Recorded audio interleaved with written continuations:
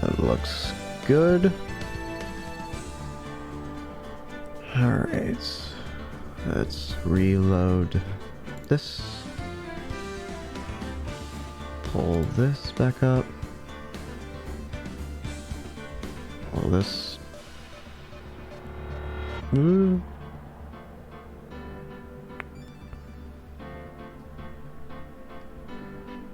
Will this turn green?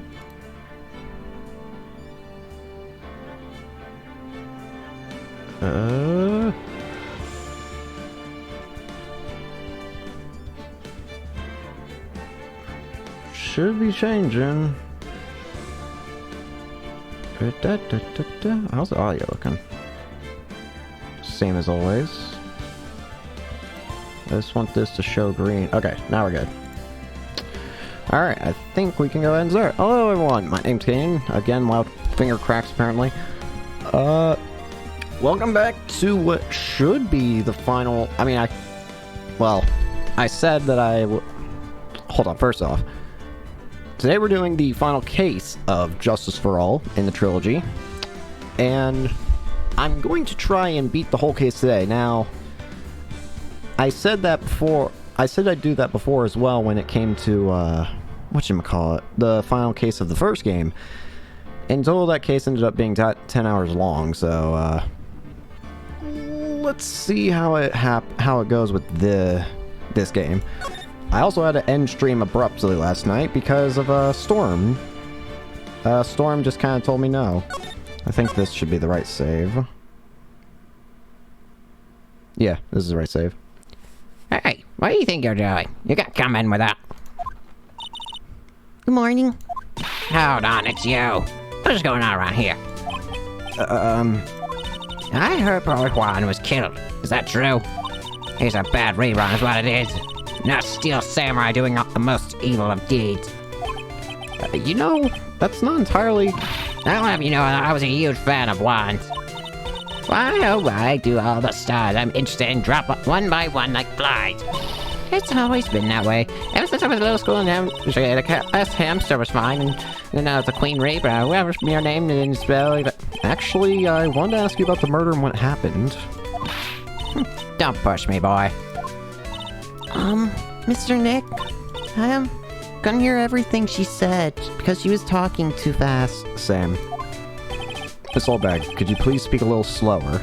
Don't boss me around, you spiky-haired smarty pants.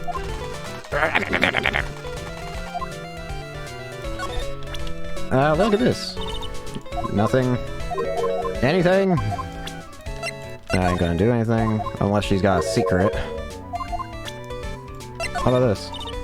Nope. I probably shouldn't show you this, but...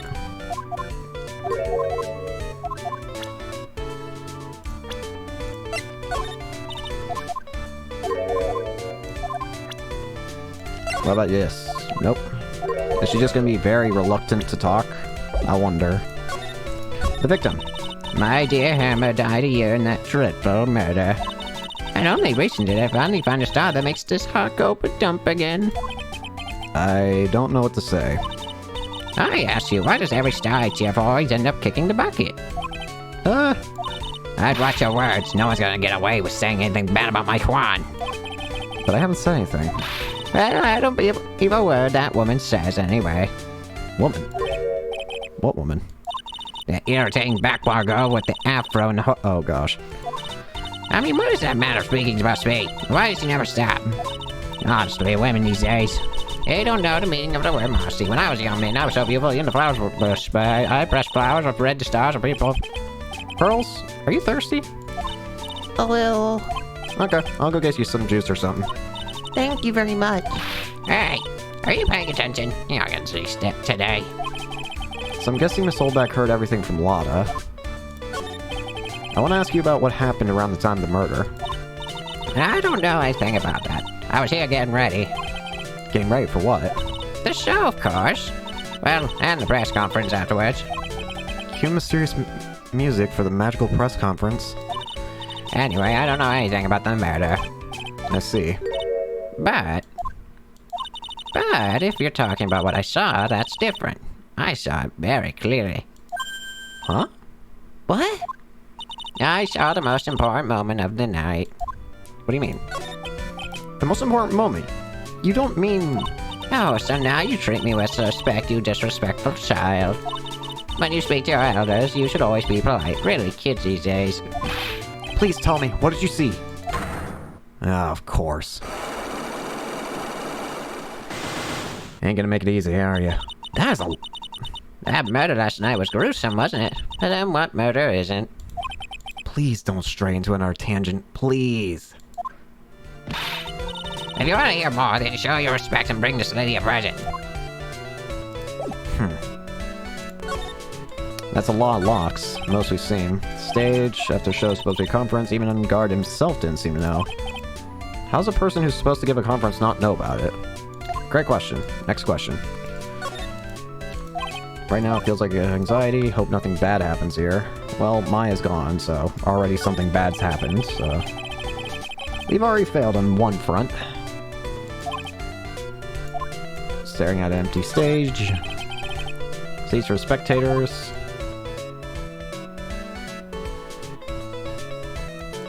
Alright, seems like we're good here. Ooh. Viola Hall. Looks like the investigation is still in full swing. The hotel staff and police are running around like a bunch of headless chickens. I wonder if we can do any investigating of our own in this kind of atmosphere. Well, gotta roll up the sleeves and try, I guess. We ate at this table last night, didn't we? Yes. I was really happy then. I wish I could make you smile again, even for a second. Your award ceremony was held on that stage just last night. It was really fabulous. You just remind me of the circus for a second. Wonder if everyone's alright. I heard that the very big circus has just recently started holding performances again. I'm sure they're all fine, Pearls. The chandelier? I can't believe it. Murder. Not gonna get anything from here, I imagine. Here's where real stuff's gonna happen. Hey, you're there. Been waiting for you, Mr. Lawyer. Lotta. Hey, Mr. Coppola. The thief showed his face. What? Arrest him, put him on trial, find guilty, give him a death penalty. What's wrong, Lotta? Are you feeling alright? Look here and there and up and down the mountain, but I ain't there. So I'll just hurry up and give it back to me, you creep. What are you looking for? Camera him? Yep, yeah. A camera! C-A-M-E-R-A. It's my lifeblood. I'm gonna die without my $700 camera. Jeez, Pete. Your camera? Look, don't lots of people say the criminal always go back to the scene of the crime? And looky, here you are. Yep, here I am, faced with a lot of trouble. Huh? Hey. Compared to the flowers on the other side of the hall, these are much more gorgeous. Let's see, record companies, fan clubs, yeah. Yeah, that's what I thought too. So I was a nice enough guy to lend a helping hand. Secretly, of course. I have a feeling one of these days I'm gonna end up defending her in court. Yeah, that doesn't surprise me. To Mr. On Guard from the Global Studio staff. It'd be nice if Laura's got flowers too. Thanks from your client. There's a piece of paper taped to the door that says Matt Onguard's room. Mr. Ongar was here during his break, right? That's what he claims. A crime scene. If he wanted to get to Mr. Corda's room, he would have had to pass through the hallway. There's a piece of paper taped to the door that says Juan Corda. So that's the scene of murder, I reckon. I thought something had gone on that night. I just didn't think it was murder.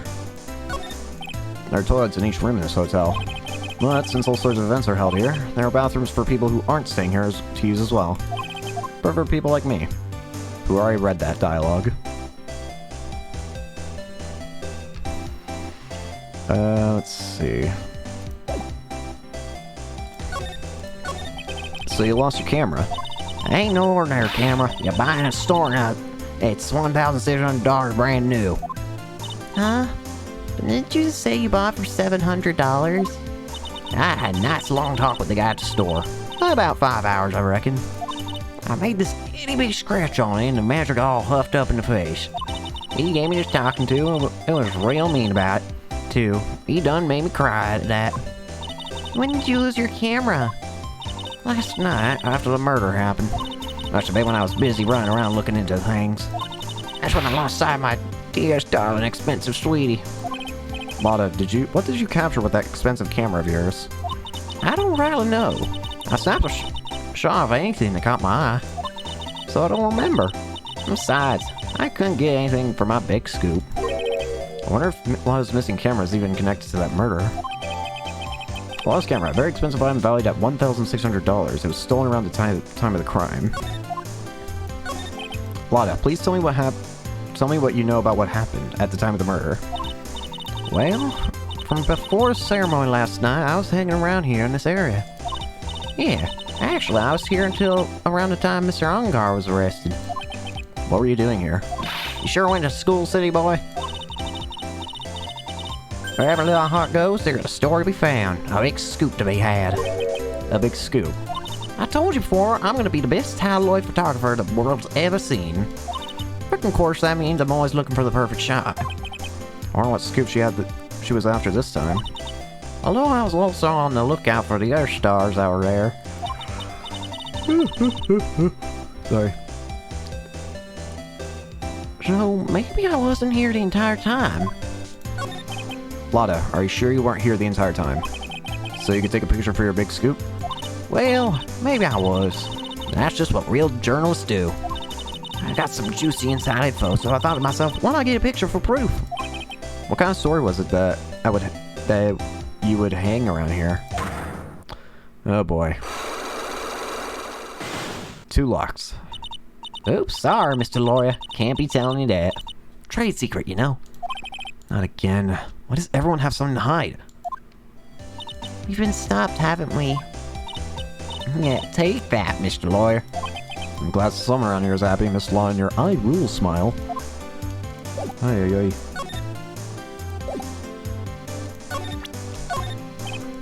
You know anything? Nothing. I'm gonna need a lot of info. How come I ain't got myself one of them? Please don't direct your anger at me. Why in tarnation wasn't I invited to that? How come someone on the bottom of the popularity chart or like you got the info? But not me. Info like that is worth nothing to you. Am I right or what? Is that the kind of person she thinks I am? Are you going to stand there and take that, Mr. Nick? I don't exactly care too much about her anger towards me. Just who did it, thieving rascal? Please don't look straight at me while you're saying that. When I find the bugger who went and done this, they're gonna pay with a bullet. And if you do that, don't expect me to defend you. Alright, let's check out On Guard's room first. Why not? Nice. Where are we? We're in Mr. Matt On Guard's dressing room. This is our client's room. May I help you with something? You're Mr. On Guard's lawyers, correct? I gather as much. I also look for lawyers on my end, but to no avail. How did you know I'm his lawyer? You were just saying that he was your client. In a situation like this, the only person who would use such a word would be his lawyer. Wow. It's a simple deduction, really. The trial's tomorrow, and Mr. On Guard's situation is looking rather grim. So you came here, one stop in your mad dash to find and clues to build his case, correct? Well, you're not totally right, but you're not totally off either. It's really not the time to be showing off, Mr. Nick. I'm on Adrian Andrews. I hate to waste time, so let's get down to business. Alright. She may be of small stature, but appearances can be deceiving. Let's take a look around first. Looks like dishes were left over from dinner, and dinner for 2 at that. I'm sure they're Mr. On Guard and Miss Andrews' plates. Looks like they had T-bone steaks. What's with Global Studios and T-bone steaks? Fantastic question. Next question. What's this? There's some samurai-looking clothes on the sofa here. I think that jacket-looking thing is called a happy. Whatever it is, I'm sure something like that would make a great souvenir. Mine would be absolutely thrilled.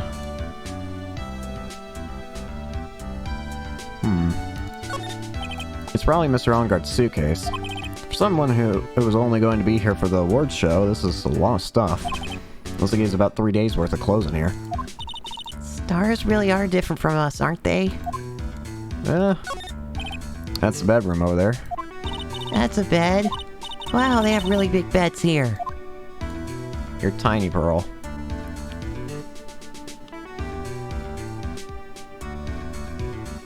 Alright, it doesn't seem like there's anything else of interest.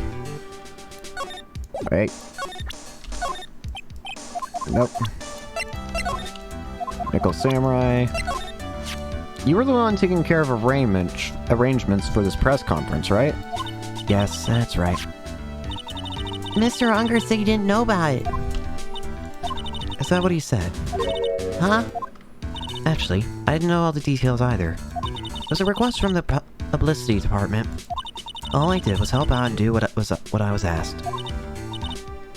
Oh, I see. I wonder about that. What do you do?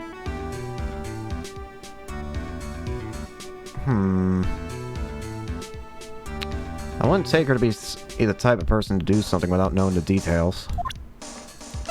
Anything about this? Nope. This? Nope. Alright, let's start talking. Night of the murder. I assume the first thing you need to know is what everyone was doing that night, correct? Yes, that is correct. Then I will tell you. Before the award ceremony, I had dinner with Mr. Ongard. In this very room, I might add. Dinner? What did you eat? I told you, I had to waste time with trifling details. If you still look at the table yourself, you wouldn't need to ask me. We already did that. Keep on. I bet she's a lot of fun at parties. When the award show was starting, I headed for Viola Hall. And after the show ended, you came back to this room? No, I had some small errands to run. I helped with the preparations in the lobby. Oh.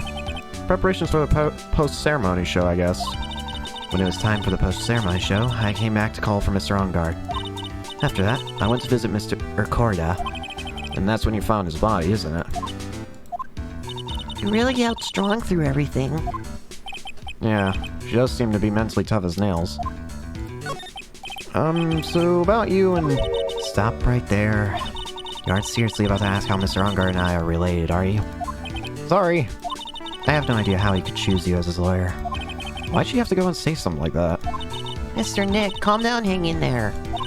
I'll give you a shoulder rub to relieve your stress later, alright? I already gave you my name earlier, but I'll add that I'm Mr. Ongard's manager.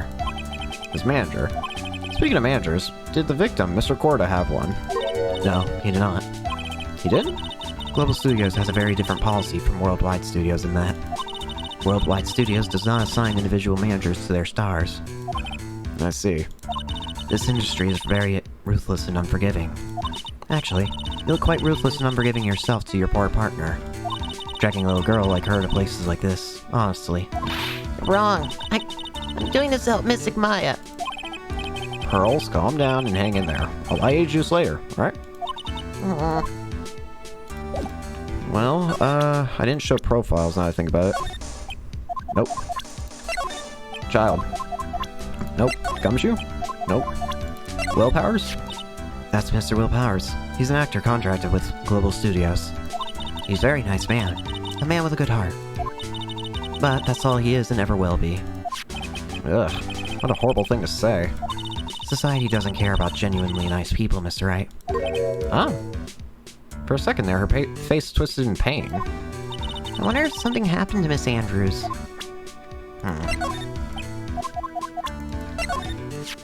Did you know the victim, Mr. Corda?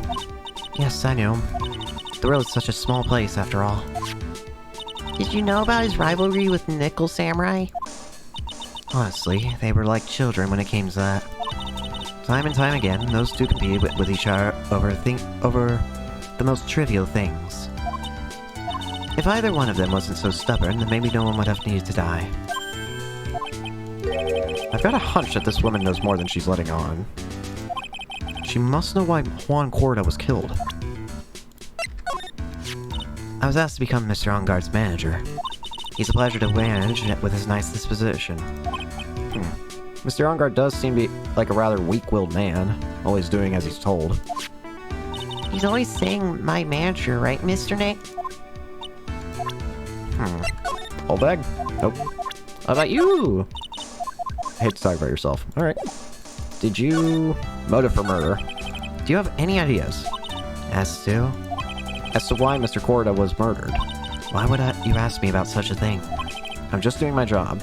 So, do you have any ideas? Aha. Thought so. Whoa, okay. That's a lot of locks. Miss Andrews? Sorry, but there's nothing more I have to add to this conversation. Is it a psych lock, Mr. Nick? Yeah. There's getting to be more and more of these lately. Well, I need to get a lot of evidence, so let's head to the scene of the crime and see if we can't gather a lot.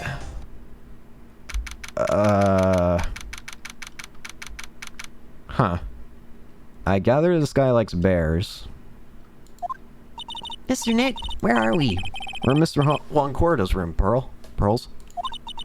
Mr. Corda? The victim. Which makes this the crime scene, too. Oh. Oh, it's you. So, what happened? Kidnapper. Has he contacted you again? Not yet. He probably won't until we win Mr. Onguard's acquittal. You doing okay, pal? Hanging in there?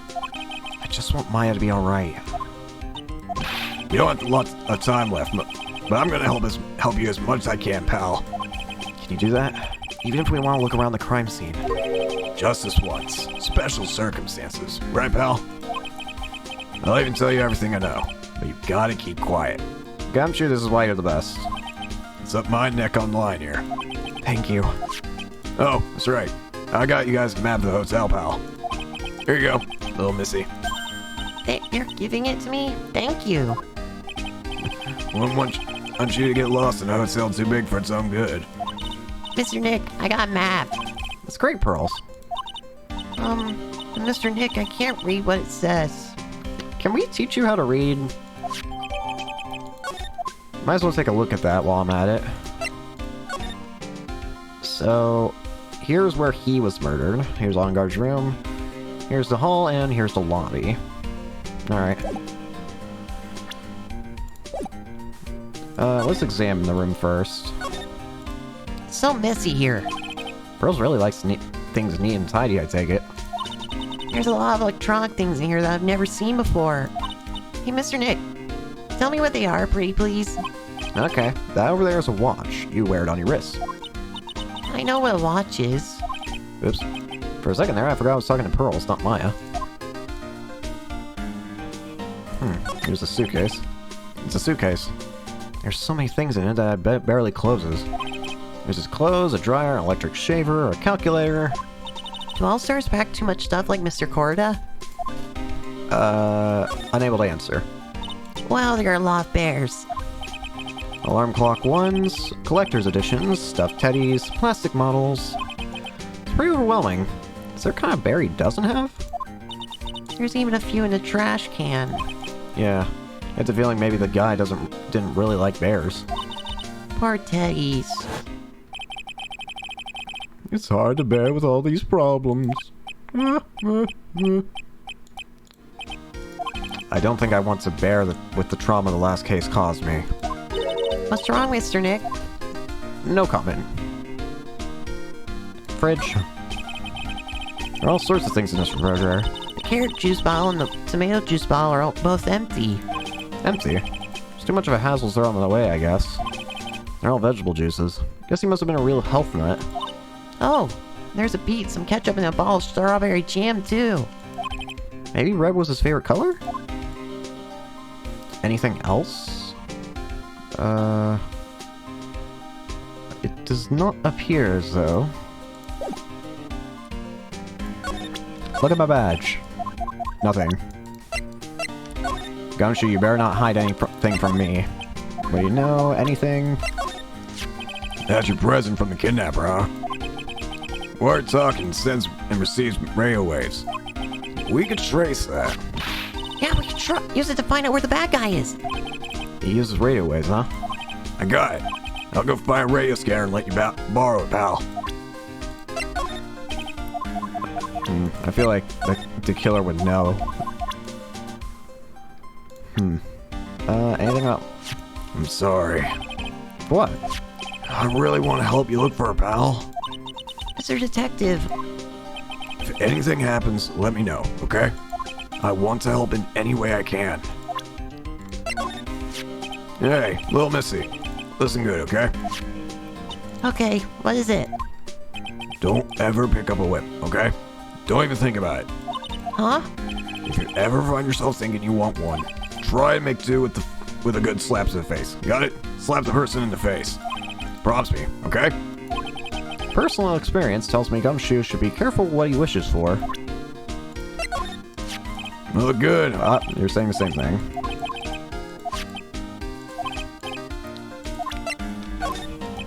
Nope.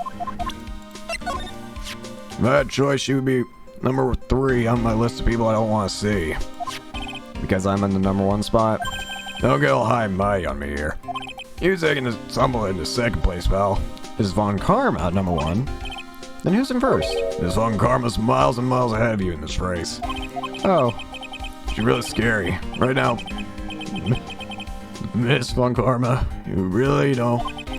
he's so scared of her that he's whispering now. I'm not a real fan of action shows or anything. Oh, you already said that. I thought she was an alien from outer space. Yeah, probably because she's wearing that strange helmet. Nah, even with her helmet off, I thought she was an alien pal. Fair. I think it's probably best kept to yourself, if you know what I mean. She's Mr. Onguard's manager, right? No matter what I do, I really stink at talking to people like her. At least, as soon as I open my mouth, I get all flustered. See, she's one of those women with a brain. She's someone who gets things done. Yeah, she does give that sort of impression, like she's got it all together. Compared to her, you can easily tell I'm a can't do anything right kind of guy. That's why I get all nervous and start messing up. I feel sort of bad for him. Same. Do you know what the cause of death was? Well, technically the final autopsy report isn't out yet, but one look at the victim should tell you, pal. It should? Yeah, here's a picture. Oh, yeah. There's a knife in his chest. Yep. Yeah, pal, that's the murder weapon. So he's stabbed to death. We're looking at the fingerprints down at the lab right now. There are fingerprints on the knife? Yep. It looks like they're pretty sure they're Mr. Onguard's prints, pal. That's bad. Real bad.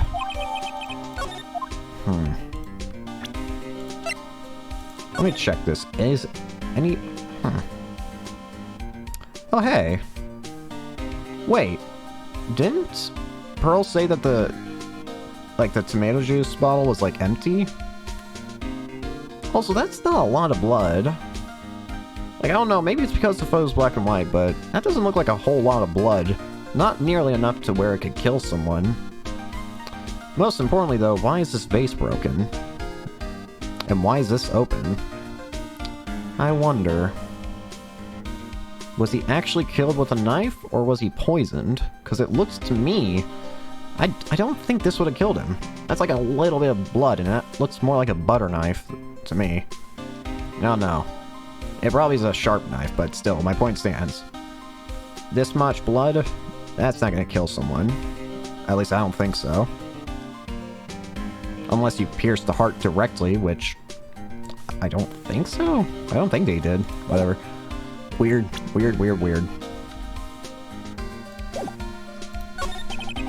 Why was Mr. Onguard arrested?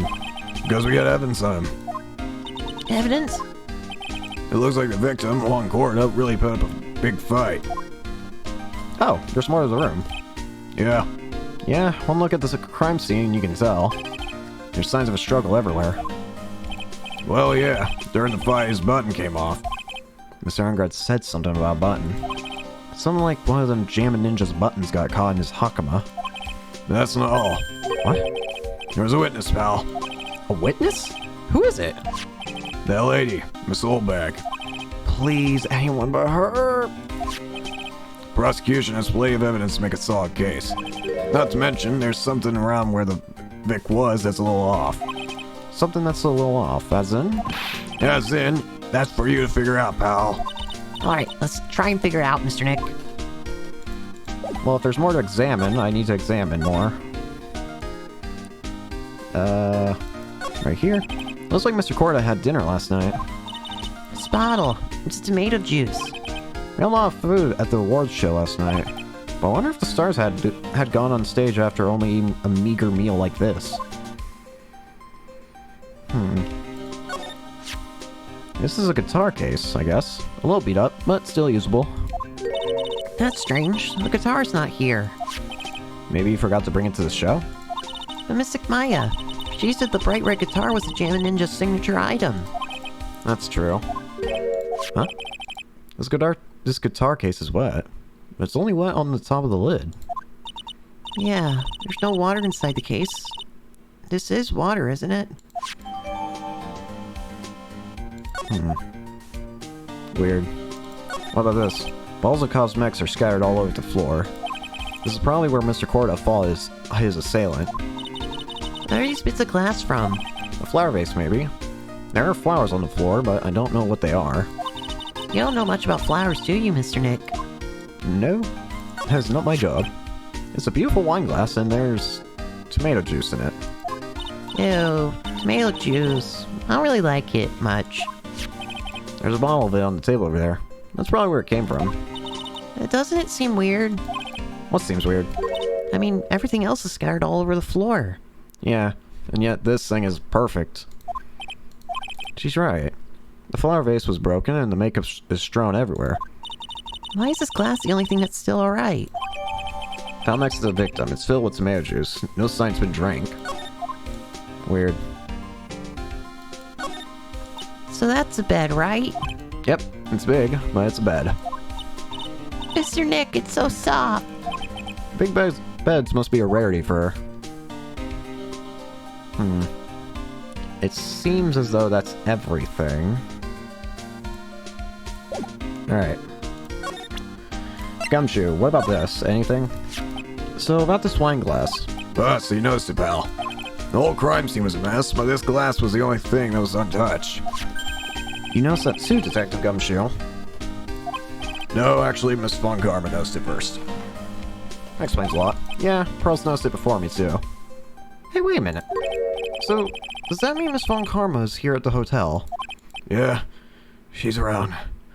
Man, you're gonna be in so much trouble, pal. Especially if she catches you in here. Well, you can bet the instant I see her, I'll be running up the 1,000-meter dash. Run, run, run, run! What's that beeping noise, Mr. Nick?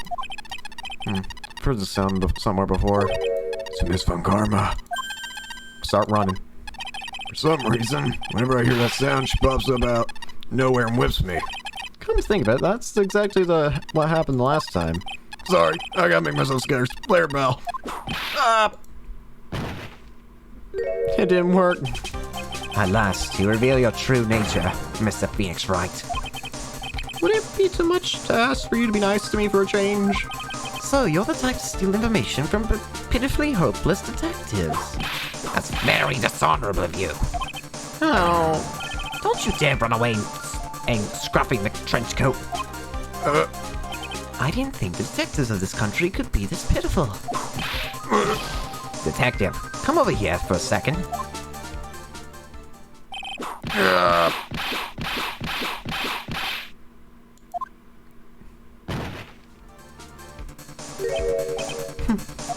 I feel better knowing at least you were man enough to face your punishment.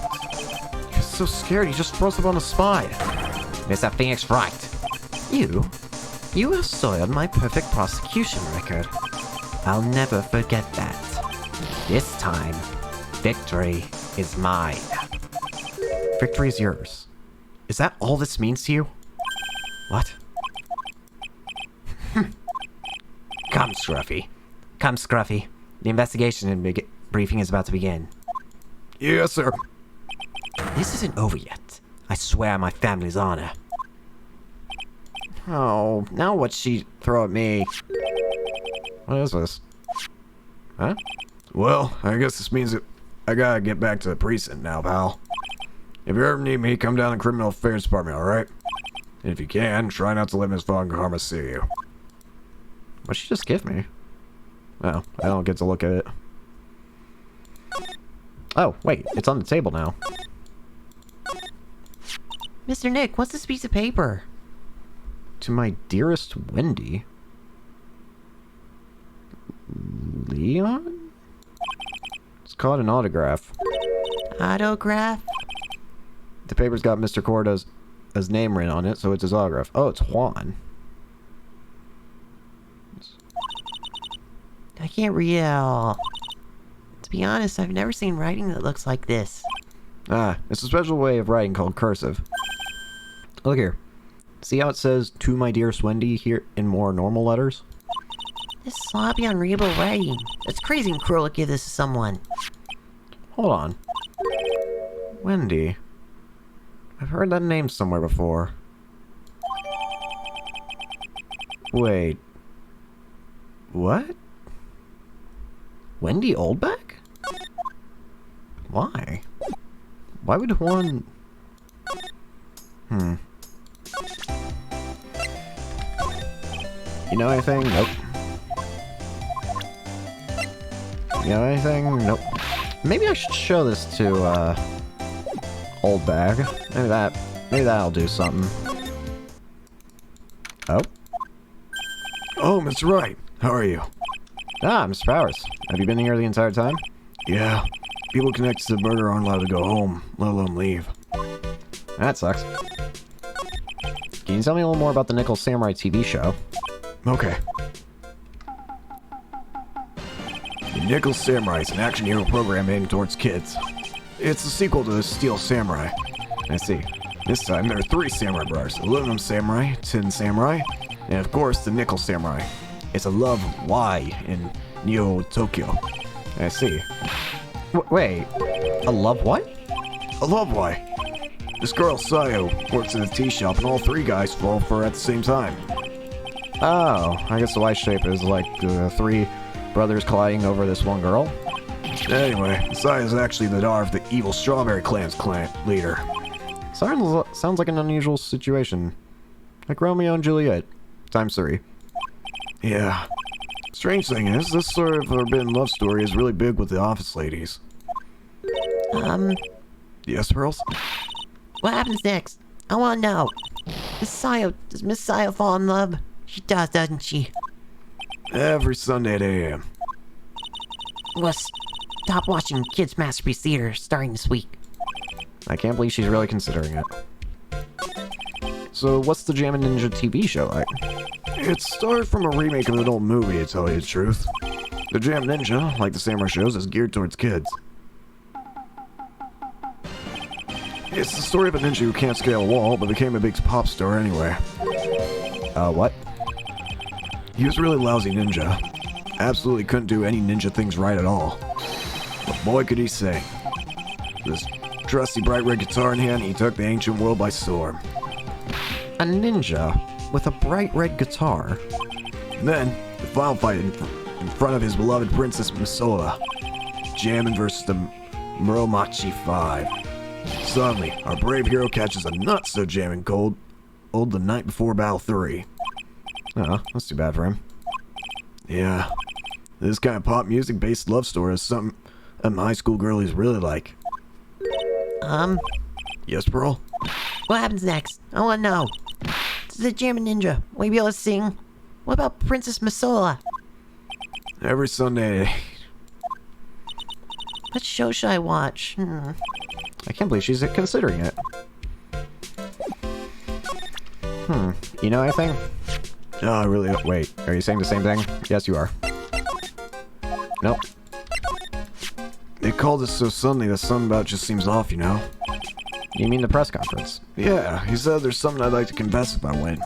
I already faxed his request for a conference into the office only yesterday. Yesterday? Oh, that was kind of soon. Yeah. And yep, neither of them knew. I can't believe it. A kidnapping.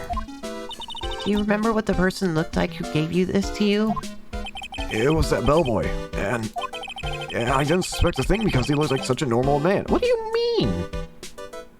He had like a whole stitch, he had stitches perfectly across the middle of his entire body, I'm pretty sure. Old man, huh? Nope. Nothing. Anything about the map? Crime photo. Heck is our case. Those ones. I'm guessing you've seen this case before? It's pretty famous by now. It stands out because it holds the bright red guitar.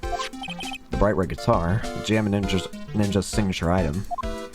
But if the guitar is so important, how could he forget it for the awards ceremony? That does seem a little strange. Nothing about this. Juice? What about this? Nope.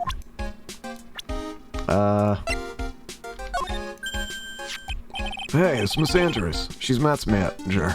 Actually, I was interested in her for a little bit. Just a little. So Mr. Powers like this type of woman. What do you know about Miss Andrews? Well, see, here's the thing. I don't really know her, You know, there's sort of a small rumor going around about her right now. A rumor? If you're interested, I'd be glad to share what I know. He's so happy, he looks like a lion that's just found his next meal. Let's hear it. Would you mind telling me about this gossip? So you are interested. I figured you would be. Yeah. That's such a weakness for celebrity gossip, too. Oh, really? You too, huh? Yeah, so take a look at this. It's like a tabloid Miss Oldbag would read. Alright. Alright, let's see here. Jammin' Midnight Rendezvous? To the mysterious yet beautiful manager to the stars, Miss AA. You see now, don't you? So you think... Huh. What? You can stop pretending to be in the darkness, right?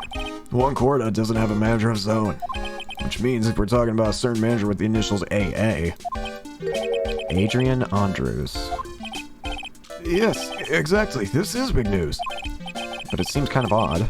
That woman, Miss Andrews, together with her biggest rival of her client? No, it's the wonderful thing that can only happen between two people. Mr. Powers looks so happy. Rose is just following along, not having any idea as to why he's smiling. Well, like what the saying goes, one man's garbage is another man's treasure. Thanks. Can I look at that closer? Closely. Yes, I can. A superstar in an ultra-hot mega-secret love scandal. Reliable sources say that Juan Corda has been getting in close with the mysterious yet beautiful manager to the stars, Miss AA. Double A batteries. What about anything else? Anything about Von Karma? Oh, wait. I'm not on the present. No idea. See her? I think you've already said this before. Yeah. Let's see. Maybe I should try taking a look at what you've got to say about some stuff. Anything? I get the feeling you're not really going to be willing to talk. Unless I show her hard evidence.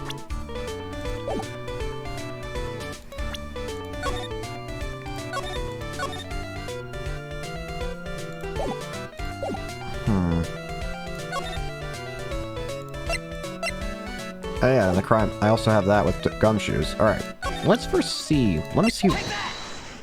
What's your whole deal, old bag?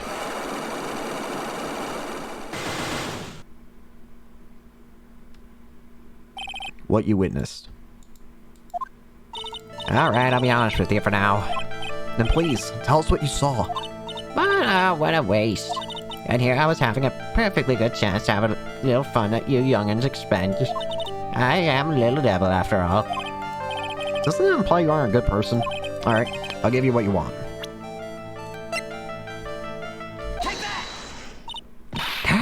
That's one chronograph. Yes, it is. And he says to my dearest Wendy on it. That's me, Ray. Ray? My name is Wendy Olback, so that Wendy has to be me, right? Well, I may say Wendy, but somehow I don't think Juan had this Wendy in mind when he signed it. Oh, please give it to me. Let me have it, please. I can't let you have it. just like that. Yes, I know. Then how about exchange? Okay, that was easy. Wow, she must really want the autograph. My present for you. Fine, Mr. Wright, you win. When you're back ready to open up her heart, all for my dearest Juan. Oh, that was easy. I was worried that was going to take a lot more effort. Never mind. Autograph given to Wendy Dearest. Alright, at least we can get her to talk. What you witnessed. I feel bad for you now. Huh? I tell you, I saw him that night. I saw him coming out of Juan's room. You're kidding. Oh no! It was about 10 minutes before Juan's body was discovered. It was just a coincidence. I was on my way to the toilet, minding my own business. And did you tell the police? Tell that to the police? Well, of course. I thought I could get a gift certificate or two out of it, maybe. More. Gift certificate? I've been recruited again, and for that part of the trial. You know, the trial tomorrow. This time, you're gonna get it. I'm gonna work hard to get your client pronounced guilty.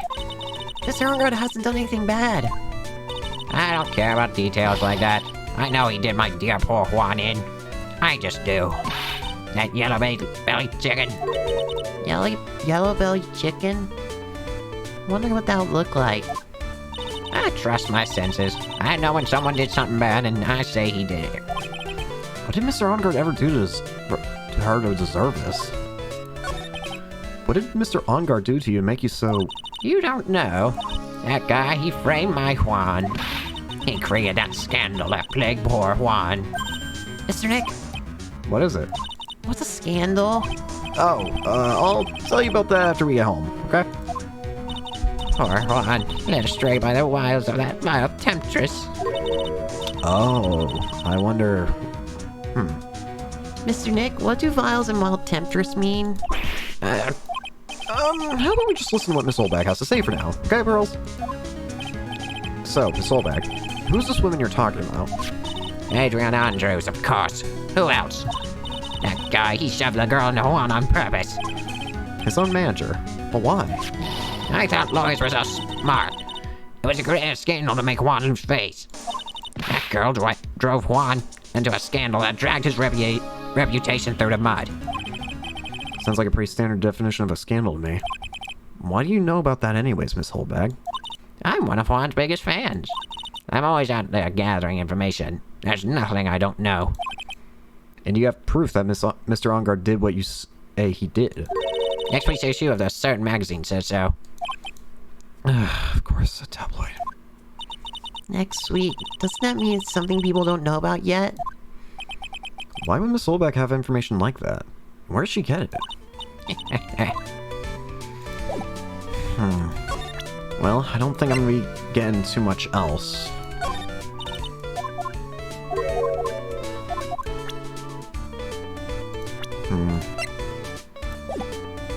Well, let's see. Let me see what Gumshoe's got. Hey, we're back here. Doesn't look like Mr. Scruffy Detective's here. Right, now even Pearls is calling him Scruffy. Thanks, Francisca.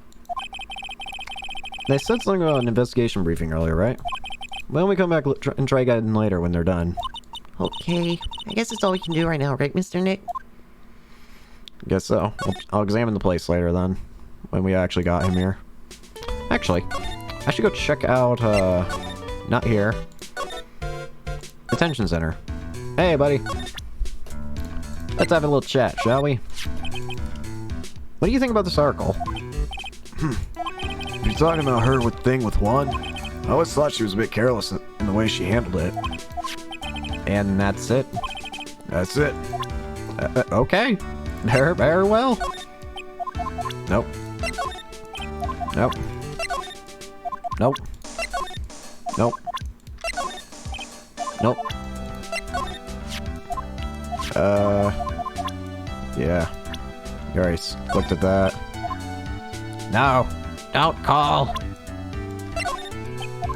If you're going to talk about anyone, it's going to be the people related to the case. That's my manager. Did you meet her? Yeah. What do you think? Strong woman, right? And she takes good care of me. You're such a mama's boy. Nope. It's you. Yeah, I'm such a handsome devil. Yeah. I'm way too good at sports. Karate, tennis, judo, soccer, football, hockey, fencing. Dude, it's no wonder I'm so popular. Yeah. You're also good at sitting in a jail cell, Mr. Popular. Look, dude, I didn't kill him. I mean, the Nickel Samurai kicked the Jam Ninja's butt, right? So it's not like I felt threatened by the likes of him. Being a rival sounds like a sad way to relate to another person. Yeah, kinda does. Is there anything else you want to talk about? Nope. Alright, not here. I need to get back to the hotel lobby. I don't think the old bag's gonna say much else. Maybe I can try taking a crack at, Oh, hey, wait, I forgot about you. Oh, I might actually know why you're here now. Alright, let's start talking. I have an idea of just why you might be here. Big Scoop. Lotta, will you please answer my questions? On the night of the murder, why were you loitering around in the victim's room? I told you, didn't I? For my scoop. What I want to know about are the details of this scoop. That's not something I can tell you. I mean, there's my bread and butter. Alright then, an unpleasant tabloid photographer looking for a scoop. I'm gonna say that you were looking into a scandal. Could it be that you, Lotta Hart, were looking for a break with a huge story? Perhaps an unfolding scandal between Juan and this person? This woman... She's Adrian Andrews, Matt Onguard's manager. The Nickel Samurai's manager caught secretly meeting with his rival, the Jammin' Ninja. It would be the hot story of the season, wouldn't it? You're pretty good at this guessing thing, Mr. Lawyer. But you can't just make up any old thing and think it'll make the papers. Yeah, back up. Back up. Yeah. Yeah, I have that. What's it? News sauce? You mean news source? That's it. Show me something that shows that Juan guy has something with Miss Andrews. Very well. This is the article from a certain weekly tabloid. Jammin' in Midnight Rendezvous. To the mysterious yet beautiful manager to the stars, Miss A.A. Miss Corda didn't have a manager of his own. What's more, his rival, Mr. Onguard's manager, Adrian Andrews, she has the initials AA. You saw this article and then thought to take some pictures of them as proof. That's why you were lurking around Mr. Corda's door last night.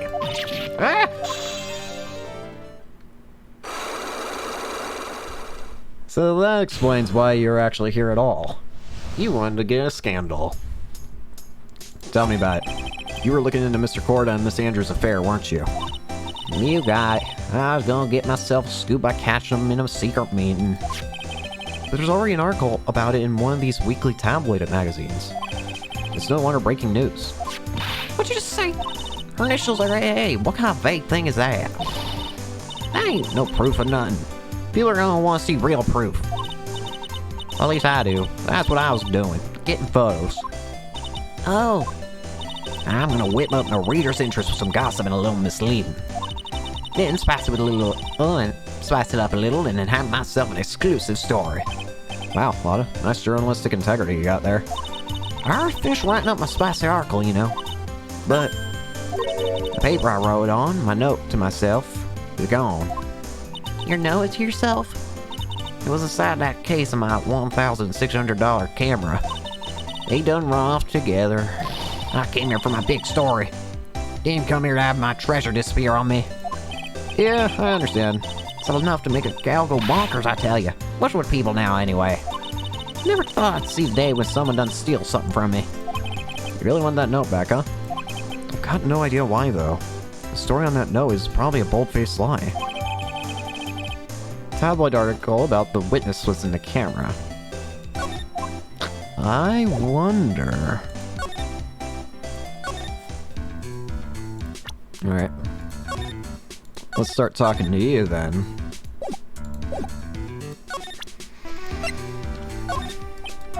Nope. No trifling matters. Alright, fine.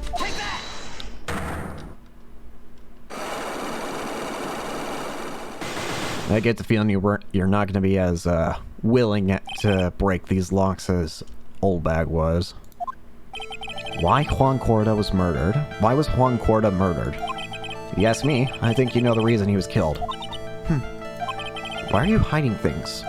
Don't you realize you're putting Mr. Enguarde's life in danger by your actions?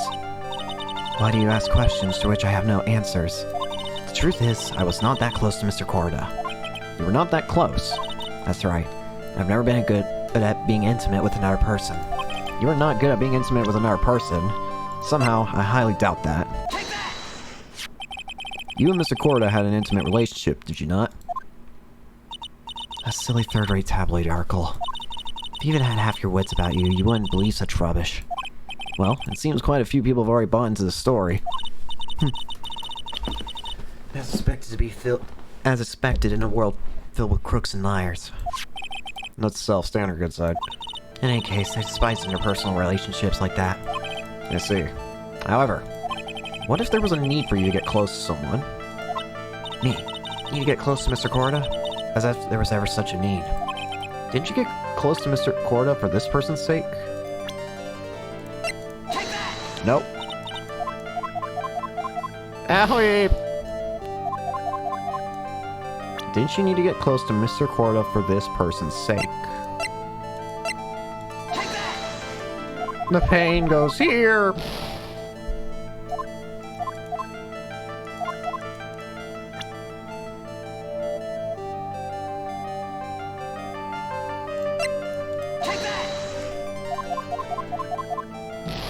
Howie! I might not have the info I need quite yet. Let's load up back to save.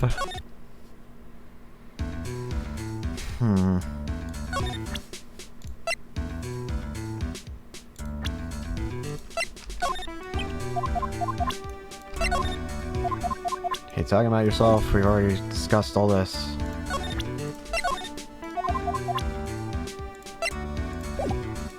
What about...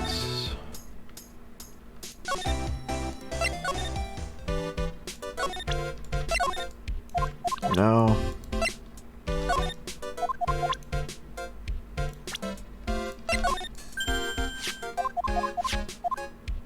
Nope. Rumors.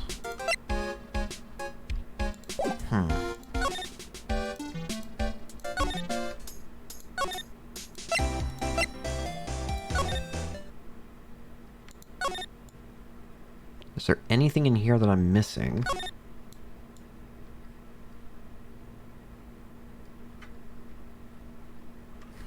Maybe in the other room?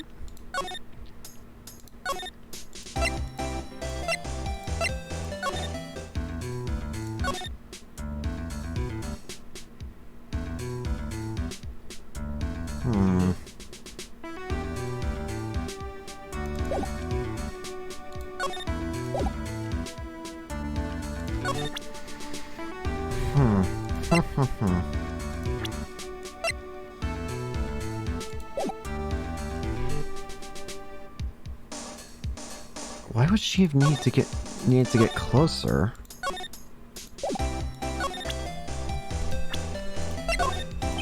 Do you know anything about? Nope. It's up, Granny. She kept on glaring at me with those eyes of her as if it's my fault. Kept babbling about how she won't forgive people who write trash about her Juan. Oh, there it is, finally. Sorry, I was looking at something. Oh yeah, we sort of got into a little fight, you know. A little fight? Well, in those two, it's probably more of a blabbering contest. Don't care for heroes.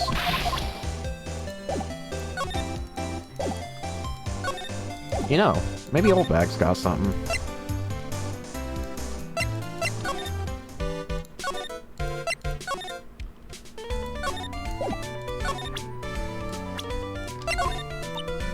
Anything to say delinquents? Nothing. Nothingness. Nothingness. What about Juan?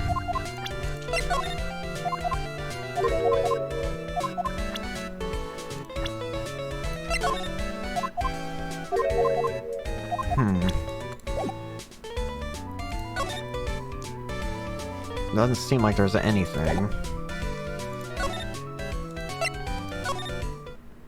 Ah, you're back now, Gumshoe. Detective Gumshoe said that they had an investigation briefing. Yeah. Oh, he's back. Hey, so you came, pal. Why the blunt greeting? Because there's nothing to be friendly or happy about. What do you mean by that? Well, things look perfect this time around. The evidence and testimony are tight. But we can't just roll over and die. We have to stay positive. So what do you mean the evidence is airtight? I can't give you all details, pals, but there's two big pieces. Two? And both of them are in this photo. First is the button. And that's missing from the victim's chest. Yeah, I can see that. That's the button you found during your buy search of Mr. Ongard. Yep, found in the folds in the Nickel Samurai special pants. And the second one? Knife in his chest, pal. The fingerprints on the knife in his chest, to be exact. Fingerprints. Whose are they? You didn't even have to ask, little missy. It's obvious. They're Mount Guards. Tomorrow's trial. Talk about being stuck between a rock and a hard place. So what about this airtight testimony? Is that old scary lady Miss Oldback? I thought so. What do you mean you thought so? Did she tell you something, pal? Well, I even told her not to open that mouth of hers and blab at anyone. her blab knob is stuck on 10. There's no turning it down. Trust me. Yeah, well, Mr. Oldback saw it, pal. He saw Mr. Ongard coming out of the victim's room around the estimated time of death. No way.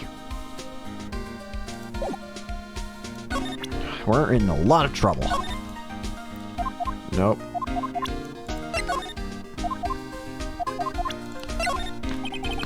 Leak something! Tell me about her! There's something interesting about this woman, pal. What's that? You don't know. Haven't you heard the gossip about her? Gossip, huh? I wonder if he knows anything about that article. We're pretty interested in this bit of gossip ourselves. The scandal with Mr. Corda? But why? Well, 2 years ago, a woman committed suicide. Oh.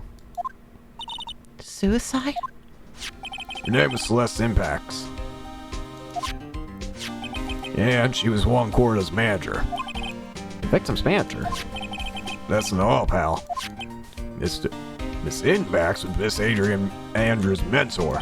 She taught Miss Andrews everything she knew about the business from square one. Her mentor? A woman who was both Mr. Corda's manager and Miss Andrews' mentor. But her suicide has something to do with this case. Do you want to know more about her, pal? I do, absolutely. She was the victim's manager and also Miss Adrian Andrews' mentor. It's been 2 years since her suicide, and now those two are linked again by another death. Maybe it's just I'm getting sick of dealing with one foolish idiot after another. Miss Von Garma. You can't seem to stop allying yourself with the enemy, can you?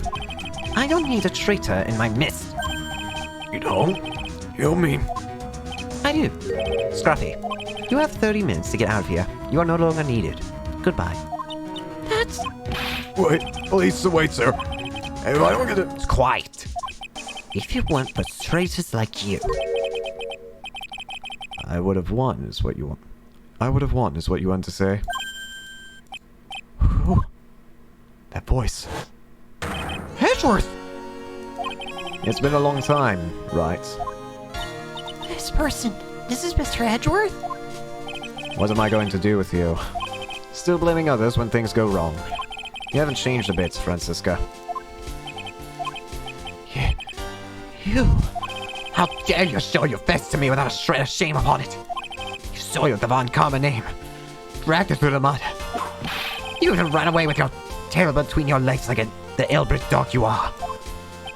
Are you talking about Von Karma family creed to be perfect in every way? And let's hear it, Francisca.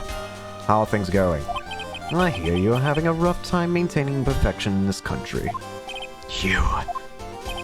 You seem to be getting crushed under the weight of it all.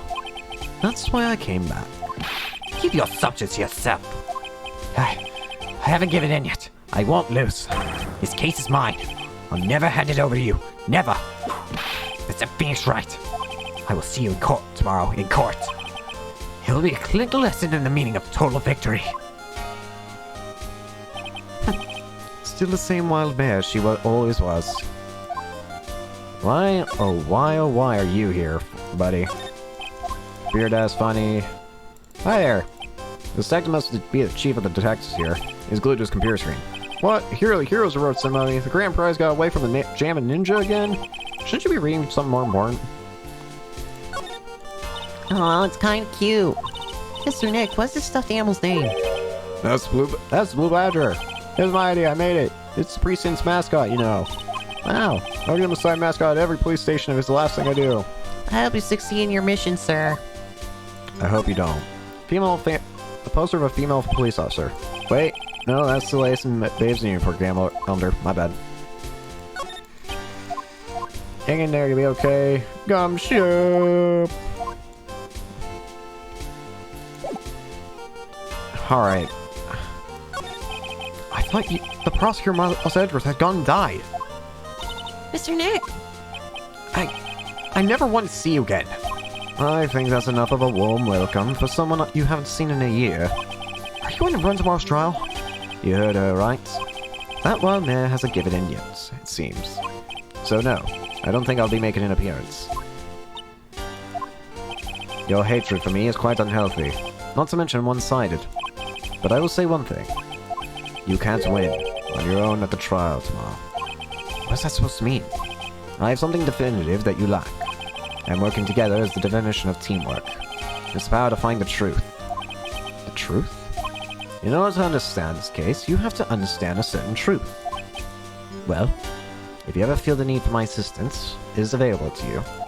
I'm not in charge of this case, so I can be a bit more generous with information. Just what's going on inside his head? A lot may have happened, however, Manfred von Karma was still my mentor. And a perfect win record is proof of a von Karma. 1 year ago. You cannot establish guilt in a few cases. Are those losses the reason you suddenly disappeared from the prosecutor's office? Did you leave because you lost your perfect win record? To think your motivation for prosecuting trials was so selfish. It'd be better for everyone if you never came back from the dead, Edgeworth. I see. Then let me ask you something. Why do you stand in the courtroom? What is your reason? Well, with Francisca, she almost always says, I will defeat you this time. The instant she sees me. But the courtroom is not a personal battlefield for prosecutors and lawyers. I stand in the courtroom to defend my client.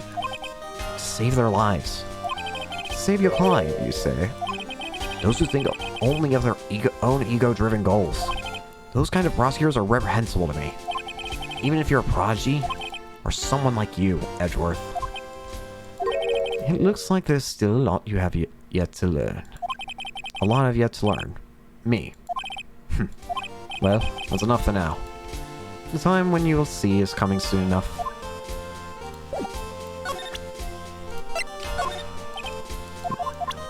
Stuck up.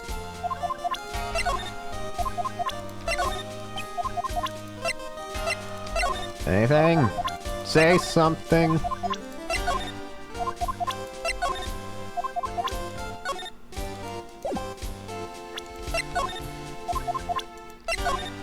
Wine? Newspaper? Looking in. Wait. We're looking into leads, but we can only look into a few key players without the military source.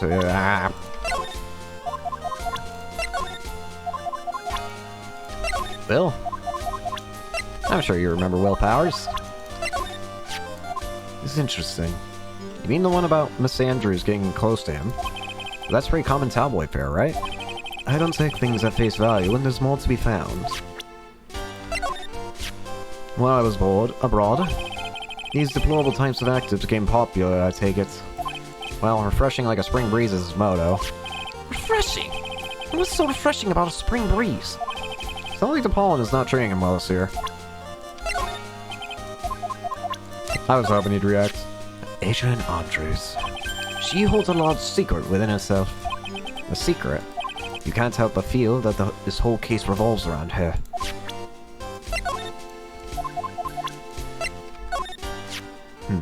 This woman is another key to solving this case. You really think so? She was Adrian Andrews' mentor a long time ago. But she was suddenly called away by a different show and became Juan Corrida's manager.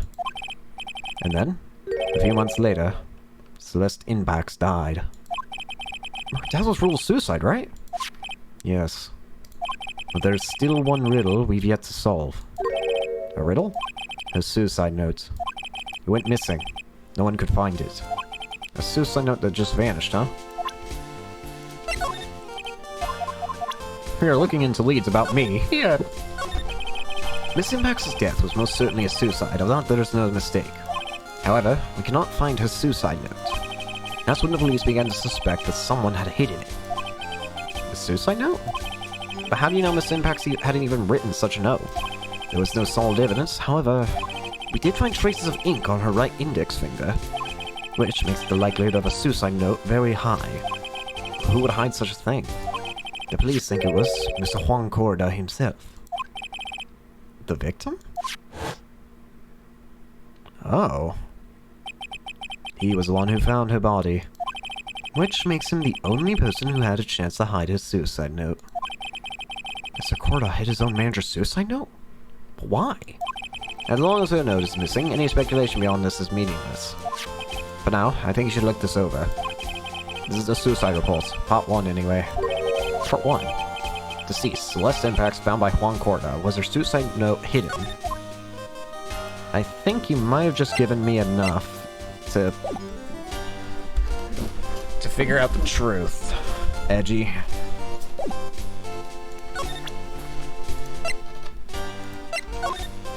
I don't like to look through reports. I like suicide reports even less. Most of all, are the reports that have multiple parts like that one. That has 2. 2 parts. What you just handed me is the first part of the report. Here's the second part. The second part of the report is about attempted suicide. Tempter's name is Adrian Andrews? Miss Andrews, what'd you do? She tried to kill herself. She doesn't seem like the kind of person to try and kill herself, though. You think she's a strong career woman? That's just what she wants you to think. Adrian Andrews. She has a certain secret she's always trying to hide. A secret? Her dependent nature. That's what she's really like on the inside. Miss Andrews, dependent.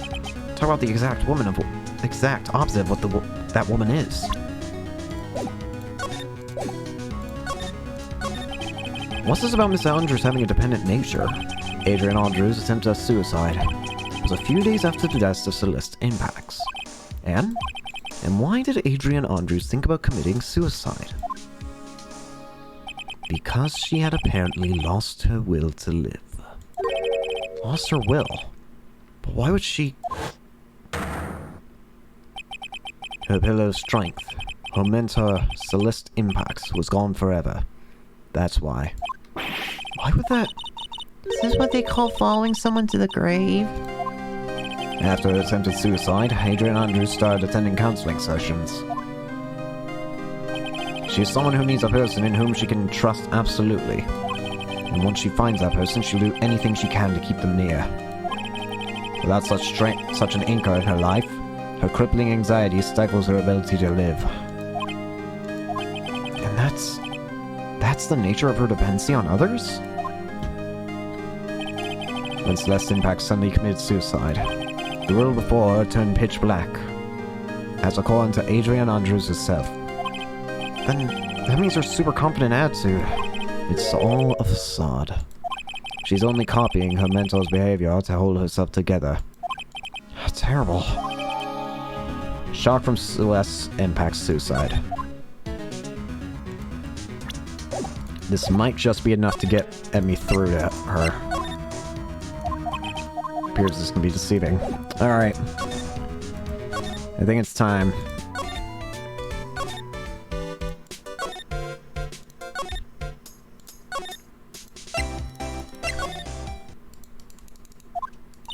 Miss Andres is here. Looks like she's talking to someone. That's Princess Bon Karma. Miss Von Karma. What are you doing here? Well, you see, I'm his lawyer, so... You've got some nerve following me around. Following you? That's you, Miss Von Karma. You're the one doing the following. Pearls? You're always following after that Mr. Detective with the little beard. Me? Following after Scruffy? Don't make me laugh. Let me show you something interesting, little girl. What is that? An electromagnetic receiver. I planted a tracking device on that detective. And with this, I know that fool's every move. So that noise we heard was this receiver. I feel really sorry for poor Detective Gumshoe now. Now then, let's stop wasting time. Adrian Andrews. Yes? Think hard about what we just discussed. Understood. Alright. What are those two talking about? Miss Andrews, she seems a little dazed, doesn't she?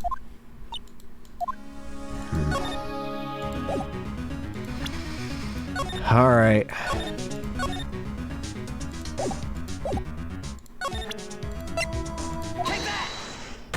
Let's get to it.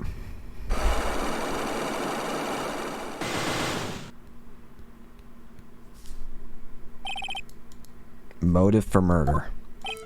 Why Juan Cordes killed. Not good at being intimate. A lie.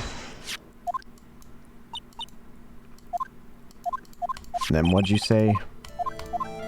What if there was a need for you to get close to someone? Get close for this person's sake. Celeste Impacts, your mentor. How do you know about Celeste? Miss Impacts, she committed suicide, didn't she? But it looks like no one knows why. Right before her death, she was Juan Corda's manager. So, I believe you got close to Mr. Corda so you could find out more about her suicide. You have a great imagination. You may have a future yet as a slimy muckracker for a future third-rate tabloid. Miss Sanders? There was no mystery surrounding her death. None. It would be pointless for me to force myself into a relationship for nothing. Is that really true? Is there no mystery at all? I don't believe you were completely at ease with the way her suicide was resolved. This Impact's suicide note was never found, was it?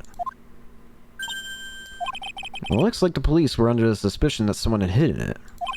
Like maybe the person who discovered her body, Mr. Corda. What? And Miss Andrews, I believe you thought the same thing. That is why you became intimate with Mr. Corda. I sat by quietly and listened to your insulting ramblings long enough.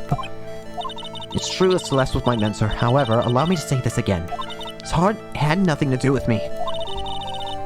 I didn't even know that her suicide note was never found. I'm a person who doesn't care about what goes on in the lives of others. That's the impression you'd like to give, however, I don't think that's who you really are. What? I have evidence that says otherwise. This is the proof that Celeste Impact was someone very special to you. Miss Andrews, you nearly went through with it, didn't you? Through with what? Ending your life. Miss Andrews, you look and act like a very strong woman who has it all together. You don't ask for anyone's help, relying only on yourself. Yes, I've been very independent ever since I can remember. However, that's all just a lie, a facade. You've always searched out for people whom you can depend on. You were dependent on Miss Impacts, weren't you? Which is why, when she passed away, you lost everything you had. Stop! When Celeste passed away, so suddenly like that, I died a death of my own. But, no matter how hard I tried, I couldn't stop thinking about what had become of her note. You must have heard about it out the police report. The one that said that the police suspected Mr. Corda of hiding Mr. Impacts' note. You heard about it and thought to recover it from him by getting close, am I right? If that's the case, then everything changes. What do you mean? What topic did we start this conversation on again? Why was the victim killed? Exactly. Somehow, Miss Andrews, it seems that you have become the one with a reason to want Mr. Corda dead. Me? Miss Impax was everything to you. And then she died. You would do anything to find out why she would have killed herself. Even commit murder. Murder? Alright. Time to start talking. It's true. I am a woman who can only live in insecurity. I'm physically small, and I don't really have a lot of self-confidence. I put it pushed against all that, though. I've tried to live strongly. I never wanted anyone to find out the truth. Miss Andrews. This one thing. It's the one thing I wanted to take with me to the grave. It was my secret. Mine and mine alone. I'm sorry. You probably think I'm a worthless human being right now, don't you? Please, Miss Andrew, all I want to know is the truth. After Celeste passed away, I heard someone had hidden her suicide note. And that someone was Juan Corda. Celeste. Without her, I became scared. Everyone seemed like they were out to get me. They got close to Mr. Corda recovering from her suicide note, right? Looks like that tabloid reported the truth after all. Ironic, isn't it? Well, like I say, where there's smoke, there's fire. And if they purposely add fuel to the fire, they keep the celebrity world burning. As for the suicide note, I didn't and wouldn't kill anyone for it. It just doesn't suit me. That's all. Well, that's enough for now. I still have work to do, so... I understand. Oh, I have one small favor to ask you. My attempted suicide. I'd like for you to keep it a secret. Miss Andrews, if people found out about my weakness, I would sooner choose to die than live. Alright, I understand. We'll keep it a secret. Miss Andrews. I guess she's the overthinking type. She probably never says anything without carefully thinking it through first. Thank you for your discretion. Mr. Nick, can I ask you something? What is it? Miss Andrews has been playing with that car in her hand since a little while back. Yeah, I've been interested in that too. That card? Yeah, I guess she has. Miss Andrews, what is that card you're holding? Huh? Oh, this? I don't quite know. It just suddenly appeared in my handbag. What is it? It looks like a seashell?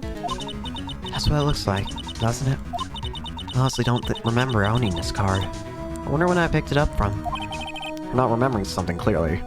Sounds like it would be a rare occurrence. Well, I must be off. I leave Mr. Ongard in your capable hands.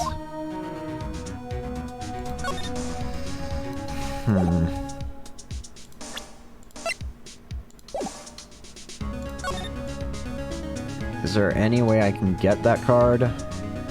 Because I would love to get my hands on that card. Oh. Well, I think we've gathered about all we can. What about missing Maya? Is she alright? Oh, Pearls. She looks so worn out by all this. She hasn't slept at all, and has been walking all over the place with me today. What's wrong, Mr. Nick? Let's go back to the office for a little while. You're really tired, right? Oh no, I'm okay, really. I'm fine, I really am. You don't look fine to me. We're going back to the office, child.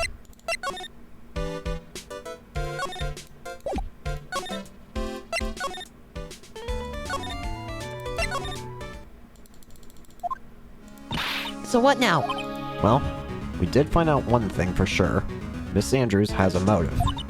You mean Miss Impact's suicide note? That's right. She was also able to discover the victim's body. Clever.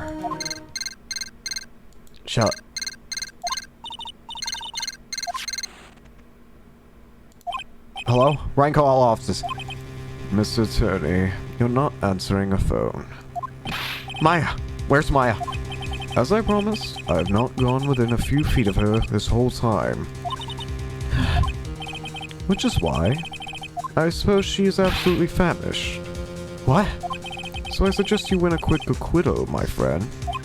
At any cost. Wouldn't you agree? Wait, Maya, please, let me hear her. Very well. That's my... Maya, is that you? Sis, that's my sis. Maya! Damn it, he cut me off! So Maya said ask my sis, didn't she? Sis? What's she mean by that? Come on, Phoenix. You're a hopeless one. Sorry. Ah! You changed fast. Mia! I have a message from Maya, so come. Ask me anything you want about her. How's Maya? She's safe, for now. That kidnapper's want to keep his word, it seems. I'm glad to hear she's safe, but Mia, how did you know? As soon as she was locked up, Maya called for me. I read the note she left. Then I gathered as much information about her surroundings as I could. I didn't know you could use spirit channeling like that. Pretty smart of her. Kidnapper, what's he like? I don't know. Apparently, Maya went to answer a phone call at the hotel and was drugged there. And? She didn't see the face of her attacker. Ugh. Maya's locked up in a very dark place right now. I'll tell you everything I heard when I was there. When you were with her.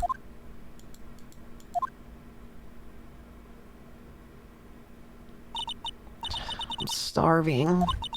Really go for some apple pie. I mean, at a time like this, sweets are the only way to go. I have to stay positive. He promised he wasn't going to kill me. I'm not going to die. Sis, I wonder if you're with Nick right now.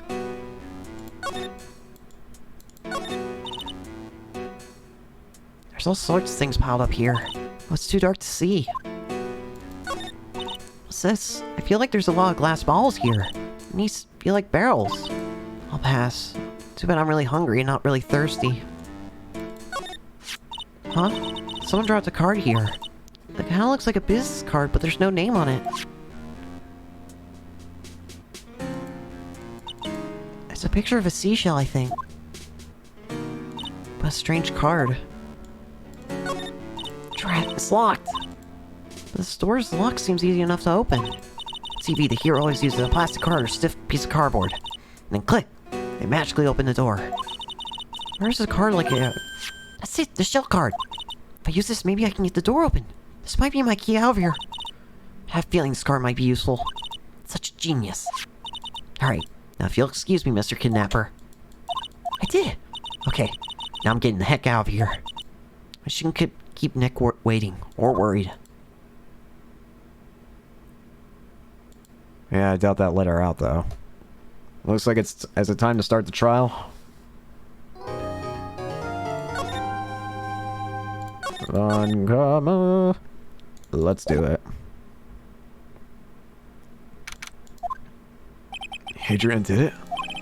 That's what it looks like. Dude, no way! That woman couldn't do anything like that. In court today, there will be a mountain of evidence that will implicate you. Mountain of evidence? I'm certain there's someone out there trying very hard to pin this whole thing on you. Please, Mr. Lawyer, dude. Like I said yesterday, I'm refreshing like a spring breeze, alright? I can't let any sort of scandal ruin me like that. I understand. It's almost time. Oh, hey. Mia, you must gather a complete acquittal today. I know, but I can't focus on my situation right now. Or Pearl's either. No matter what, I have to focus on winning this case by the end of the day. Indeed. Well, let's get going. It's him! This is right. Good morning. This is it, Mr. Attorney. The day of the trial. Maya, she's unharmed, right? Well, when I checked on her earlier this morning, she seemed a bit, how shall we say, tired. Don't worry, people don't die that easily. Besides, what you really should be concentrating on is winning today's trial. For my sake as well as yours, you must win today's trial. Which is why I sent you a little present this morning. Present? What in the world would you want to give me? You'll figure out once that trial starts. Even if you don't like my gift, I expect you to graciously accept it and win today's contest, if you please. Wait! Damn it! The kidnapper sent me a present? Mr. Lawyer did? Who was that? No one. It has nothing to do with you, so forget you heard anything. Dude, did your nose just get longer? I'm not Pinocchio, okay?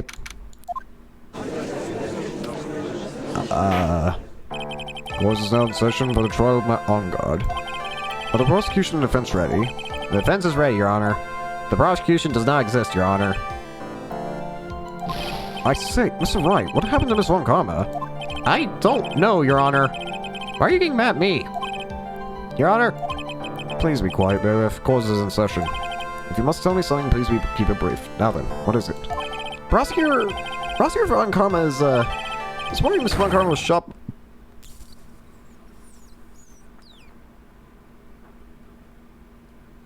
Listen, I didn't like her. Listen, she was mean. But I don't think she deserved to get shot. This morning, Miss Von Karma was shot by an unknown gunman. What? Shot? Somehow, I think this is the president that man was talking about. His president?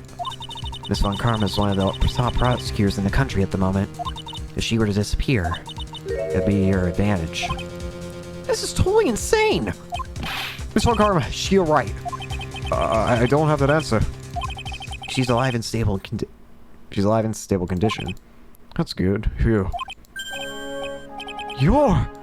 I thought shot. Your Honor, due to the circumstances, Miss Francisca Von Karma cannot appear in court today. I, Miles Edgeworth, will be taking her place. The prosecution is ready. Naturally. Get back here, boy. Doesn't this feel good again? Miss Von Karma was shot in her right shoulder and is currently undergoing surgery. I like that ironic. The same as her father. Luckily, I have looked this case over and I am familiar with the details. The prosecution seeks to prove the guilt of Mr. Matt the court acknowledges the prosecution. Right. I finally found the answer I was struggling for on my long journey this past year. By the time this case comes to an end, you too will know the answer. Now then, the prosecution would like to call its first witness. Please bring Detective Gumshoe to the witness stand. Witness, your name and occupation. My name's Dick Gumshoe, sir. I'm a detective down at the precinct. For now. For now? After this trial's over, I'm supposed to turn in my badge, sir. Detective Gumshoe! The prosecution has no need for a depressed witness. Lift your head up and face forward like a proud officer, Detective Dick Gumshoe. Yes, sir. Now, let's have your testimony. If we want to explore the various facets of this case, we must start with that. Get ready, Phoenix. This is gonna be one very rough fight. Yeah, would have to be with the Edgeworth of my opponent. The answer he was struggling for. Interesting. Show me this answer you finally found, Edgeworth.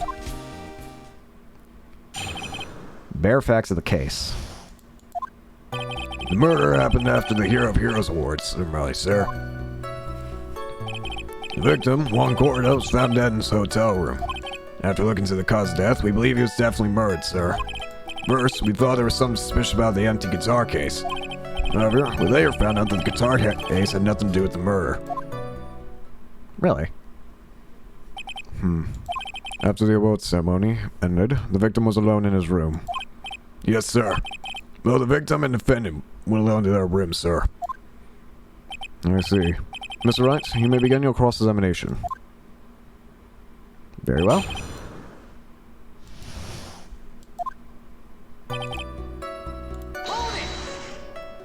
Would you please give us a brief timeline of what happened after the ceremony? Okay, pal. Ceremony started at 6 p.m.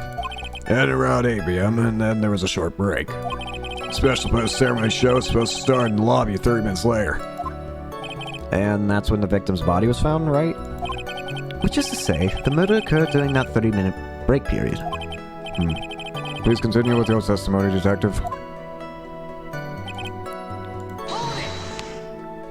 The person who discovered the victim's body was Adrian Andrews, correct? Yeah. Who's this Adrian Andrews you're talking about? She's a defendant, my on-guard's up manager. She's a real pretty lady, sir. Ah, so she's a pretty lady. I wonder if she would grace us with her presence. When the roast ceremony show was about to start, she went to get Mr. On-guard.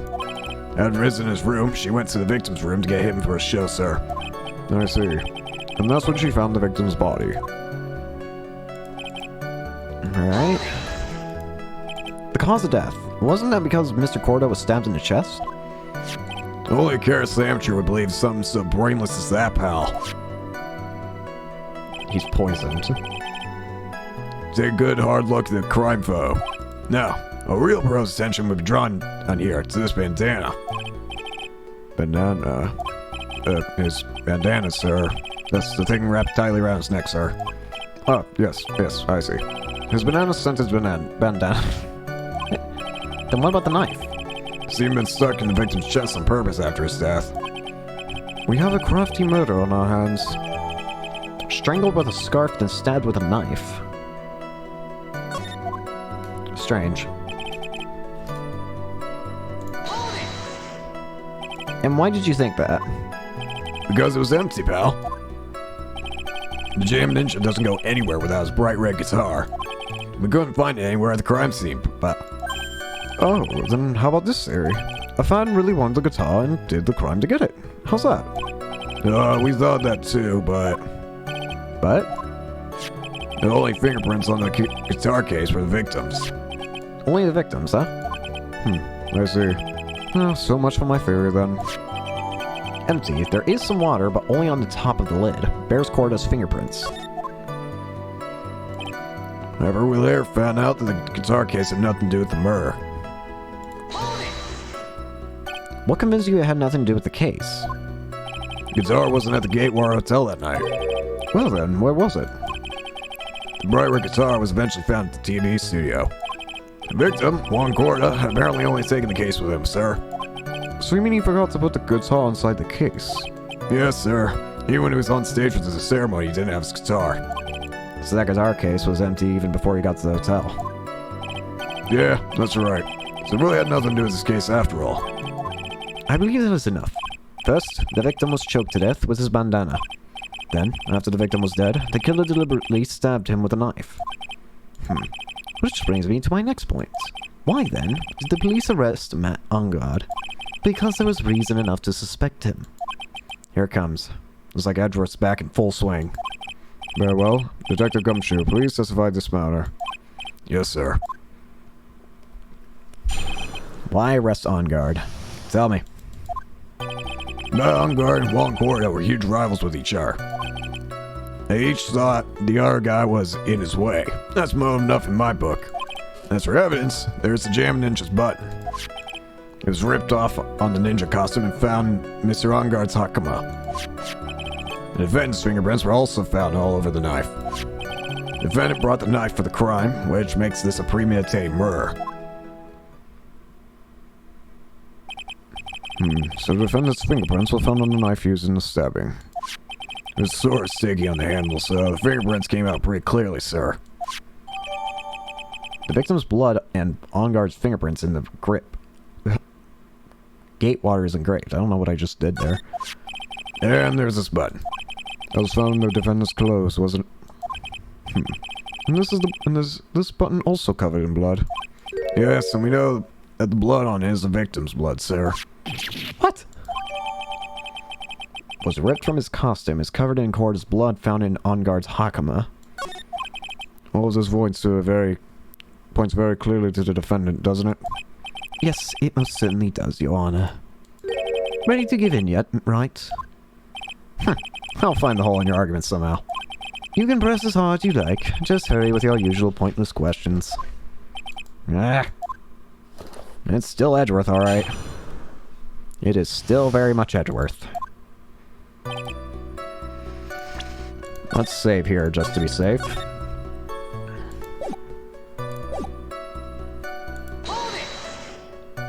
But in terms of popularity, Mr. Ungard won, did he not? Yeah. You know what's ironic, pal?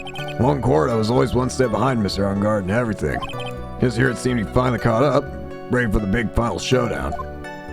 But Mr. Corda lost the Grand Prix in the end. That's too bad. He must have been pretty downhearted after losing.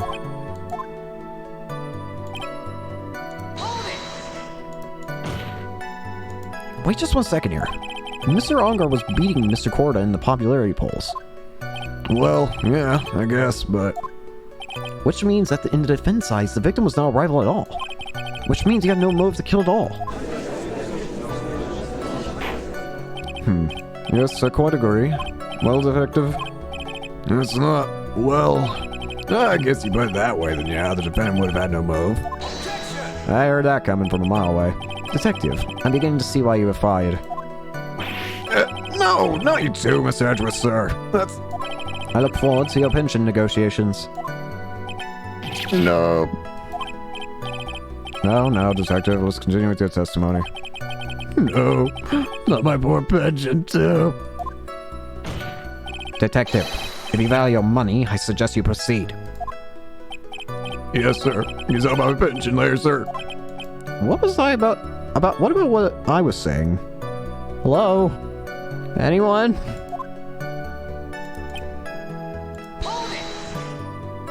Do you have any proof that the bun belonged to the victim? Huh? What do you mean, pal? Let me put it this way. I'm asking if you have any evidence to back up your claim that this bun was ripped off the Jammin' Ninja's costume. Huh? Can't you tell that by looking at it? And the victim's blood on it. Anyone could have smeared that blood on there afterward. Mr. Edgeworth, help me, sir. Alright, I knew it had to be this piece of evidence. Now to reel this one in. Thread. Huh? The button was attached to the costume by thread, obviously. And that thread snapped when the button was torn off. If you match up the ends of the thread on the costume and with the thread on the button, it's a perfect match. Yeah, that's it. They're a perfect match, pal. That's Edgeworth for you. Never misses a beat. When was this button found? Pretty soon after the body was found, we round up everyone who knew Mr. Corda. Then we did a search in the mall. That's when we found the button. So it was almost immediately after the murder. The police didn't have free time to lollygag and play tricks, unlike some people. Hey, what is he trying to say about me here?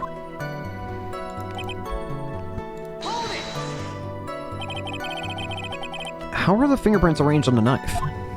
Huh? What do you mean, pal? By examining the fingerprints, you can determine how the defendant held the knife. For example, did he hold it normally or overhand? Oh, is that what you meant? Well, we didn't actually think of that. I can't believe the bumbling of this department. Hopeless. Are you paying attention to the testimony, Mr. Wright? The defendant's fingerprints were all over the knife. There's no way to determine how the knife was held at the moment of the murder. So this is the defendant of the... So is the defendant the owner of this knife, then?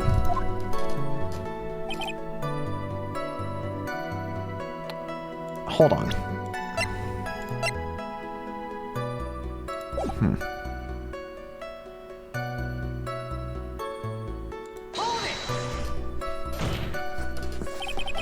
There's no way this is premeditated murder, even if he brought the knife. Sorry, pal. This isn't some pocket knife. It doesn't fold, so it's not great for walking around with either. Well, this is not good. The prosecution can prove it was a premeditated murder. We're done for. Phoenix, Yes? there's something very interesting about what the detective just said. Think carefully before it's too late. A button covered in the victim's knife and a knife with on-guard's fingerprints. Be grateful. If the judge were more rash, he would have already pounded his gavel in closing. We're still in a world of trouble. Well, before any battle, you must find your enemy's weakness. Let's find the weakness in his testimony, no matter how small it may be, okay, Phoenix?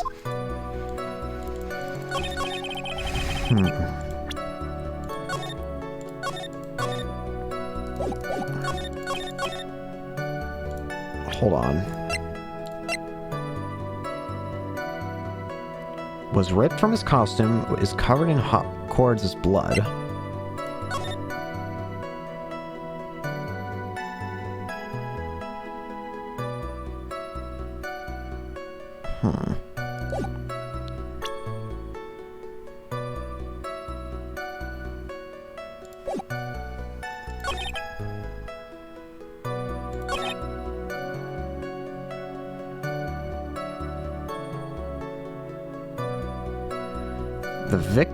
The defendant brought this knife for the crime. It was ripped off the ninja costume and was found on guard's hakama.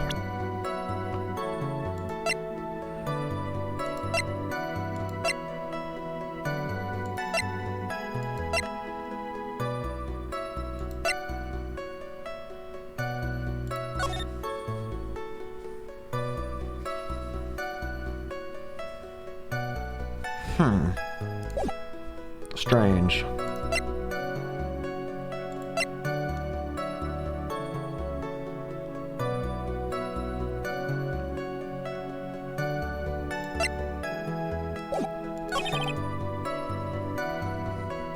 All over the knife, you mean? Like all over, like blade included? Wait.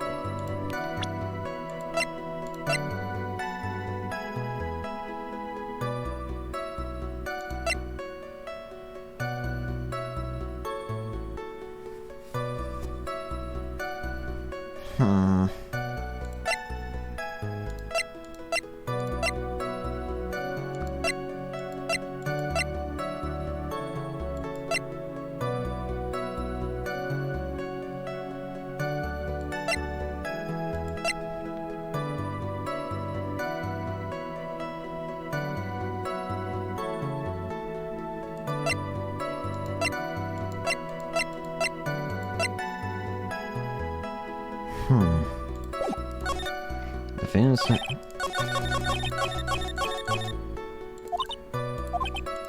Well, he just said, so it's something.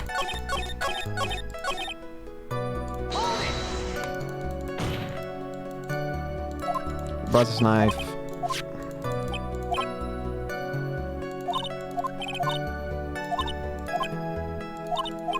Something very interesting.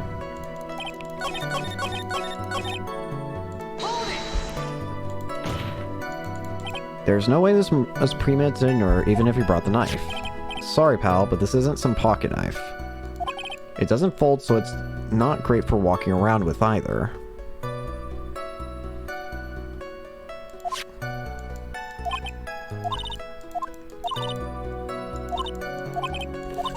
It's not great for walking around with either.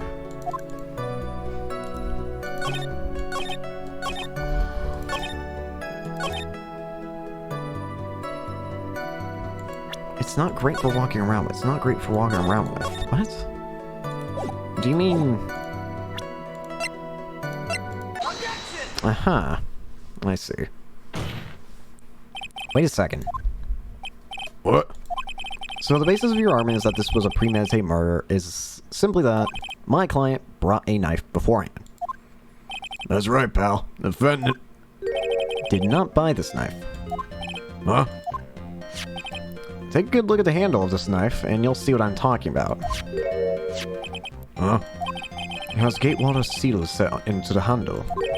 Gatewire? Never heard that name somewhere before. That's the name of the hotel! The Gatewater Hotel! Oh. The murder knife was actually property of the hotel, which means this murder was not premeditated. Yes, that is very true. That is very big. What is it, Mr. Edgeworth? I'm sorry, but the defense is simply too careless. What? I think whether the crime was premeditated or not has already been determined. How so? I admit this knife is hotel property. There's no one currently in the police force that is dumb enough to realize this. But I didn't... Oh. The question is, where did this knife come from? Why, that's obvious. It came from the victim, Mr. Corder's room. Sorry, Your Honor, but that is incorrect. The victim ate the last meal before he was murdered. With that being the case, I would like to draw the court's attention to what is on top of the table. A fork and a knife. There's a knife and a fork on the table. Then, where in the world did this knife come from? If it pleases the court, I would like for us all to recall the room of the defendant, Mr. Matt on guard. This might be where I can turn things. Especially what was on top of this table. There's something missing. Perhaps it is a single knife. We investigated the leftover dishes for fingerprints, and while we were investigating, we came to the conclusion that Mr. Matt Onguard's knife was missing. Mr. Onguard had gone to the victim's room with a knife he had used during dinner. Why would he carry a knife on a visit?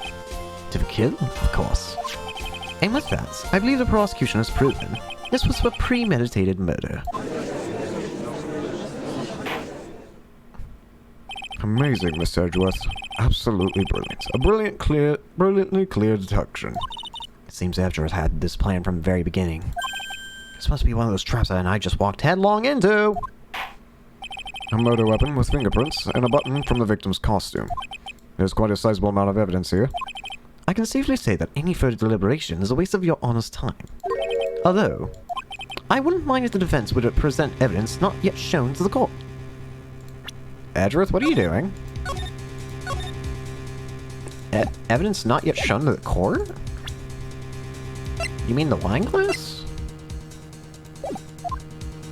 Evidence not yet shown? He means evidence the court hasn't seen yet. In other words, new evidence. What does the defense have to say about this, Mr. Wright? Well, Phoenix, the judge is varying the prosecution right now. If we answer with something wrong here, that gavel of his will be ringing out to the sound of our defeat. Mr. Wright, do you have something important and necessary to present to this court? It's gotta be the wine glass, isn't it? Actually, I do. There's one piece of evidence that catches my attention. Something this court has yet to see. Mr. Wright, I will say this one more time. I do not feel like this trial needs to continue at all. However, I'm giving you one chance. And only one. what the judge is saying, right, is don't try pulling one of your usual bluffs here. If I mess this up, it's curtains for us all.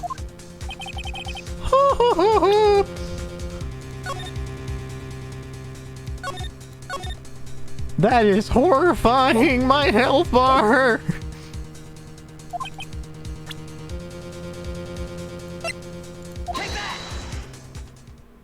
This is a wine glass, is it not? Please look at the photo in the crime scene one more time. The scene is a mess because of the victim's struggle against his assailant. The vase was broken, his makeup is all over the floor. These were all things that were on top, at one point, sitting on top of the dresser. Well, yes, I see your points. However, the glass that is sitting on top of the dresser is mysteriously untouched. The only thing that has not fallen over, along with everything else, is this wine glass. This piece of evidence is more than strange enough to warrant further consideration. Well, what do you all have to say? Well, yes, it is a little peculiar. Yes, isn't it? I thought it was. You can stop looking at me with those puppy dog eyes of yours now. Mr. Edgeworth, What is it, Your Honor? your opinion? You don't need my opinion, because there is no special meaning to that glass. What? It's safe to say that the glass was set there after the crime took place. Like the person who discovered the body, Adrienne Andrews, for example. She could have easily been so shocked that she set the glass down without thinking.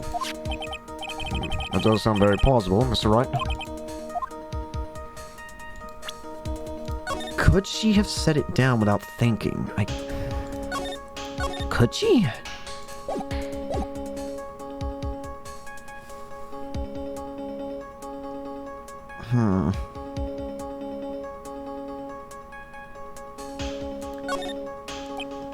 If I appear weak here, the trial is over.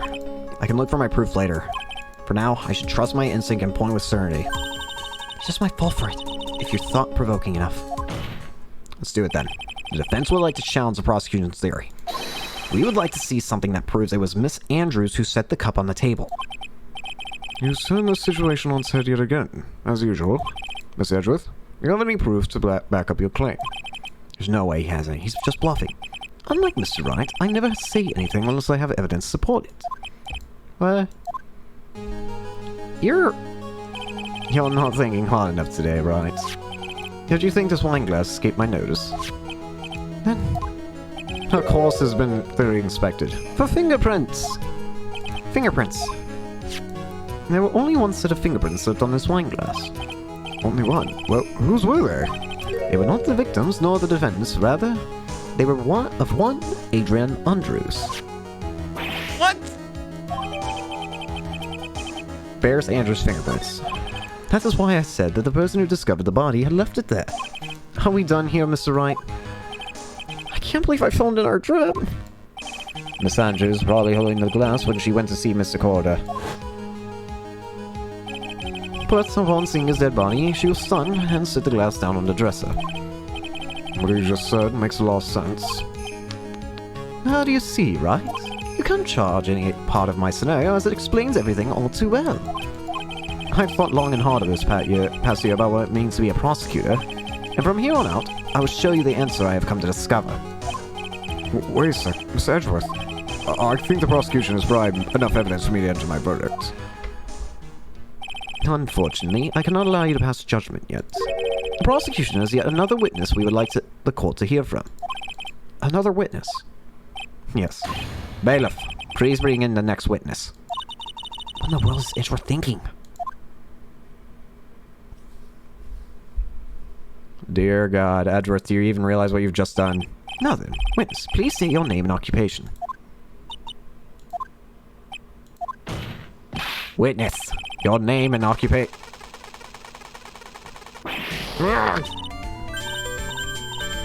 Gotcha. I wonder what happened to that calm composure he had earlier. Yeah, I had a feeling this was coming. Oh, Edgy boy, what? It's been, a year since we last met, hasn't it? You should be more happy to see me. I saw the reports with their testimony, but who knew that under that helmet was the wicked witch of the witness stand? I tell you, this time I know what I'm supposed to do. So today, I'm going to tell you anything and everything. Even things that don't have to do with that terrible crime. Miss Witness, that terrible crime is all the court needs to know. Shush. I'm talking my dear Edgy Wedgy right now. Don't interrupt us, Gramps. Yes, madam. No, please, by all means, interrupt her, please. Anyway, witness, your testimony, please. It's true what they say, that youth are hot-headed nowadays. Not that I mind at all, Edgy. Now then, what should I start with? The witness on security detail at the hotel denied the murder. Is this correct, Miss Holbeck? It was a great job being able to see my dearie Juan. It was almost too much for my little heart to handle. You mean you are a fan of the victim? Look, everyone is crazy over that on guard, saying he's cute in a fresh way or something. But not me. I wouldn't say anything so silly. After all, I have no interest in a little child like him. I'm only interested in a real man, Juan Cora. You do understand he's the same age as... Those two are the same age. Yeah, I was about to say, those two are the same age. Anyway, as I was saying, I was pacing in front of his room that night. Very well. Please tell the court what you witnessed the night of the murder. Leave it to me, Edgy Poo. What you witnessed. Alright, old bag. Anyway, after the ceremony, I went in to pace around in the hallway in front of his room. There was something I was interested in finding out, you know. Well, since I was on the job, I made sure to keep a good eye out the whole time. That's when someone showed up. It was a man coming out of poor Juan's room. It was on guard. Matt on guard. He was trying to sneak his way out of Juan's room. So Mr. Ongard came from the victim's room. See? It has to be him. He's a murderer. I see. Well, Mr. Wright, you may begin your cross-examination. This isn't looking good. I don't know how I'm gonna get a not guilty in one singular day. That doesn't even feel possible at the current rate things are going. Miss Solbag, what was your post on that night? The lobby. I was supposed to have set up the stage for that trifling show. But I refused to help, I'll have you know. It was for that lead-headed samurai show. I even took out a few nails. Maybe it's a good thing the show didn't go on. Besides, the manager with the glasses seemed to be working hard at it without me. So I thought I'd take a break to spread my wings a little. And that's when you went to hang around the victim's door.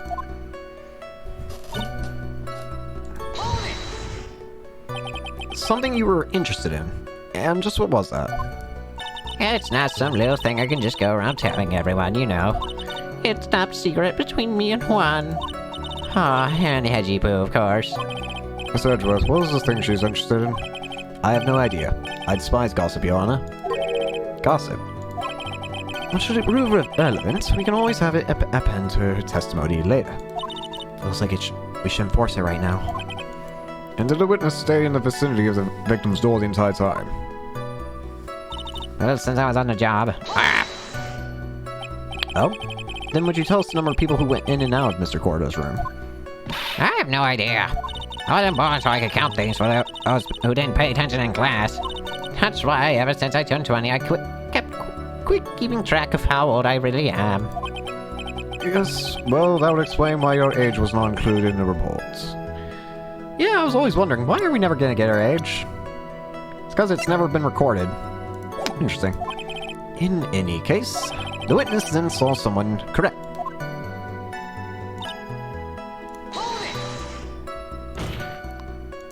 Who in the world was that? I'm not allowed to say. This sort of information has been carefully guarded from the masses, honey. The man that came out of Juan's room. He was.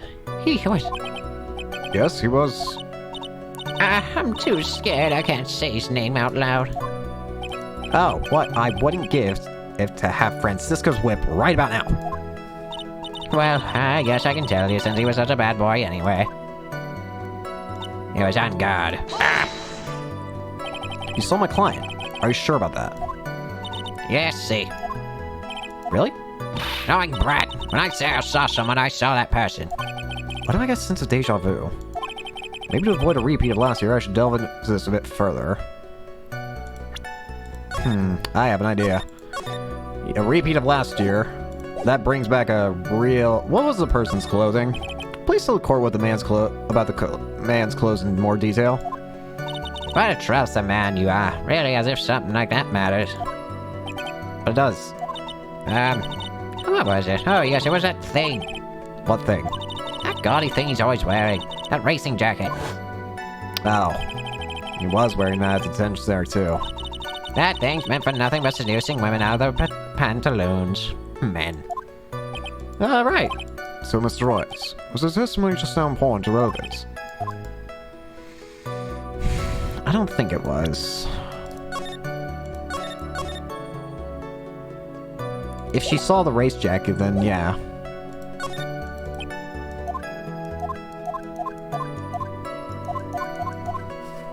Let's get back to that statement, though.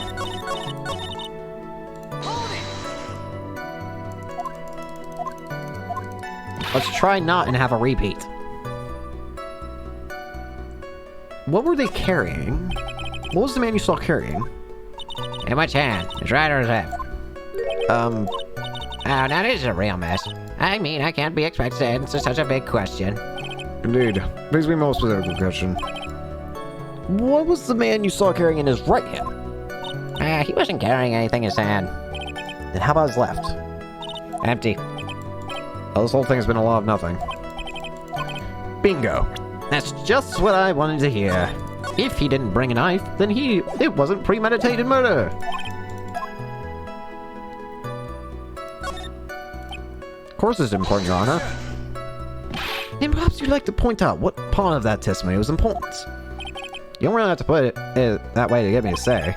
Mr. Wright, there's something much more valuable than a person's pride, and it is time. Please don't waste the court's precious time with worthless questions. Yes, Your Honor, I think I just wasted his good favor.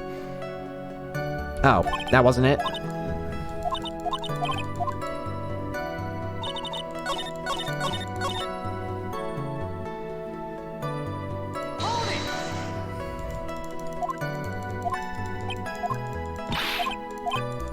Well, what about the face?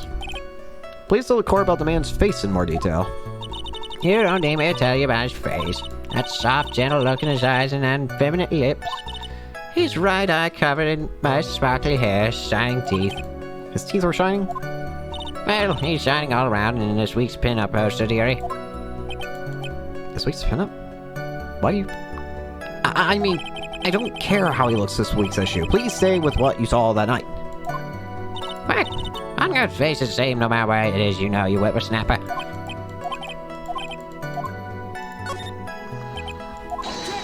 It was important. Alright, let's go back to the clothing.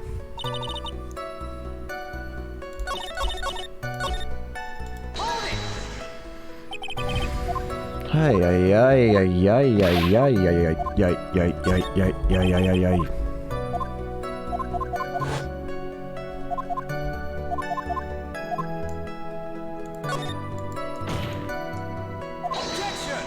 So it's not them. Don't you see it, Edgeworth? Your Honor, I request that what the witness said about the jacket be amended to her testimony. I don't see quite where you're going with this, but alright. Witness, please. Ah, well, I don't like to badmouth anyone without reason, but if you must. He is wearing his flashy racing jacket. Honestly, it's all just for show. His racing jacket? Are you sure this defendant was wearing a racing jacket? Oh, wait. Wait a minute, wait a minute, wait a minute.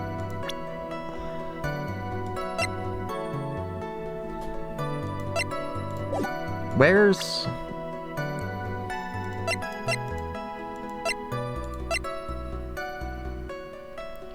was found in the Hakama. What do you think? It's not like I've seen him in anything other than that horrible thing. I'm sure he was wearing it. But that doesn't make sense. She's so sure of herself that it's point of self-absorption.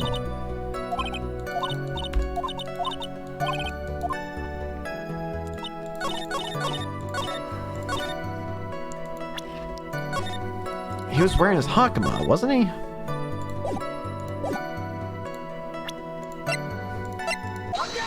Bingo.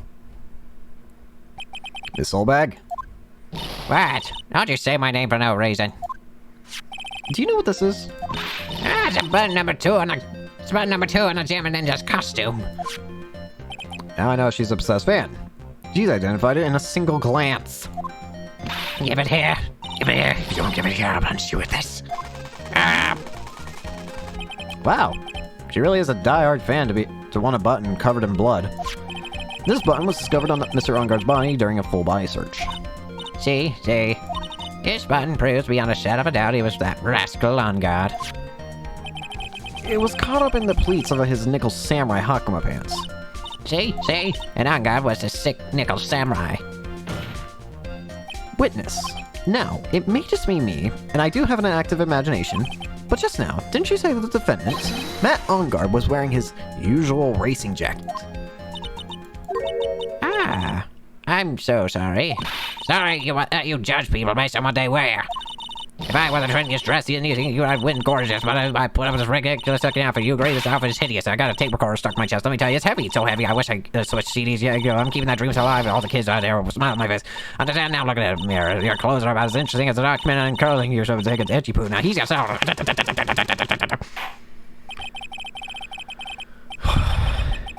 Now hold your tongue still there for 1 second. So what you saw in actuality was not Mr. Onguard, the man. Mr. Onguard, the nickel samurai. When you think about it,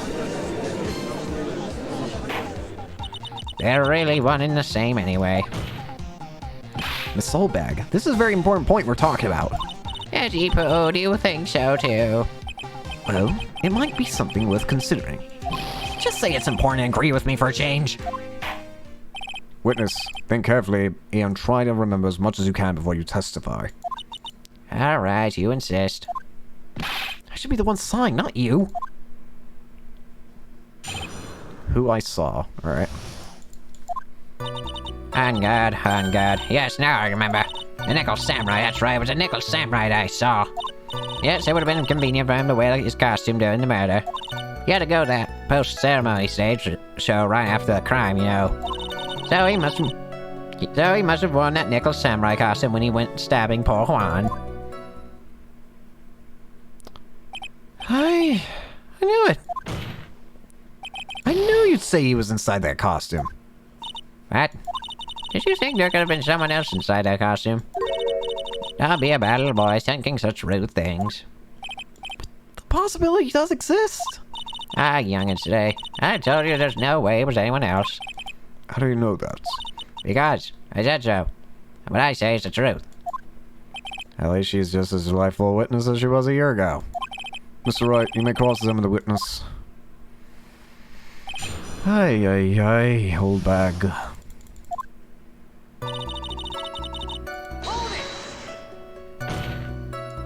Would you please get on with your testimony? Huh. What's your language, young man? What sort of tone is at stake with an elder? My youthfulness isn't what it used to be, so you should forgive me for everything. If you keep on barking at me like that, I'll start singing at the top of my lungs. What? A striking figure by the sea, standing all alone is he. It's the Nickel Samurai. He's actually singing. Someone help my poor ears. Miss Edgeworth, could you please do something about this racket? Witness, I'll give you a piece of gum later if you'll be good and stick to just the facts. Okay. You promise, right? Right, I'll be sending the bill for chewing gum to your office at a later date. What kind of gum you buying? It shouldn't be more than like, I don't know, for Edgeworth maybe it'd probably be like $1 or something. Remind me to send you a thank you note later too, Edgeworth, old chum. Ay. Be a little more careful with your testimony, please. Not too long ago, he said that he was wearing his racing jacket, and now he's not. Not too long ago. And let me ask you this. When were you itty bitty? What was your grand dream? Huh? What did you want to be when you grew up, Snapper? My dream, huh? Well, I wanted to be Judge Wagner, hero of the public's court. So what? See? And look where you are now. You're not Judge Wagner, are you? Are you? Well, But I said earlier, who puts any weight into things like that? And now is everything, and I can't be held responsible for the past. since when did court become theatrics over testimony? All right, matters is, that man was inside that costume. Is that enough?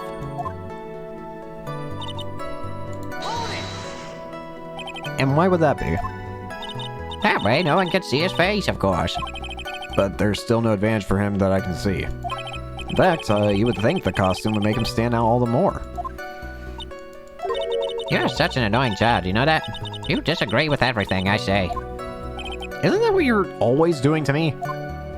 I got it. Maybe it's more troublesome for him to change in and out of his costume.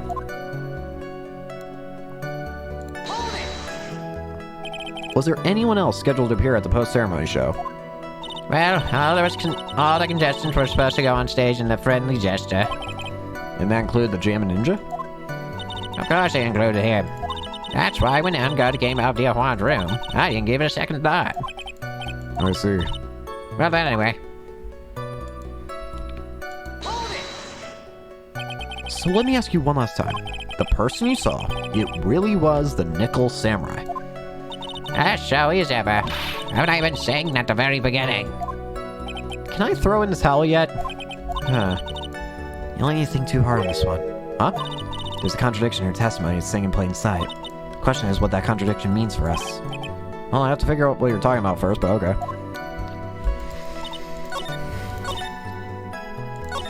He had to go to that post-ceremony stage show right after the crime, you know? I feel like it's gotta be something to do with that, right?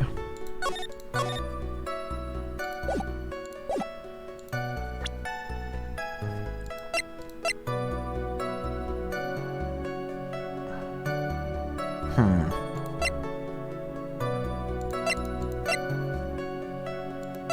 8:15 p.m.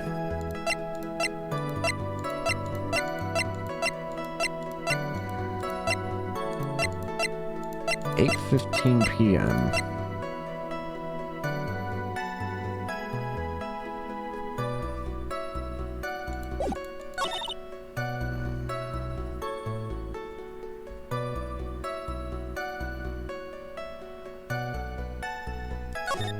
Wait a minute.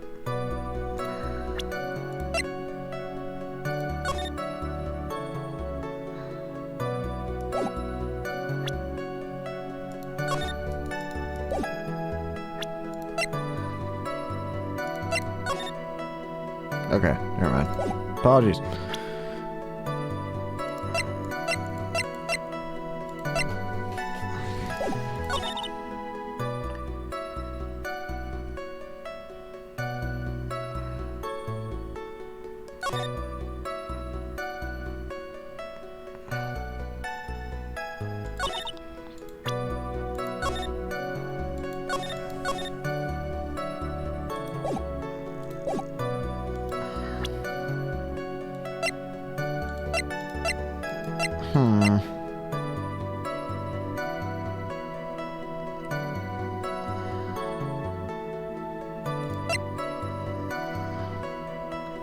must have worn the nickel samurai costume when he was stabbing poor Juan.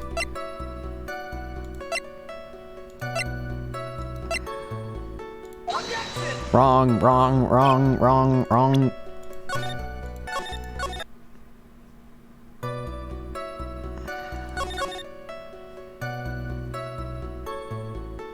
It would have been convenient for him to wear his costume during the murder.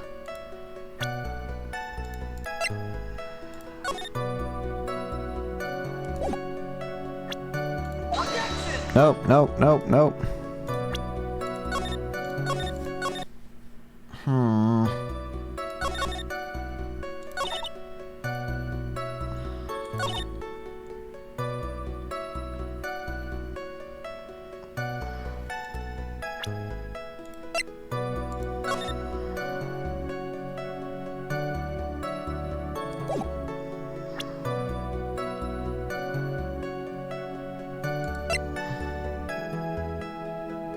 Huh. You had to go to post-ceremony stage show right after the crime.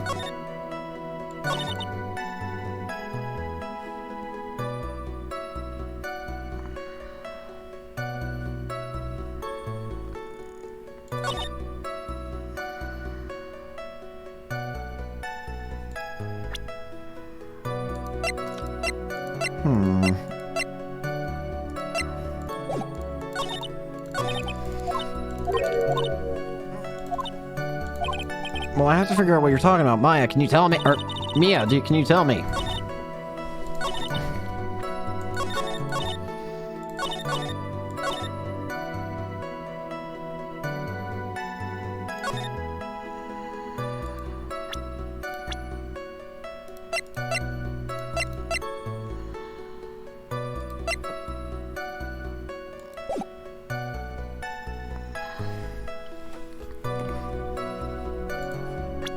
He had to go to that post-ceremony stage right after the crime. He had to go to the post-ceremony stage after the crime, after the crime, after the crime.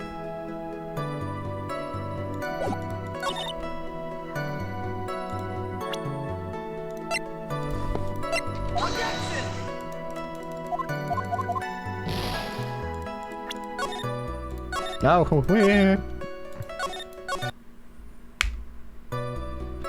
He must have worn the nickel samurai costume when he was stabbing poor Juan. Wrong button.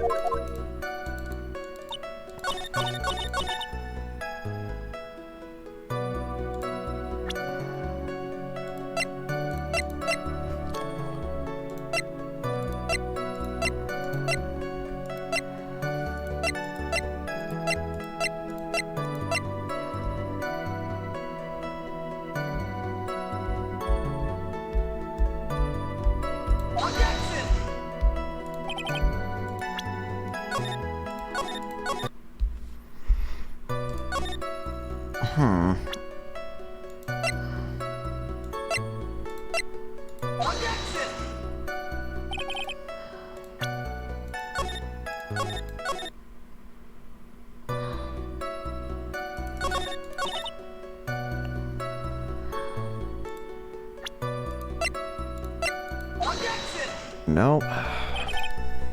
Throw a textbook.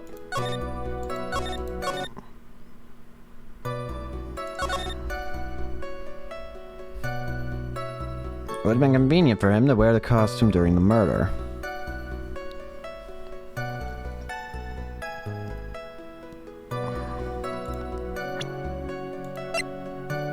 Would it have, though?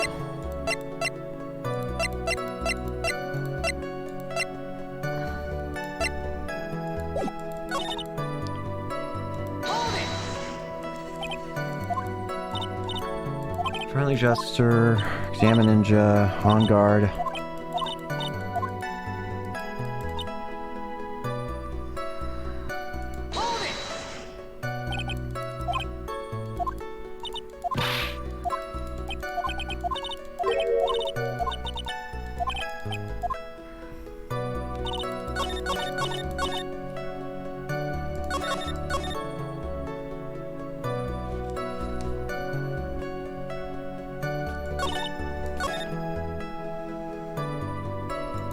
Ay, ay, ay.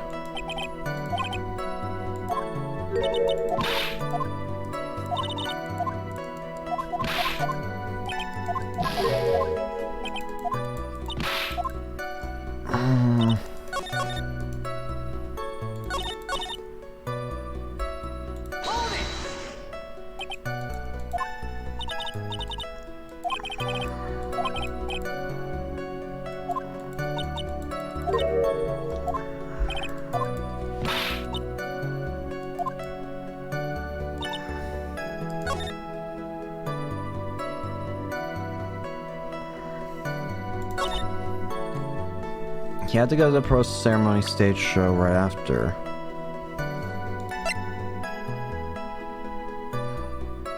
Wait. But...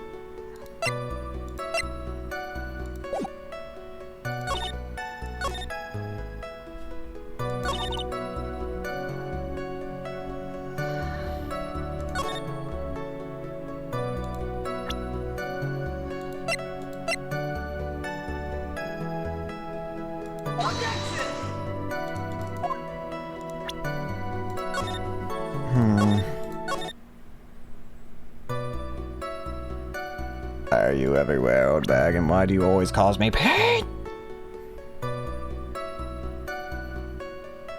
Wait. No.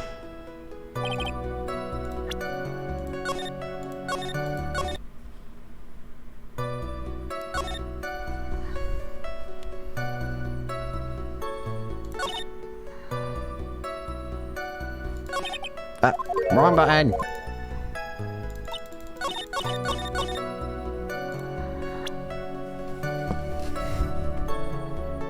Stabbing one?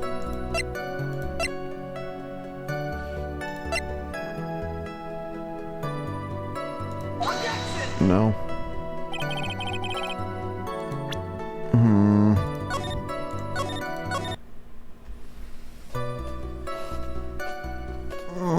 What is it?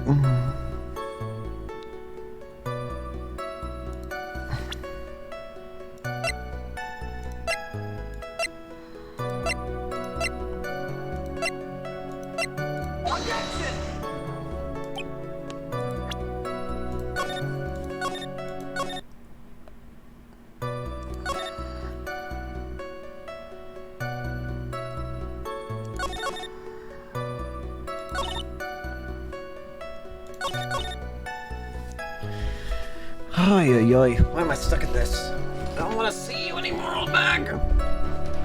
You've caused enough chaos for now. Leave us.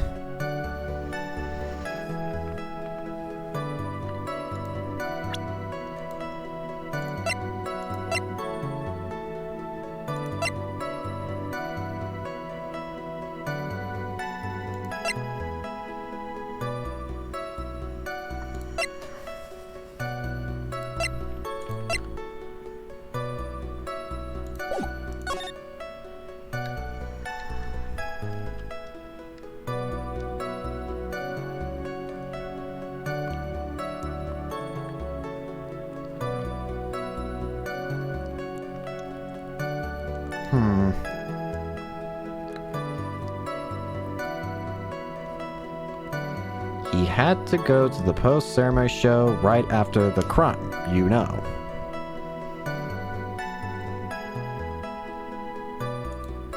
He had to go to it right after, you know.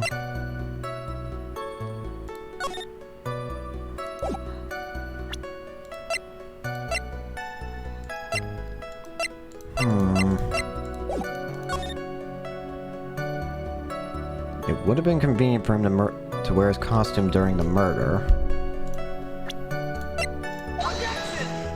What is it? I swear. Whoa, no, no, no, no, no, no, no. Where was it? Was it you? Okay, good. It was you.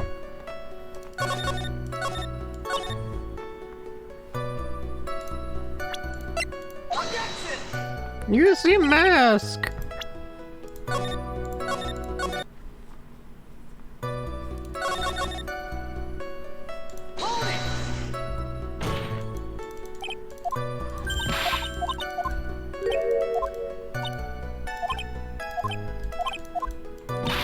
Stop paying. Stop making me pay.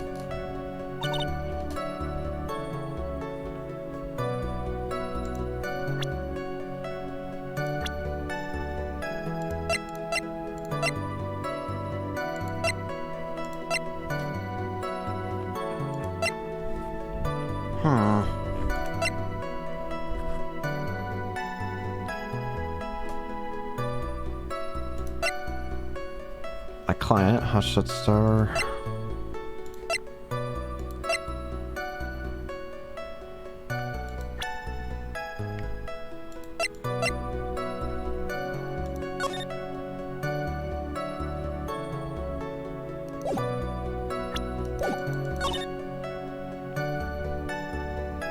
It would have been convenient for him to wear his costume during the murder. He had to go to that post-ceremony stage show right after the crime, you know? So he must have worn the nickel samurai costume when he was stabbing poor Hwan.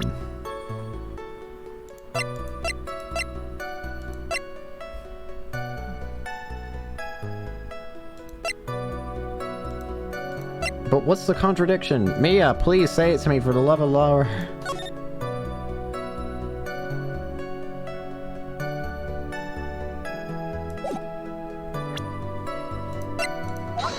You know what? We're doing an interesting strat to figure this out.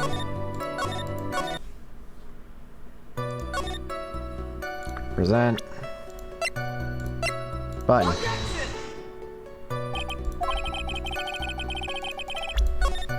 No, stop.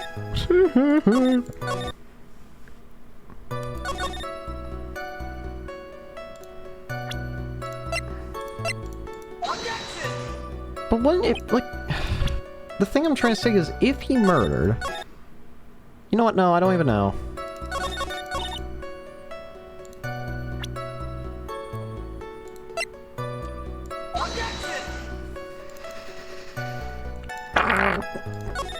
I don't know, man. The old bag just makes me go insane.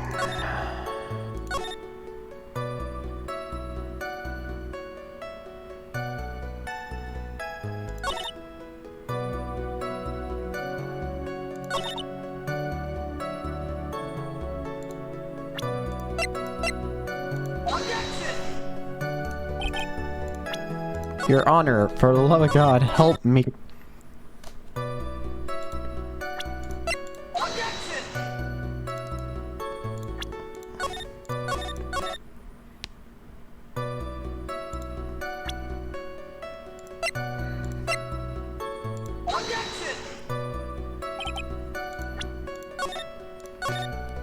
Your Honor, I'm blind.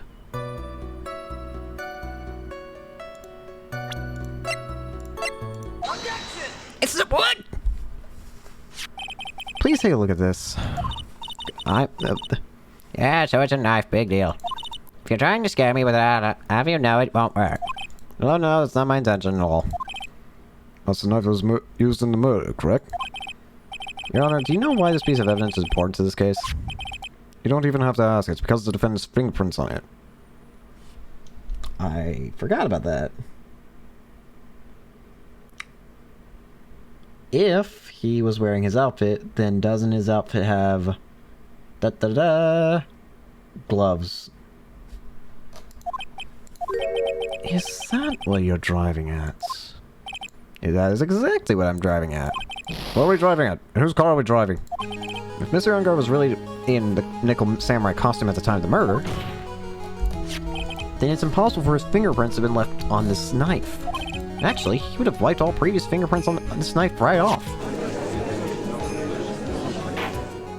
Oh, that's right. The nickel samurai wears gloves, doesn't he? Hi, Lemalu. Welcome to the stream. Going about the trial and error way. If you can't figure it out, it's better to just do that at that point.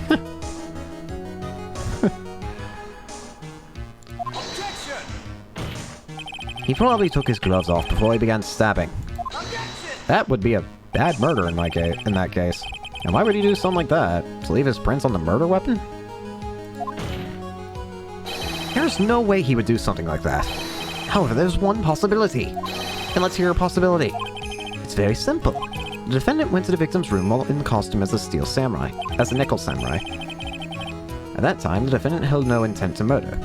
He was probably just going to relax and talk with the victim about the stage show. Which is why he took his gloves off. But the murder still did take place. It's well known that there was bad blood between the defendant and the victim. Yes, I have heard of that before. Well, Mr. Wright, what do you have to say about Mr. Edgeworth's theory? So let me get this straight. Edward's theory goes like this. When the defendant went to the victim's room, he had no intention of killing him.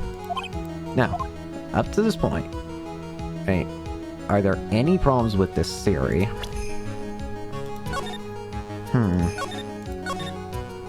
I mean, technically, doesn't it mean it wasn't...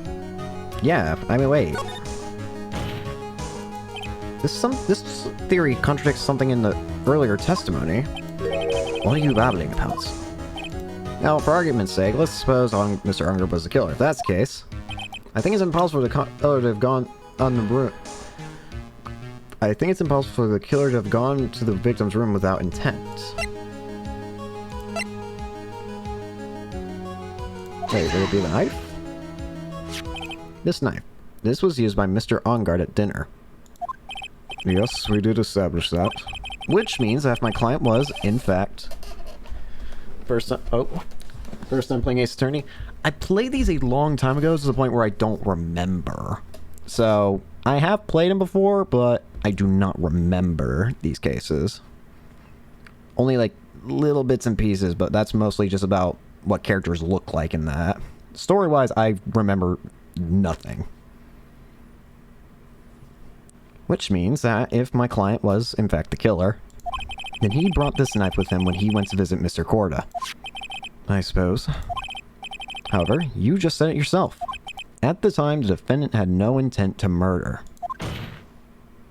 If that were true, then why would he bring a knife? He wouldn't, would he? Which means, Mr. Edgeworth, your theory was flawed from supposition 1. Can't say... I was about to say superstition. And one more thing. If the murderer was wearing the costume at the time of the murder, then there should be glove marks left on the knife. Which means the defendant's fingerprints shouldn't be all over it like bees on a hive. And that brings me to my final point. This knife was planted by the real killer to hide their identity and mislead us. Order! Order, I said! Order in the court! Don't remember the culprits or anything. Sometimes I do, but even then it's like very faint.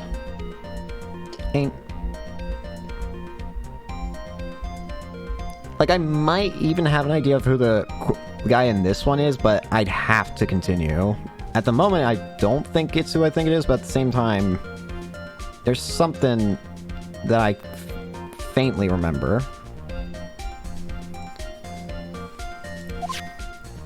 Was this knife really planted by the killer? Why would the murderer do such a thing? Why would they... I mean, wouldn't it be to frame him?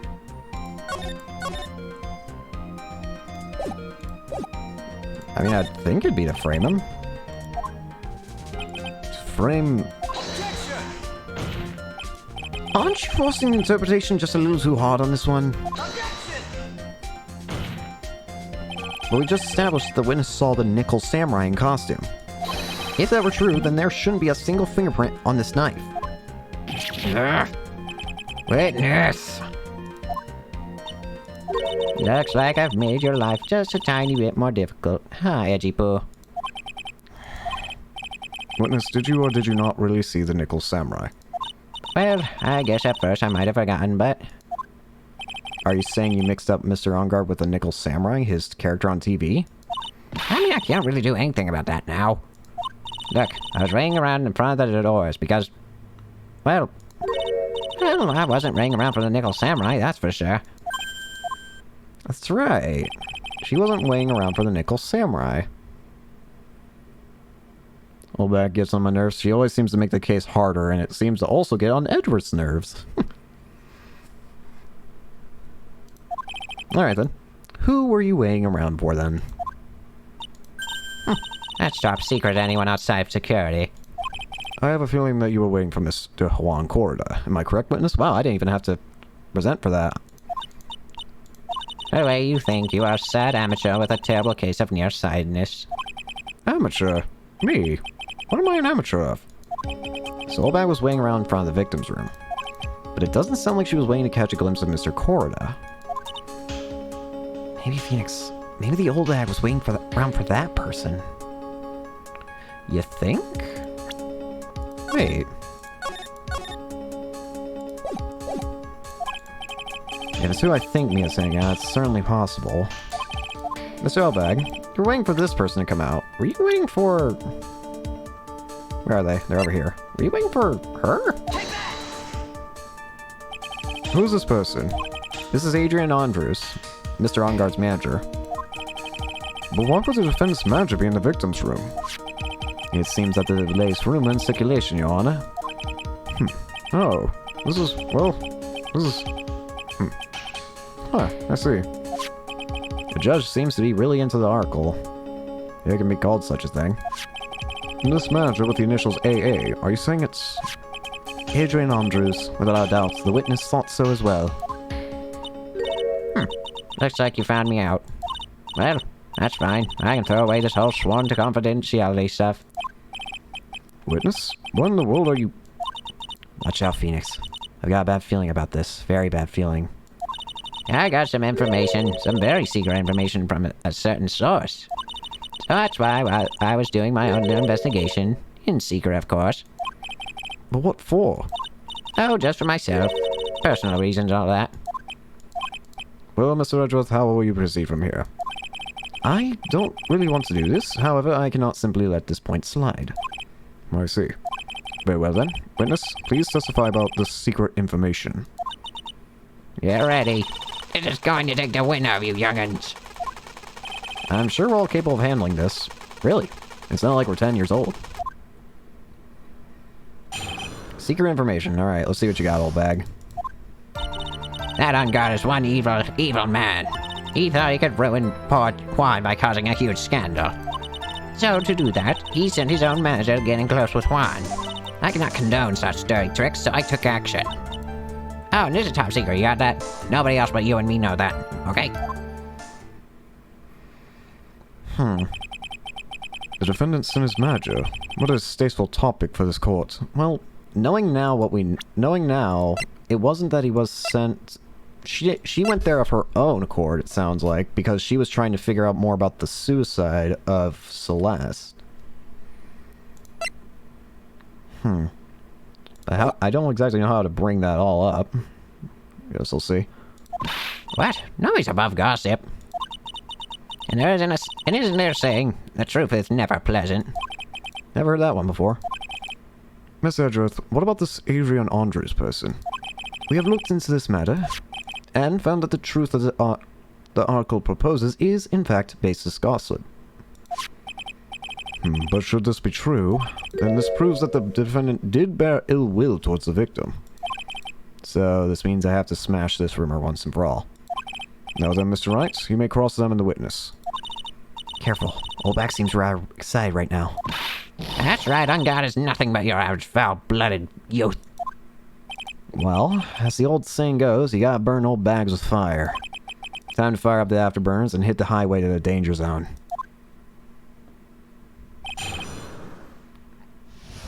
So I gotta show that it's all just gossip, not anything else. Let me make sure to save.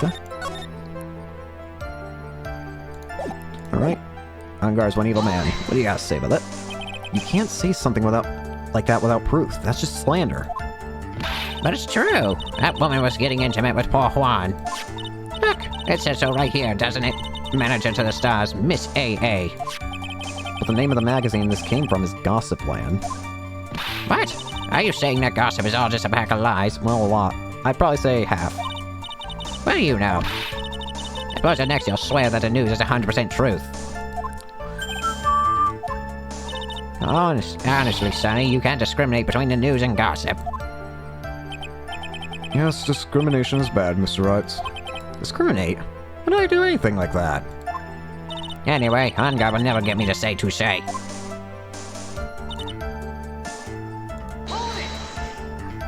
scandal? What do you mean by that? You're a dim-witted one, aren't you? I can't believe you don't know what a scandal is. Honestly, what are they teaching kids in middle school these days? No, I wasn't asking what the word scandal means, even I know that much. Well, then OnGuard thought he could own a monopoly on popularity. He sent in his own manager to get close, alright. You don't have any proof that Mr. OnGuard does any such thing. You must be suffering from shock. The shock of hearing the truth. And now, since you're in so much shock, you can't do anything right now. You're right, I can't do anything, but boy do I wish I could do something about you. Alright then, Sonny, show me what you got. Can you show me proof that OnGuard didn't bear any ill will towards Juan? That's not the question I'm looking to answer here. I don't have anything to offer. See? Just as I thought. And you were lecturing me about saying things without proof. You're just giving me a free pass to say whatever I want, you silly boy. Me and my big mouth. That's the way the cookie crumbles for you anyway. And condone such dirty tricks. So what do you mean by I took action? Like I already told you, I was lying in wait close to the crime scene. Once that slimy one came out of Juan's room, I was going to capture her and teach her a good lesson. Something you young'uns need. You were going to teach her a good lesson? I was going to make her eat the damaging beams of my ray gun. Like this! No, stop! Well, too bad the women didn't come through the door that night.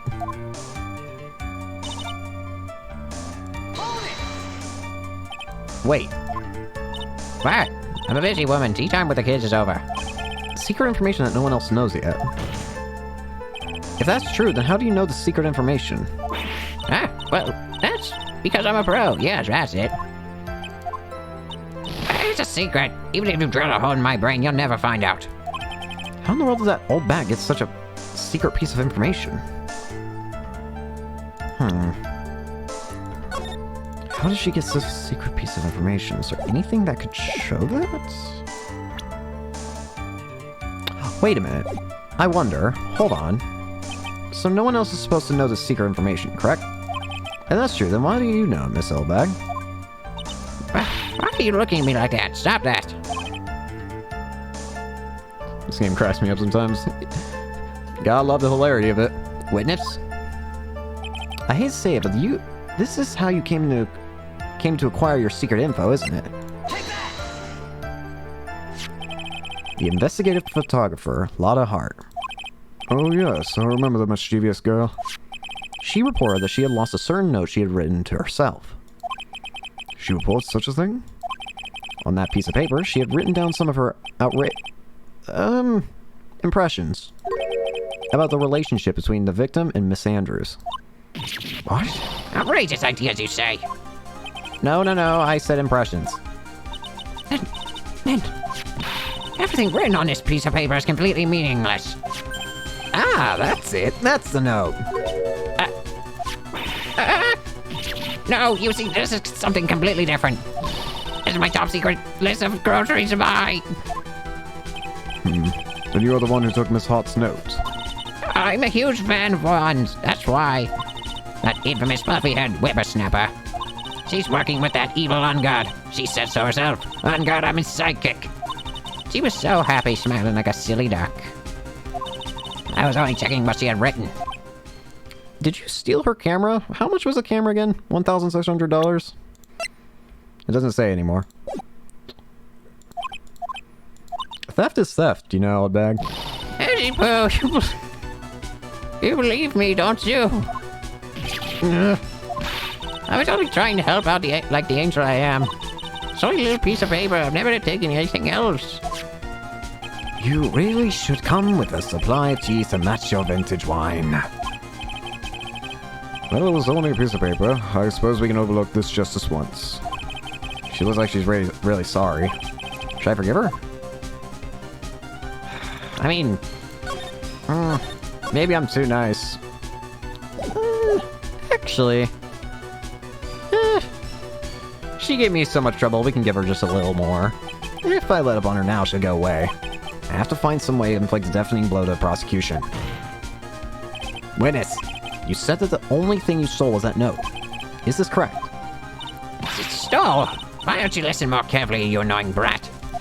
I saved this piece of paper from a terrible, lonely trash can. That's all. You're lying, damn it, and I can prove it.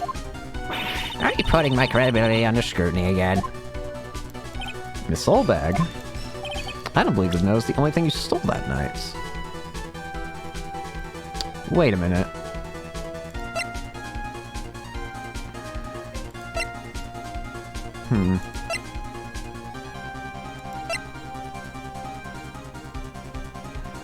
Wouldn't it just be the camera again? The soul bag. That note was with a camera inside its case, wasn't it? A camera? Yesterday, Lana Hart was raising a huge stink over her camera. She kept saying something like, "My sweetie $1,600 camera disappeared on me." What? Witness? What is it, Gramps? If you have the note, then it is only logical that you have the camera too. Yeah. Looks like you found me out again, Sonny. Is this a camera you're looking for? Ah, that's... What? Even though I look like this, I'm still a person, you know. I still eat meals like you, I fall in love, and I borrow things from people. That's theft. I think your definition of borrow is a little off. I saw that woman's business card, that's when I noticed it said, Slimeback Celebrity Photographer Extraordinaire. Well, when I saw that, I had to know what sort of picture she had taken. I'm a professional security guard. It's my business to know these things. Old bag, that's theft. Bailiff, check this camera's photos. Hurry. You must examine them at once. This could either make or break the case, I feel. Whatever is on these photos. Well, Mr. Redruth, what do we have? There's only one photo that seems to be relevant to this case. Please present it to the court. Huh. This is the Nickel Samurai. See? I told you. That's the guy I saw. And looking at the flowers, it does look like it's coming out of Juan's room. Is there anything I can tell right off the bat that just seems off?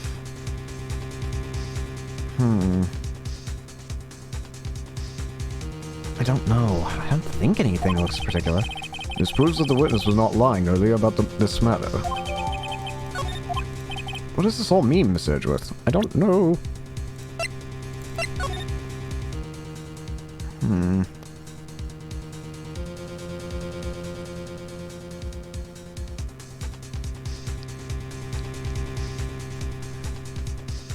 Huh. Weird. This photo by itself does not prove that the person in it is the defendant. However, in his own confession, Mr. Ongoklu stated that at the time of the murder, he was still in his Nickel Samurai costume. If that's the case, then this Nickel Samurai is the defendant. How did it come to this? I think this brings us to an end. We've examined every piece of evidence thoroughly. Final comments, Mr. Wright? The court will consider them before we close. Do you agree that this photo is decisive evidence against your client? If this photo is really decisive, we're done for. But if I raise an objection here and blow it, I would put Mai's life in jeopardy.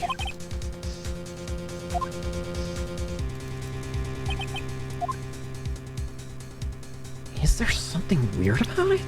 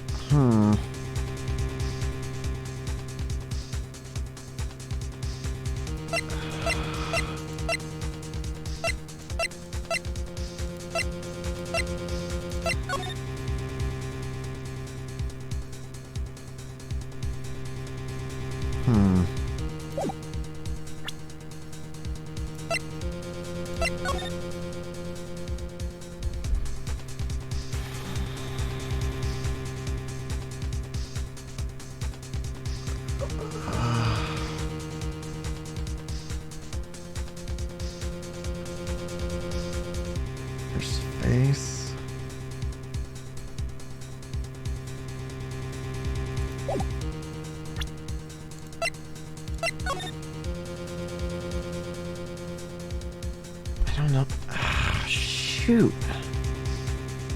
Hmm.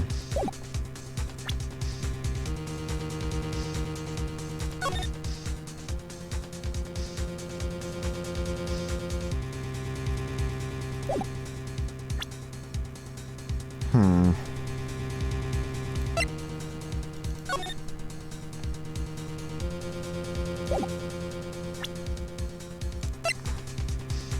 On guard's Hakama. If he was leaving... not that.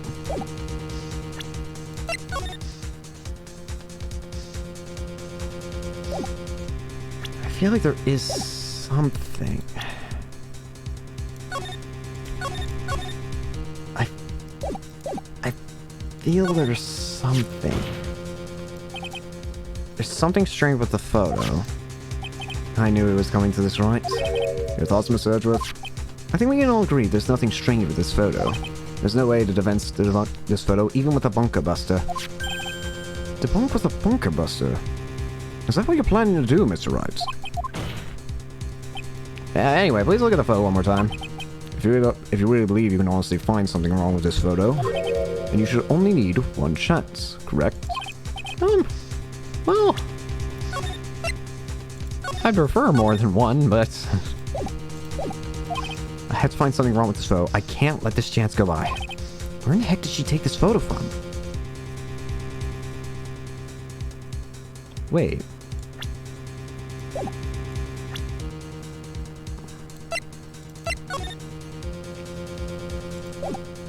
If you're taking it from that angle, then... It was an on-guard's room?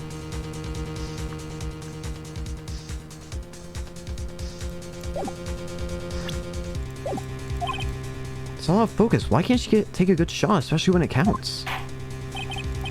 Zero objection. What's strange about this photo?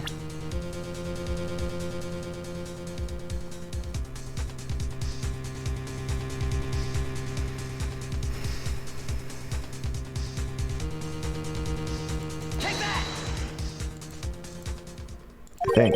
Somewhere around here, I think. Am I not seeing something?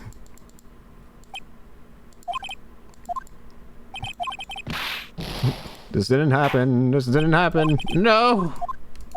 No. I can't even deny. No.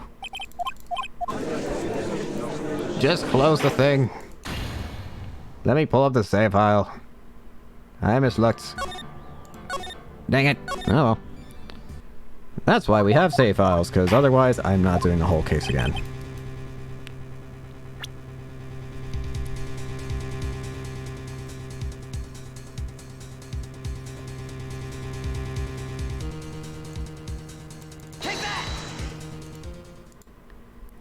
So it is what I was originally thinking. I thought that the thing that I kind of thought at first, but I was just unsure of, is it looks like these are just a little too long, and then comparing to the photo, it looks like you can see his feet normally. I would like to direct the court's attention to this one area right here. What are you pointing at? His ankles? If you could see this person's ankles, that would be one thing. However, you can't. And what does that mean? The costumed person in this photo could not have been Mr. On Guard. What's the meaning of this? I wonder if you would care to elaborate with actual facts, that is. Let's take a look at the Nickel Samurai's poster. Yeah, that's what I was thinking. Please pay particular attention to the area around the bottom of the Hakama. His socks. You can see his socks. Exactly. However, in this photo, the Nickel Samurai is clearly holding his Hakama up just to walk. There's only one explanation for this. The person inside this costume is clearly much shorter than the defendant. Alright, I think I've turned things around for myself this time. That's curious. Huh? What is? Edgeworth is unusually calm today. He's just been very weird. That's true. He's just letting the trial run itself, as if he's only along for the ride. I mean, technically speaking, he wasn't even supposed to be the prosecutor for this. It was Von Karma, and then, Von Karma got shot. Along for the ride? What do you mean by that? I can only guess that perhaps he doesn't feel under attack at all. He doesn't feel under attack. And I haven't damaged his case at all. Miss Edgeworth, when does this leave us? If the person in this photo is not Matt Ongard, then everything the prosecution has tried to prove has become meaningless. I figured it would have come to this. What? Right, I have something I want to ask you. I think you have proven the person inside this costume is not Matt Ongard. In that case, who is this a photo of? Well, there's only one person I can think of at the moment, so hopefully they don't get too upset. Who's the person wearing the Nickel Samurai costume? Don't stress out over this, Phoenix. It's very simple. What you should be focused on is Edgeworth's attitude, don't you think? Yeah, why is he so calm? Right, let's hear your thoughts. Who's the person in the photograph?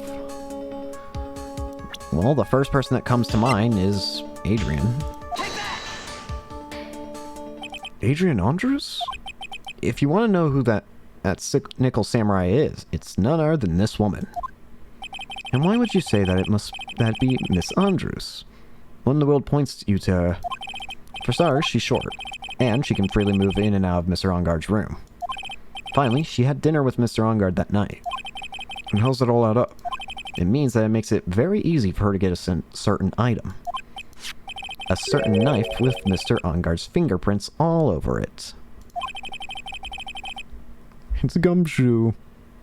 Gumshoe could probably just be everywhere and I wouldn't be surprised. The knife was used as a murder weapon. Why don't you just say what it is you want, right? I have to do this now. This is my last chance to turn things around. The defense moves to indict Miss Adrian Andrews in the murder of Juan Corrida. It was Miss Andrews who tried to frame the defendant for the crime. Well, at least you know what's going on, Edgeworth, it seems. Order! Order! Order! It looks like this trial has had the most unexpected developments. Mr. Edgeworth. Yes, Your Honor? This court is issuing a subpoena for Miss Adrian Andrews. A verdict cannot be passed without first hearing her testimony. Alright, this is it. This is kind of bad for us. Huh? What do you mean? If Adrian Andrews is summoned to court as a witness, it means that the trial will go on for another day. One more day? If I don't get a verdict today, then Maya... Now then, we shall set Miss Andrews' testimony for tomorrow. What am I supposed to do? The judge is about to... Wait!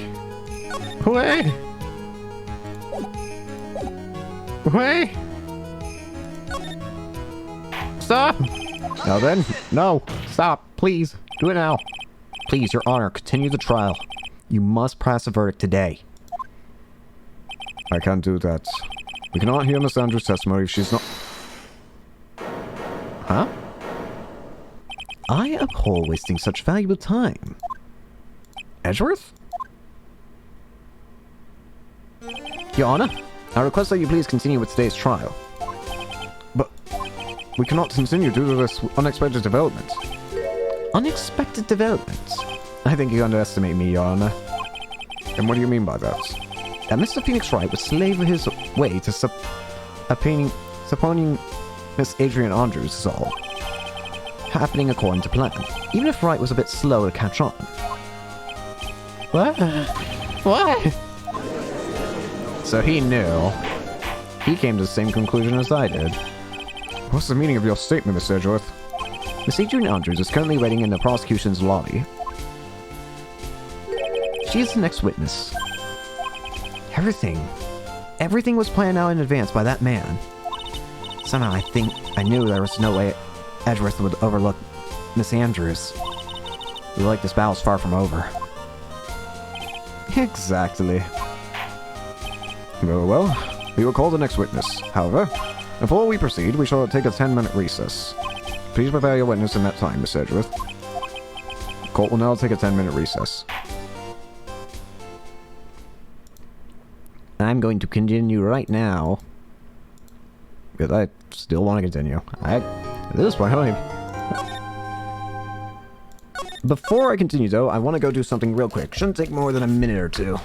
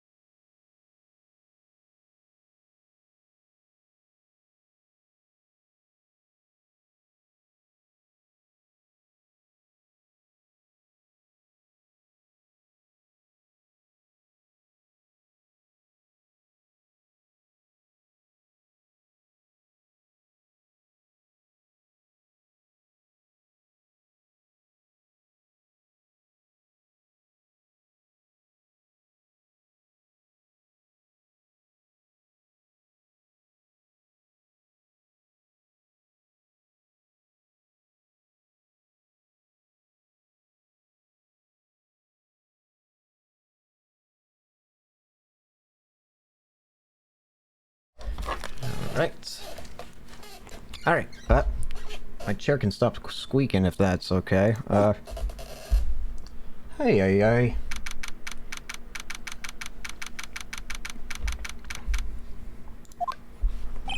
Dude, I can't believe that, Adrian.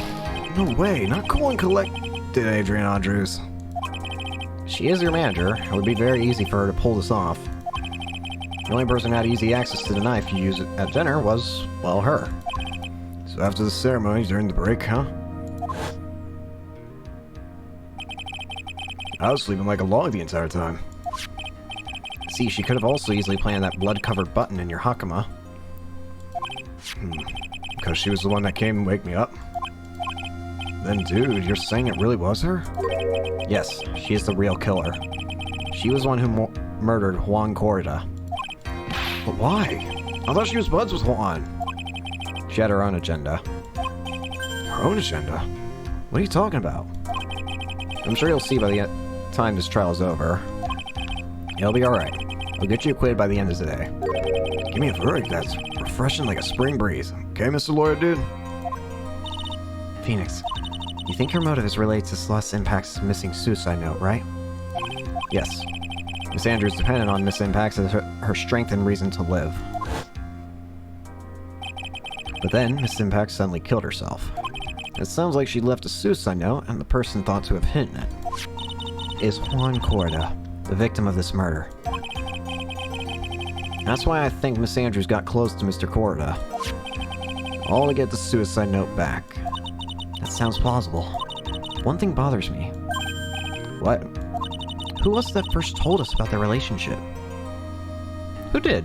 Lotta? Wait, was it? No. Better stated, Miss Andrews had dependency issues with regards to Miss Impacts? Oh, it was Edgeworth. Don't know if you know you can make the text box transparent so you can see the whole screen. Wait. I do not know how to do that. It might say here.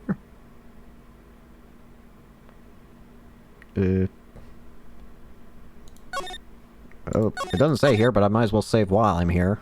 Why not? I'd have to imagine there's a button for that, but I do not know. I feel like that should have been obvious to me, but oh well. It was Edgeworth. Looks like he's still the one in command of this ship. Don't let your guard down yet.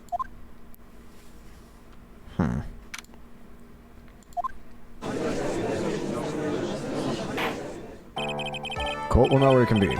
Now then, Miss Edgeworth, if you please. The prosecution calls the witness immunes by this call. According to text box at the bottom. Oh, text box. Oh, transparency. I was wondering why I never actually clicked the setting. I might as well have it for that. Why not? Yeah, that looks a little better. It's Adrian Andrews, the person who discovered the crime in Mr. Juan Corrida's room. I didn't think of that. And there you go, you have the card again. What is your occupation? I'm the manager of the defendant in this case, Mr. Matt Ongard. I see. Now then. Before we begin, Your Honor, I have one request. Yes, sure. What is it? I'm sure everyone in this room is wondering the same thing. I would love to find out more about my relationship with the victim. After all, it was the topic of a certain weekly magazine recently. No, I have no idea what you mean. I've never even heard of Gossipland. If the judge was ever a prosecution witness, he'd do all the work for me. Anyway, I was wondering if you could tell us about your relation to the victim. Yes, I was seeing Mr. Corrida. I was also aware of this rivalry that existed between Matt and Juan, but this was a private matter between Juan and myself. So it was a fry and bait matter. Was that a bait and fry matter? Reminds me of fishing. But I didn't kill him. No one is accusing of that. I think there's someone who would beg to differ. Hi. I think we all understand your relationship with the victim now, Miss Andrews. Very well, then. Witness, please testify to the court about what happened when you discovered the murder that had taken place. My chair is not going to stop squeaking, is it? When I found the body, alright. It was time for the show to start, so I went to get Matt from his room. After that, I went to Juan's room. And there was his dead body. I was in shock. What I saw was, naturally, this exact same scene as the crime scene photo. I felt as though I was about to faint, so I poured myself a glass of juice. You poured yourself a glass of juice. To be fair, I've heard stories of, like, when people are in severe shock of seeing something like that, that they just do... Sometimes people will just do the most random of things, simply because it's such a shock that that's like your mind refuses to process it, so it just tries to do something else. At least I think I've heard of that. I wouldn't be surprised. Makes sense to me. Yes. Sadly, I didn't remember not to touch things at the scene of the crime. And I disturbed the crime scene by moving this one thing. And that was when the fingerprints on the wine glass were made, Your Honor. I see. Well, that's right. You may cross-examine the witness. Phoenix. She's one cool and collected customer, and she has the brains to match. Yeah, I know. In order to catch a person like her, you have to avoid head-on confrontation. You should disrupt her pacing. Disrupt her pacing? She's the type of woman who is easily thrown off by things inconsistent with her thinking. So you have to attack her when she least expects it. The instant you let up on your offense is the instant this trial is over. Understand? I don't know if that's a hint to say press, or...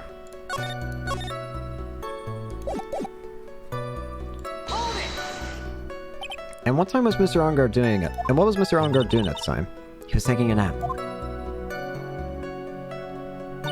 He was worn out from his mini performance as the Nickel Samurai during the ceremony. Mr. Ongard did say he was taking a nap.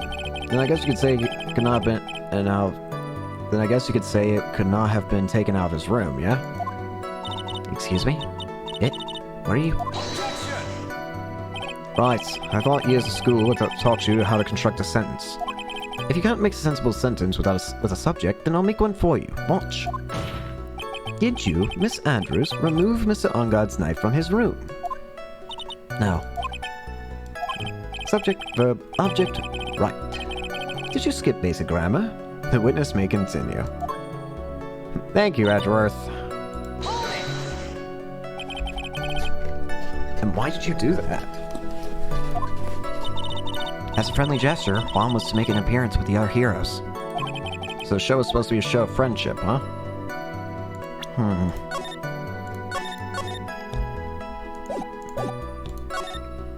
Is that the only reason? I beg your pardon? What are you implying? You had a certain goal in mind when you started to get close to him, correct? So perhaps you had a more personal matter to discuss with the victim? Sorry, but I didn't have any such intentions in mind at that time. I can't get her to talk without a strong piece of evidence, I guess. May we continue now? Witness, what did you see when you got to his room?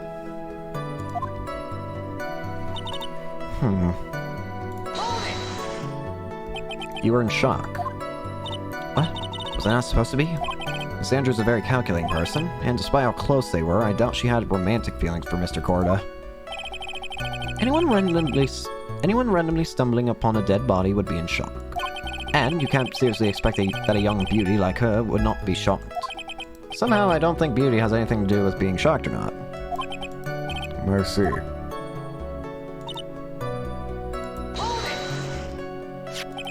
This is the photo you're referring to, correct? Yes, the one with the knife lodged in his chest. And the our case was like this too? Yes, it was open and empty, of course. And then what did you do next, witness?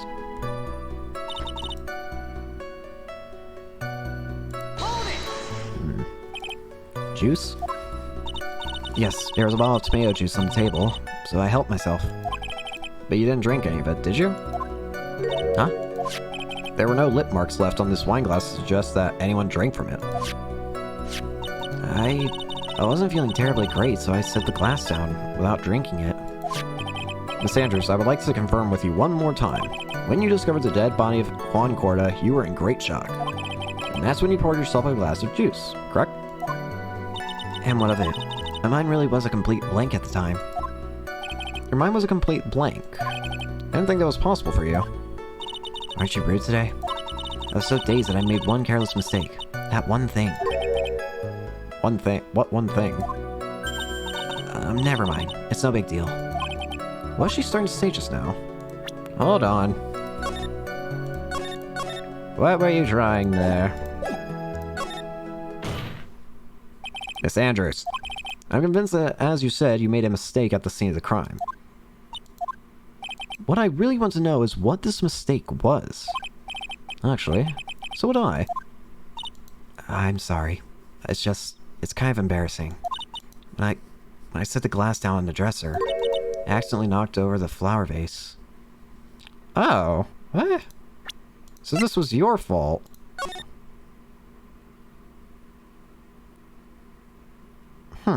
So this means that... Huh. That means there wasn't a struggle then that caused everything on here to fall over. At least I don't think so. Flower vase? Are you talking about the one on the floor in the crime photo? It's mess of glass of shards. It was originally on top of the dresser, but when I bumped into it with my elbow, it fell onto the guitar case. Why did you withhold such an important piece of information? I'm sorry. I thought that since the crime scene was already in disarray, that people would simply assume that the vase was just another part of the mess. Looks like yet another fact has come to light here. Please add this and anything else you have to reveal to your testimony. I'm sorry, but I have nothing more to add. I didn't touch anything else. Really now?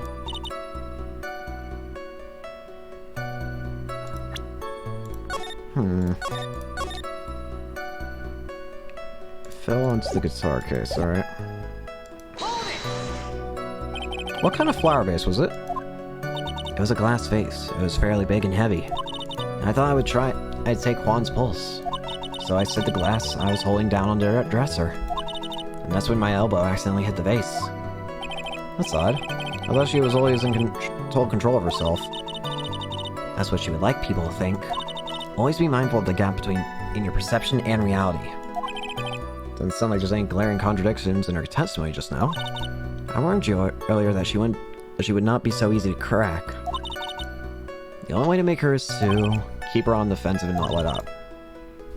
Catch them with some very strong and decisive evidence. Have to for my sake. Got it. Where it fell onto the guitar case.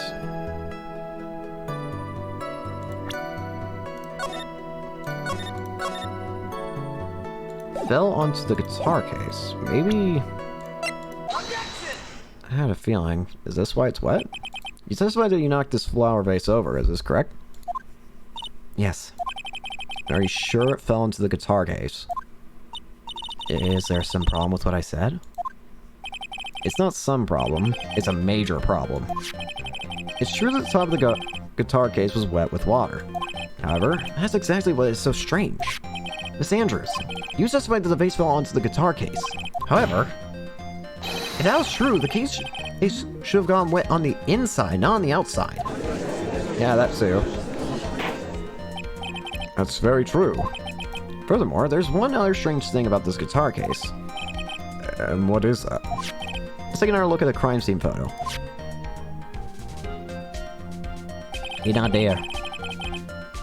The remains of the vase are scattered on the floor. And what's wrong with that? If the guitar case was open when the vase fell, the glass shards should be inside, not outside the case. What is your point, Wright? That the case was closed at the time the vase was knocked over? That's odd.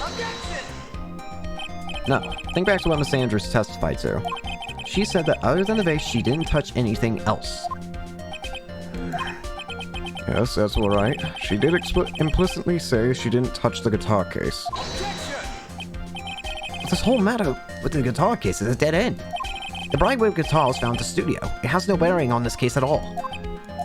That may very well be, however, the empty guitar case does seem to have no relation to this case, does it?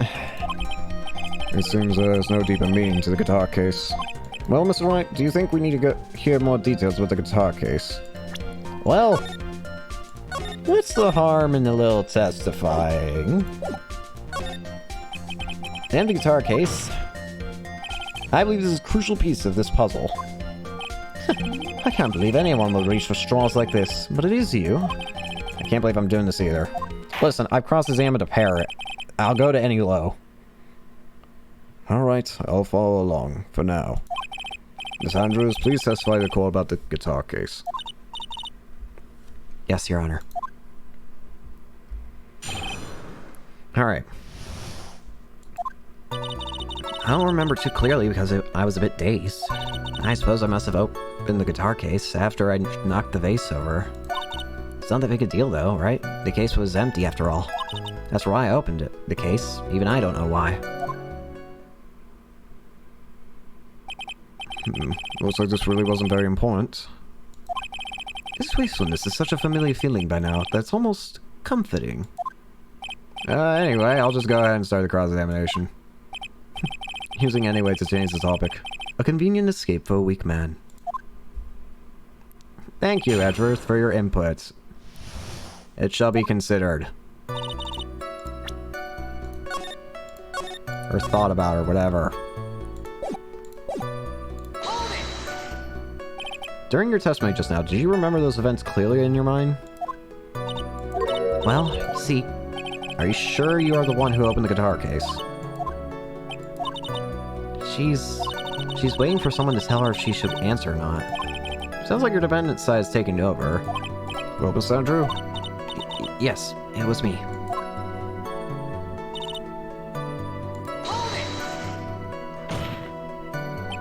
So you opened the guitar case then? Yes. Well, maybe. Why did you open the guitar case? Huh? Mr. Cordo's dead body was right there in front of you, wasn't it? I would think that the first thing you would do is call for help, not open a guitar case. Edward Smoothsong. He's a very smooth man. As the witness has said multiple times, when she found the dead body, she was dazed. Maybe I was curious to know if the bright red guitar was alright or not. I thought maybe the criminal took it. Why would she care about the bright red guitar? But getting back to our on topic. The case was empty after all. Was it really empty? I was just wondering if maybe when you opened the case, the guitar was still inside. How long have you been a lawyer, Mr. Wright? Have a little professionalism. The bright red guitar was found in the studio. These trials would be over in half the time if you would just pay attention. Yes, pay more attention, Mr. Wright. Sorry. Was that because you were shocked and dazed at discovering the victim's body?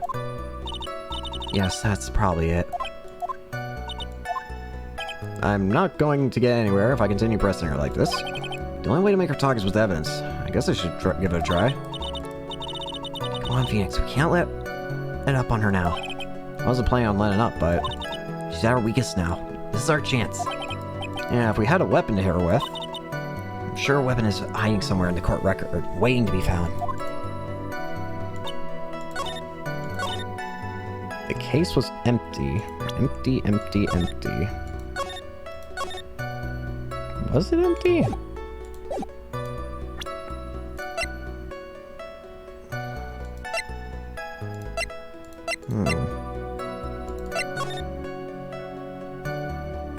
I mean, it looks empty.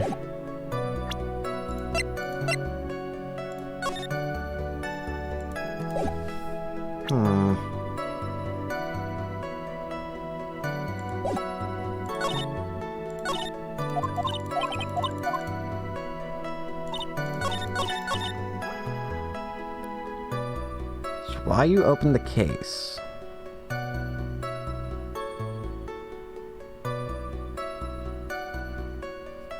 Why did you open the case?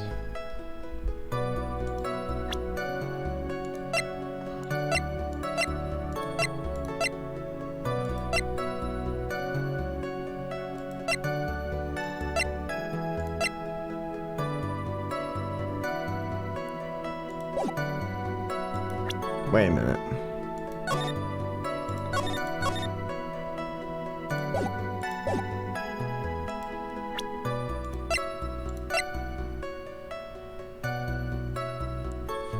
Hey, ASDT. We've kind of gone through the trial, and right now we're questioning her, and I think I want to see. Nope, dang it. I was hoping.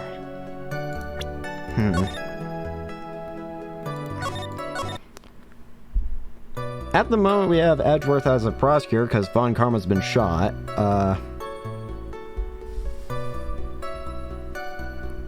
As to why I opened the case, I don't know. It's not that big a deal, though. The case was empty.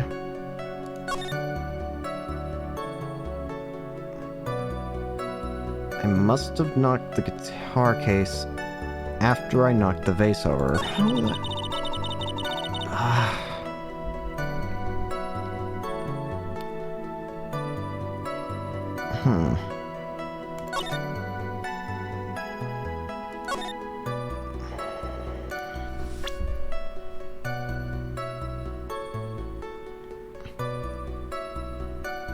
Then she got a web like far-like daughter. Yeah, ironically enough, it was also in the right shoulder, which I'm pretty sure was also where Von Karma, Manfred was shot, if I remember correctly. The case was empty. Is there a reason why the case would not be empty?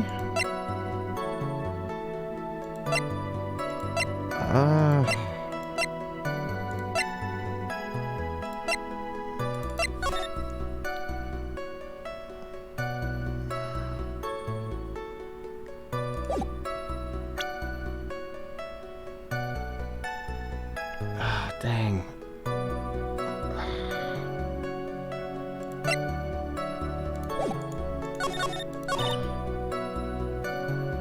Suppose I've opened the guitar case after I knocked over the vase.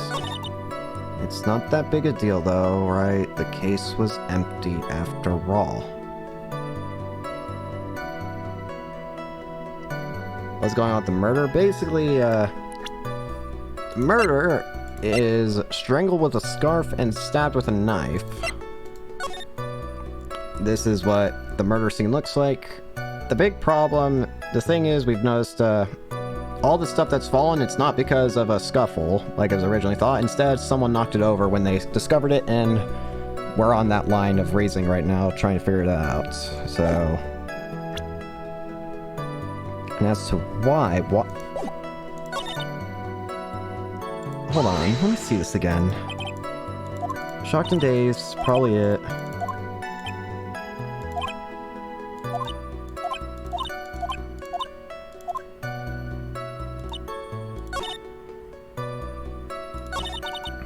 It's not a big deal though, right? The case was empty after all.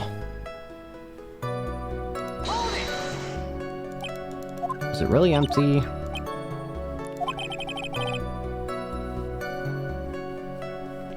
Why both strangle and stab the guy? It seems like the strangling happened first and then the stab happened afterwards. As to why, I'm not sure, but that's all I know. What else I can think of. Guitar. I feel...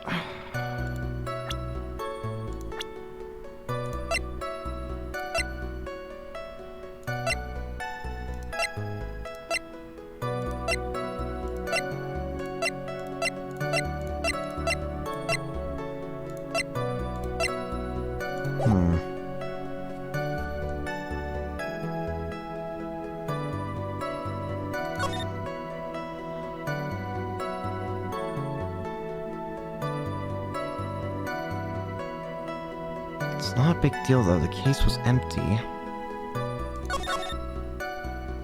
don't remember too clearly because I was a bit dazed. I guess another thing I should mention is, this woman, so this...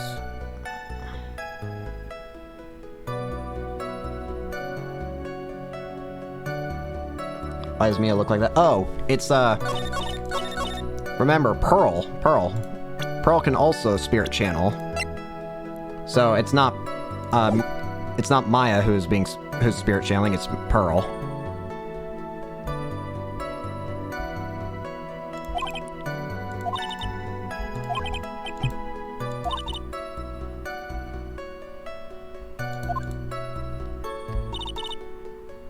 I was in a daze. Let's see.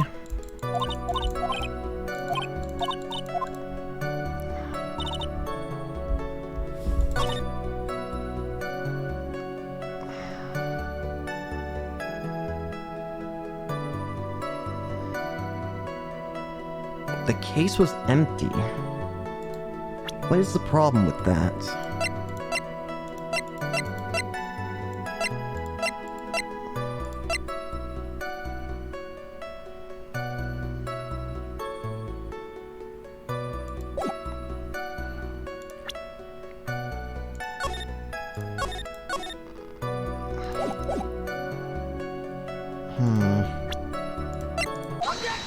Oh. There's no way you were the one who opened the guitar. That's right, fingerprints. I always forget about fingerprints, I feel. She has no fingerprints on it. She couldn't have opened it. Otherwise, we would have had her fingerprints on it. Why would you say that? It's elementary, my dear. It's elementary. Because the only fingerprints on this guitar case are those of the victim.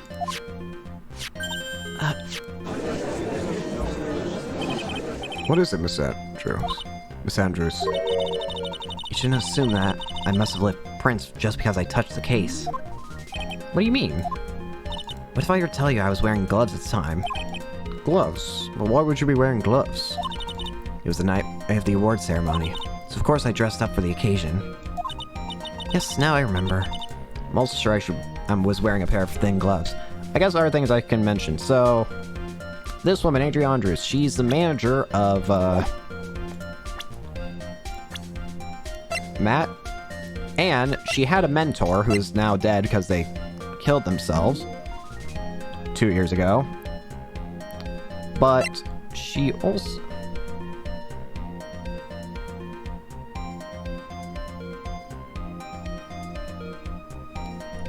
This Pearl doesn't dull. It is a bit weird, but I mean, they did say she becomes the person physically. I mean, I didn't make the game.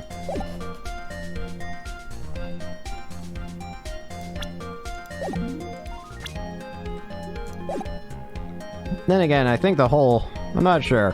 I feel like that... This... What am I trying to say here? What am I trying to say? I'm not sure. Yes, now I remember. I'm almost sure that I was wearing a pair of thin gloves. I see. Well, Mr. Wright, it seems the witness was wearing a pair of gloves at the scene. Well, if you're wearing gloves, don't you think it would mean you've got, like... You know... Like, why would you be wearing... You're wearing gloves. Isn't that a little strange? Why is that strange? Do you have something to prove that I was not wearing gloves at the time? Do I?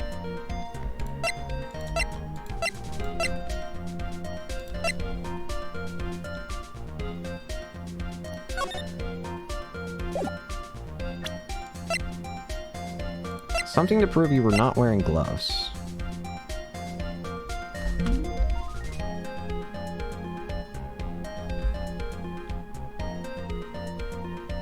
Mia's too big for Pearl's clothes. Yeah. I actually think they mentioned that when Pearl first, actually, what's the word I'm looking for? When Pearl first channeled Mia. I'm pretty sure they said that. Oh, yeah! Your fingerprints would not be on the wine glass.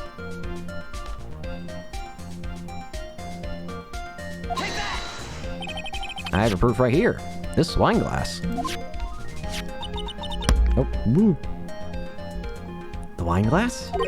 You left your fingerprints very clearly on this wine glass. Even if you took your gloves off when you poured yourself this glass of juice, wouldn't you think it was just a little strange that you put your gloves back on just to open the guitar case? There go glass it.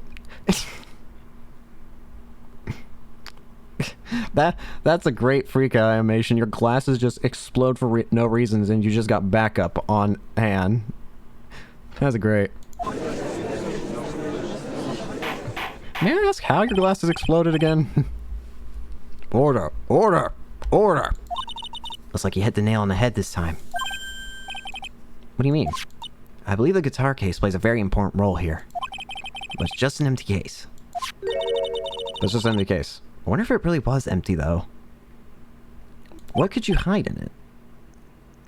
The guitar. The bright red guitar was at the studio. Phoenix, drop all of your presumptions. What was in the guitar case was not the bright red guitar. You don't mean it was the bright white guitar? Wait, no, that's not right either. I admit it would be unnatural for someone to do that. If that's the case, then what would be in the guitar? What could you fit in a guitar case? So the witness was not wearing gloves despite the fact that on the case. Your Honor, this is obviously the defense's usual misdirection tactic at work. Steer the court towards an unrelated topic and lull us on to a misguided... No, Your Honor, please recall that Miss Andrews had testified that the vase fell onto the guitar case, which means that the case was closed when the crime took place. However, it is wide open in this photo of the crime scene. I'm sure this guitar case has some relation to the murder. Here's the thing that I'm gathering is that her fingerprints is not on it. So either A, it was the gloves, or maybe the murder happened at a different time?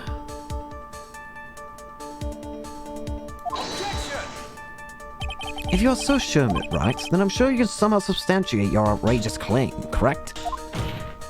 Please, enlighten us. Oh yeah, I should mention that. Edgeworth is the prosecutor here because, well, yeah, Francisca got shot. Again, Francisca might have been a bit of a jerk with her whip and all that, but I don't quite think she deserved to be quite shot. I'm not sure. Maybe I don't know. Maybe I'm too easy. Can you do that, Mr. Wright?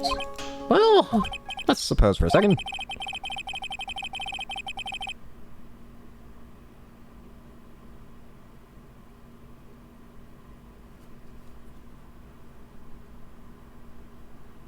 He can make a 10-year-old morph into a 20-year-old. Why did Edgeworth come back of all people, though? I'm trying to remember. What was the exact reason they said? He said he found his answer for, like, being a prosecutor or something along those lines.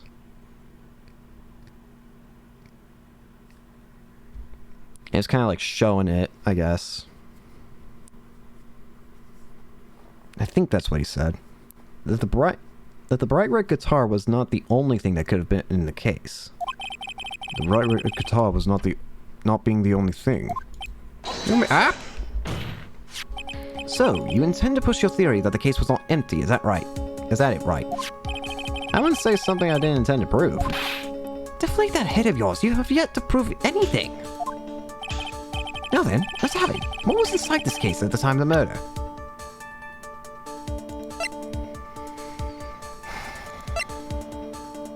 What was inside it?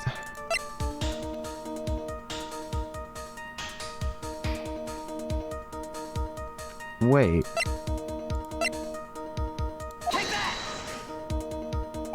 And why would something like that be inside a guitar case, let alone this one? Why, Mr. Wright? Why? Thought it might be possible.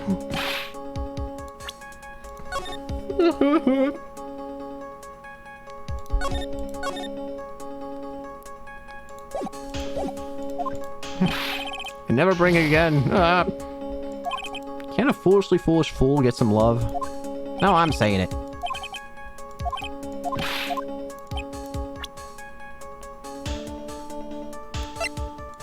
What would have been inside? The button? Do-do-do-do-do.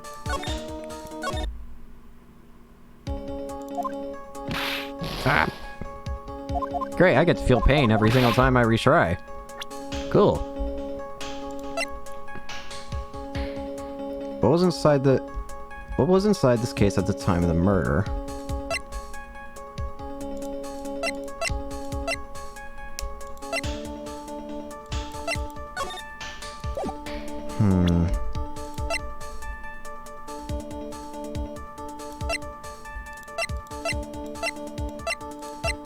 The knife?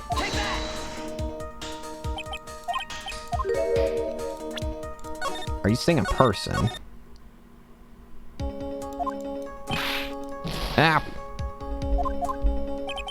Alright, maybe I should have the save just a bit closer so I don't have to get shot by the judge every time that I come out. Got the save. What was inside the case? Maya, no. Juan? Why would something like Juan...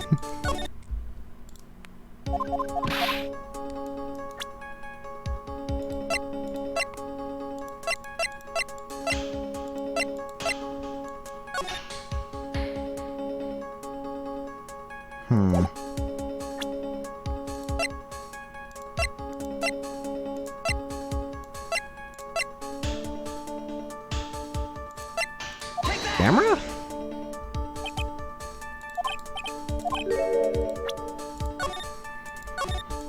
The pain goes here.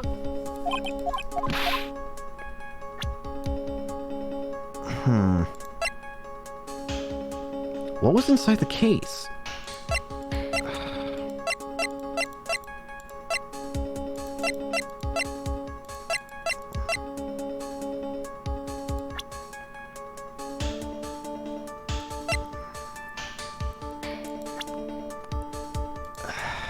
For the lava Pete.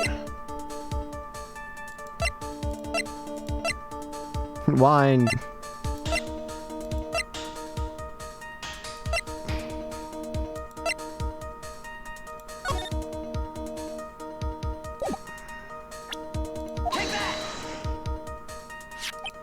Oh. This is a photograph. Yes, but what is important is what is in the picture, Your Honor. In this picture. It doesn't take a genius to see what I mean. What I'm proposing is... inside a guitar case was a nickel samurai, the hero's very own costume. What? Mr. Rice, explain yourself. Right. Are you saying the witness opened the guitar case to take out a costume? What insane point would there be to doing something like that? That insane point would be to wear the costume, of course. Miss Andrews put it on to hide her identity so she could make her escape. After all, you couldn't leave. You couldn't let anyone see you leave, could you, Miss Andrews? I refuse to accept your theory. Do you have anything to support such a preposterous idea? Just outside the door was an investigative photographer who was starving for a big scoop. And in the end, she managed to get this shot, correct? You mean this photo? And it explained why it's shorter. Why the person is shorter and it legs drag. Order! Looks like we wandered in quite not mess again, haven't we? Nice job, Phoenix. Well, you know my strategy. Speak first, think later. So the real murder was hiding inside a costume. Wait a second, Your Honor. The Nickel Samurai's costume would have been on guards. Why would something of the defendants be in the victim's room? And inside the guitar, of all places. True, it is a little baffling. That's right, the court would like to hear your thoughts. What is the Nickel Samurai costume doing at the guitar case? Well, I mean, it'd have to be stolen, wouldn't it? I don't assume there's a spare. I'd have to assume it was stolen. Nice. I think it may have been stolen from Mr. Onguard. Stolen? But why would someone do such a thing? Well, murder. How would it even fit in, though? To quote Phoenix, act first, think later, or something like that. I don't honestly know if it would fit. I'm not sure it would. Maybe the thief wanted to interfere with the post-ceremony stage show. And so, if he didn't have his costume, then Mr. Ongar would be forced to go naked. What? Where are we going with this?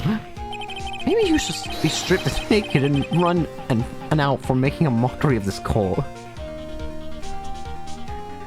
stolen it when Ongar was wearing it? Excuse me. Mr. Ongar did not take his costume off after the award ceremony. Oh yeah, forgot about that. He even testified that he took a nap while wearing his costume. This is not correct. Yeah, he did say something like that, didn't he? The pain does not exist!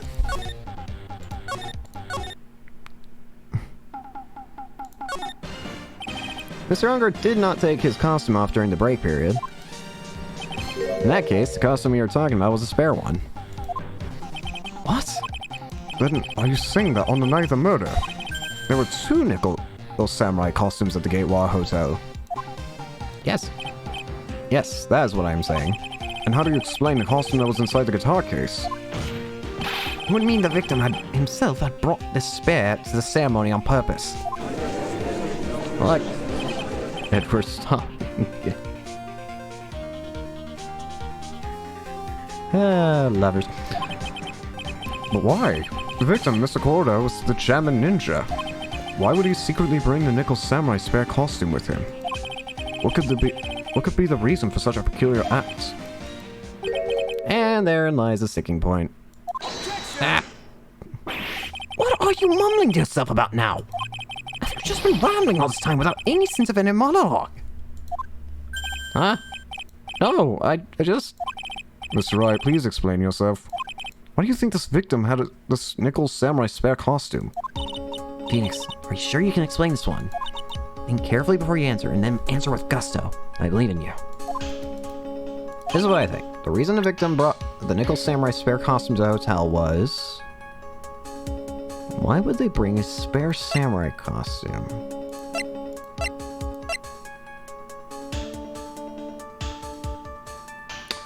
Wait a minute. Do you mean...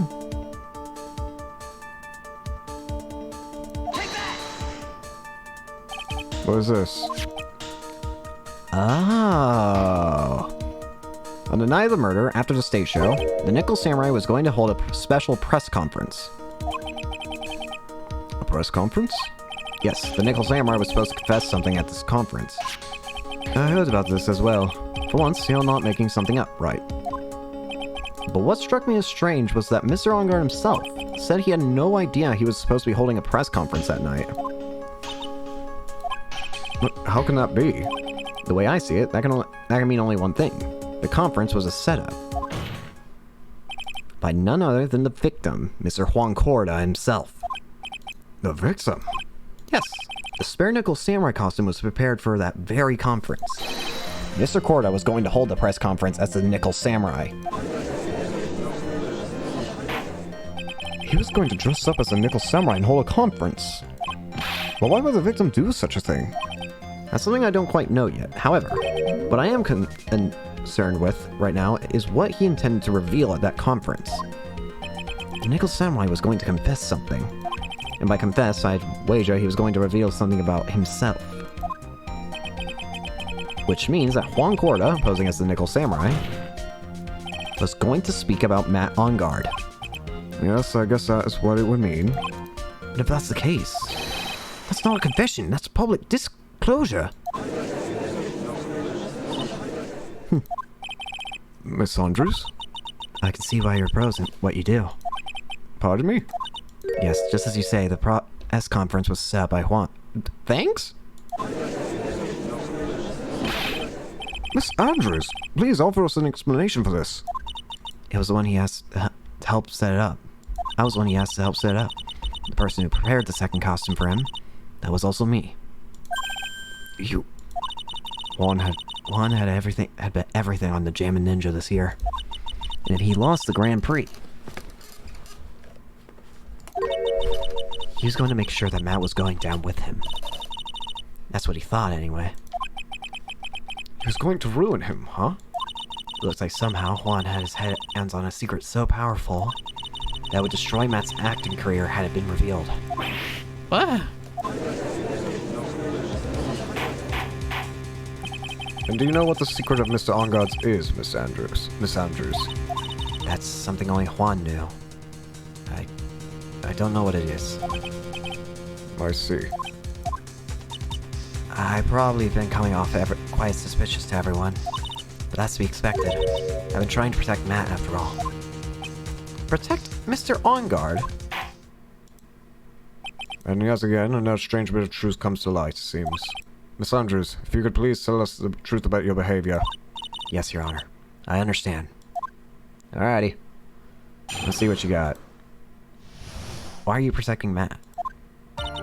From the moment I saw the crime scene, I had a feeling that Matt was the murderer. Matt had to kill Juan no matter what. And he didn't have an alibi for what he was doing at the time of the murder. My thoughts were confirmed by the evidence, of course, the button and the knife. But I'm Matt's manager, so I felt I had to protect him. What? This does account for everything. Well, I am the logical type. Of finally seeing her true self. She's more nervous than a scared rabbit. If the defense can find no faults with this testimony, I'm ready to make a ruling. Please keep that in mind as you cross-examine Mr. Wright. It's like somehow everything has swung to the opposite end of the scale again. That just means I have to put my weight into this internal logic upside down. Oh boy, this is getting very heated. I need a save point to feel safe.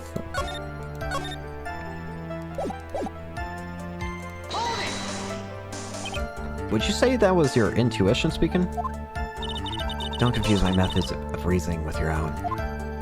If you want to prove that someone did something, you need 3 things. 3 things? A motive, an opportunity to commit the crime, and finally, decisive evidence. And if you think these 3 things through, the answer becomes quite clear. You should have already known that, Phoenix. They didn't teach that to us in school. At least not from what I remember. Yeah, continue now. He had to kill him. So you would say this need came from the press conference? Yes, do you know why Juan chose that event and that hotel for that conference?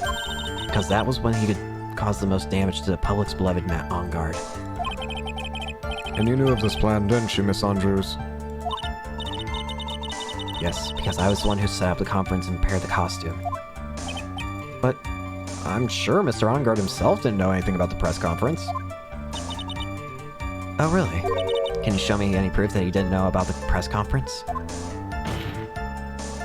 Anyway, the important thing here is that this information was not in your testimony. Yes, I agree. Miss Andrews, please correct your testimony, if you please. Grasping at straws now, are you, Mr. Wright?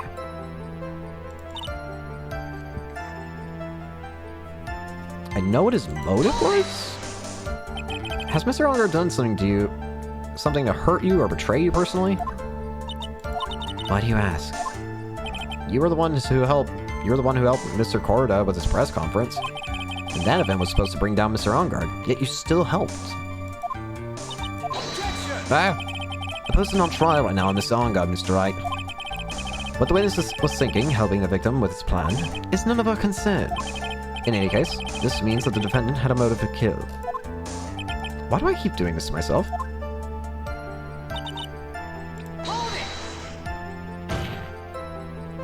But didn't you already testify earlier that Mr. OnGuard was taking a nap in his room? Are you telling me now that that, too, was a lie so you could cover for Mr. OnGuard? I'm not telling you anything of the sort. When I went again for the show, he honestly was sleeping. However, as to whether he was sleeping the entire time, that I cannot say. I was too busy sitting up the stage at the time. I keep trying, but I can't find any new flaws with what Miss Andrews has said. I can't say the same for some people here in this courtroom, however. Judge is glaring straight at Mia. Staring at you, smart guy.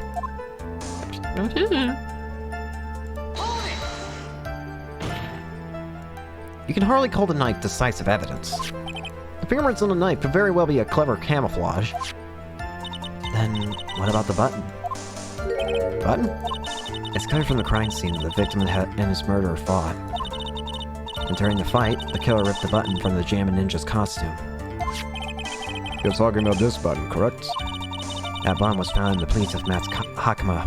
Isn't that correct? I would think that makes it very decisive evidence.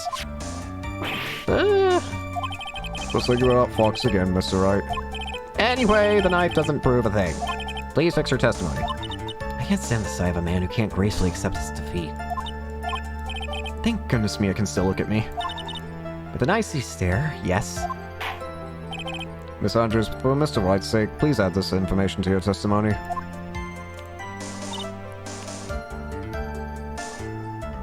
That bun was torn off Juan during his fight with Matt.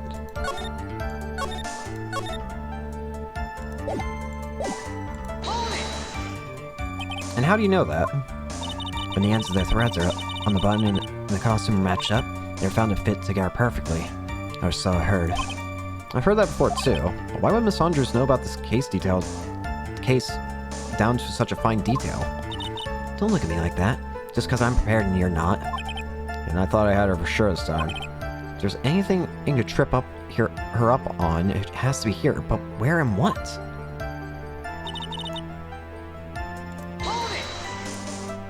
But what you really did was stab the guy in the back, didn't you? And at the worst possible time. Who's to say she really stabbed the guy in the back, as you put it? This witness could have disclosed things about Mr. Ongard at any time. Why then would she wait until there's a large audience before doing so? It's the same reason why Mr. Corda planned such an elaborate conference. Miss Andrews wanted to cause Mr. Ongard as much damage as he possibly could. The witness bears ill will towards the defendant. This isn't the Phoenix Wright wax philosophical power hour. And please, stop slandering the witness. As I expected, Miss Andrews' testimony seems pretty solid. Sound more wishy-washy. Strong, decisive evidence. What about that button is wrong? The button was torn off during the fight. The button was torn off during the fight. The button was torn off during the fight. Why is this weird?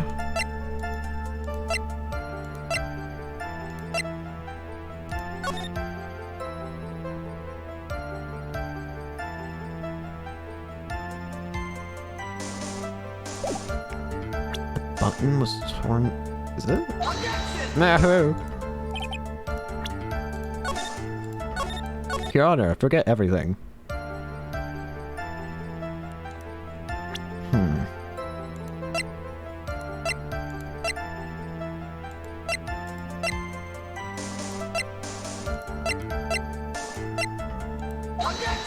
Nope. It's gotta be in this section. I mean, the game itself said it, I'm pretty sure. But...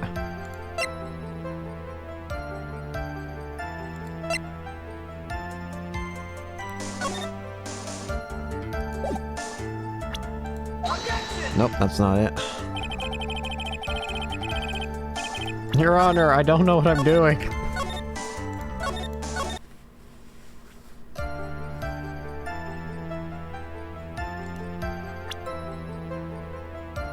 Button was torn off. The button was torn off.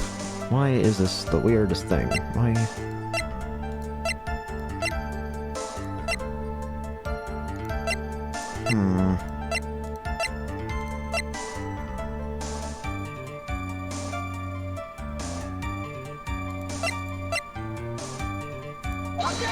No, it's not that. Let me read what it says by pressing again. How do you know that? As the button matched up, they found perfect fit. Heard that before too, but why would Miss Andrews know about this case down to such a fine detail? I thought if there's anything to trip her up on, it has to be here, but where and what? The button was torn off of Juan during his fight with Matt. Is there...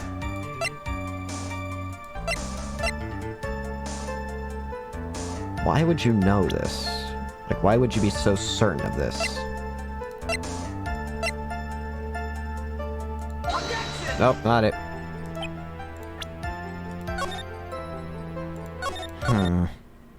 Weird, weird, weird, weird, weird.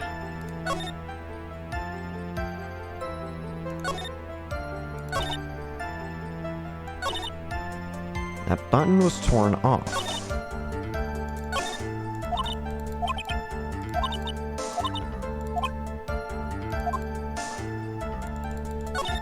It's just the fact that this statement of all things gets added, and it feels like it has to be something. But what? What is so strange about this?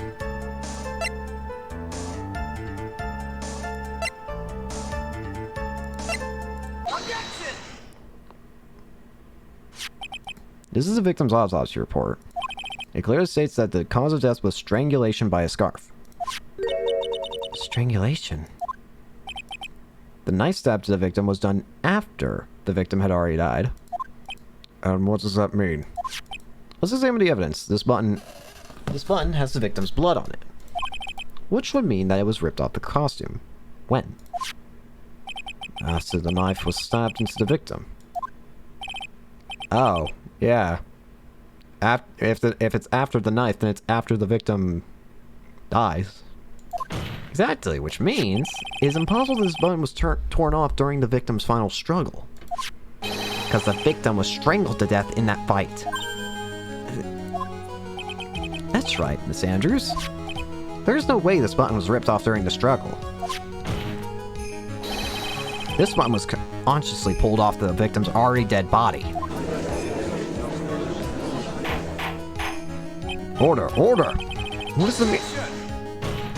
What is the meaning of this right? So if the button was torn off the body after the victim had... So what if the button was already torn off the victim after they died? What does that change? Let me ask you one simple question, Edgeworth. Why was the button torn off? What purpose did that serve? What purpose? We know now that this button was not torn off during the fight. So the murderer took the time in an effort to purposely rip this from the victim's body. That would mean that the murderer had something in mind, wouldn't it? That's right. Does this mean you know what the murderer wanted to do with this button? I would say, I mean, there's only one thing I can think of, which is, if you're gonna take it, you're gonna try and pin it.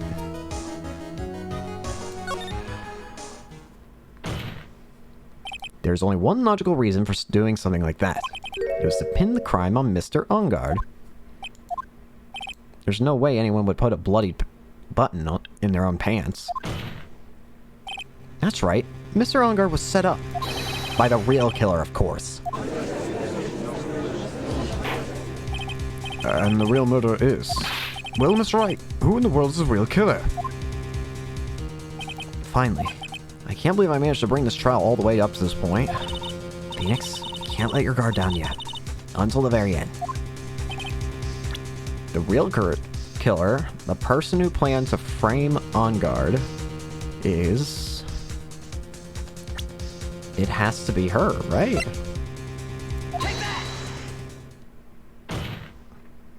Miss Adrian Andrews.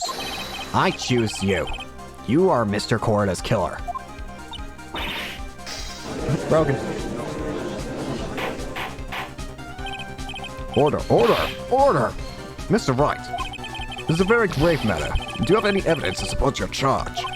Any evidence? All of the evidence points to Miss Andrews. How preposterous! You can't stick to any of that on me.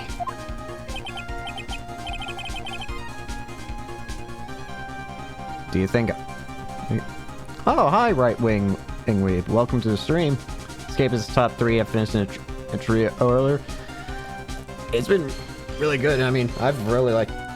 First game... I don't know. I've just been liking it.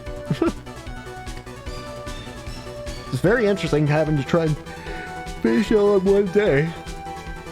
And as to On Guard being innocent... Well... There's way too much... Guess you get the electric chair. Care to test me? What about this knife? The knife was used to stab the victim after he had already been strangled to death. It was used to throw suspicion onto Mr. Ongard, naturally. The knife covered in the defendant's fingerprints could only be taken from his room. And the only one who had dinner with him and knew which knife to take was you. More glasses. Then, what What about the button that was found in Matt's Hakama? This button was removed from the victim's body after he had already died. The only people who could have done so were the person who found his body or the killer. However, if Mr. Unger was the real killer, there is no way he would have put such incriminating evidence in his own Akama. More glasses. How many sets of glasses have you broken? The only person who could have put this button into Mr. Ongod's Hakama is the person who went to wake him up from his nap, which is you, yet again, Miss Andrews. I see. Then what about the empty guitar case? That is also another piece of evidence that incriminates Miss Andrews. That costume was used to hide the real killer's identity as they fled the crime scene. Now, who could have known that there was just such a costume inside the guitar case? It could only have been the person who prepared the costume for the victim. And that person is you, Miss Adrian Andrews. No, But Miss Andrews' fingerprints were nowhere to be found on the guitar case. And it was you who proved that she was not wearing gloves at the time.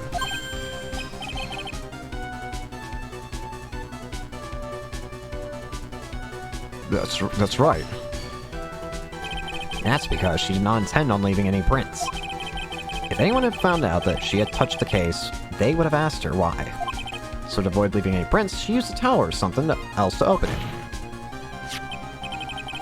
But the glass of tomato juice is a different story. Miss Andrews purposely left her fingerprints on the glass to show that yes, indeed, she was the classic dazed discoverer of a dead body. Yet another set. And to top it all off, there is this photo.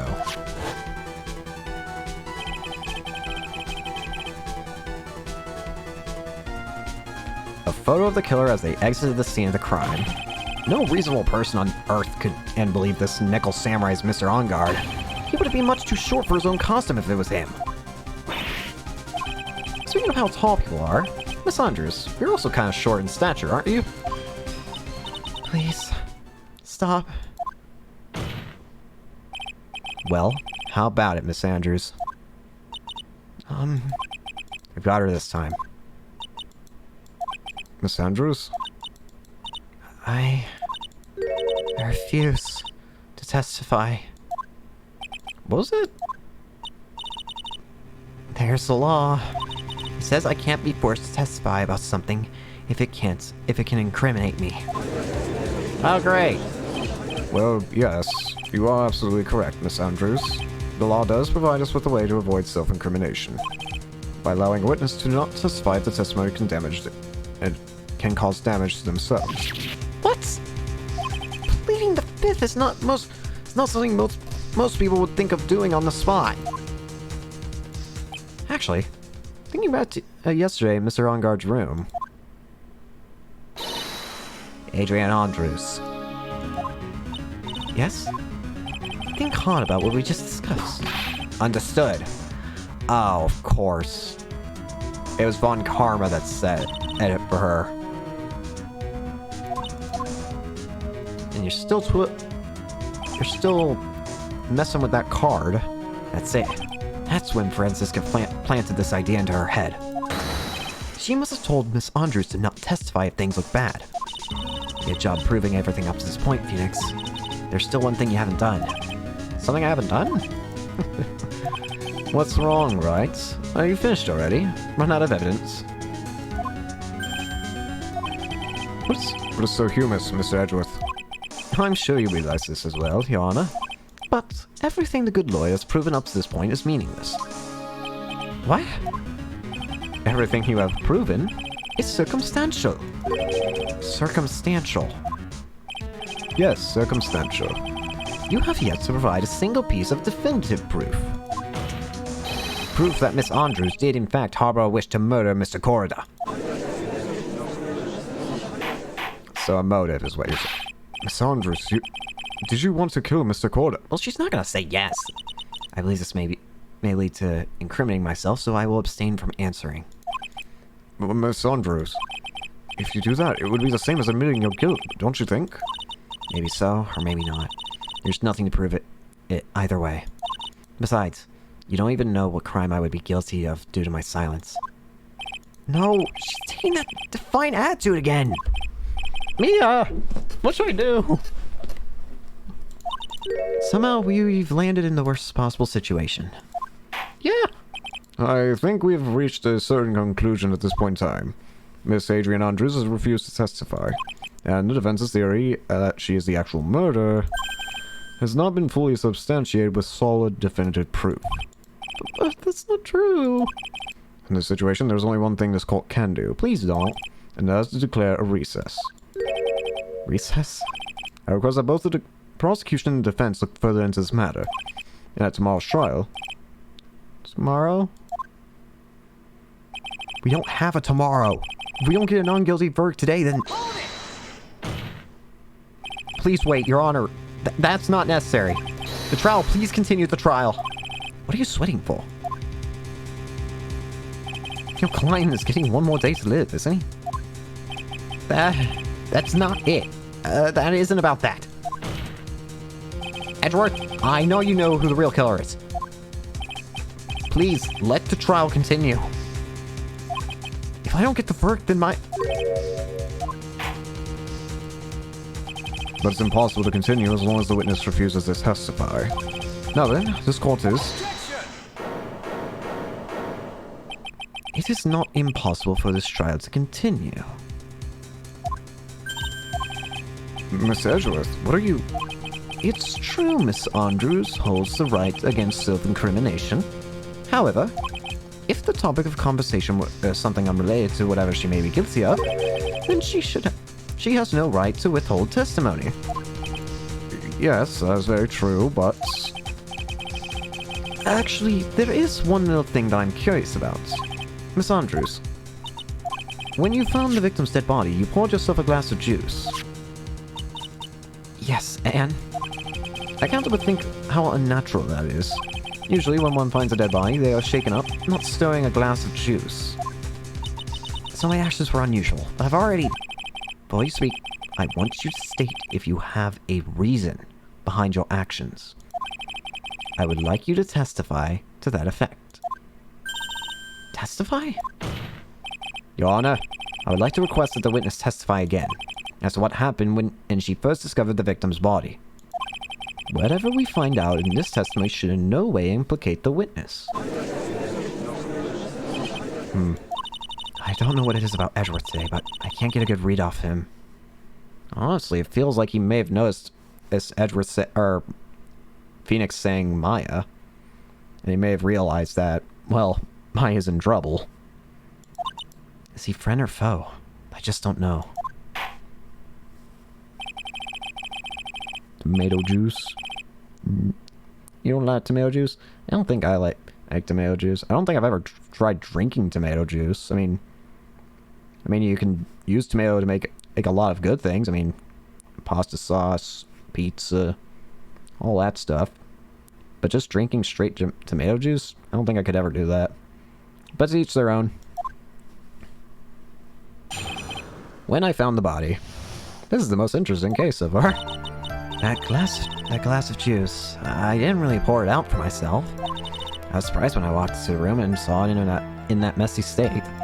And Juan, he was sitting slumped over and tired looking in the corner. When I saw him sitting like that, the thought that he was dead didn't cross my mind. To be honest, I thought he had just fainted or something, so I went to pour him some juice. When I realized he was dead, that's when I knocked over the flower vase. Pizza juice.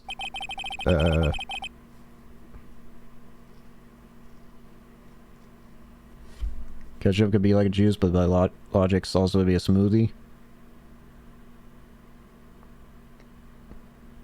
To each their own? Question mark. I mean, if people want to drink it or eat it in those fashions, then sure, go for it. More them. Why didn't you say so in your earlier testimony? I didn't think I needed to include something so trivial. Phoenix, please be careful here. If you can't find anything wrong with this testimony, then there's nothing left. I know. Edgeworth, what the heck is going on in that brain of yours? Now then, Mr. Wright, you may begin your cross-examination. I mean, what exactly am I supposed to do with this?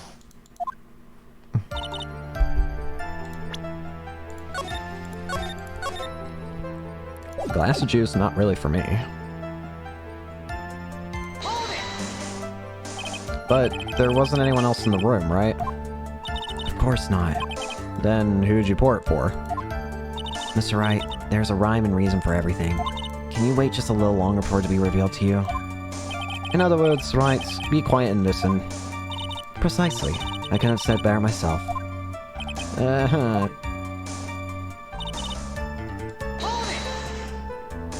So it was a mess. Are you sure it wasn't messy because of your fight with Mr. Korda? I understand your frustrations at not being able to prove your theory. However, before you go accusing people of crimes, go find yourself some evidence. And then, what did you see next, witness? Well, he just slumped over. Slumped over? Yeah, he was just sitting there with his head tilted forward, eyes closed. He really looks like he was sleeping. Is it just me, or did that right there sound a little odd?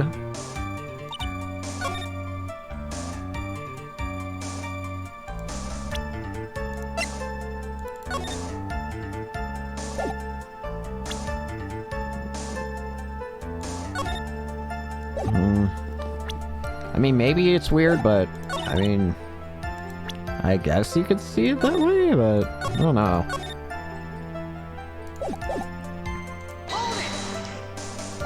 Then what did cross your mind? I thought maybe he had smashed everything up in anger because he lost the Grand Prix. And then felt tired after his rampage, so he decided to take a nap. Anyway, that's what I thought. I see. So you didn't think he was dead at all? Wouldn't you have noticed, like, well... Wait. What am I doing? When I saw him sitting like that, the thought that he was dead didn't cross my mind. Hold on a second. What about the knife? So you honestly didn't think he was dead when you found him? No, not at all. Even though this is what you saw when you discovered the body. Knife. What is the meaning of this? Isn't it obvious, Your Honor? There's a knife sticking straight out of Mr. Korda's chest. Anyone who saw the scene would have immediately thought there was a dead man. Well, you see... I doubt a single person in the world would mistake this for someone who fainted. And then so nonchalantly go pour them something to drink.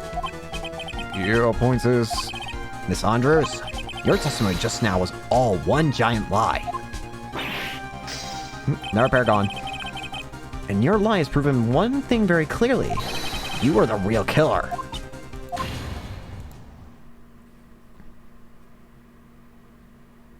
It looks like the defense has somehow brought the ugly truth to light.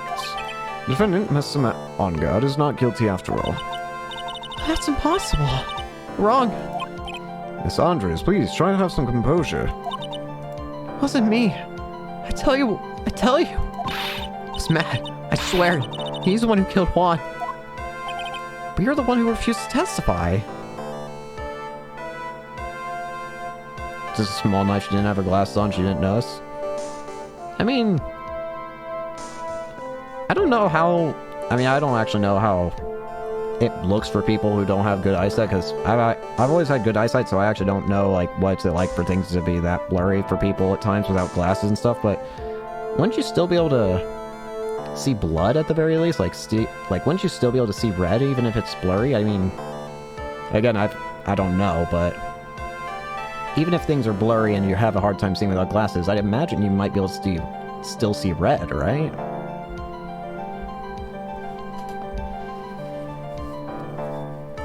But again, I don't know. And your reason for not doing so was that you might end up incriminating yourself. That's because... Miss Andrews, I will give you one last chance. What exactly are you hiding that may incriminate you? I refuse to testify.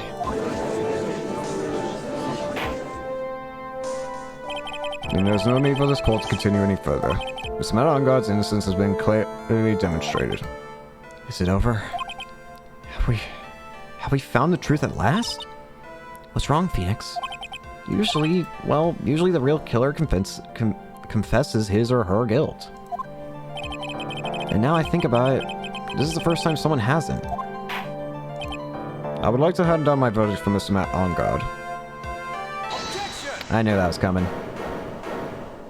Your Honor, the prosecution feels that it would be premature to pass down a verdict at this time. What? The reason is quite simple. This witness has yet to speak the absolute real truth. The absolute real truth?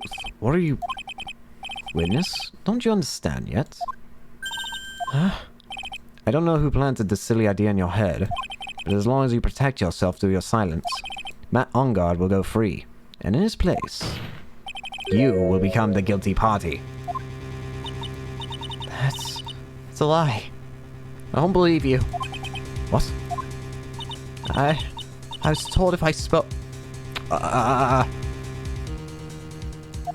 if I spoke, then it would be all over. Matt would never be declared guilty. This is about the card, right? Mia, when we looked over, when we saw things from Maya's point of view, from being kidnapped, she had the card that Andrews is waving was also with Maya, so that's the killer's card.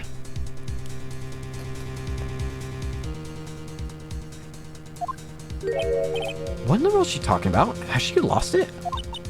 I can't speak about it. I'm too scared. It's Francisca von Karma. Huh? Don't you remember, Phoenix? Miss Andrews lives by gripping tightly onto the words of another. Because she doesn't have the strength to believe in herself. Then right now, Miss Andrews is... Yesterday, she was tossed a lifesaver by Miss von Karma. Don't say a word, no matter what happens. If you do, Matt Ongard will be acquitted. Miss Andrews' undying belief in those words right now... Undyingly believes in those words right now, and is clinging on to them. Then what should we do? This is the first time I've ever come across anything like this. But Miss Andrews has to be the killer, right? All we have to do now is get her not guilty. That is my only priority. It wasn't me. I'm begging you, please believe me. I didn't kill Juan. Please. Help someone. Mr. Wright. Yes, Your Honor? The court cannot continue like this, therefore I'd like to hear what you intend to do. What do I intend to do? What am I supposed to do? What am I supposed to say? Right. I suggest you think very carefully about this. Think about what this witness did and what she did not do. And think about who the real mastermind behind the crime is.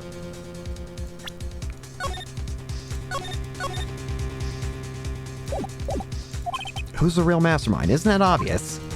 There's no one else it could be except the woman crying over there. Right? Come now, what will you do? What kind of man are you, Mr. Phoenix Wright?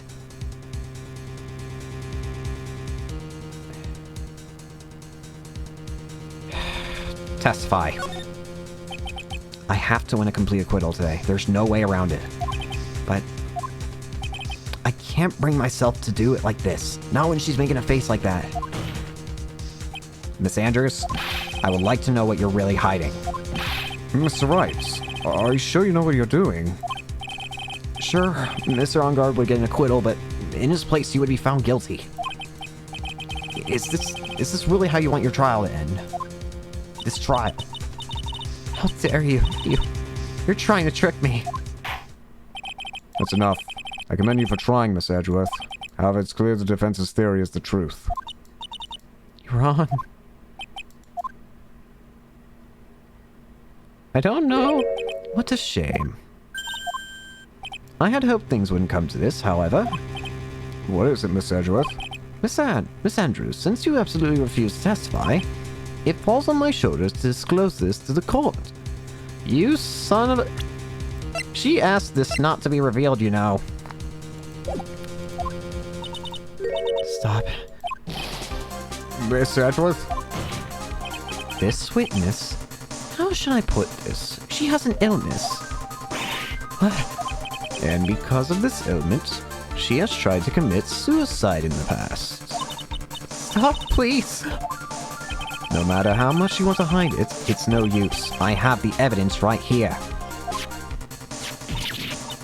That's the second part of the suicide report. The attempted suicide report. What will you do now, witness? You know what I am about to do, don't you? I will now reveal to the court the true nature of the pitiful woman known as Adrian Andrews. The seeker of her dependent nature? Having other people know that it scares her more than anything else in the world. Please stop. I beg you. People find out. Edgeworth! If you're going to say that you would choose death, that is of no concern to me. Edgeworth, now's the time! Edgeworth, how can you be so cold? However, before you die, I will pull the truth from your still breathing lips. No matter what I have to do. So, will you tell the court yourself or shall I? Either's fine with me.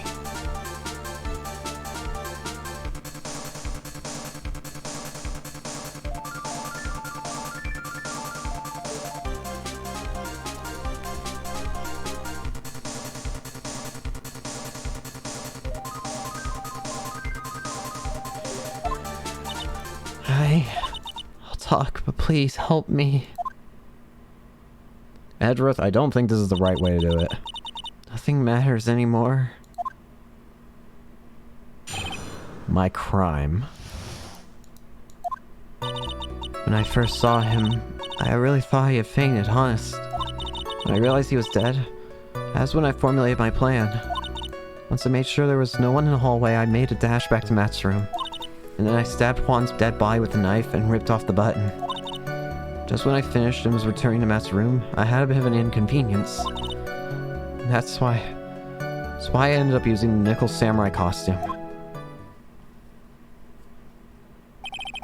Stab the body with a knife. But why would you do that? So that means the stabbing the knife part was done not related to the actual murder, just something that she did.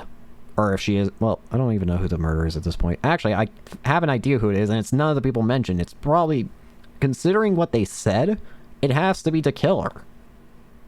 Or exactly how I prove that and how I go about doing that, I don't know. But considering what he said, saying that he can attest to that On Guard is not guilty, I mean, if you're gonna say why the girl boss and why Edgeworth mentioned that she was suicidal, I mean, I guess he just wanted the truth that bad, but didn't exactly think he'd go to this length. Anyways, like I was saying though, it has to be the killer. I mean, he said himself that he can attest to On Guard's innocence, so if he can attest to it, then either A, he saw it, or B, he's the one who did it. Isn't it obvious? To pin the blame on a certain someone. A certain cowardly man. What do you mean by all of this? It might take this court a little while to understand, but this is the truth. The real killer is Matt. That scumbag of a man. I'll never forgive him. Trying to escape his guilt again, just like last time. Last time? So, Miss Andrews stabbed the victim, Juan Corda, in the chest with the knife. However, she didn't do it with murder in mind. She did it with the intent of framing Matt On Guard for the murder. And this is her crime. What? How is this possible? I mean, wasn't Miss Andrews supposed to be the real murderer? Ms. Wright, please get over your shock and commence the cross-examination. Judge, you act as if you're not shocked either.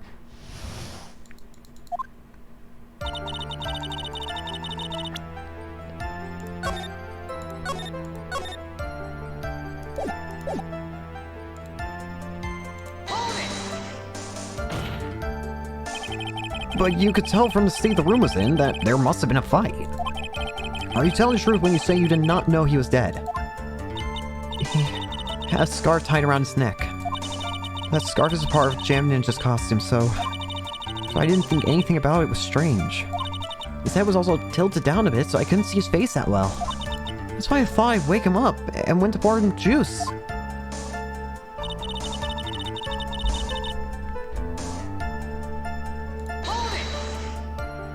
What is this plan you had?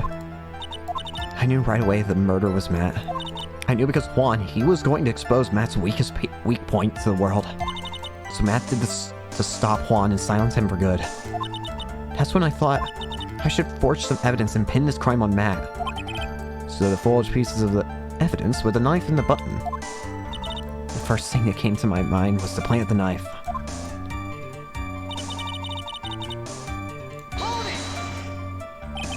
The truth that was so you could get the knife, correct? The knife Matt used at dinner had his fingerprints all over it. I thought if I used that, the police would certainly turn their eyes towards him. Matt was snapping with the costume with his costume on at that time. I slipped in, took the knife, and had him turn to the scene of the crime.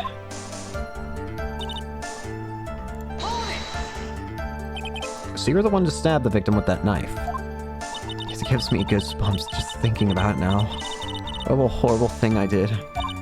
But at the time, I couldn't control my own body. It moved on its own. Then, when I stabbed Juan's dead body, I suddenly realized something. If I use this button somehow, I can make Matt look even more suspect. So you thought to rip off one of the buttons off and then plant it in Mr. Ongar's hakama? Yes, that's what I planned to do. But things never go that smoothly, do they?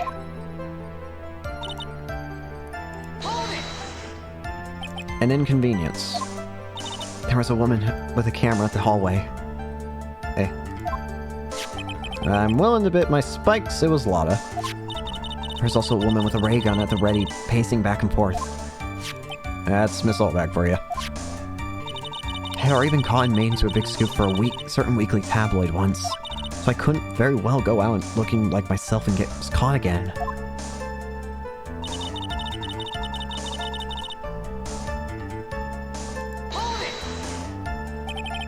You were the one who prepared that costume, weren't you?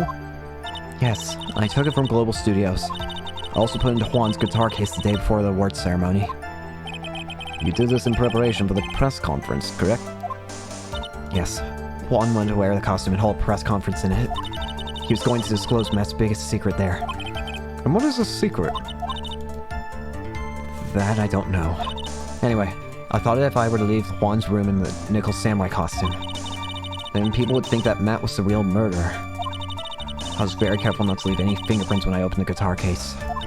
I absolutely did not want anyone to know about the costume. I think we've heard enough. So after that, you went back to Mr. Ongar's room and planted the button. Squeaky chair. Into Matt's hakama? Yes. After that, I folded up the costume I was wearing and put it into a big bag. Then I snuck it out of the hotel and got rid of it. My word, what does all this mean? Mr. Edgeworth, is it? The real criminal is Matt Onguard. Yesterday, that woman prosecutor sat me down for a talk. Francisca, huh? She said that I should under no circumstance confess to what I had done. If I just kept quiet, then Matt would be found guilty for sure. I had no choice but to believe in her words. What this witness has done is clearly unlawful. However, as long as her testimony stands, we can be certain she is not the real killer. Wait, Your Honor, the defense still... Right. It's pointless. At this point in time, it is not possible to indict Mr. Andrew on anything. Yes, exactly. There isn't a single piece of evidence that points to her as a murderer. The cross-examination of the witness is over, and so is today's trial. You couldn't establish that the witness was the culprit. Please let it go, Mr. Wright. But... Miss Edgeworth, please place Miss Andrews under arrest for further questioning. Understood, Your Honor. The prosecution will arrange for her detention immediately. That is all. Court is adjourned for today.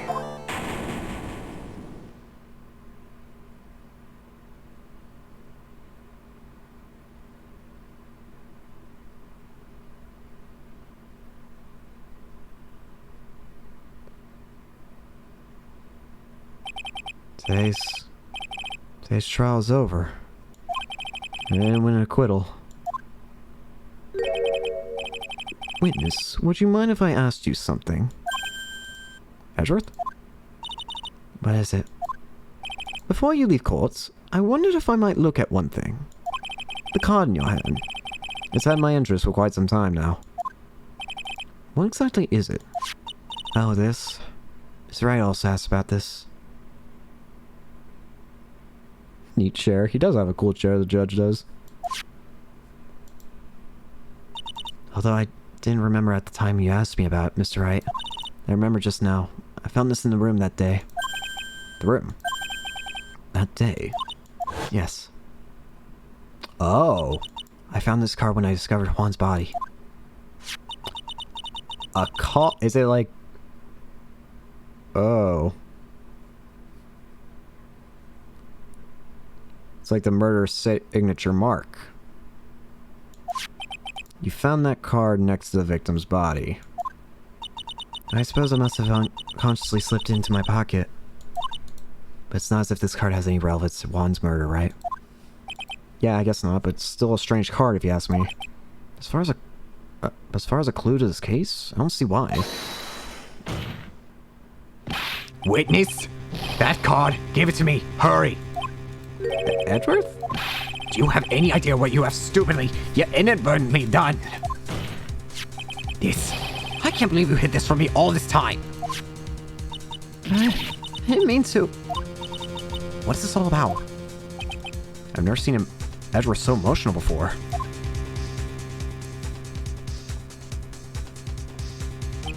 That card. What in the world is it, and what does it mean?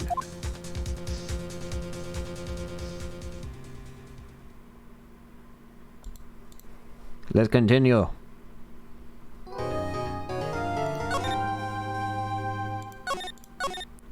How are we continuing again? Isn't Maya dead now? Missing Maya. There, Pearls. Look, it'll be alright. Everything may still work out. The condition was that we had to get a not guilty verdict. And so far, the kid never has kept his word and hasn't hurt Maya. And he won't, because Mr. Ongard hasn't been given a guilty sentence yet. Cheer up, we don't have time to stand around crying. We have to get going. You're right. Missing Maya's in much more pain than I am. Yes, that's right. So, hey, Hey, guys. Glad I caught you, pal. Mr. Scruffy Detective. oh boy, looks like Detective Gumshoe has been dubbed Mr. Scruffy Detective in Pearl's book now. It's just plain old Mr. Dig Gumshoe now, and I came to talk to you, pal. But we're kind of busy right now. What? So, what are you going to do from now on? What do you mean, pal? Well, you've been fired, right? So, do you have a new job lined up yet? Oh,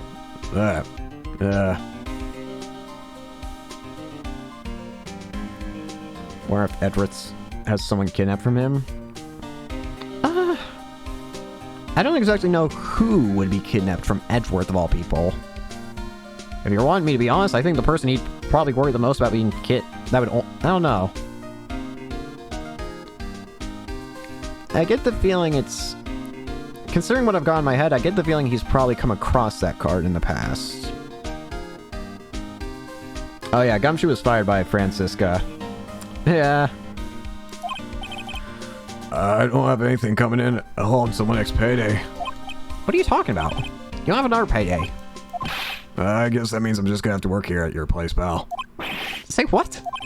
You'll be searching for things that will prove Mr. Ongard's innocence all day, right? Well, yeah. So yeah, I'm gonna help you, pal. I got lots of experience investigating and watching over people's places. And I'm great at making really simple meals, pal. I'll take care of it all. Who could fire him, poor thing? Unfortunately, Francisca... Mr. Nick, let's let Mr. Scruffy, the detective, take care of things. How about we just make Gumshoe our mascot? I could honestly take that. By the way, what's your best dish? Instant noodles. Yeah, I kind of thought so. Why am I surrounded by people who only eat cheap, unhealthy foods? That was the first time I've ever seen Mr. Edgeworth act like that. Never thought he'd say, hey, something like, He didn't care if Miss Andrews got killed herself. He said that?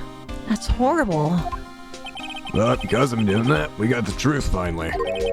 The truth. Miss Andrews' last testimony. I wonder if that was the truth. I give you that there was nothing strange in her testimony itself, but I still think there's something fundamentally wrong with the whole thing. You mean about that thing, pal? Why would she want to... No, I mean, almost need to frame Mr. Engard. I couldn't figure that out from anything she said all day. Edwards will rehire you, Gumshoe maid. Well, honestly, I would honestly expect that Edwards would probably hire Gumshoe. I honestly would not be surprised. As annoyed as Edwards seemingly gets with Gumshoe sometimes, at the same time, he is incredibly helpful to Edgeworth, so... Even if there have been times where Edgeworth has gotten annoyed at Gumshoe's, at the end of the day, he has helped him a lot. So I wouldn't be surprised if Edgeworth actually, like, hires him as, like, a personal detective for him, or whatever, or something like that. Edgeworth's probably got the cash for it, too. Then, you're saying that testimony was a lie? Not a lie, per se, it's just, it feels like there's more here than meets the eye. Or that's what Edgeworth would like us to believe. That's such a dirty trick. Even that woman prosecutor was better than that. Franziska von Karma. Speaking of von Karma, do you have any more information on her condition? Wasn't she shot this morning? Miss Von Karma shot today on the way to trial by pistol, Al. But she's going to be fine, right? I mean, Edward said she was in stable condition, but... Well, she was shot in the shoulder, so she's okay and still hanging in there. They said they should be done taking the bullet out, so she's probably resting at the hospital. Which one? What? Are you going to visit her, pal? No, how? Well, I was kind of thinking about it. Hey, you know she got a heart, don't you? It looked like she was being tortured to death not being able to go to trial today. So maybe it'd be good for her if you went and let her whip you a bit, pal. Let's go, let her... Pearl. I'm definitely not going. Let's see. New hospital. Oh yeah, Oh, for the love of... Ay, why there? That name sends a chill down my spine. Well, I guess it can't hurt to stop by and say hi. Alright. But let's start here, I guess. From what the guard told me, it sounds like along with Mr. Engard and Miss Andrews is also being detained here. Then we should talk with them since we're here. Yeah, but both of them are still in questioning. Gumshoe visitor even though she fired him. Honestly, that doesn't surprise me. Gumshoe is just too nice. Visiting hours are over right now. Hi, Gumshoe. Alright, let's see this terrible place again. Never thought I'd ever come back to this place. Yes. Here's the patient. Ah, hi. Wait a second, you're... Yes, I'm Director Howdy. Why are you still here? Yes, what is it? Can I help you? You can tell me. Yes. Dr. Hottie. Oh, hi. Edgeworth? Yes, I'm Director Howdy. Oh, you're the man for the smart. Yes. What is it? Director, Franziska. How's Franziska von Karma? You don't need to worry. Yes, she's in good hands. Because you see, I'm personally taking good care of her. Yes. Yes, and that surgery went well. You have my gratitude. Looks like Edgeworth doesn't know about this director and his secret. She looks so beautiful. Absolutely terrified. Yes. But I understand. Yes, her opponent was a gun after all. Yeah. Just the multiple missing teeth. I do not like this guy. This guy scares me. And I snuck up on her real secret light. She was screaming loud. Yes. I see. She's real cute too. I do this, she whipped me with her whip. Boy, did I cry like baby. Yes, but I think I can get... Okay. Well, she's apparently okay enough to go with her whip. Go back to your room. You're so mean. My frisky Friska. Friska. Ah! Okay. Yes, time for my IV drops. Hi. And what are those tubes doing in your hand, Mr. Phoenix Wright? I knew I shouldn't have come here. Hi. I was shot in front of the courthouse, in my right shoulder. It's no big deal. This sort of thing happens all the time. What do you mean? I even had full intentions of running the trial this morning. But that would have been too much for you. There's no need to act up in front of us, you know. Regardless, I was dragged here by that man over there. If it's so unyielding, one has to wonder if he was simply interested in stealing my case. It was the only logical course of action, given the bullet was lodged in your shoulder. But by taking over the case, I found myself having to clean up after you and your irresponsible deal you made. Yeah.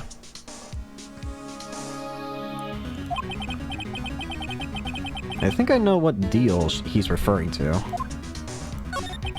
Miss Von Karma, you made a deal with Miss Andrews yesterday, didn't you?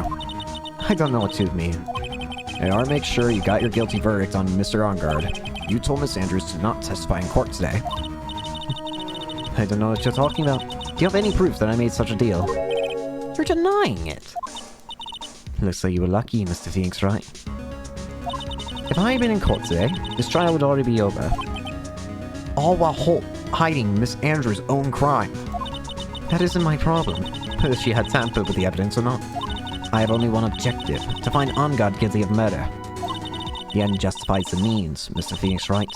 The end justifies the means. Miss Von Karma. Adrian Andrews believed you when you said, if you don't tell the truth of what really happened, then OnGuard will be found guilty. And what does that have to do with me? Because of that, she is now in danger of being found guilty herself. All because she believed in your words until the very end. That still has nothing to do with me. She's just a weak person. That's all. But you had to know she was... Ow! I think visiting hours here are about over. So, if you'll excuse me. What's wrong? Why did she suddenly cut you off? Probably because she thinks I had the advantage in that argument. Hi! Edgeworth, why are you glaring at me?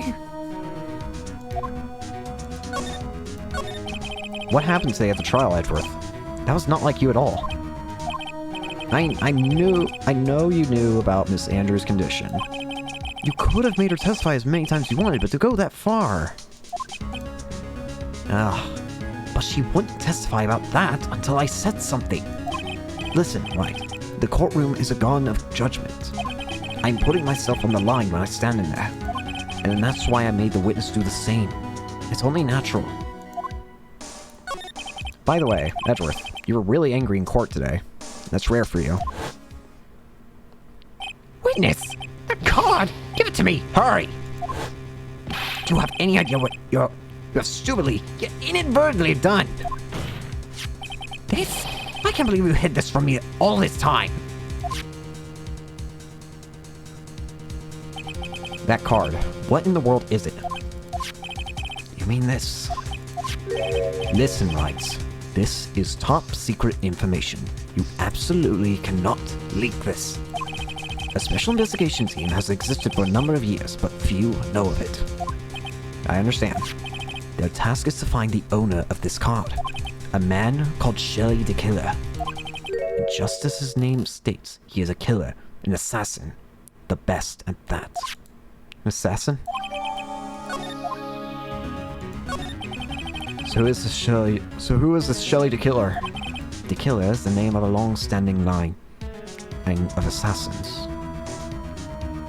He's often angry in court, right? What do you mean? I guess he was particularly even more furious. Long-standing?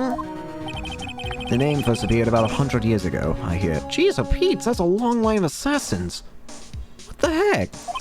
Shelley is the most professional name of the third heir to the Killer name. Just because his professional name is Shelley, he leaves cards with a shell on him? Has a habit of making sure to leave a card by the body of his victims. So that means we know for a fact who the killer of this crime is then. It's Shelley. But how do we pin this on Shelly? Why would he do something like that? We think it's as a part of his duty to his clients. His duty? If he leaves a card, then his clients can be sure it was he who killed the victim. It also serves as insurance against any charges being pushed onto his clients. I see.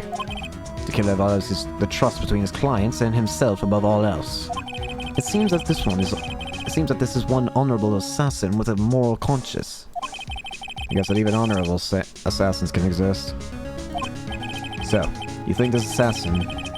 You think he's the one who did the killing in this case? It'd appear that way. The discovery of this card would basically confirms it. Wouldn't you agree? Shelly the killer, huh?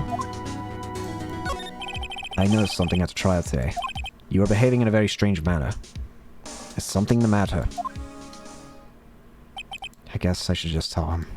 Maya, she's been kidnapped. Kidnapped?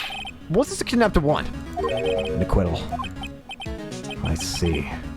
I had no idea. I will prepare a rescue team as soon as possible and resolve this by tomorrow. Really? Did you hear that, Mr. Nick? Mr. Edgeworth is going to... Stop trying to console me, Edgeworth. I don't need your pity. Mr. Nick? There's no way you can just find her. We don't have even a single lead to go on. There's only one way to save her. I have to get an acquittal somehow. It's the only way. Right? Listen.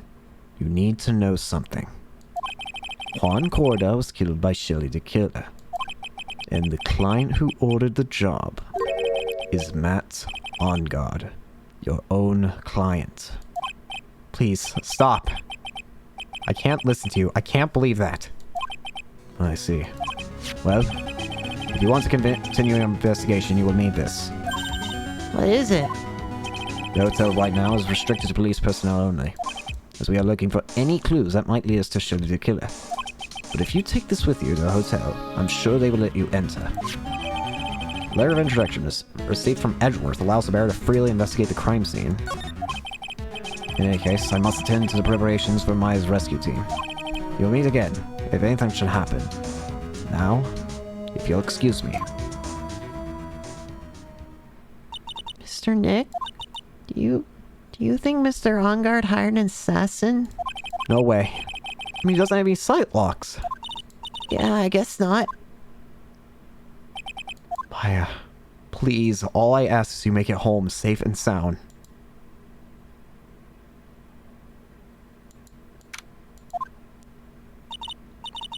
Guessing kidnappers can be a little clumsy.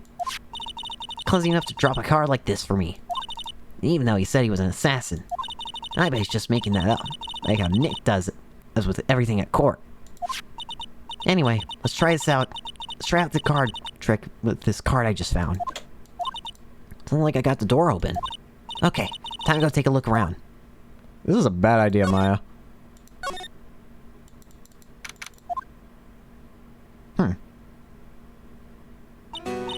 What is this place?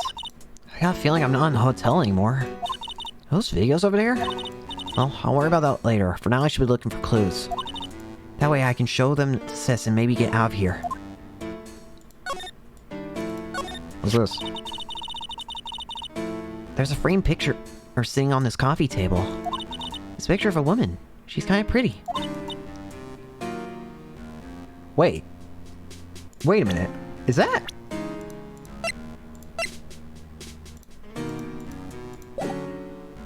It is! That's Celeste. Huh. Interesting. Why do you have a picture of Celeste here? I think it says with love, Celeste. Yeah. Is Shelly in love with... Did Shelly love Celeste? I bet this could be a clue. Oh hey, it's a computer. Never used one before. I have no idea where this power switch is on this thing. Drat. That's my plan to use this somehow to get out of here. That's weird. What's a figurine doing on a sofa in a place like this? I think it's a bear. Aw, how cute. It's got a lot of cuts and slits on it. Or if it's some kind of puzzle or something. What is this thing? Antenna, I guess? Is this a VCR? Sure, I've sure a lot of electronic gadgets here. Wait, what if I check court record? Nope. Never seen a TV this big before. Now where's the power button? Phooey, it's busted. I would so die a Happy Samurai fan. If I ever got to see the Nickel Samurai on a TV like this. I can't believe I just made a joke about dying, all things considered.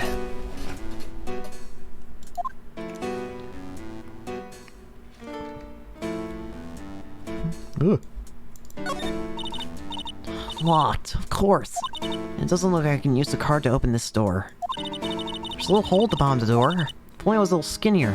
Maybe I'd be able to crawl through here. Oh, this simply will not do. I cannot have you wandering around at will. Hello there. It seems that your Mr. Wright is truly concerned about you. He is? For now, I would suggest you remain cooperative. If you cannot, there are ways in which I can help you. Wait, You mean?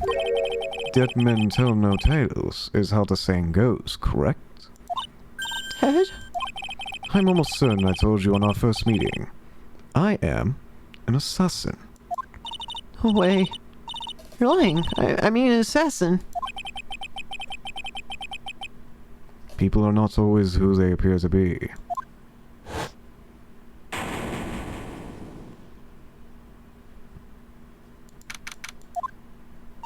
Mr. Nick? Oh, yes, Bruce? I caught up in my thoughts, start thinking about Maya. Mr. Edgeworth has left, you know. I guess now, but I have no choice but to believe in Mr. Ongard. But I think I should listen to his story one more time. Alright, let's get going then. Okay. I want to talk to him. I'm sorry, but visiting hours are over today. Aw. I have too many questions I need to ask. I'm sorry. I'm Phoenix Wright, a lawyer for You're Mr. Wright, you say? Oh, yeah. There's a message here for you. Message? It's from Matt Ongard. Oh, here you are. What's that? What are you writing? Is something really important? I don't know. I want to see what he has to say. To Mr. Lawyer Dude. To Mr. Lawyer Dude, I've got something really important to tell you. Why do I feel uneasy all of a sudden? Oh, Mr. Wright. So, actually, I have a favor to ask you. I have this cat named Shu. I didn't put out a lot of food when I left the house, so he's probably very hungry. You think you could drop by my house and feed Shu for me, dude? My house is just a little ways down from the hotel, alright? Well, that's... I mean, sure. This is terrible. Let's hurry. We have to feed his cat. I'm sure poor Shu's stomach is growling by now. Yeah, I guess. Okay. Not exactly what... Not exactly what I was expecting, but you know what? I'll take it. Hotel lobby. Gateway Hotel. Alright now, Mr. Nick. Let's go look for clues. We have to for Mr. Violet. You shall not pass. I knew it. Hold back. Don't devalue my name and turn into a ghast, you spiky-headed pettifogger. Because of you, I've been made to look like the bad guy again. Although I did get a piece of gum from it, Edgy Boy. Just as He actually got her gum. I wanted Edgy Boy. It's all your fault. You've awakened the wild beast inside this old bag. Ah! Did she just... Soulback! Keep your hands off me. The settlement is airtight. No air gets in and no air gets out. Then why do you keep putting it on? Don't think you can get me to move on with silly questions. You're going to have to defeat me if you want to get by. I'm not hearing this. I didn't even want to be here. I want to go here. Sure is dark. I'll go turn on the light. Why? Why on... You know what? Sure. Wow. So this is what a star's house looks like. Must be nice to be rich. Come on, Mr. Nick. Let's find Shu, the kitty cat. Shu! What? Aw, you little kitty. Why is she getting gum? Basically, Edgeworth made a promise that, if Old Bag was, like, compliant while she was testifying, Edgeworth would give her gum. Unfortunately, he also said that he was gonna foot the bill to Phoenix, so... Once again, another thing that I have to pay for, apparently. What a lovely cat. Hello, Shoo. Cat seems like pearls. Pardon me?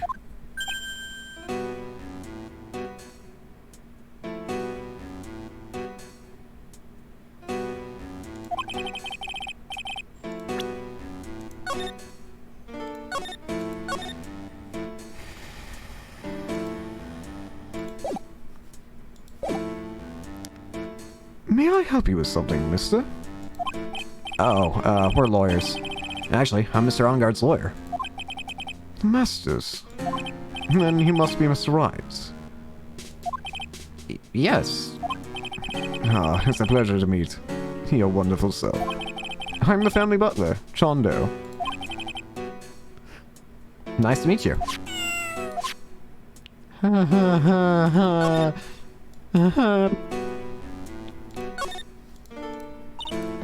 giant bicycle is flying through the air. That bicycle, Pearls, is one where you don't have to pedal. And it moves on its own. Really? Wow. I'm sorry to disappoint you, it can't fly. Oh, that's too bad. Kill him now? I'm afraid to actually attempt attacking. I feel like we're lucky to even be alive at the moment. It's a very comfortable and spacious lounge set. I wonder if famous stars drop by and sit around and have a good time. In any case, I don't really belong here, do I? What is with me? I'm feeling inferior today. You can ignore it, Pearl. Oh, there's a giant cooking hearth here. That's actually a fireplace. How are they different, Mr. Nick? One is used for cooking and one is used for heating your body. You know, I've never actually seen a hearth before. Come to think of it. You should come and visit Fang Manor. I'll show you one when you do. I've been there, though. For a trial, no less. There's a small door at the bottom of this bigger door, Mr. Nick. I bet it's for Mr. Onguard's cat to use. Oh, you mean Shoo. The door. It's locked tight. Well, I guess that's to keep nosy people like me from entering it. They're masked here. Yeah. The one in the middle is a steel samurai. The ones next to that are the Ink Princess and the Evil Magistrate. They fought many battles against the backdrop of Neo-Old Tokyo. You really know a lot about the Steel Samurai, Mr. Nick. I don't know whether to laugh or cry that I know more about that show than a kid. Yes. There's another door over there. You shouldn't go wandering off over there, Mr. Nick. Yes, Pearls. Now I know how Maya feels when I tell her to stop playing around. Alright.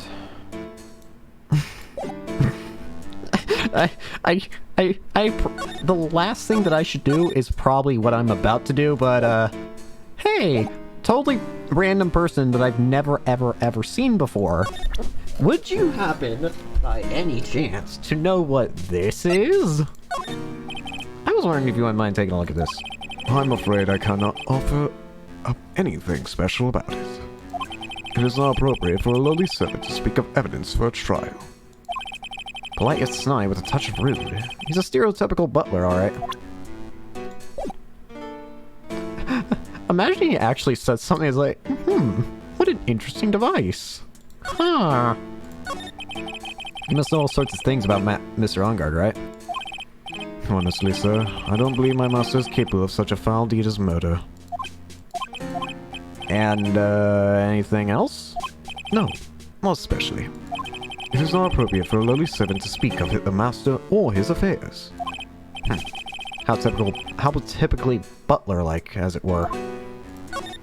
Mr. Doe, how long have you been serving at this residence? Well, sir, I would have to say maybe about 1 year. And, anything else? No, not especially. It is not appropriate for a lowly servant to speak of himself and his affairs. You know, I would have thought Mr. Onguard would have thought Mr. Onguard the kind to have a maid over a butler.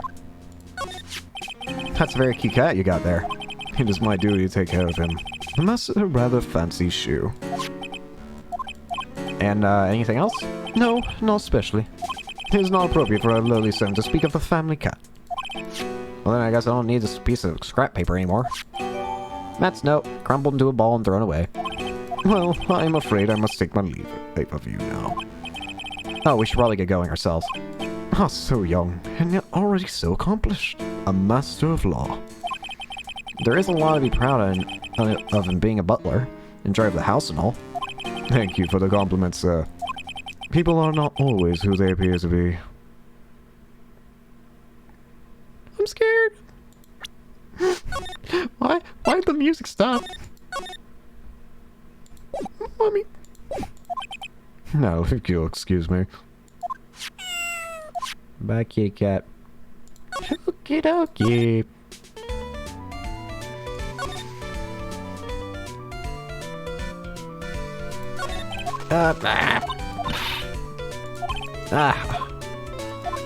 Alright, fine. He said that same phrase earlier when he was mine. Yeah, he did. I should have shown him. Oh, I should have shown this while I had the chance.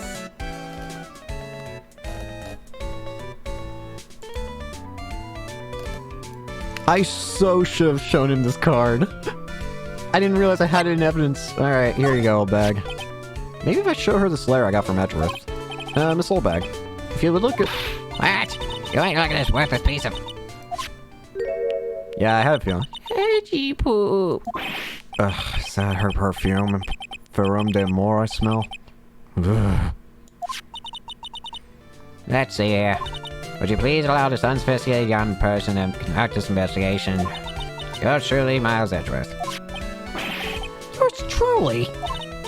That man's good at flattery. Fine, but only because Edgy Poo said so, you understand?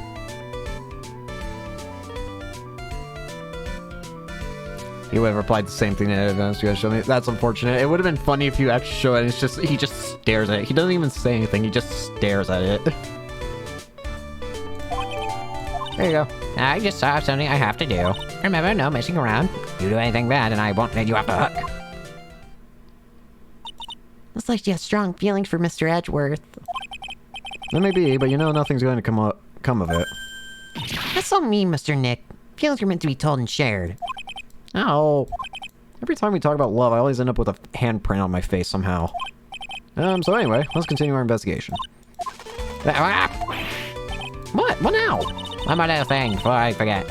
You can't go down Gun Troop today. Why? The police and main investigation is going to be in there all day, you hear? What if they're the team in charge of investigating the killer? I'll go in there. Step one foot and you'll face the wrath of Wendy Old Bag. I feel like there's more people's wrath who we need to worry about. Specifically, the cops. Looks like we're the only ones here today. And yet, the hotel seems busy somehow. Probably because the police team is scouring for clues about the killer.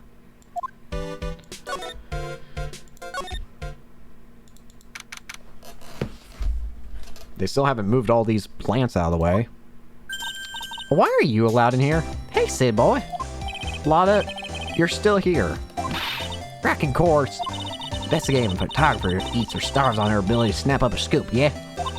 And this old chill just has that aura of mystery. You know, like something's always about to happen. But, do you have a camera? Rick given. Photographers gotta have cameras out the ear like corn to be a real pro, you know? So I'm hanging around here. Speaking of cameras and feet in the mouth, do you have mine, you brat thief? Why can't you drop the thief thing? But I do have your camera, yes. Would you please take a look at this? Where? I gave you your... Whatever. You don't have your camera now. It's mine now. I want to ask you about the night of the murder. What? Really gonna shell out the bucks for the info I got? Lotta, you were loitering in the hallway the night of the murder, were you not? Well, kinda, but... Brace yourself, Phoenix, here it comes. I didn't exactly hang around here the entire time, you know, followed a few stars around. Got a few autographs, shook a few hands, had a soap pop with a few of them, too. Looks like she wasn't here the entire time that night. Security lady also wasn't in this hallway the whole time either. I guess this means there's no one who can tell us who came and went that night.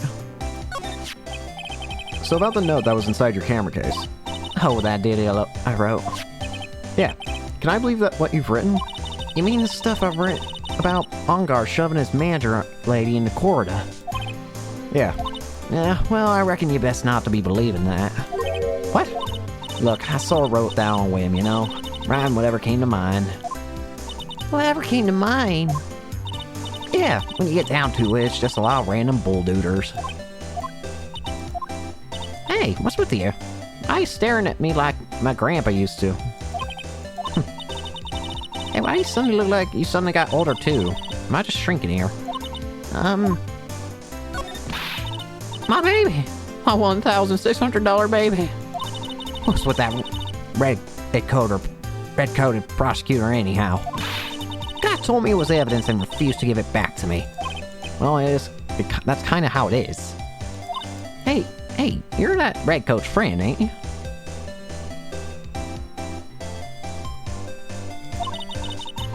So put in a good word for me and get me back my camera. You want me to do what? Listen, that got real good for about 5 hours, and I guarantee you'll give it back. I can't talk people off their ear. Why don't you do your own dirty work? Well, I reckon it's time for me to get going. Tabloid photographer without cameras is a tabloid, huh? Yeah, I guess so. Keep yourself together, you hear? I'm coming to see you in court tomorrow. Okay, I'll see you then. And you too there, little one. Keep up the good work, okay? Okay. Don't be picky about your food now. Okay. And make sure you do all your homework here. Okay. If you happen to find it, would you please just leave me already? Ay.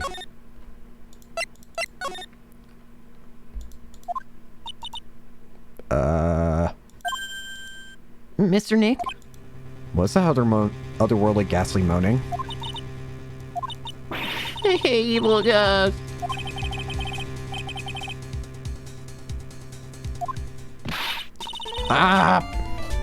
It's a demon! Excuse me, what were you calling a demon brat? Zoinks! Zoinks! Zoinks! It's the alien! I can't do a Scoob voice. What are you calling an alien? Zoinks, Scoob! There's so many stuffed animals. Apparently one did not like bears, but apparently he keeps getting them for some reason. Oh, it's just you, Miss Oldback. What are you doing here? What's wrong, you young'uns today? I came down here to pay my respects to poor Juan, and you're disturbing me. Listen, I need evidence. Please talk to me about the night of the murder, just one more time. I talked about it plenty at the trial. I was full of trick, deceived by that fraud of a photographer and a note. She was loitering around here with that imbecilic look on her face. That imbecilic look on her face? Okay, got it. Now hold on a second there, you little pipsqueak. If you're going to take notes, at least make me sound better than that. Alright. Nah, I've seen everything. You know, I was working in that night too, doing my job, mind my own business. So it's like I had time to waste. So it's not like I had time to waste standing around here all night. I was wondering if you could tell me a bit more about Corda. He was the most popular star, you know. Oh, hold on a second. He was the most popular star, you know, especially where it counts in my books. But I heard that he was lagging behind in the polls against Mr. Ongard. Well, that's just a racing thing, bad luck and all that, you know. But he was going to become an even bigger star than he used to be. Look, just look at this mountain of presents. To show the mountain of Hold on a second.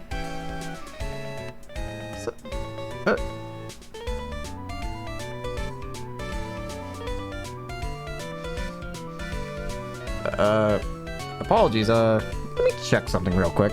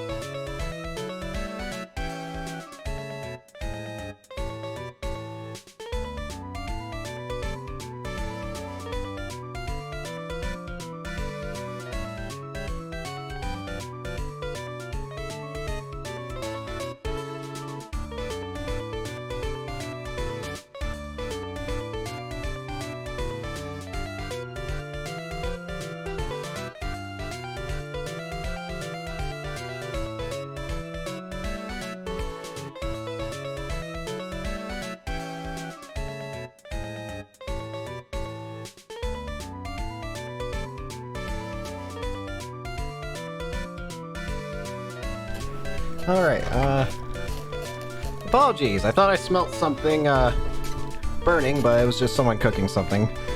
And from my room, for some reason, it smelled burnt. Nothing's burnt, though. I just wanted to check that out. Apologies. To show a mountain of feelings of always been and sad for him.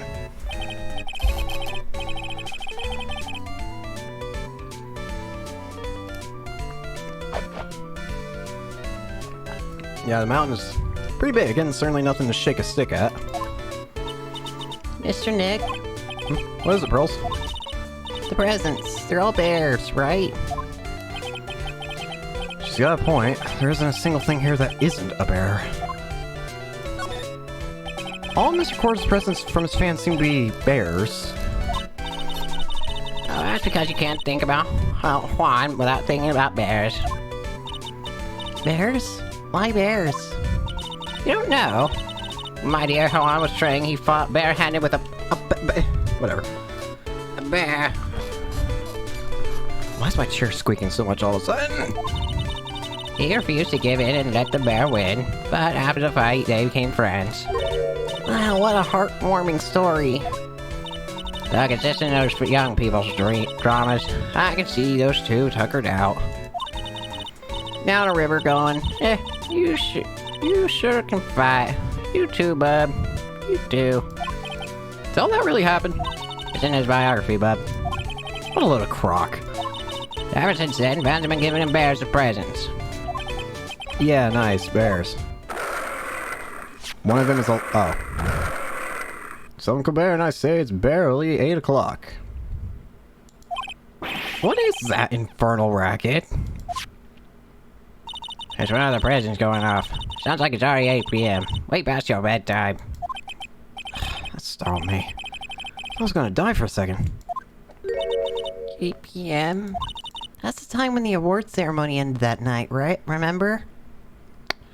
Huh. Time sure flies. Hard to believe it's been 2 days since the ceremony. Fear. Transceiver. Hello? Hello? This is not a phone. Maya, how's Maya? You haven't hurt her, have you? It seems you are not able to fulfill your end of the bargain, Mr. Attorney. I have heard the news. So it seemed my present did you no good. Oh! One more day, please. All I ask is one more day. I'll get a not guilty verdict for sure this time, please. I suppose if I must. I need an acquittal more than anything else, after all. Please, please let Maya say something. I want to hear she's alright. Alright. Just a What's the static all of a sudden? Hello? Hello? Seem... bad. Connect. Damn it! The transceiver will just suddenly break! Excuse... Can the assassin get better equipment so that I can actually talk to him? What happened? I don't know. All of a sudden it became nothing but static. Missing my, Why does the transceiver suddenly break like that? I should probably have an electronics expert look at it. The sooner the better. Allbag, do you know anything about electronics? Please. Dang it. You're useless to me. Who's an electronics expert? Maybe Gumshoe? Someone?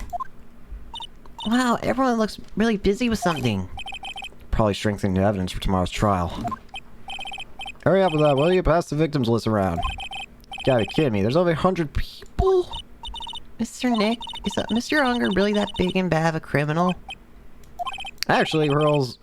never mind. Sounds like they're working on a different case.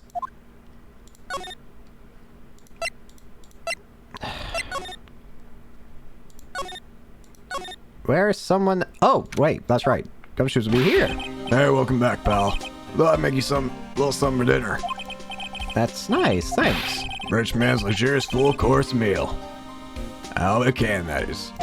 I'm sorry you went through all the trouble to cook, but I don't have the time to eat. Oops. Looks like you don't have a can over there, pal. You gotta... Here, I thought you had already whipped something up. How did Wright not recognize his voice with the butlers? Hey, Satsuri! There's one way I know I'd be helpful. Ask me anything about you want, pal. Go ahead. Hey, can you fix electronics? Transceiver? You asked Mr. Scruffy Detective about that thing. What thing? Oh yeah, this thing all up and broke all of a sudden. It broke, pal? When I was talking to the kidnapper, it just suddenly broke into static. Look, it sounded like this. No area stack, pal. Huh? Maybe it fixed itself. Strange. I'm sure it was making a loud static noise. Maybe. Maybe. Maybe it was electromagnetic interference, pal. Electromagnetic interference. You know, you think a cop might be trying to...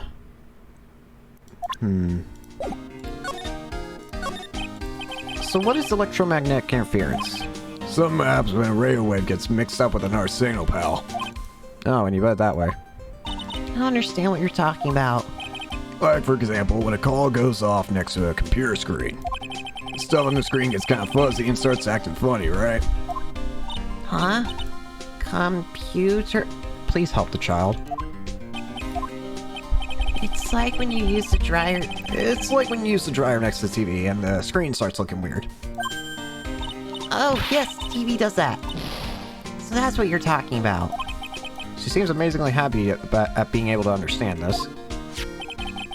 So the room you were in, and when that interference... So the room you were in, when that interference to the transceiver happened, there's gotta be something there that's sending out very strong radio waves, pal. Interesting. Something like a listening device or something. Hey, speaking of that, where were you when that happened? We were in Mr. Corda's room, seeing the murder. What? That's it. I'm gonna sneak into the precinct and get a bug sweeper. I'll meet you at the crime scene later. Alright, pal? Wait, Gumshoe. Oh yeah, baby. Oh, it's investigating time. I'm on fire, pal. My fingers are itching to go. Yeah! We should be going too, Mr. Nick. Alright, let's go.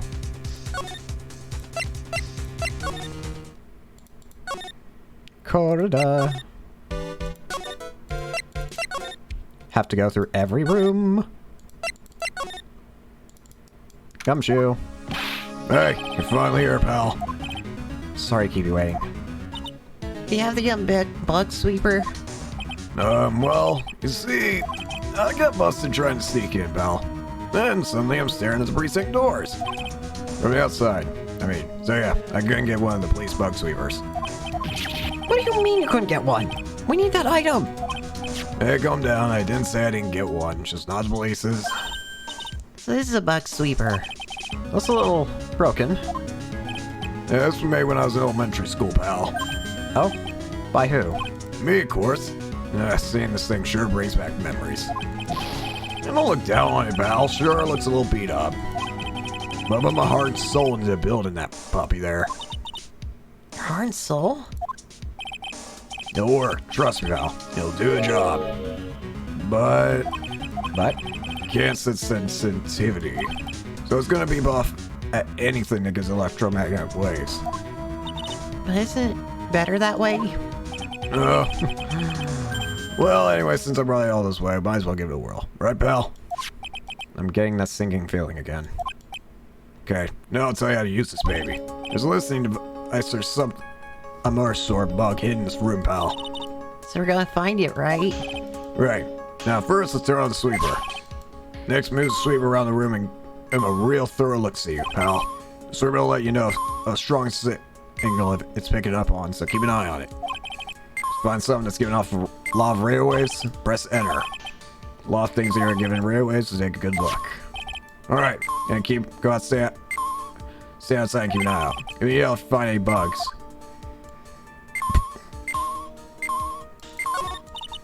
Doesn't seem to be anything. What? The lamp? Lamp, check. Listening device, no. There are a lot of lamps in this room, aren't there, Nick? They're all on. You shouldn't do that, Mr. Nick. You know it's wasteful. Yeah, I'll be more conscious of that from now on, sorry. Well, phone is the most common place for a listening device, I'd say. But let's take the receiver part before we get ahead of ourselves here. You know a lot about electronics, don't you, Mr. Nick? Yeah, I know tons, especially when it comes to taking them apart. It's my specialty. I'll leave the fixing part to come true. So, is there any listening device? No, and I really thought it'd be in the phone too. I don't think there's listening devices in TV of all places. It was like TV was left on and now it's showing an old samurai movie. Yeah, this channel plays all sorts of international movies as well as domestic ones. Now, every time I watch one of these old movies, I always think, wow, these Japanese stars are really good at English. Yeah, When I grow up, I want to study Japanese. I should probably keep my mouth shut here and not destroy your dream. Lamp, don't do it to lamp. The water.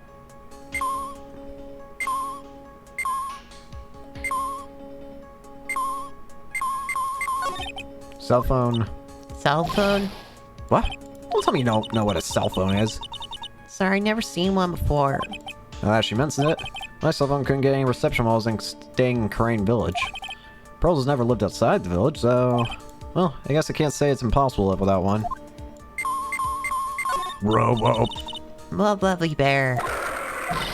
Never mind! This would be one of those fancy bear-shaped toy robots. It's a robot? A real robot? Yes, a real one. Mr. Nick, how many horsepower is it? How many horsies? Horsies? Well, look, it's a bear, so,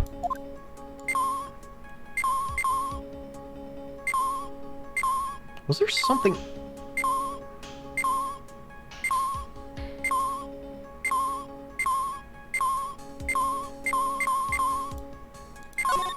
Is it over here? Ah, wrong.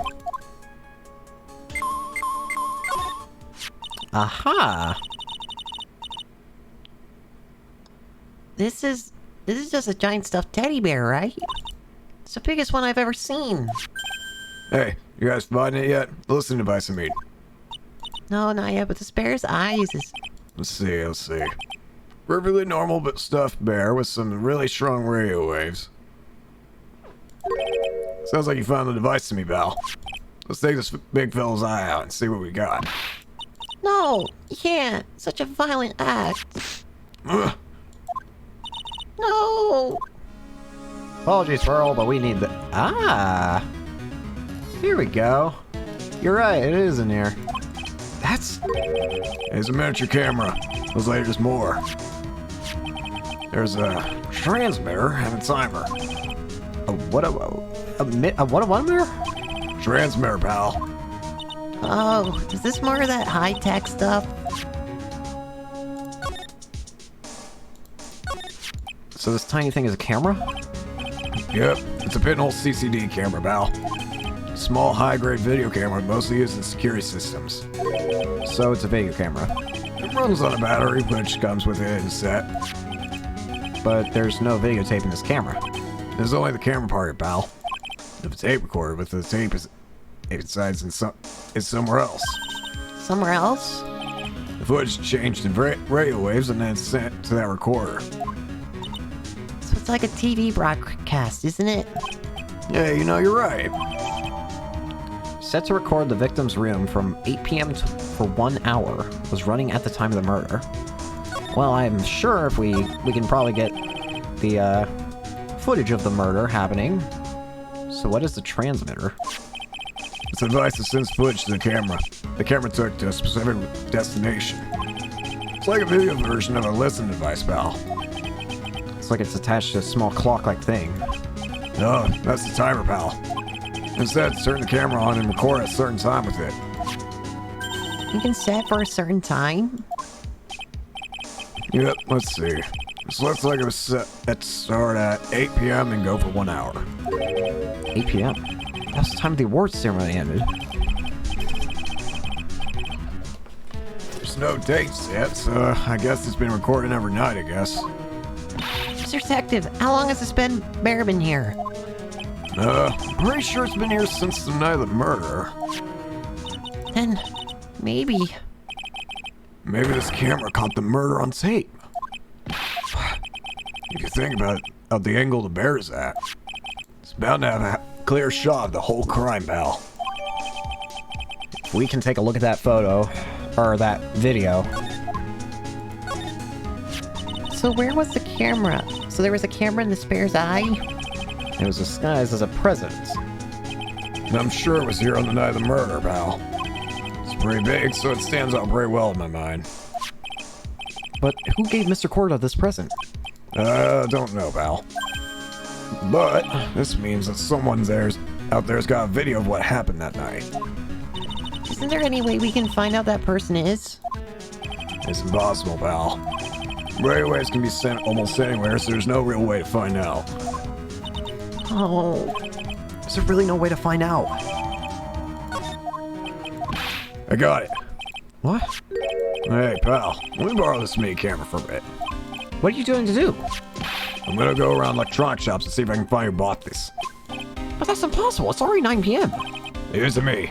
If I have to search all night, I'll find your man, pal. Okay. Oh yeah, baby, it's investigating time. I'm on fire, pal. Yeah. he's gone. Yeah. Mr. Scruffy Detective sure is a nice man. He's the best. He's pushing himself so hard. He's pushing himself so hard, all for Mystic Maya's sake. It's a mystery how you always manage to do things in the most inefficient ways, right? You'll have to excuse me. I heard your conversation just now. Edgeworth? What are you doing here? A rescue team has been created and deployed. I can't say that I'm optimistic, but we have to move forward one step at a time. I see. Thanks. Don't think me yet. We still have to find her. So there was a spy camera hidden in the stuffed animal. You're one lucky man, right? Do you know it's a stuffed bear, little girl? I have no idea. Of course not. The maker of this bear is a very expensive luxury brand from overseas. It's completely handmade, and only a small number of these are exported here. What? The camera and transmitter that scatterbrained detective took with him are dead ends. Things like those can be bought anywhere. However, this bear is different. By tracking how it got into this country, this bear can tell us who the buyer is. Can you really do that, Mr. Nick? Mr. Nick, can he do that? Well, I guess so. It's 9 p.m. I think I could still make it in time. I'll be taking this one out. How are you picking... Edgeworth, I don't know your strength, but I don't... You know what? You do you. I'm sure you have other things you have to do. How did you... I'll see you soon, right? Edgeworth! Wait! What? Why are you doing this? I have no interest in explaining myself to someone who cannot comprehend. But besides that, right? Until court reconvenes tomorrow, you should concern yourself with this question. Who was the person that murdered Juan Corrida? The real killer. Do you really still think it was Adrian Andrews? To be honest, I don't know anymore. You still have a little time left. Find the truth, right? Everything begins with the truth.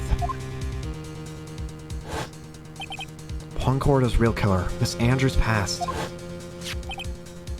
The kidnapper whose sole condition is an acquittal from Mr. On Guard. And this card. Shelly the killer. Maya, the only way I can save you now is to find all the answers to this case tonight. I don't understand what your real intentions are, Edgeworth.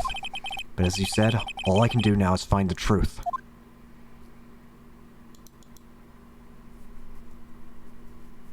In that case, I think we need to go see a little someone, don't we? Are we still investigating? Yes, we are. I was about to say.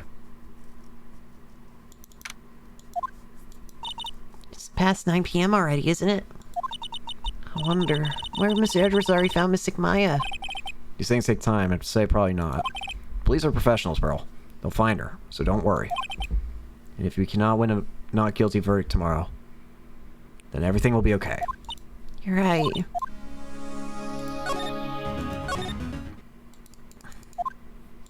It's really getting late here, isn't it, Mr. Nick? Yeah, it's past 9 p.m. already. We still have some things to prepare for tomorrow's trial. There's still the matter of the secret Mr. Corda held about Mr. Ongard, and Miss Andrews' real intentions. Those are two things I must know tonight. But aren't visiting hours over at detention? I'm sure we'll think of something, Pearls. Don't worry.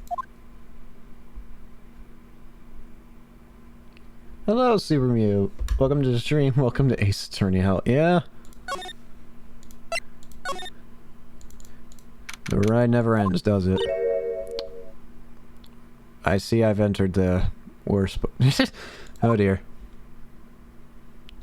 Bye. Hey, wait. What is it, whippersnapper?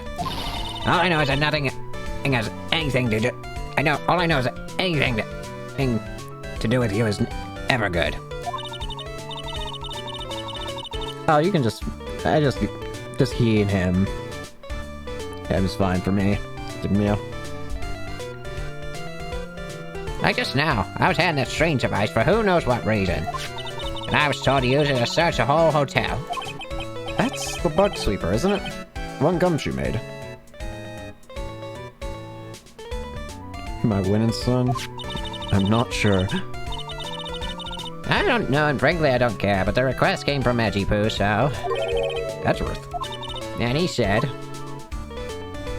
If you feel angry, direct your anger at the unsophisticated lawyer. So I'm going to feel free to direct all my anger towards you. Thanks, Edgeworth. Gee, thanks a bundle, Edgeworth. What a pal you are.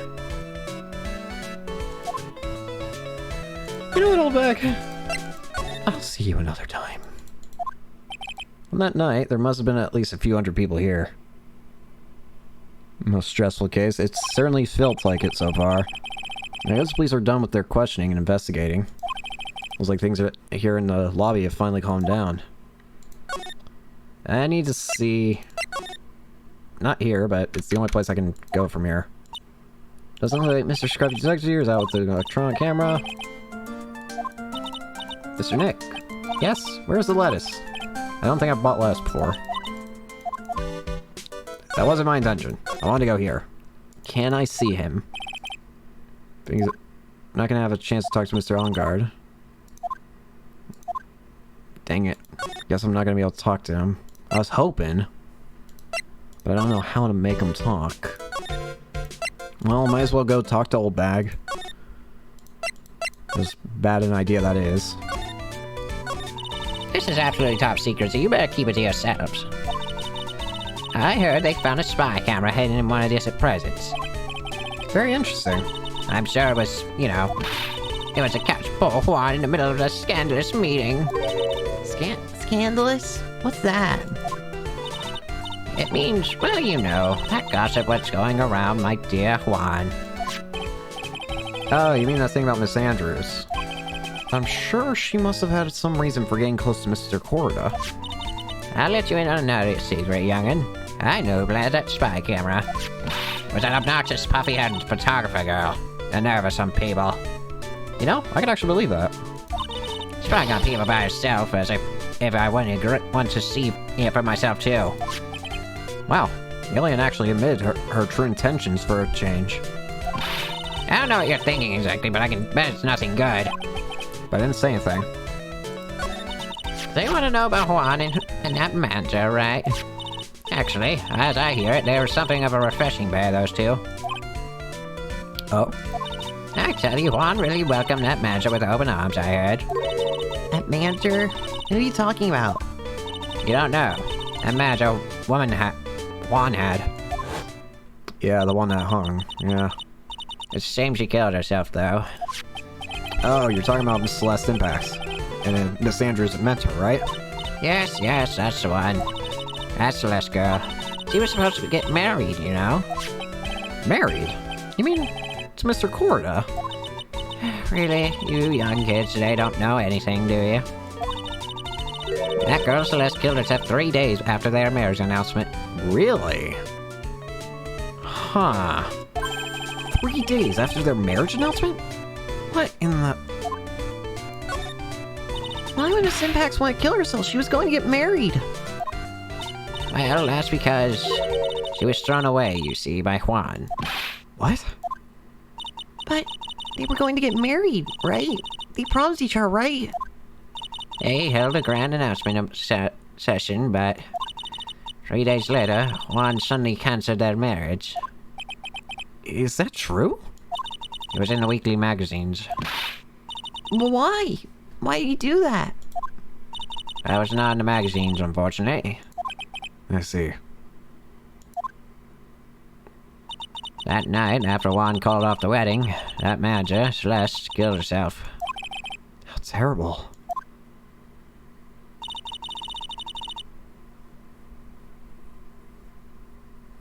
I wonder what happened between those two.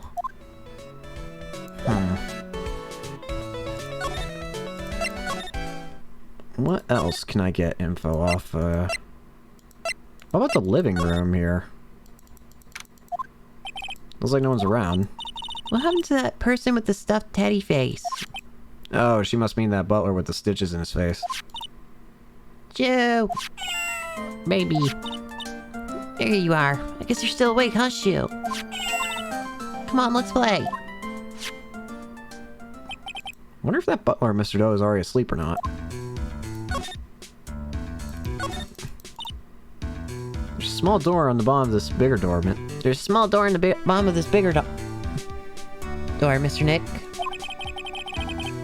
Juan's the dead guy, right? Yeah, Juan Gordo's the dead guy. I bet it's for Mr. Onguard's cat to use. You mean Shu? The door. It's locked tight. Well, I guess that's to keep nosy people like me from entering. It doesn't look like anything's out of place here, so,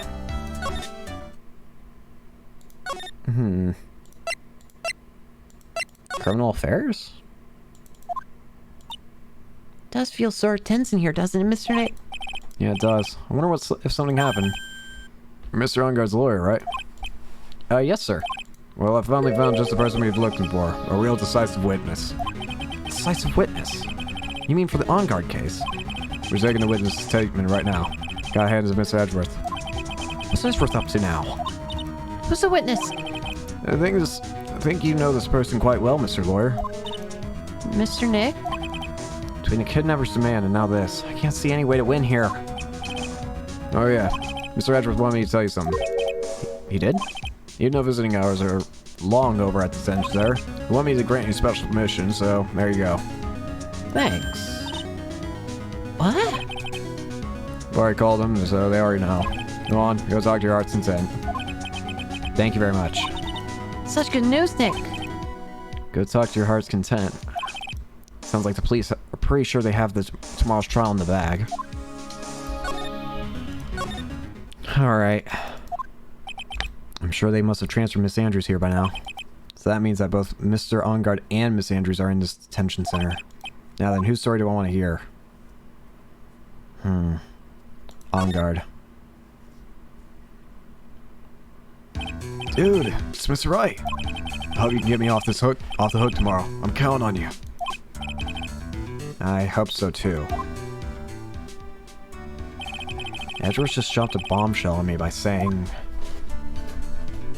that Juan Corda was killed by an assassin, and that the assassin's client is this man, Matt Onguard. What's wrong? Mr. Onguard? There's something that I must know with 100% certainty. You seem kind of different. You're totally not like your usual lawyer dude self.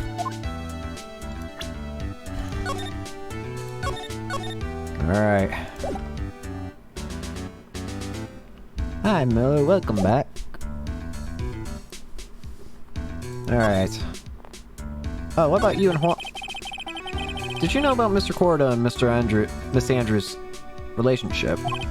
Well, it's all in the tabloids, dude. But I don't know any of the details, if that's what you mean. Look, how many times do I have to tell you? I don't care what Juan did with his life. Miss Andrews, she had a purpose in mind when she started seeing Mr. Corda. Her mentor was Mr. Corda's manager. And Miss Andrews was going to get Miss Celeste Impact's suicide note from him. Celeste? Does that jog any memories? Dude, I suddenly just got totally hungry. You up for a pizza? My treat. Sir. Mr. Nick, what's a pizza? Oh, you poor child. Let's go eat one later, okay? Yeah, I just got caught up by a pizza dude at the shop. That's too bad. Well, how about we get our minds off the side and talk about something else? Mr. On Guard, are you connected to Miss Impact's suicide in some way? About the press conference. You mean the one where Juan was gonna dress up as a Nickel Samurai? Yeah, I heard a little more about it from Miss Andrews.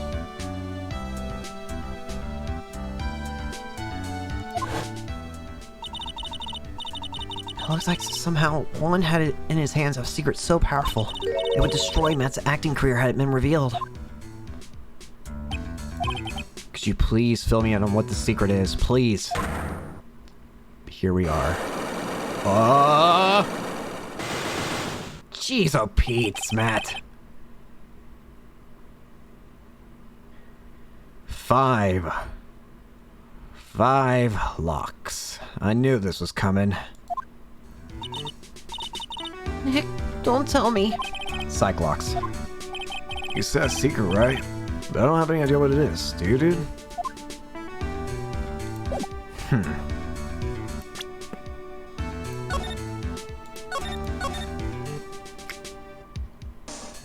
Hey, alright.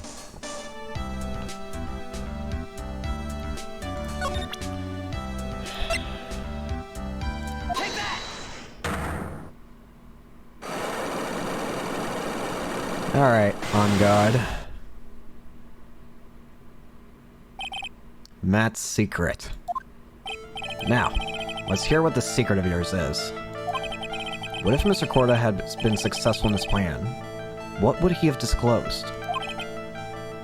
Wait. I told you before, dude. I don't know. I don't know anything about Juan, okay? Look, Mr. Wright, I can keep saying it until I'm blue in the face, but I totally didn't pay Juan any attention the whole night that night. I mean, come on. I was in the middle of a nap. Don't lie to me.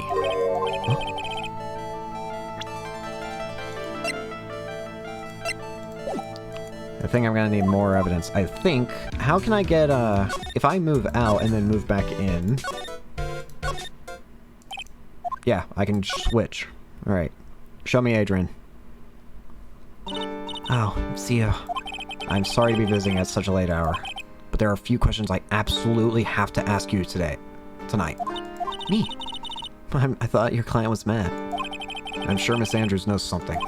She can't be clueless about the secret Mr. Corda had with Mr. Mr. Ongard.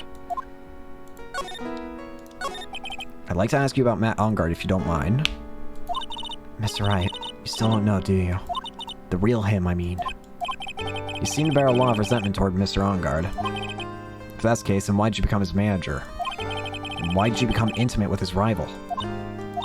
That has nothing to do with this case. Nothing. About Miss Celeste Impacts. I finally put her death behind me.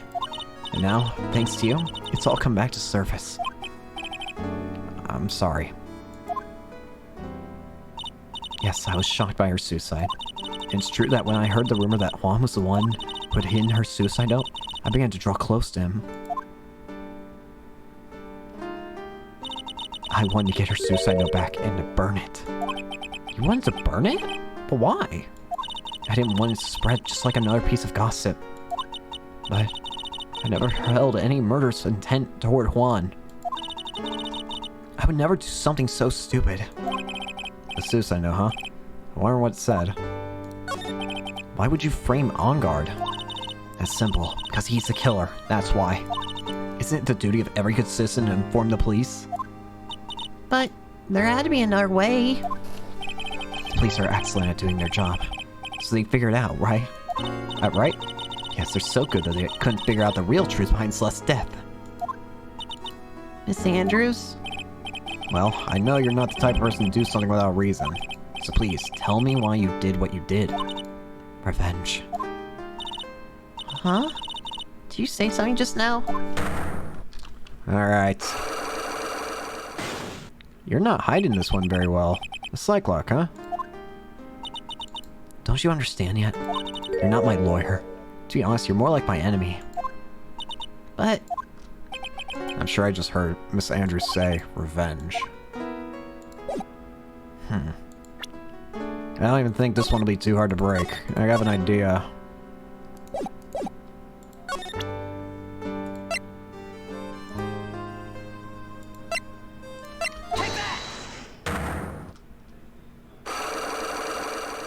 Alright. Why frame him?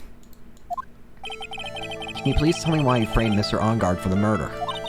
I've already told you countless times, it's because I thought Matt was the killer.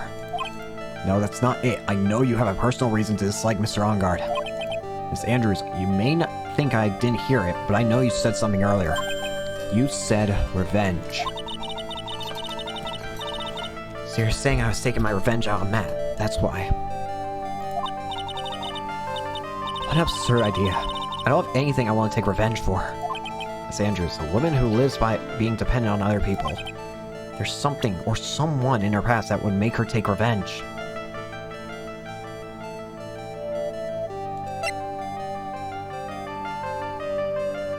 Wouldn't it be...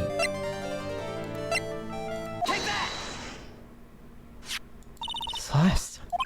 There's only one catalyst that could cause such strong feelings and even revenge. And that's Miss Impact's suicide.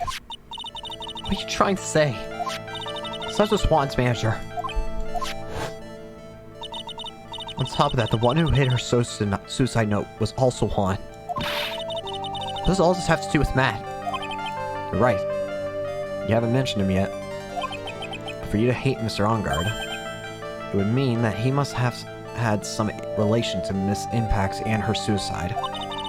It's sweet. It's relation. I wonder.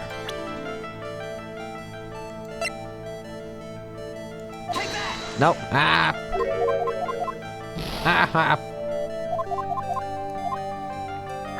Relationship between Celeste and... I think I need something else. If I'm gonna find anything...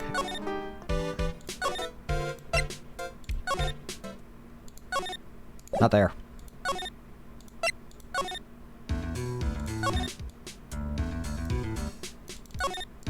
Our door, can wander. Stand samurai. Flying bike.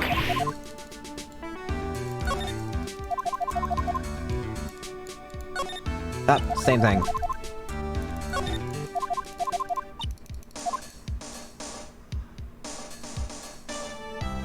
Alright, we searched here. This place is completely useless.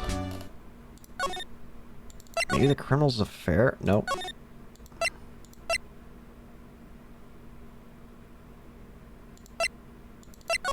I need something...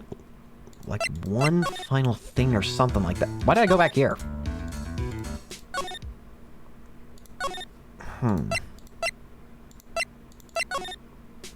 Hi. Anything? Huh.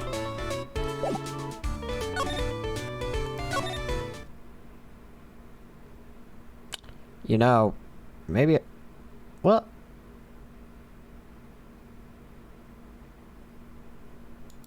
Let me check... Okay, only you here, Pearl.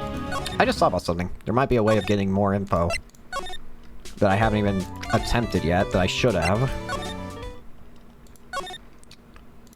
Criminal's affair, and then detention center. I want to start off by checking out On Guard. Alright. Stop calling people. Let's actually just immediately show. I don't think I have to tell you anything and everything. What do you mean by that? It just means I don't have to tell you anything and everything, dude. What do you mean? I don't get it. Why would she want to frame me?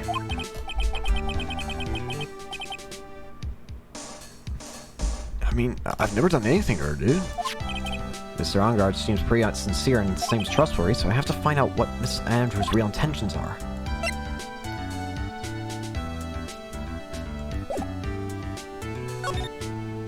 Let me see if maybe talking to Andrews.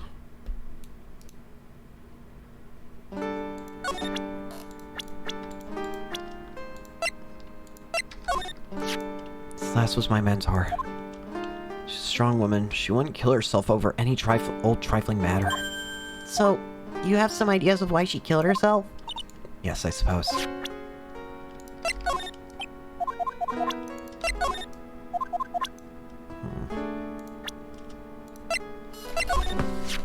It was near Juan's dead body.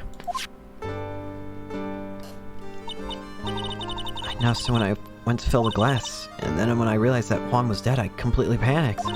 That's when I must have unconsciously picked this card up and put it in my pocket. That's why I simply don't know. I don't care what the reason is.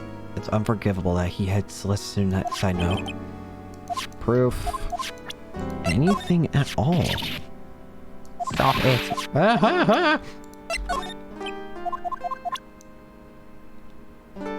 Celeste's her sister or something? No, Celeste was the mentor.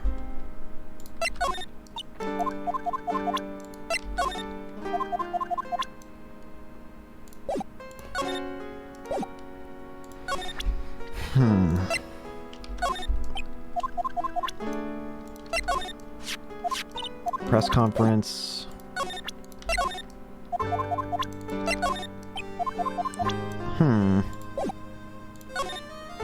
Maybe I'm not at the right place. I don't...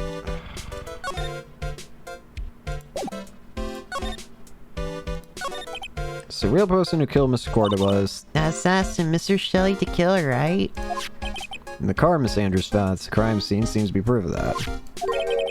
Hold on. Wait. I feel like it has to be one of these two. I feel like I have to get something off one of these two.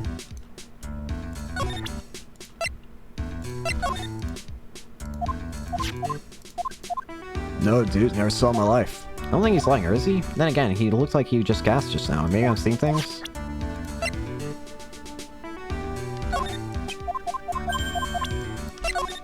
Knife. Juan. What? Stop looking at things. Stop this.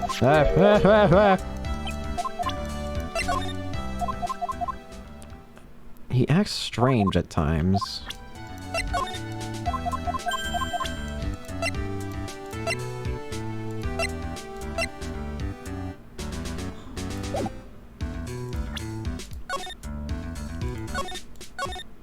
I have to prove that there was a connection between On Guard and Celeste. But how can I do that? Where can I get that kind of info?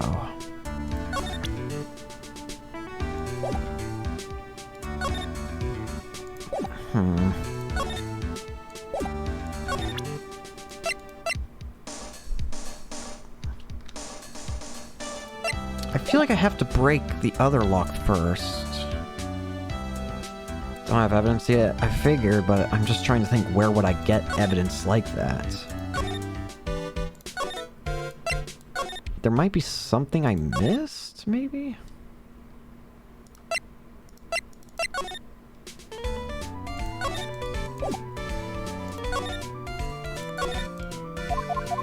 Do not.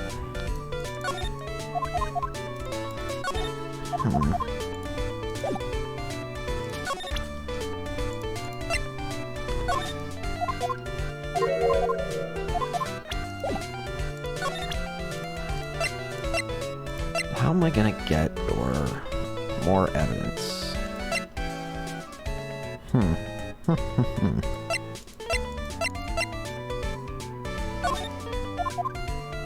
I don't know if Old Bag's gonna give me any evidence. Don't worry about the evidence, or don't worry about the locks for now.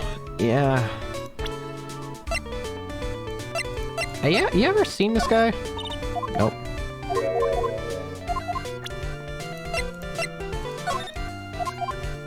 Yeah, I don't think Old Bag's gonna give me anything. It's Old Bag. Is there anything else in this room?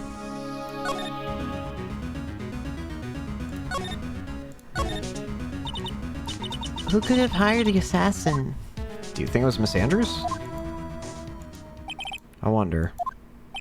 But if she was the client, then why go through the effort to stab the knife into the corpse herself? If Miss Andrews wasn't the client, then no, it can't be. Matt Ongard himself? If Mr. Ongar really did hire the assassin, Then he's not innocent at all. Far from it. He would be guilty of the crime. it can't be Mr. Ongar, can it? I mean, when we first talked to him. Mr. Ongard, I'd like to ask you one more question. Did you kill Mr. Juan Corrida? Alright, just so we're clear, dude. I didn't kill anyone. And that includes Juan Corrida, okay? He technically wasn't lying on that front. I didn't see any Cyclocks that time. Actually, that reminds me. Do you remember something, Mr. Nick? Yeah, something about Miss Andrews said at the trial today. She said something interesting. So what is this interesting thing? Oh, that's right. You didn't hear it, did you, Pearls? Well, I bet everything on the Jammin' Ninja this year. If he lost the Grand Prix, he was going to make sure Matt was going down with him. That's what he thought, anyway. It looked like somehow Juan had in his hands a secret so powerful that would destroy Matt's acting career had it been revealed. It had to have been a suicide note then, wouldn't it? That's the only thing I can think of. That suicide note somehow would have done something. Mr. Ongar's secret? What is the secret? I don't know yet, but for now, let's think about it this way. Mr. Corda was going to reveal this secret. That means... Mr. Ongard had plenty of a motive to have Mr. Corda silenced. Which means we have to meet with Mr. Ongard. There's no way around it.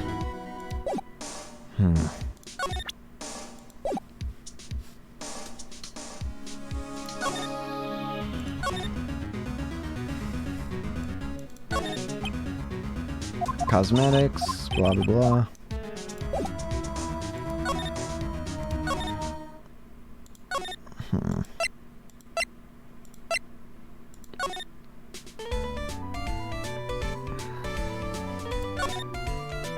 Who all haven't I talked to at this point?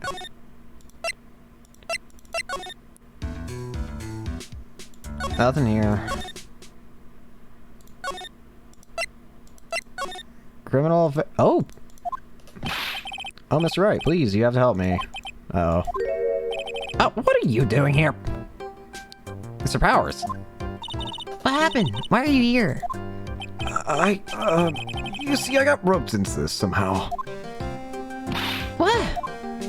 And now I'm going to testify at tomorrow's trial. So the decisive witness is Mr. Powers.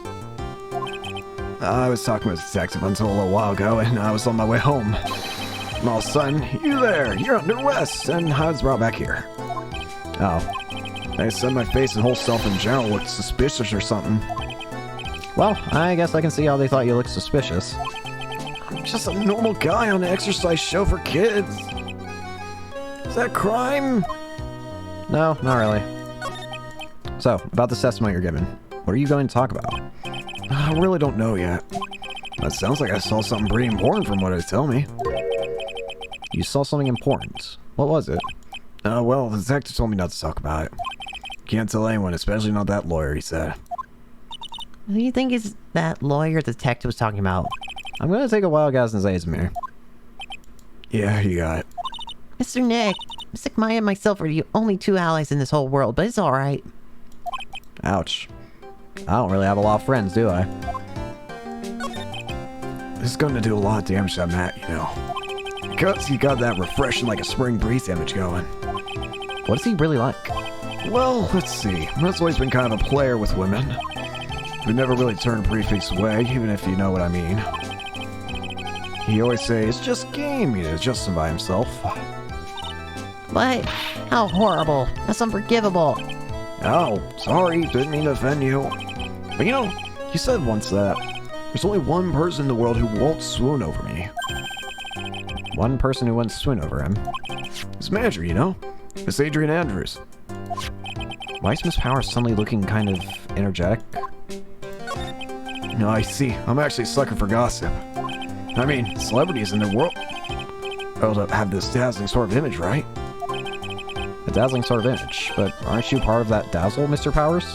No, I'm more of a hairy, sweaty, smelly, bruised kind of guy, see? It's okay, really. I get to hear plenty of gossip about a lot of other stars that are on me as things happen. Well, that's true. Oh, hey, did you hear about this yet? About Miss Andrews' mentor and her suicide. You mean Miss Impacts? We heard something about how her wedding was canceled. Yeah, that's what I'm talking about. I thought about it a little the other day, about that mysterious death. Hey, Mr. Wright, why don't you ask me about that? Go on, go ahead. Mr. Powers is so charged up, his skin is practically glowing with electricity. Hey, so have you heard this? Celeste left a suicide note. And they say that Juan went to hid it. We heard about that in the court today. But there wasn't any actual proof that she had left a note. Well, this is what I think. And I think that something bad was written on that note. Something bad for Juan, that is. Something bad for Mr. Corda? Why do you figure so? Well, before she died, Celeste talked with a few of her friends. And she said, it looks like I got caught up with a truly insidious man. A truly insidious man? Did she mean Mr. Corda by that? Well, there's no one else that fits the bill, right? And that would be reason enough for him to hide the suicide note. I see. Well, that's some good info, thank you. You're welcome. Mr. Enguard and Miss Andrews, they're both at the detention center right now. There's still things I don't understand or know about, I'm sure. I have to get the two of them to tell me everything. Mr. Nick, your phone! Hey, that's Steel Samurai song, isn't it? I don't like the sound of this ringtone right now. Sounds kind of ominous. Yeah, I know. Hello?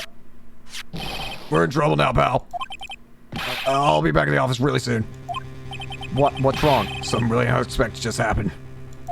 Mr. Edgeworth, Edgeworth? Yeah, anyway, hurry up and get back to the office, pal. I don't know what's What is happening? Hello? He got caught off. What's going on, Mr. Nick? Gumshoe said we need to go back to the office right now. We should hurry back. I'm scared to go back. What are you talking about, Mr. Nick? Pull yourself together. Maybe it'll be good news. Somehow I doubt that.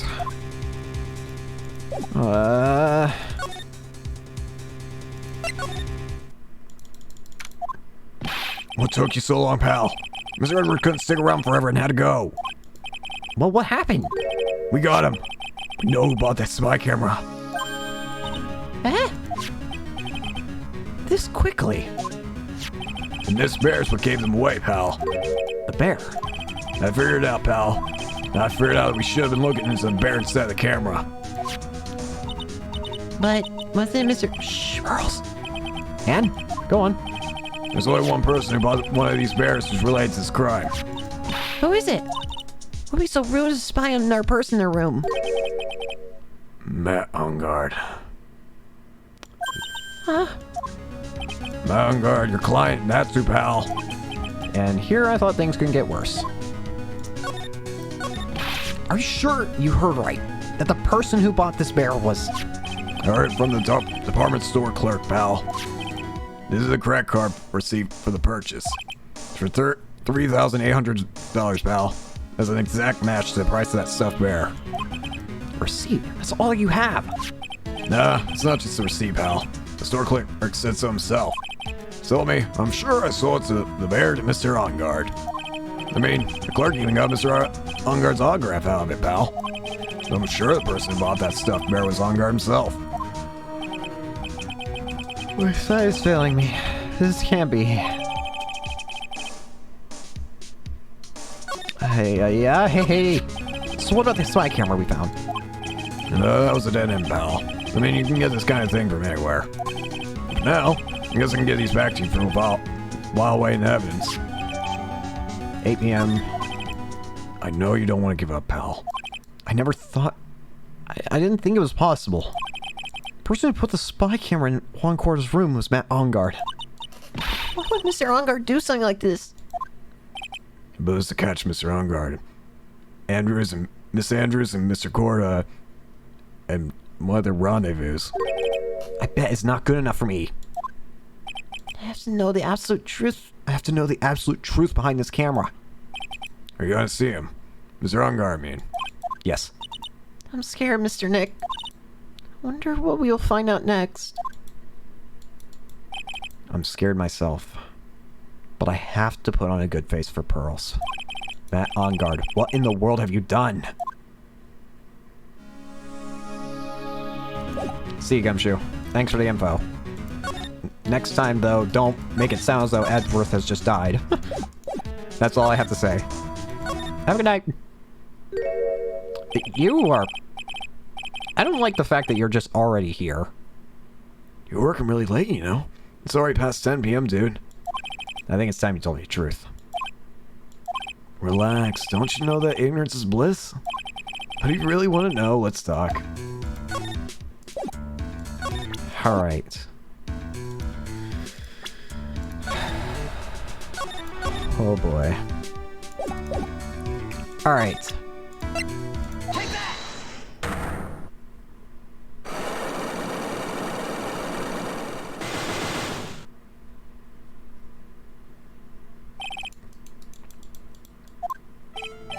Let's hear what your secret of yours is. What if Miss Corda is successful in the plan? Don't lie to me. I know you paid close attention.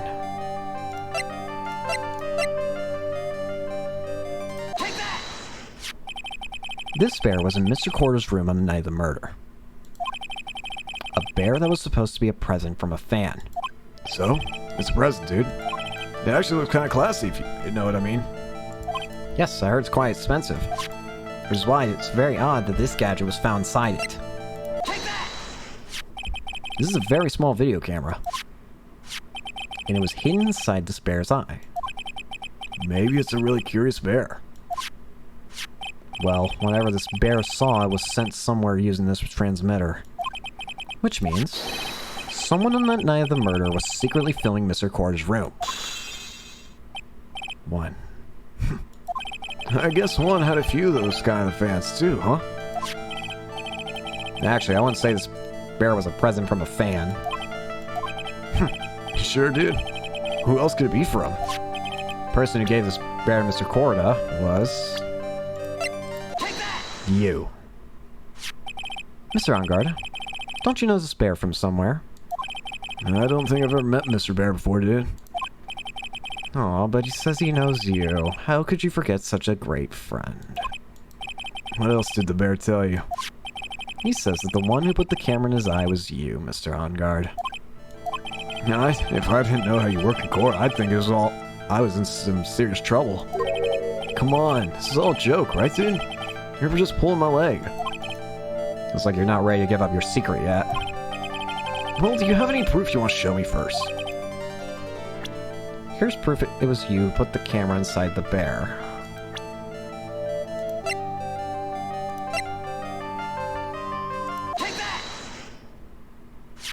I have here one credit card receipt, Mr. Ongard. It's from when you bought that stuffed bear. Dude, all you can tell from that is I spent $3,800. That's my department store all the time, okay?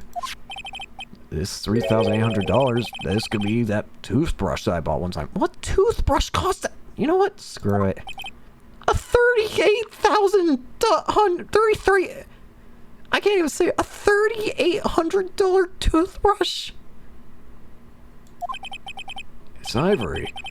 It's got elven hair for... Shut up. Ew. Elven hair. Is that what rich people use nowadays? Anyway, the store clerk clearly remembers you and your purchase. After all, you even gave him his autograph. an autograph, did you not? Dude, you should have said that earlier. So can I ask you one thing? Yeah? You're my lawyer, right, dude? So, if you are, then why are you looking into stuff like that? Because if I don't know the truth, I can't help you. Sounds more like stupid lawyer talk to me. Hey, let's stop talking about this, okay? No, not yet. I haven't asked why you sent the camera up yet. And what your secret is. Of course, it would be strictly confidential. So, what are you gonna do now? I'm gonna find out what I want to know. Because I must.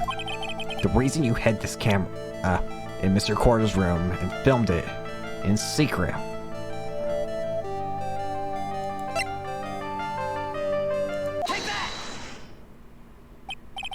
What is this card? Maybe he doesn't know about this card. This is a certain man's calling card. The man's name is Shelly the Killer. And I'm sure you know of him, don't you? Shelly the Killer? That's ridiculous. Why would I know some shady scumbag like him? If you really don't know, then why are you acting so jumpy all of a sudden?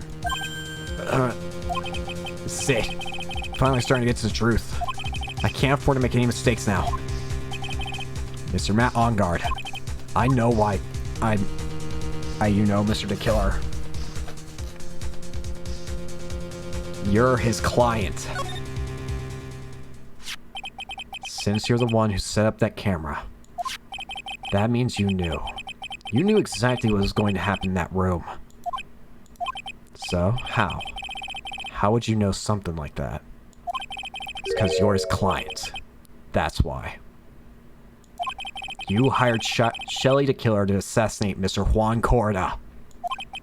The real mastermind behind this whole murder is you, Matt On Guard.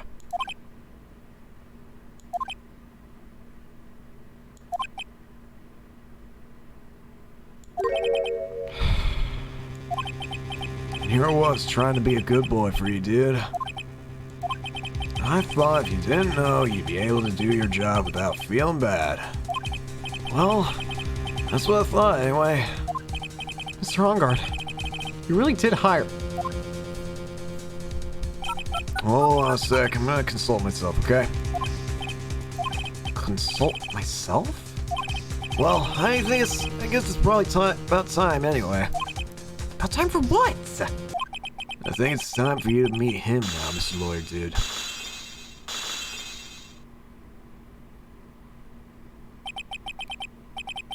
How do you do, Mr. Lawyer? I'm Matt On Guard. So, here's the real Matt, huh?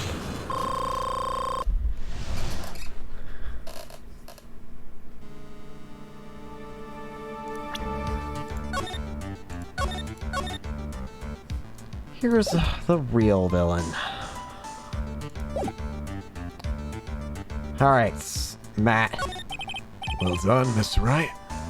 I bet it wasn't easy to gather as much information as you have. You really... So you are Shelly the Killer's client. You didn't really think I would dirty my own hands in this, did you? What do you mean? And that woman, Adrienne, was quite brave herself. Trying to stick crime on me. I didn't think she had it in her. But all I care about is that Juan is dead. Isn't that right, Mr. Lawyer? That's...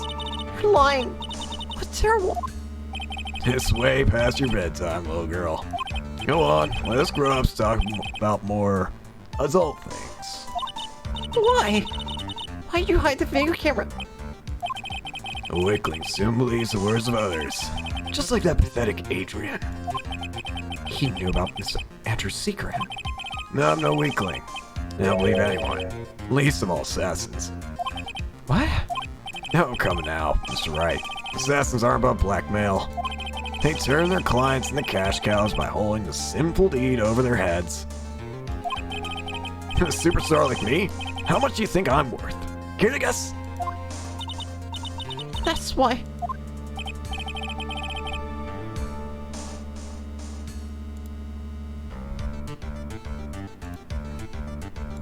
You wanted to... Yeah. Yeah, That's where the video comes in. This guy's face and crime scene recorded, all preserved for all time. With that, I can keep him paid, and even blackmail him if I want. That's right, that video's my insurance. Is that what they call it, Mr. Wright? Why would you do something so wrong? Because I'm a grown-up, and I can. Good enough answer for you, little girl. Why would you kill Mr. Corda? Because he was about to sling so much dung onto my beautiful public image. Scandals are a little annoying, aren't they? This is all because of that press conference, isn't it? Mr. Corda had been able to give it. If Mr. Ongar's secret would have. No, well, that's what we call taking advantage of the situation, you know? I had no interest in doing it, really.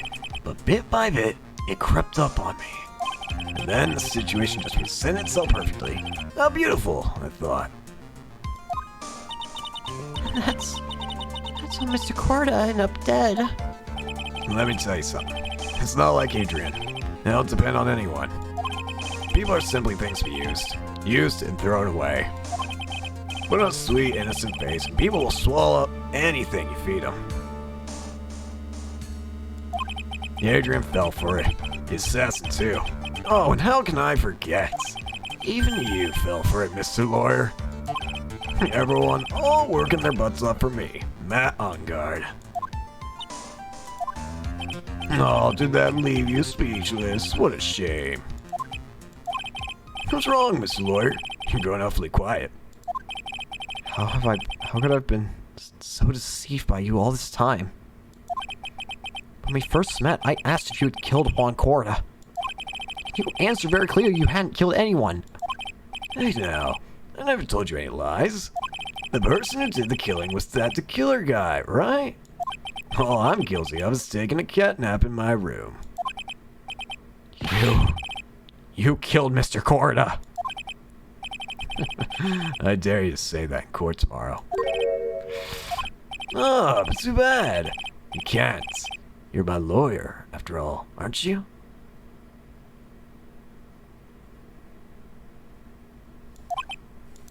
You could always drop my case and refuse to represent me. How's that sound?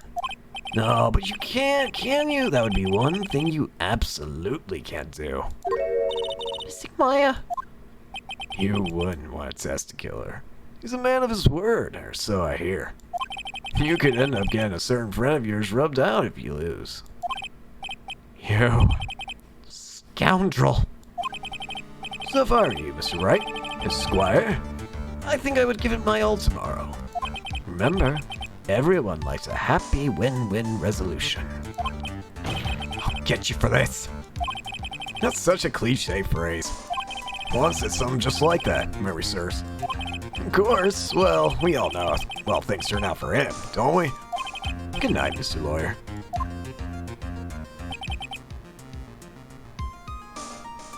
Maya, what am I supposed to do? And now you finally found out. Oh, the starting line of this case. Edgeworth, I don't care for the horrid atmosphere here. Let's return to the precinct.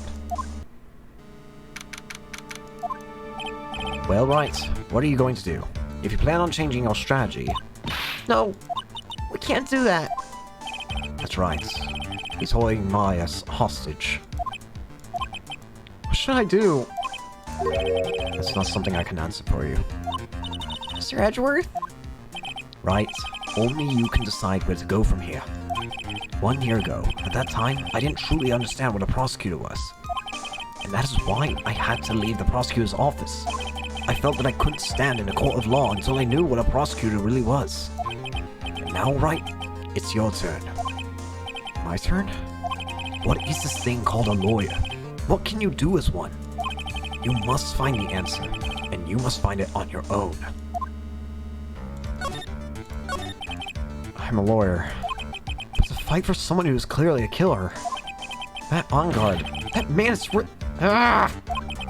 It doesn't matter who. Every person deserves a proper defense and a fair trial. Isn't that the basis of our judicial system? Proper proper defense?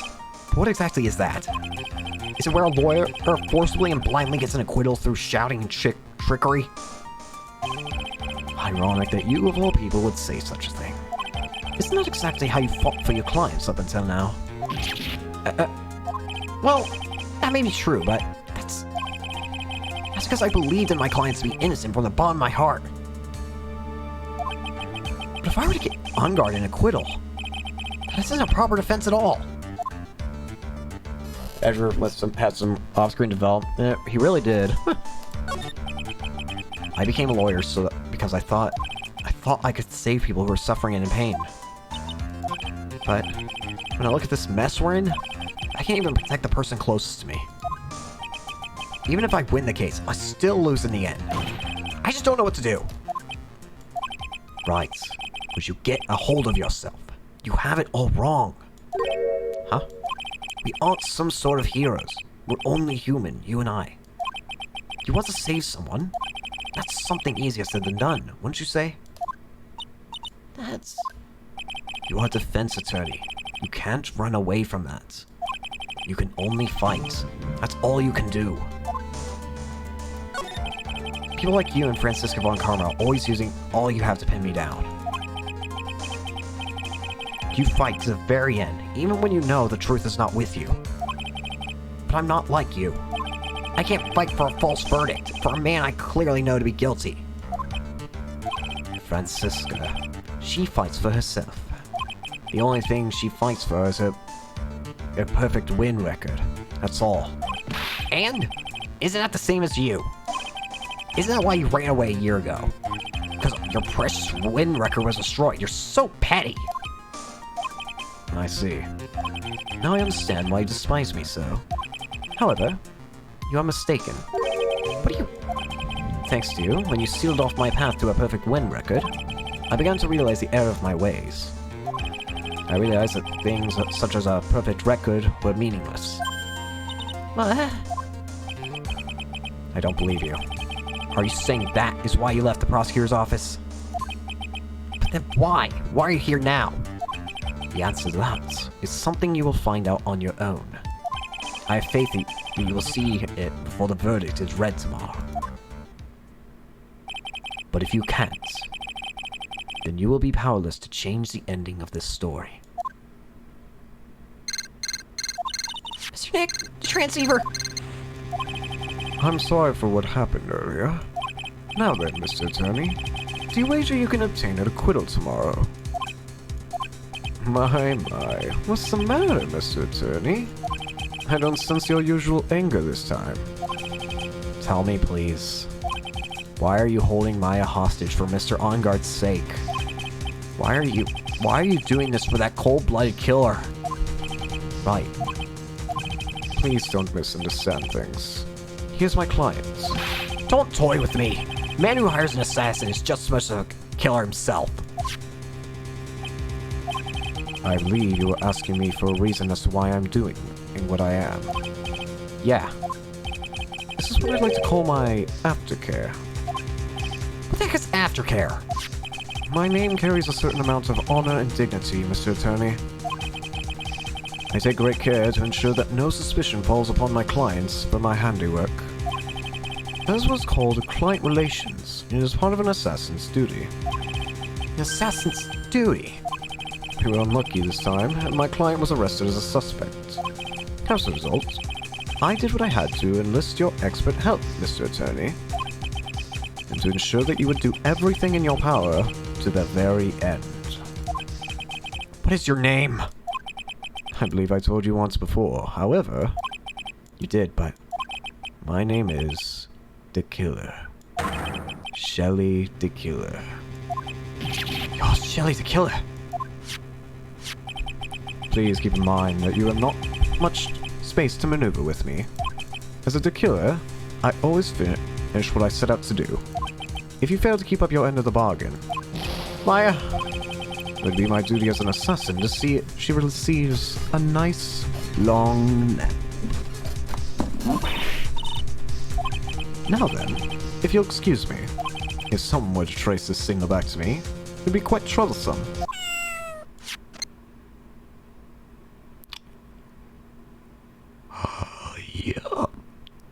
shoe. That shoe might have just saved everything.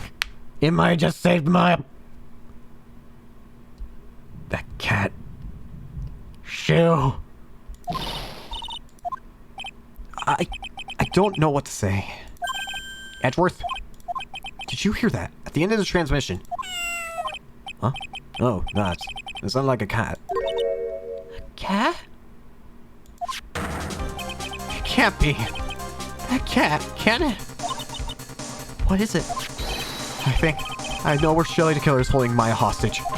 Edgeworth, have all police units head for On Guard Mansion immediately. Alright, you hurry over as well then. Don't lose hope yet, Pearls. The fight has only just begun. Yeah. Get over there! Yep! Maya! Sam's Rust Mystic Maya. We have this area completely surrounded. There's no way for him to escape. Assuming he's still in the area. I can't believe it. That butler, all this time, he was the killer. He and On Guard were working together all this time.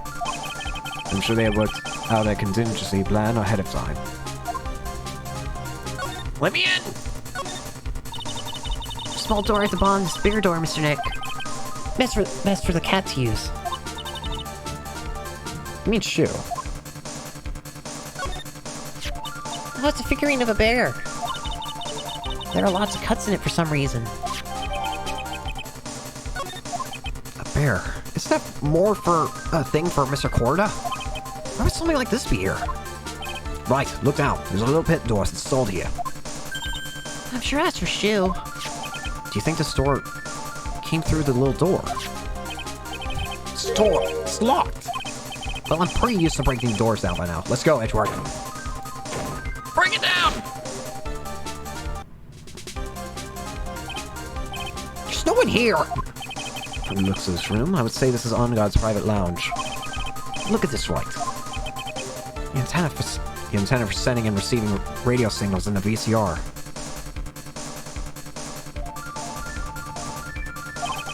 Check inside the desk. If there's a tape, it would be an important piece of evidence. If we're lucky, we'll have the moment the crime was committed record on it. I'm sorry, but the tape deck is empty. There's no tape to be found. Oh, There's no mistake that someone used this to record something. It looks like someone took the tape out we're looking for and escaped with it. dang it!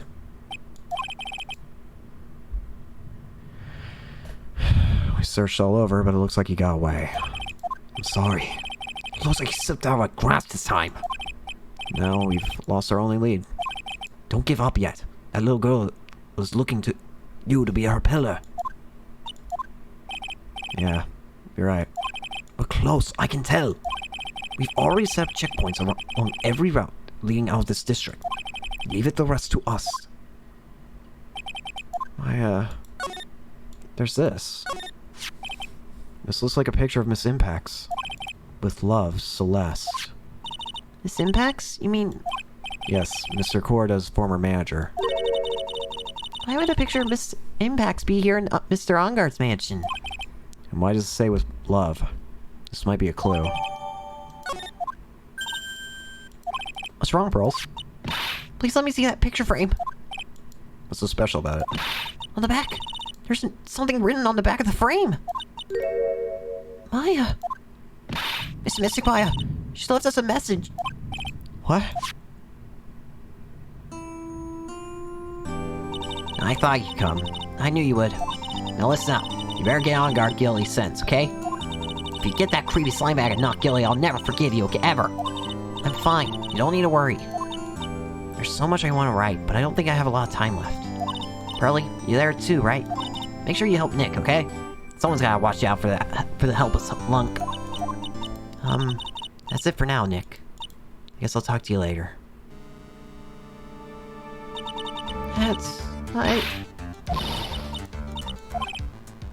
Right. What's wrong? Why the blank stare? Oh, nothing. We searched the house, and this is the last room. It looks like he eluded us. Edgeworth? Yes? As far as clues goes, I think this is all I'm going to get. But I'm still short one last thing. And what is that? Her. Miss Andrews' Cyclock. If I could just find out what secret she's holding, then I think I can stand a chance in court tomorrow. Let's blow this case wide open and expose the truth. I think I know what you're thinking. I'll contact the detention center. Thanks, Edgeworth. Well, let's go, Pearls. It's time to open that last lock.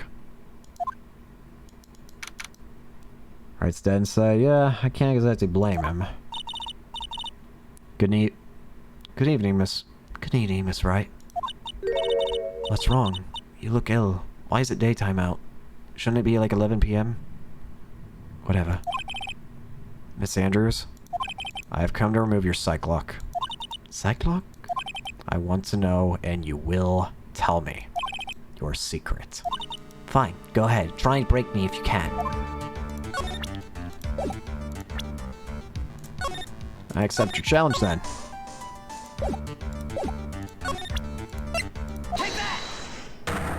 Let's do this.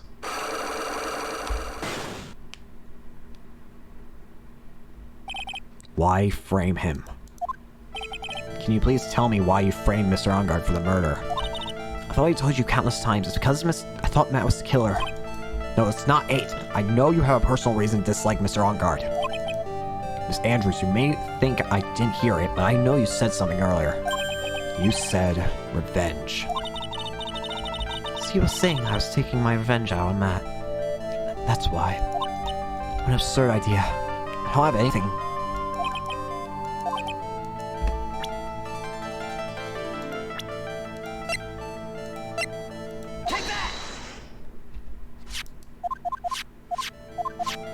We already saw this dialogue. The relationship lies in this. This is a photo of Miss Impacts, correct? She looks younger than when she passed away, though. With love, Celeste. This is Miss Impact's handwriting, isn't it? Where did you find this?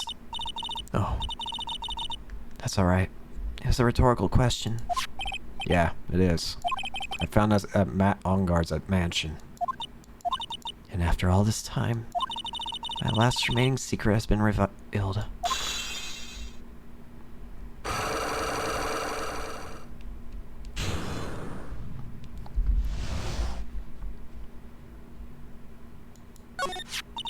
Celeste, she was supposed to get married to Juan. Yes, but I heard that it didn't work out. Because Mr. Corda didn't want to get married to her anymore, right? Yes, because of Matt. Because of Mr. Ongard? What do you mean? I think I can see where this is going. Celeste, she was Matt's manager for a long time. She was the happiest woman in the world at the time. I was working part-time back then, and I often saw the two of them together. So that's why. With love, Celeste is written on the frame of that picture. They were a couple, weren't they? There wasn't anything as splendid as that. Celeste was being used. Toyed with until she was thrown away. So horrible. Matt's entire image was built around how nice and wonderful of a man he is. The scandal would have destroyed that. Which is why Celeste and her kindness moved over to Worldwide Studios. That's where she met Juan. She seemed really happy with him. Even happier than when she was with Matt. Celeste and Juan were such a good match they were even planning to get married. And then, it was suddenly called off. On the night Juan called their marriage off, Celeste, she killed herself. And that's why I framed Matt. It was revenge for Celeste and myself. I'm sure even you can guess why Juan called off the wedding, right? Matt confessed to Juan about his relationship with Celeste. I see. So that's what happened. But then why did Mr. Cordo have to call off the wedding? I don't understand at all. It was probably because of his worthless male pride. Juan and Matt were always fierce rivals. Matt waited for the wedding announcement and then unleashed the truth on Juan. He was aiming for when it would hurt Juan the most. Enormous impacts. That wasn't the end of it. That day, I'm almost certain that Celeste left a suicide note behind. And in that note, she left a detailed account of Matt's various misdeeds, and so that she would never again be hurt by Matt, she chose to die. Then when Juan discovered her body, he hid her note. But why would... I see. It's simple. Juan realized that note was a powerful weapon against Matt, and it would be especially damaging to his refreshing like a spring breeze image. In any case, with his pride hurt, Juan sought revenge. Revenge. There's that word again. Juan wanted to publicly disclose the contents of the suicide note. At a time that would cause Matt the most damage, of course.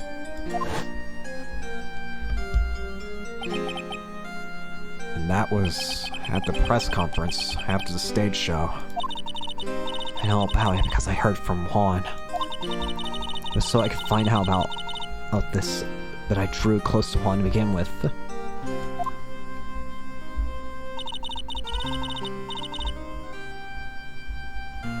Quite a pair of hideous monsters, aren't they? Even Celeste was something for them to use in their game. That night when I found Juan's body, it was only natural that I thought the murderer was Matt. Those two were always spying on one another, after all. As for me, I was frantically searching for Celeste's suicide note. I wanted to destroy it before it ever went public. I was going to burn it. I even brought a lighter. But why? But I couldn't find the suicide note. That's when revenge crossed my mind. I was going to bring to them in my own kind of cruel revenge. Celeste was killed by those two monsters. So when I stabbed Juan's body with that knife, I didn't feel a single shred of guilt. And that's all I have to say. Well, Mr. Wright, even knowing all this, are you still going to help that man? I'm a lawyer. I see. What a foul profession. Thank you very much for your time, and for talking with me. It was no big deal. I couldn't sleep anyway. I can't sleep either. Not with my situation, or with what I know now.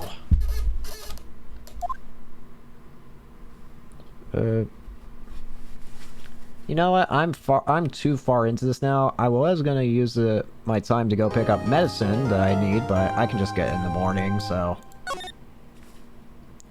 I can get it early enough in the morning where it doesn't matter. It's not that... I mean, I've gone whole days without that medicine anyway, so... Oh boy.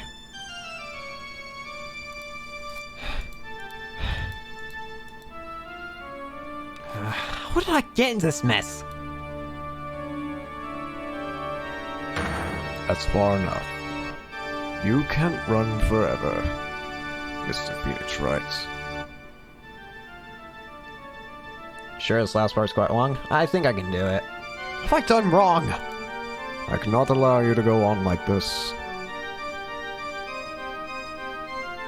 But I'm just a simple defense attorney. Silence. You are no longer worthy of your title.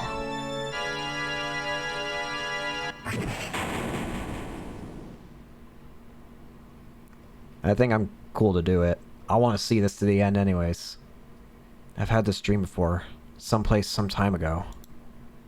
As if this day was written into my destiny. Today, I'll stand in court as a lawyer. To prove a killer innocent.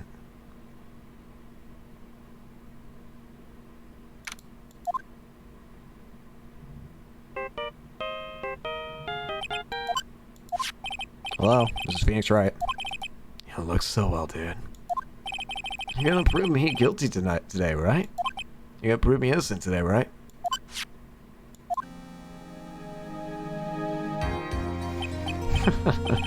If you please, Mr. Lawyer. If you please, Mr. Lawyer. Remember, it's not just me.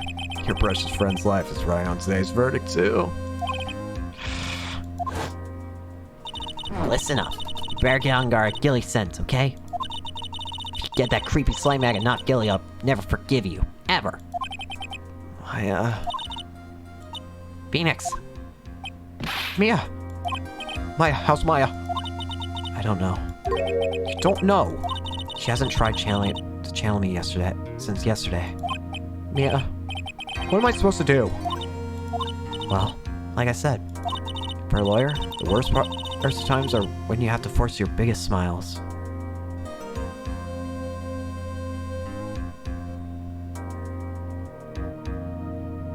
Why is Wright so conflicted? He just hired them, he didn't actually strangle him, he's not a killer. I mean, technically though, he's still like manipulating a lot of people and like, he may not have done the actual crime, but he did pay for a killer to do the killing. So...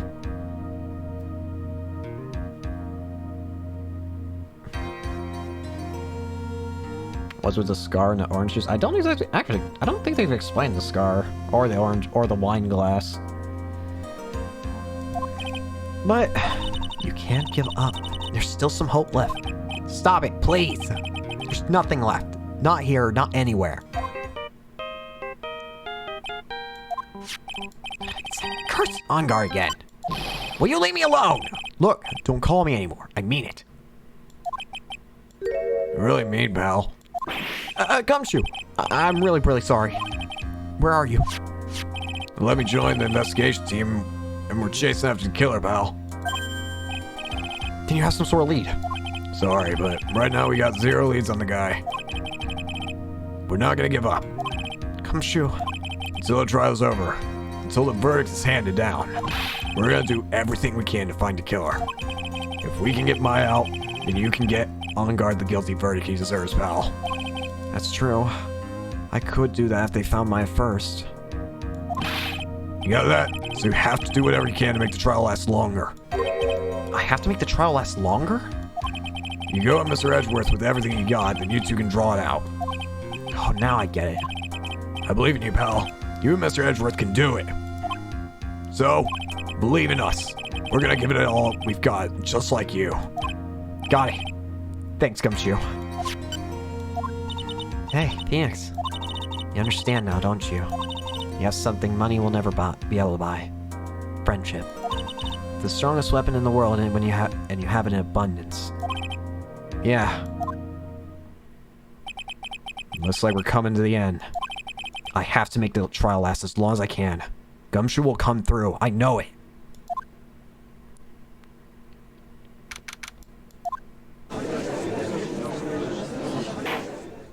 Court is now in session for the trial of Matt Ongard. The defense is ready, Your Honor. The prosecution has been ready for a while, Your Honor. Now, as I recall, we conclude yesterday's session with a big mystery on our hands. The mystery being of what exactly Miss Adriana Andro's role in this murder is. That's actually a great question. What exactly are we doing here? I don't exactly know I don't know exactly what we're going to be, like, discovering here right now, because, how do we start off the previous day? That is to say, she really connected to the crime itself.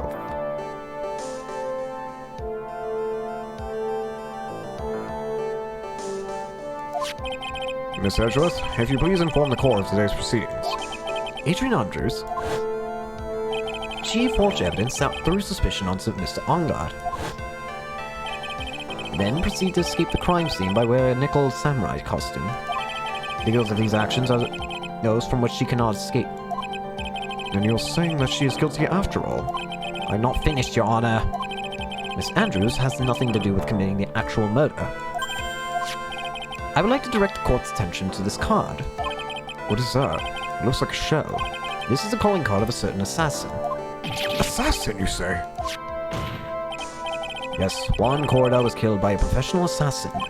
And the person who hired the assassin, his client, so to speak, is Matt Ongard. Unfortunately, this is true. My chair won't stop squeaking either.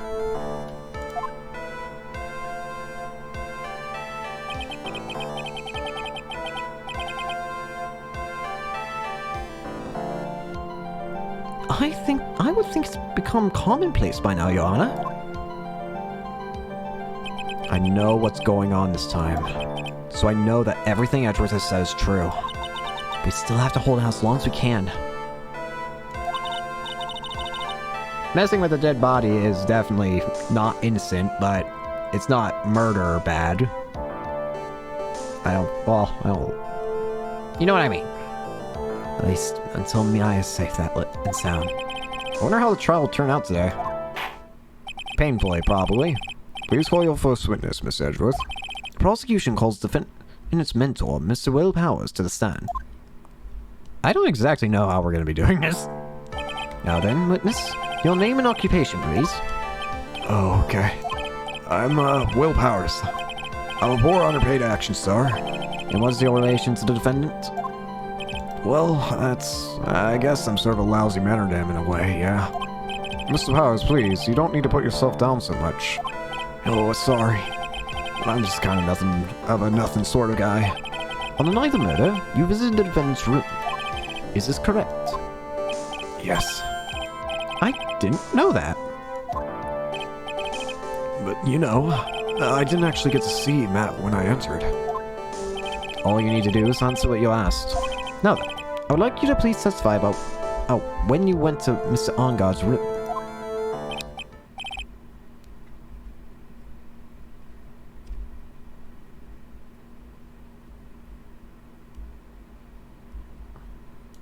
Okay, sure.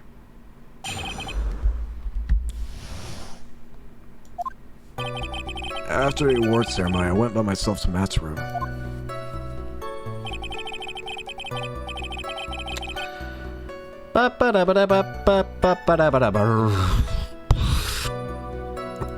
I am already in severe pain. Why? Matt was standing there in front of his room, still in his nickel samurai costume. He was talking with someone. At first, I thought it was the bellboy. I watched the two of them for a while, but then I gave up and went back. I had guests with me that night, and I couldn't make them wait for me. Nothing sounds out of place in Mr. Powers' testimony. And talking with the bellboy is no big deal. If one assumes that the person Mr. Onguard was speaking with was an ordinary bellboy... What are you implying? Yeah, I agree with Edgeworth. Well, Mr. Wright, let's have your cross-examination, shall we?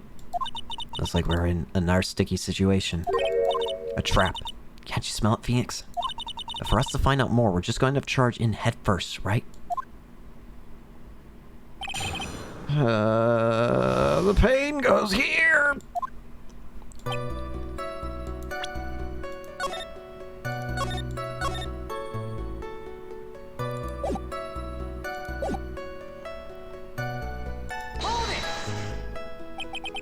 The defense room. Why'd you go there? Well, I'm his mentor, like a big brother, sort of. And I won sacred regrets. What's wrong? Why did you stop? Mr. Wright, What? What is it? you're going to try and trick me in a corner, aren't you? Huh? I know I'm just a poor underpaid action star, but I'm not a killer. No one said you were, Mr. Powers. No, please, don't trick me.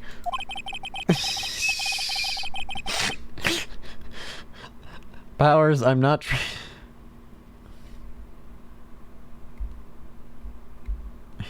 Powers, I'm not trying to get you killed. Or, assumed of killing.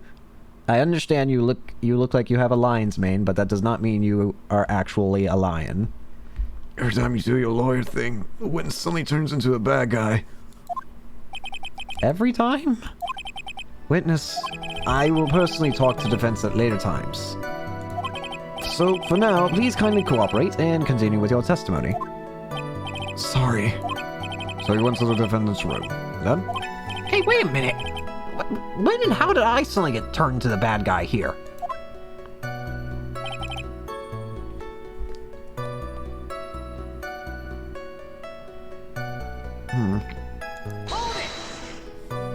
Are you sure that was Matt on guard? Yeah, I'm sure.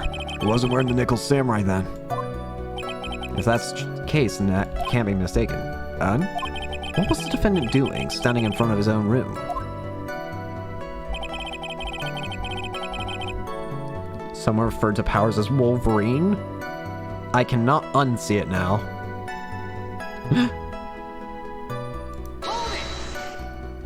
At first? What do you mean by that?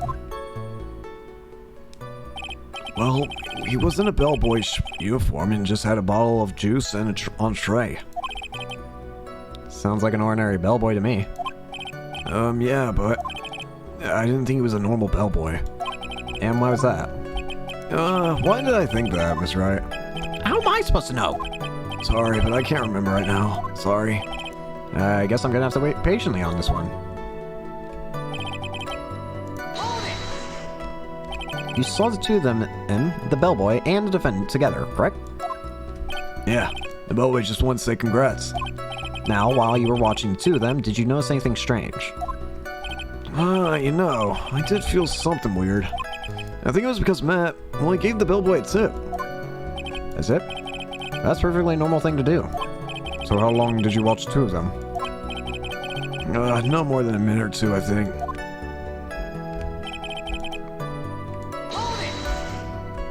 So who are these guests you're talking about? You guys, of course. You and Maya and Lil and Pearl. I thought it would be really rude since I invited you guys if I disappeared on you. So I went back to my seat pretty soon after seeing Matt in the hallway. This is like squeezing water from a stone. It's probably pointless to press further. Do you remember this incident? Did Powers leave his seat that night? I don't remember that happening at all. I was making such a racket in her hyper state, I ended up focusing on her. I see. In any case, from his story, he probably wasn't gone very long. What am I wait. Huh?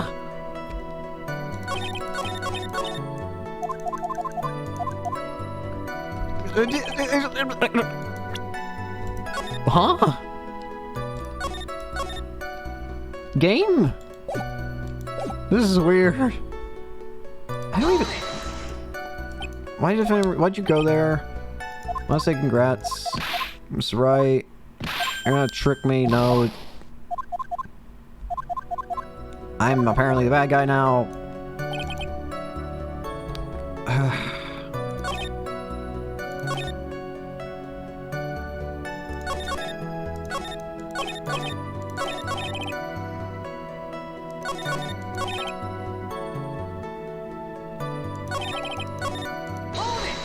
Huh?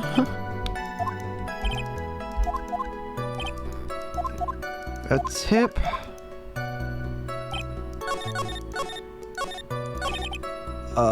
This is weird. I don't know. First, what do you mean? Don't think it was a normal bellboy, and why is that? I think... Hey, wait a sec. Actually, Mr. Powers, wait. Actually, Mr. Powers, wait a sec. Only a few minutes ago, you stated... You know, I did feel something weird. Oh, I see you guys talking about, it's called contract killing. It's charged by soliciting to murder. So via textbook definition, it's not murder, he's not innocent. But he is guilty of assisting, not committing, which is something Wright could possibly try to use if necessary, I think. I'm not a lawyer. Well, maybe it'll work. Maybe it'll come in handy, I don't know. I think it was because Matt, well, he gave the bellboy a tip. Could it be that you felt something strange about the tip-giving incident itself? Ah, yeah, that's it. You really know your job. Mr. Edgeworth, yes, Your Honor? The bellboy, he wasn't an ordinary one, was he? Perhaps we should let the witness tell us. Very well. Miss Powers, please amend your testimony. I mean, it was a bellboy, right? I'm sorry, but for some reason, just seeing this as a single line is funny to me. Matt gave the bellboy a tip. What? So he gave the bellboy a tip. What's so strange about that? Well, you see, Matt's not a poor penny pincher like me. I was trying to figure out how how much it was because the tip really shocked me. How much it was? But that's when something even more surprising happened. The bellboy was finding the tip he got in his pocket, and that's when I got my first good look at the guy's face. I was really shocked. I'm afraid I don't follow. Sounds like Mr. Powers surprised twice by this event. I wonder which these moments. Talk to me about the murderer's face. What's so shocking about the bellboy's face? Sorry, why did I say the murderer? Well, technically that's not... Let's just move on. Well, he wasn't more like an old Gramps. I hope you know that discrimination towards old men is a no-no in my court. No, that's not what I meant at all. In the smack middle of the guy's face, there was a line of stitches. A line of stitches? Yeah, and it went straight from the top of his head to the bottom of his chin. Almost as if that thread snapped, all the stuff in his head would come spilling out. He was there at Onguard's house. He was that butler. What is it, Mr. Wright? You're nothing, Your Honor. So that means Onguard was talking to the killer then. If that fact were to be exposed, Onguard would be declared guilty in a blink. P.S. You have to play dumb here. Pretend you don't know anything. Yes, Chief. You sure you don't have anything you would like to know, Mr. Wright? What did you just say, Your Honor? Nothing, Mr. Wright, nothing. We're just going around and around in circles. Nothing, Mr. Powers. Please continue with your testimony.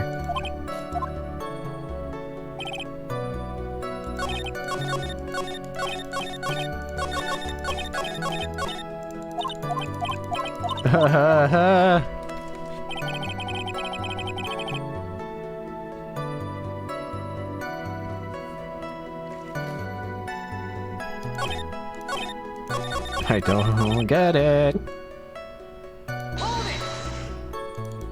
Talk to them. You notice anything strange? I feel weird just because the bellboy gave a tip.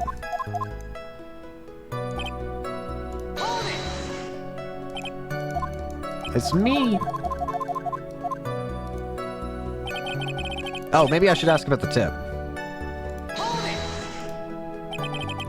Forgot about that.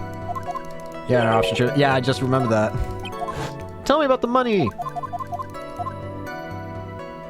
Tell me about the money. The defendant is a huge star. He can afford to give generous tips, wouldn't you agree? Sure. But giving him that much was maybe a little too much, I think. A little too much? Would you please clarify for the courts? About how much would you say the defendant gave the bellboy? Honestly, I don't know. I can't even begin to guess. And why is that? Because he gave the bellboy a really, really fat roll of cash. Roll of cash? Ah, well, how interesting. That certainly was a very generous tip, wasn't it? A fat roll of cash. That can hardly be called a tip, Your Honor. Just beginning to look awfully suspicious. I don't even know if I'm supposed to say good or bad. Objection? Defendant is a superstar. That kind of tip is typical fare for people like him. Never mind. Are you saying that all superstars are super spenders? If I could receive large rolls of cash by simply bringing people things on trays, why on earth would I be standing around prosecuting? He's got a point. I don't even get paid, let alone rolls of cash, all for all my hard work. I don't have money. So supposing that roll of cash was not a tip, then what was it? Payment, Your Honor. Payment. Isn't it obvious? For the murder of Juan Corda. Then that bellboy the witness saw. Yes, he was the assassin. Pain, Edgeworth, pain. Hold your horses now. Mr. Edgeworth, you don't have any proof of this, do you? Have I ever been unprepared to support my claims, Your Honor? I have here the card Shelley the Killer left at the scene of the crime. Shelley the Killer? He is a person the police's special investigation team has been chasing for ages. I am certain the person the witness saw was this very assassin, Shelley the Killer. Really? What's wrong, Mr. Powers? No, nothing. Something just clicked in my head and I think I just figured it out. Oh? Actually, I saw that bellboy again later on that night. Mr. Bowers, please testify. Tell us what you saw. Yes, sir. Right away. Bowers, you don't have to be so happy about telling us. The second time. Let me guess, the second time's probably with either us or getting the receiver. This time I was in that hallway because I had to go to the bathroom. That's when a bellboy saw her that came out of the room. Of course, when I say room, I mean Juan Cora's room. Now that I think about it, that bellboy did seem kind of out of place. Yeah, so he had to be the assassin, I'm sure of it. I mean... Thank you very much. That is all we need for now. Huh? But I'm not done. There's still some more. Let us first establish that the bellboy was truly Mr. De Killer. Then we shall see. So the bellboy came out of the victim's room. And if that bellboy really was the assassin, Then I think the answer is fairly obvious. that would be correct, Your Honor. Well, Mr. Wright, I believe it's your turn to entertain and make us laugh. Yeah, you're a jerk. Ha! Ha! Ha! Ha! Squeaky chair. This is no laughing matter. You think I don't realize that, Mia, Maya? Mai? Mamma Mia? Ay, ay, ay.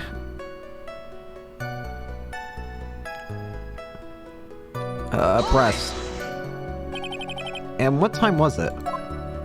Well, I don't remember. The war ceremony ended around 8 p.m., right? And then I went to Matt's room pretty soon after that, and then I came back. And then I went to the bathroom. So I guess maybe it was around 8:10 by the time? You're not one for details, are you, Mr. Bowers? Sorry. I thought maybe... I thought I could maybe catch Matt and say my congrats.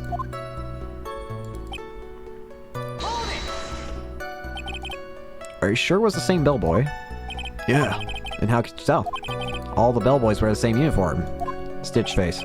We see, he had those stitches in his face. So I'm sure it's the same guy that was talking with Matt. So which room did the bellboy come out of?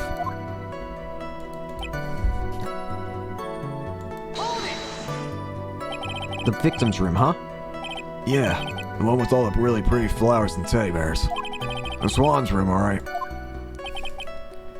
Words cannot describe how screwed I am. Let's continue with the testimony, shall we?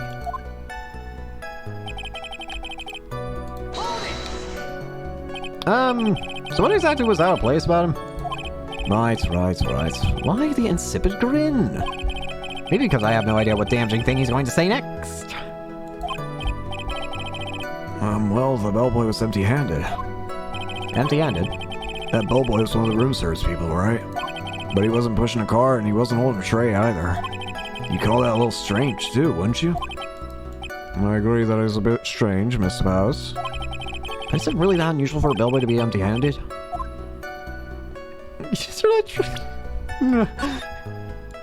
I have to throw all the underhanded tricks I can. Trample vessel. There's nothing strange or unusual about empty-handed bellboy. There really, really is. It really isn't. I knew that was coming. If you two are done being school children, bellboys are for room service. There's no reason for them to be empty-handed ever. Your Honor, I ask that the witness's previous statement be supplanted with this new one. Edgeworth, are you going to do whatever you can to make the bellboy look suspicious? I see. Very well, this court recognizes and grants the prosecution's request. Ms. Bowers, if you could amend your testimony.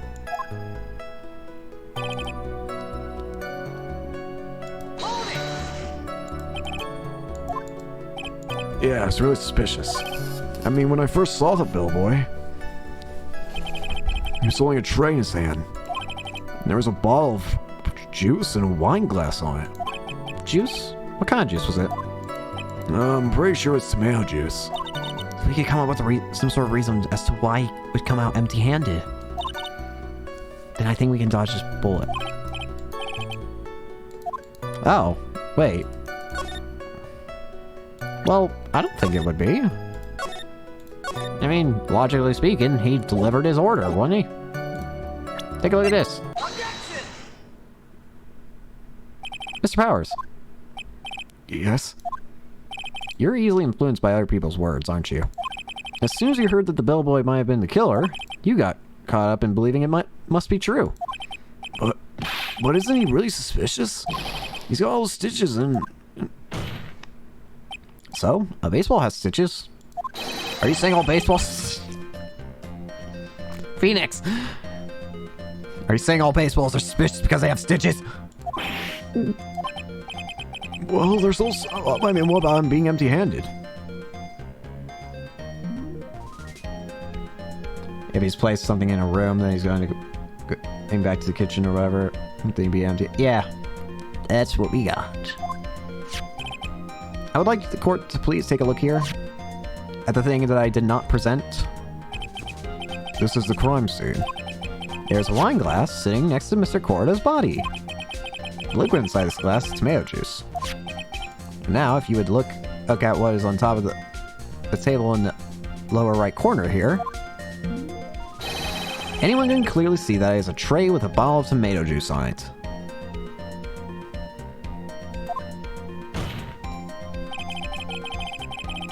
The bellboy had just brought this to Mr. Cordo's room.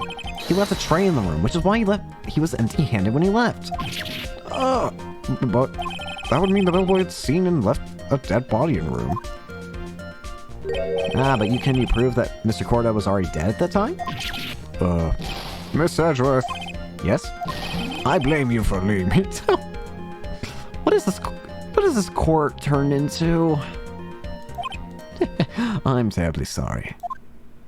What is with him? Why is he laughing? Witness, isn't there one more thing you would like to share with us? Is there?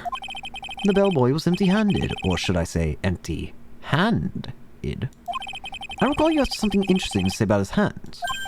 Oh yeah, almost forgot.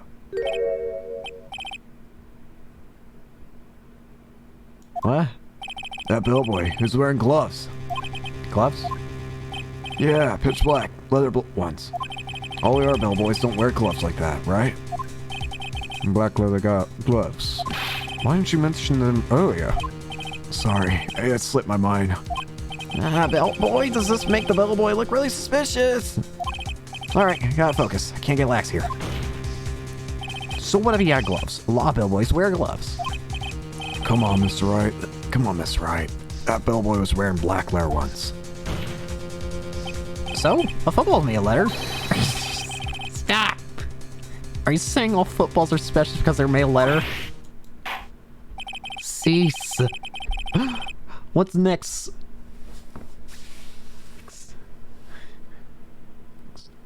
Volleyball?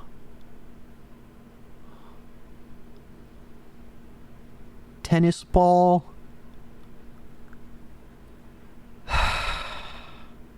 But that man, he received a large roll of cash from the defendant. And then he was seen leaving the crime scene wearing black leather gloves. I don't think that even someone like myself can believe he was just another bellboy. It seems that we've finally come to an understanding. Nothing. Witness, please continue with the rest of your testimony. How do you notice that? I was gonna say that too, but then I thought, remembering how the place looked, it was all like bright gold, like bright gold and yellow colors, all bright colors really. If you had pitch black colored gloves, basically, or just black leather gloves, I feel like it'd probably stand out pretty easily amongst all the color. I don't know. I feel like it'd just be me. Maybe it's just me, but I feel like it'd be a bit easier. The rest? Oh yes, please tell small. Okay. Their second meeting. After leaving Juan's room, the bellboy went and knocked on Matt's door just like that. He gave some to the person inside the room. Then the old guy just left without even going into the room. After that, I went to the bathroom and then back to my seat. So the bellboy, after leaving the crime scene, next went to the defendant's room? Yeah, I kind of saw that by accident. Some accident? I'd say you saw too much. And all of it was suspicious to high heaven.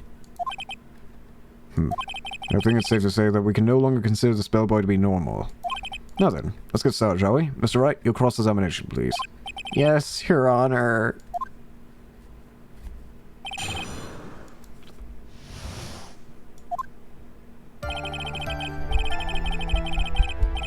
I'm not used to being in a situation where I'm trying to protect someone evil. This is not part of the contract.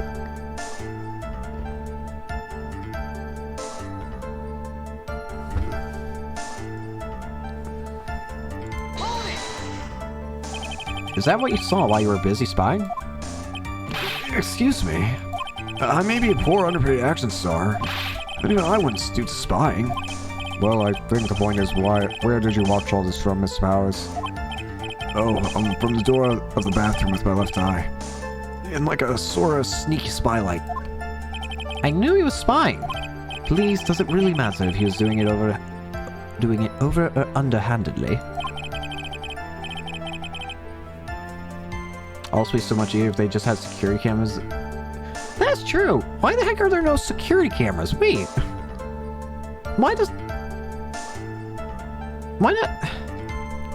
Why does the police station, the place where the people who can defend themselves, have more security cameras than the hotel?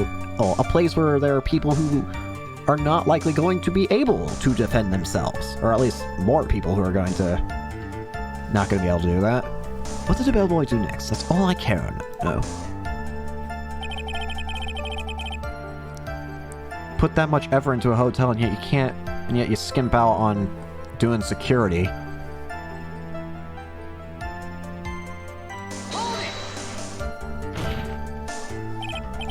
I said hold it! Okay. That's better. What kind of statement is that? Please elaborate and give us a few more details. Okay. I should probably ask him only one question at a time.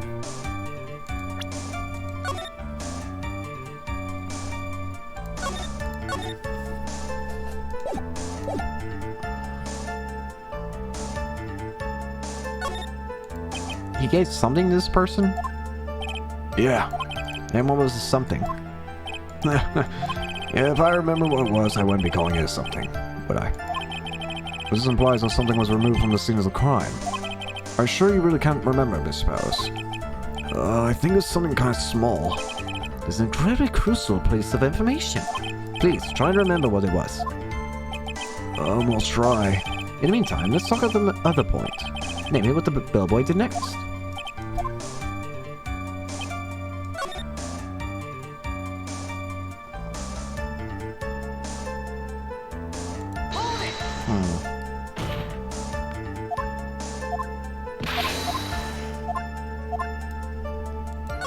Who's inside? So who took the something the bellboy handed off?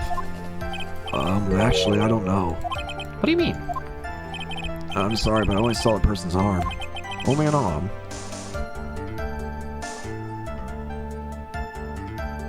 They had old bag security, which should not. Oh, yeah, that's fair enough.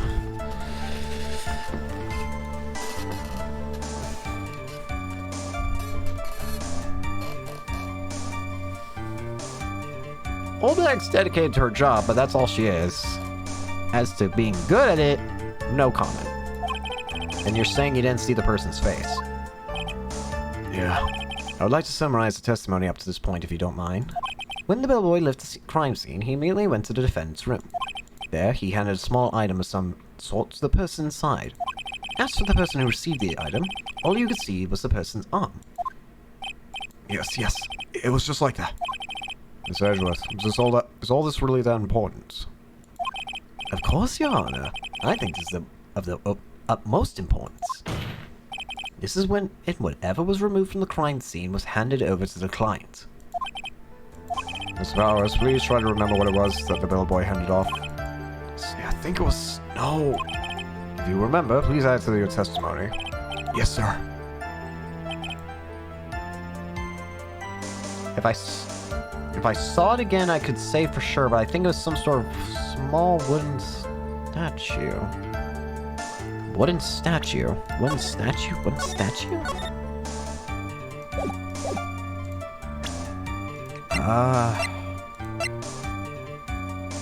You wouldn't happen to mean... Uh-huh. What am I doing? What was the point of that pregnant pause? Where's that objection come from? Well, speak up. It was me, Your Honor. What is it, Phoenix? I have a feeling that something bad is going to happen once I show this. Mr. Wright, you have something to say, spit it out. Yes, Your Honor. Okay, Phoenix. Deep breaths. Mr. Powers, there's something you saw. Was it this item? Oh, yay! That's it. That's something. Wow, Mr. Wright, you really figured it out. I recall we found this at Matt Ongod's mansion. At the defendant's house. Well, I should not have done that. What does this mean? It's simple, Your Honor. Shady the killer assassinated Juan Corda in his room. And then he stole the wooden bear from the scene of the crime. And the bear being found at Master Ongod's mansion would mean... It goes without saying, Your Honor. Yeah, but Mr. Matt Ongod is the killer's client. Order, order, order! I said order! Mr. Wright, this is the most unfortunate turn of events for you. Yeah. Sorry, Mia. No, it's alright. Your judgment was sound. Actually, I figured the bear would come up. If not now, then it would have later on. Even if you hadn't shown it to the court, I'm sure your friend Edgeworth would have. I almost forgot that he knew about it too. I think it's clear that there's no need for us to continue the trial. I can't let this happen. I have to do something. There has to be something I overlooked. Your Honor, a minute, please. Yes, Mr. Wright? There are still a few points left that we haven't not fully explored. What are you trying to pull?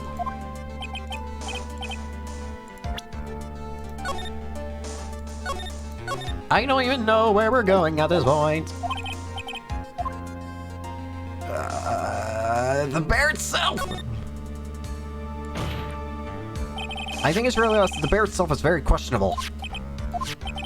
The bear, Mr. Wright. This was found at Mr. Arngard's mansion. However, Mr. Arngard was arrested at the hotel that night. Which means that since the murder occurred, he has not had a chance to go home. Oh. I think Your Honor's already figured out what I'm trying to say. It's not possible that Mr. Arngard are who took this bear to his mansion. Why, that's very true. I hadn't considered that point, Mr. Wright. There was no way, time-wise, for the defendant to have taken this bear home. Disaster. You haven't gotten the best of me yet, Mr. Wright. Screw you, Edgeworth. I remember it clear as day. I remember what you muttered to yourself at Ungard's mansion. We have this area completely surrounded, there's no way. Can't believe it. That butler, all this time he was the killer. I am... The killer and Ongard were working together, so to speak. And the killer was hiding at Ongard's mansion, as its butler. What a bold move. The bear figurine was brought back to Ongard mansion by the killer himself.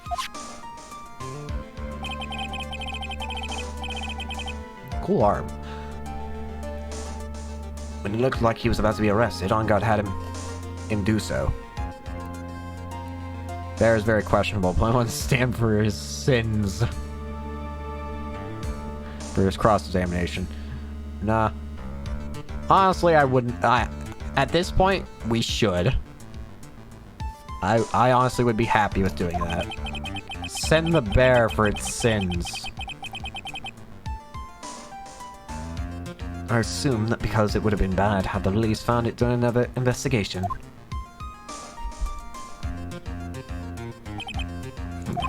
Well, Mr. Wright, you've been quiet for a while now. This is too much. Isn't there anything I can tag at all? I plan to expose a clearly shaky place in Mr. Pyre's testimony. What? There's still another one. There is indeed, Your Honor. And it's quite a questionable point. What are you trying to pull? The Barrett's... No. Powers testimony. Mr. Powers' testimony, of course. Huh? I know that my testimony was... Your inanity stupefies me, Mr. Wright. We've already clarified all questionable points during the cross-examination just now. Wasting time like this, calling the testimony questionable? Let's say it's your head that's questionable here. Why did the other... Why did... Oh, gee. Wait, where was the save? Oh, okay, good. Who received it? There was one thing in Mr. Bauer's testimony that was very unclear. And that is the identity of the person who received the bear. He gave something to the person inside the room. No, I'm sorry, but I only saw the person's arm. As long as we don't know who it was that took the bear. We can't be sure. Oh! Why are you confused? What is it, Miss Powers? If you're going to scream like that, then at least give us a good reason why. Oh, yeah, sorry. Actually, so I remember. I remember who took the bear. You... Really? I mean, I only saw his arm, but the arm. It was the Nickel Samurai's arm, I swear it. You've got to be kidding me! I'm sure of that, Mr. Powers. Yeah, I'm sure it's the Nickel Samurai. Order, order! It looks like you've dug your own grave yet again. How many times is that today? I've lost count. So the person who took this in this little bear was the Nickel Samurai. And as we all know, Matt's on guard is the Nickel Samurai. Thanks to the defense, we've made the law clear. What am I supposed to do now? Me a help! You don't have time to act lost. You've got to find another angle to attack this from. Hurry. Now I will bring this court. Oh, Your Honor! Again, Mr. Wright, we've already removed any and all questionable areas of this testimony. It's about time you were removed from this court, Mr. Wright. I have to find something. Even one more little point will do. There's still questions left unanswered. What are you trying to pull? Wait, what? What?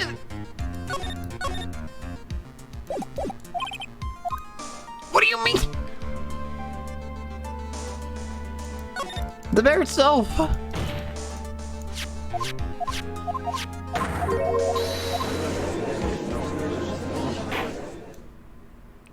Wait, I didn't even read it. Whatever. There's no way time-wise for the defendant to take the bear home. Disaster is not averted. Confusion!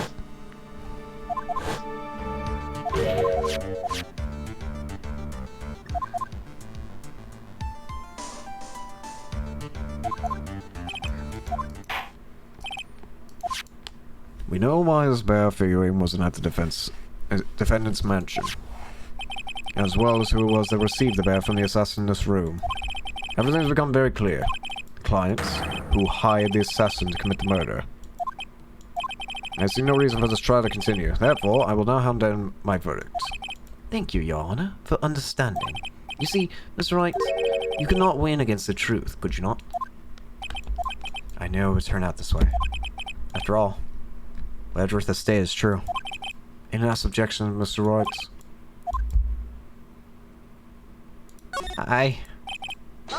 Stop, please.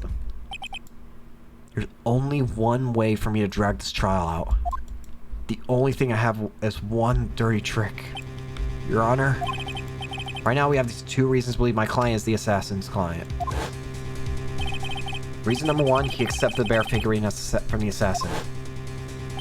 Reason number two, that very same figurine was found at Mr. Ongard's mansion. However, it's possible this is all the work of a certain other person. What are you saying? What I'm saying is, it's possible a different person is the killer's real client. The real clients.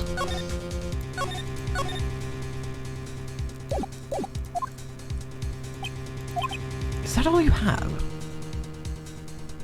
Well, if we just told Maya he's not guilty, I feel like, in that case, I think that, the killer would probably hear that and, well, he said it earlier, don't try and tell authorities or whatever. That'd be a pretty bad move, I imagine.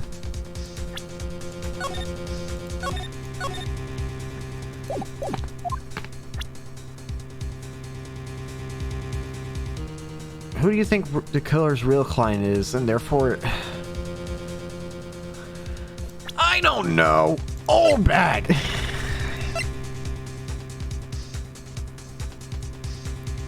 Adrian? She had the card. Adrian Andrews.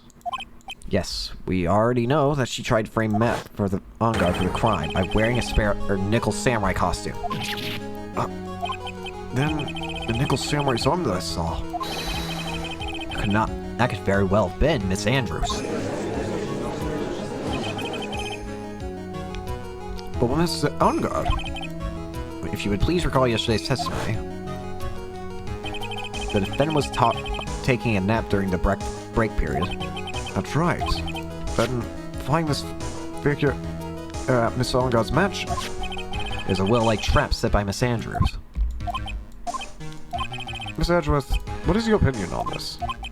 I can't even begin to count the flaws in the defense's logic.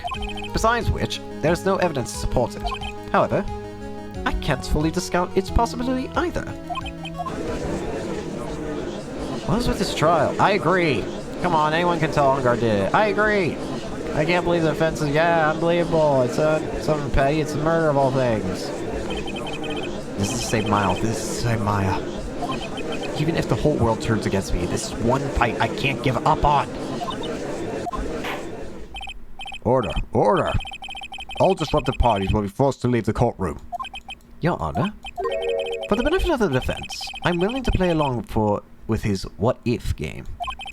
His what-if game? Miss Edgeworth, the prosecution is prepared to challenge the defense's theory. Mr. Wright, even you must have thought it strange and wondered. Why would the criminal want this little wooden bear? He's right. The killer did specially bring that bear to On Guard right away. Why do you ask? Is there something special about it? Absolutely. And I'm sure that once this court knows its significance, the true killer's identity will become crystal clear. Your Honor, the prosecution calls upon a witness who will clear all doubts against Miss Andrews. And who would that be? It's quite simple, Your Honor. Miss Adrian Andrews herself. I see. Well then, the court will take a short 10-minute recess. At this rate, I might have to actually get food, but wait, whoa, you didn't even give me a chance to save, game.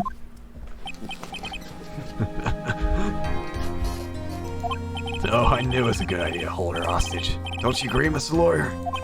But I never thought in your desperation you'd try pin the guilt on Adrian.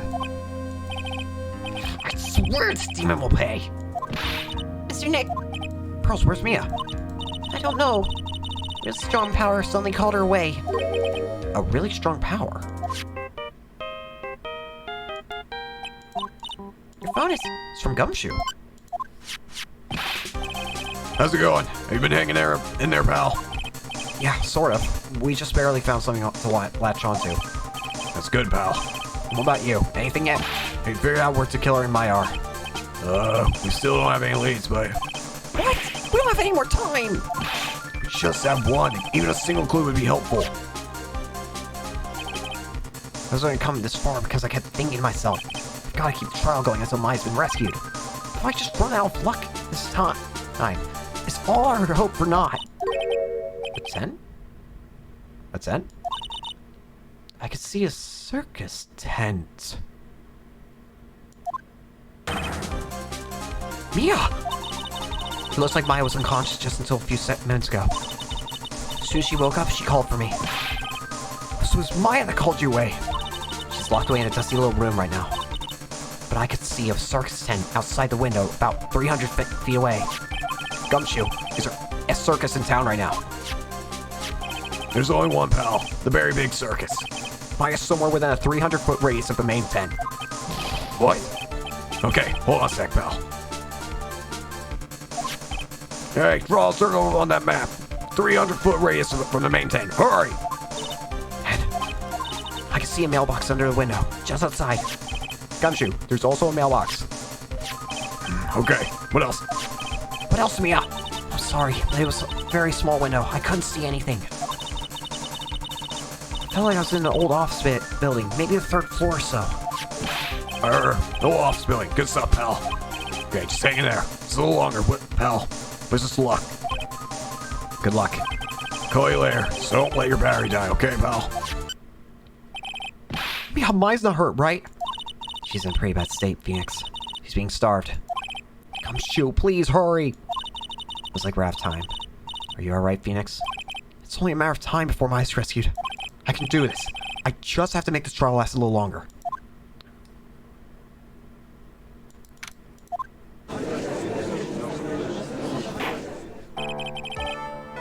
Court will now reconvene. The killer, the man who murdered the victim, handed this to his client. We didn't even stop for a save point break. Circus game bug kicked. Yeah, I hope.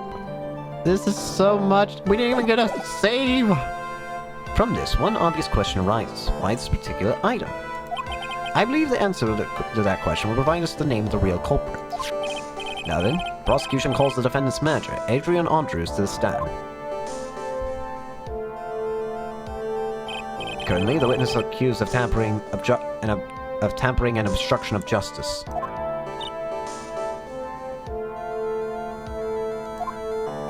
However, you had been called to the witness stand today to ascertain who exactly is guilty of murder. I understand. Very good. Now, have you ever seen this bear before, Miss Andrews? Of course I have. You have seen it? That's right. It's only natural for the witness to have. Miss Andrew, could you please enlighten the court to this bear's secrets? Alright. Why does she... Why am I worried? Actually, this is an elaborate puzzle. If you know the correct order, it can be taken apart one piece at a time. At the center is a small cavity, with just enough room to store a small item.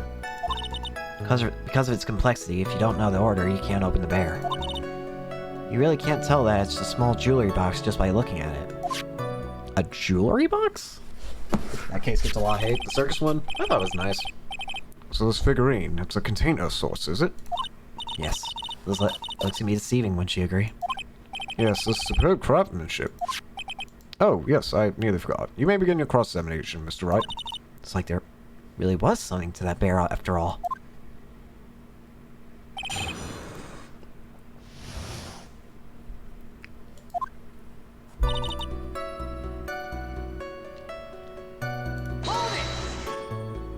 A puzzle. That's right. But it looks like an ordinary figurine. True enough. To people who don't know, I'm sure they would never guess that this was a puzzle. So what kind of puzzle is this exactly?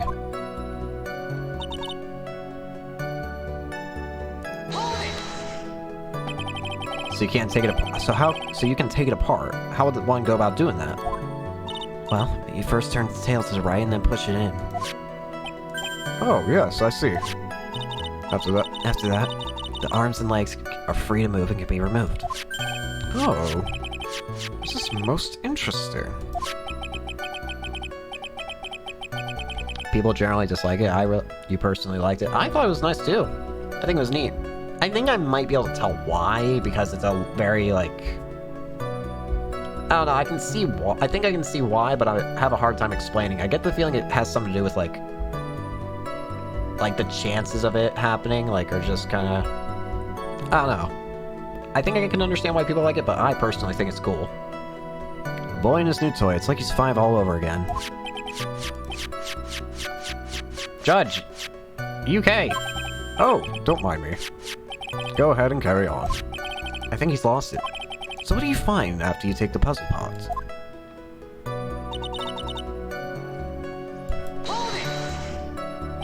And how do you know about this?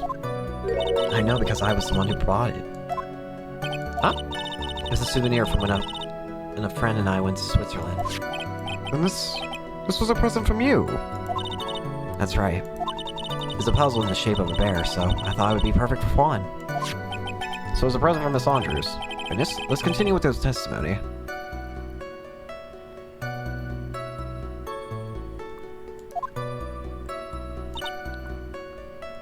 Complexity. So who exactly knew how to solve this puzzle? Only two of us, Juan and myself. It was a souvenir from Switzerland. So I doubt there were that many people with the same bear in this country. This looks like it can be easily broken. Especially if someone wanted to get at what's inside. Well, it's a toy, but it can never be the same once it's been broken.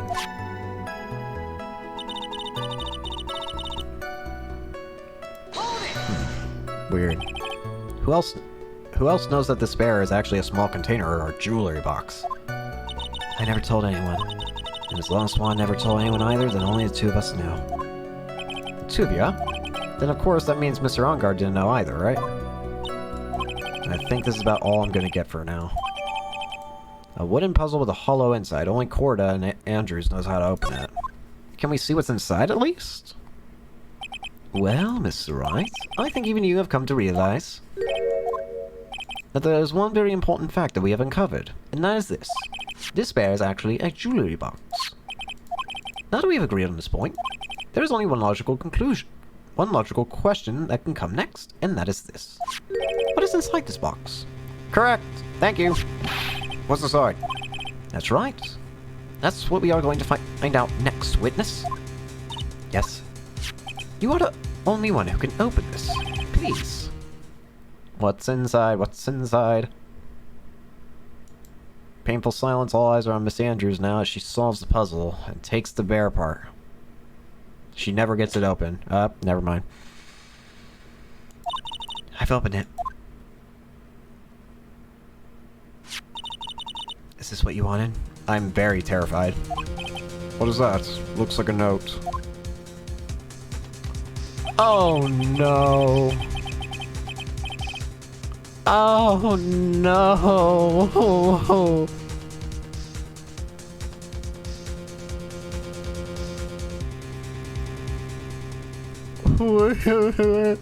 I know what that is. It's gonna be the suicide note of Celeste, isn't it? It's the suicide note. The suicide note? The suicide note left by Juan Corda's former manager Celeste Impacts. Yep. Until now, no one knew of his whereabouts, but just as we suspected, it was hidden. Hidden by the victim, Juan Corda himself. It seems Celeste Impacts had very beautiful handwriting, and she just as beautifully signed her own name on this document. This is most definitely the note she left right before she committed suicide. I'm in trouble! Order! Witness, did you know about this? Yes, I did. I heard about it all from Juan. When I scoured his body, I looked for the bear. I wanted to destroy the note before it became public, but I couldn't find it anywhere, because it had already been taken by the killer. Everything is going at Mr. Edgeworth's pace. So now that the suicide note's been found, what's the next logical question? What is written on the note? That's right. At least that's what I would think. Now then, I believe it's only appropriate the contents of this note be made known. I can't stop you, can I? I went through so much just to get my hands on it. And I was going to burn it for her sake. I'm deeply sorry, but I can't allow you to persuade me to stop. Your Honor, if you could please read the contents of the note aloud. Very well. Judge's voice rang loud and clear through the deathly silent courtroom. In her note, Celeste Impacts left us a record of all that had happened to her. About being used and then thrown away by Ongard. About being engaged to Corda, and Ongard's role in destroying that. About how she decided in her despair to end it all. Pain! And that's all Miss Impacts had to say. There's one thing I would like to say here. The prosecution has no interest in slandering Mr. Ongard. And what? Our intention, Your Honor, is to establish a motive for murder. Isn't that correct, witness? Yes. On the night of the murder, Juan was going to make the contents of that note public. After the post-ceremony show. He's going to hold a press conference. My word. My on-guard values, above all else, is refreshing like a spring breeze image. Which is why he had to stop this note from being made public. At any cost. I'm in trouble. Songar's fault, and this time I'm going to so far as kill someone to stop him from revealing that. How terrible, what a selfish person. I guess there are slimeball lawyers out there who will defend these creeps too. There's no room for doubts here. Mr. the Killer's client's goal was to obtain the suicide note. And the only person who needed this note that badly is the defendant. Let's not forget that the bear with the note inside was found at the defendant's house. Do I even want to bother? Yeah. As Phoenix said, words cannot describe how screwed I am. Seems we have come to the truth at last. The defendant's motives were entirely selfish. He deserves no sympathy from anyone.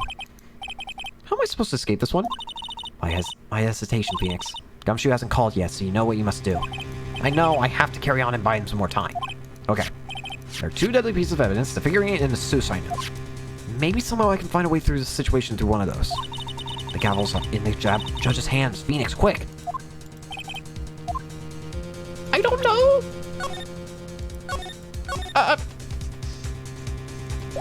We haven't looked enough at the suicide note! Please wait, Your Honor! Ah! Look at that lawyer still going at it. It's like he doesn't care that he's trying to get a killer off the hook. I think Your Honor believes that Matt Ongard killed him in order to obtain this note. Yes, that's correct. But that seems a little strange. In fact, I think there's a contradiction here. This note was hidden by Mr. Corda until the night of the murder. If that is the case, I say that Matt Ongar cannot have known what was written on this note. Oh, I did not think of that way. Exactly, but I did think of a way that... did think of it that way, and I thought it was rather strange. No one in their right mind would kill for a note without first knowing what it said. Order, order, order! You make a valid point, Mr. Wright. Miss Edgeworth, what is your opinion? It's just a flash, but I think I did rather well on this one. Fortunately. I think he believes differently. I believe a show of appreciation is in order. Huh? The defense seems to be in love with wishing more despair upon itself. I would like to...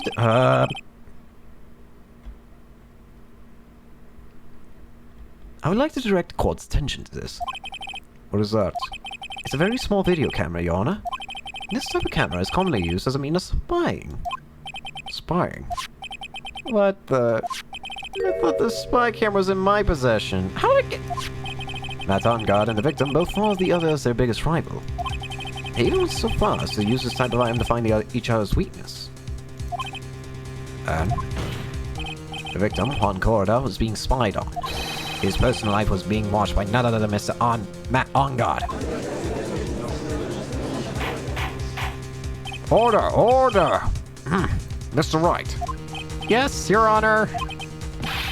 Don't tell me you knew your client's spying activities. Well, sorta. Sort of is not an acceptable answer, Mr. Wright. I see you are confused, Mr. Wright. You're probably thinking, but I have the camera that was in the stuffed bear's eye. But this camera that I have is not the same one. You are a son of a... Last night, I searched the victim's house on a hunch, using this Gumshoe's bug sweeper. By the way, Mr. Wright, the defendant's fingerprints were found on this camera. But Ongard's fingerprints were on there. Well, Phoenix, looks like those cameras were hidden all over the place, huh? What am I supposed to say to that evidence? I think this is the end. It's fairly obvious that Mr. Ongard had learned of the suicide note through this. He was watching the victim all along. Can't be good. I don't have anything to counter that.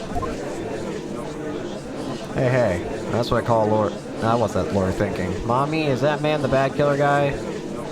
Josh, stop. Don't look at him. The way he's sweating is just so nasty. Phoenix. Yes, Chief. Have you figured out what you're going to do next? What I'm going to do next? Is running away like a frightened child work? I know it seems like Mr. Edgeworth's very close to putting a lid on this case, but in his eagerness to prove his point, he forgot one very important thing. What is it, Mia? There's a piece of evidence that he really should investigate. Something he should investigate. I'd really hate to see a good prosecutor get scolded for not remembering to look into the item when he had the chance. Why are you speaking in riddles all of a sudden? I don't understand, Mia. I think this time we finally understand everything. Well, Mr. Wright, you don't have any further objection, do you?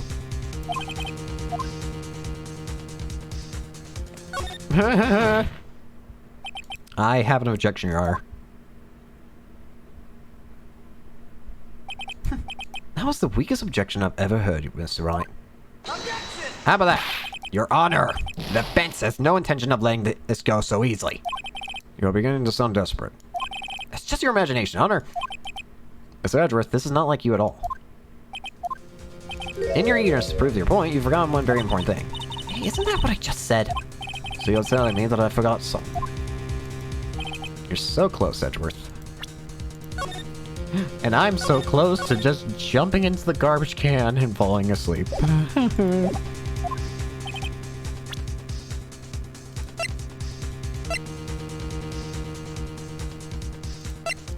I don't know.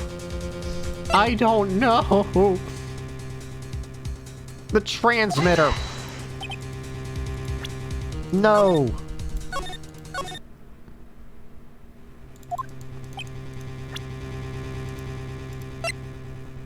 The bear, no. The photo.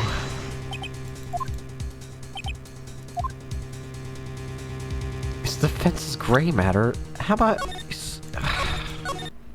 Edgeworth.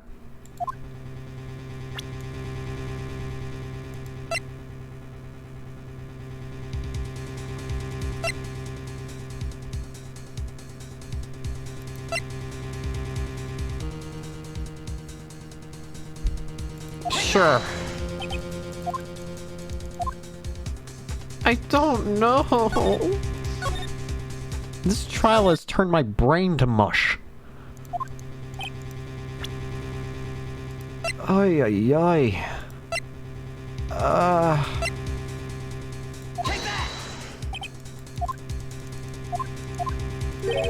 Whoopsie. No, you will never see me in your chambers. Goodbye.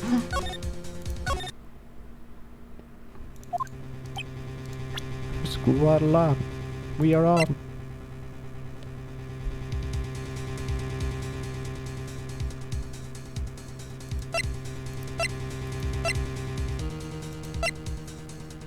The card. Oh, my brain hurts. My brain hurted.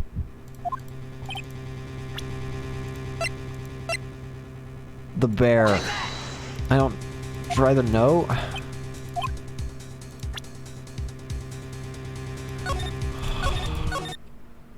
Let's see the note.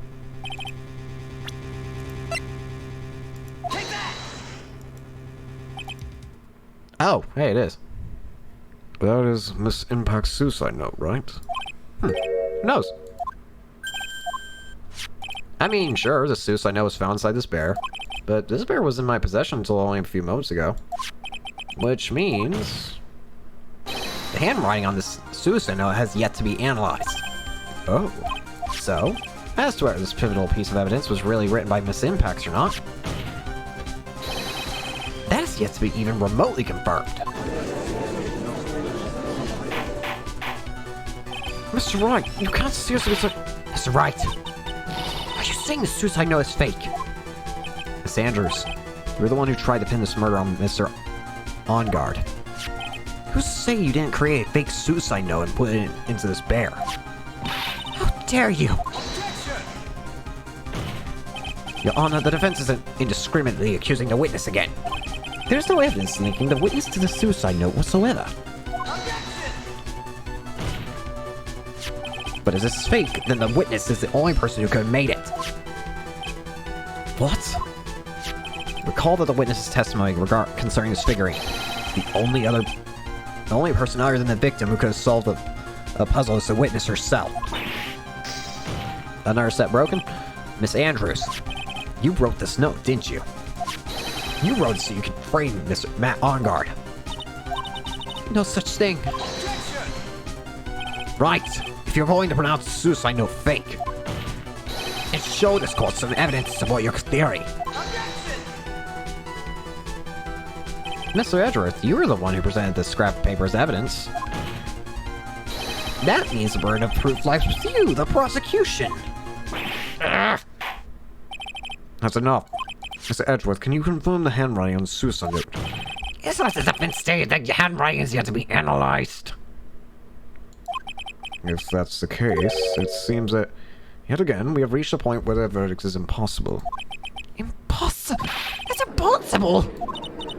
This isn't good, Phoenix. They're just going to carry this trial over one more day. I don't think Maya will physically be able to make it in our day. I don't want to have to do this, but I have no choice. I request that both the prosecution and defense...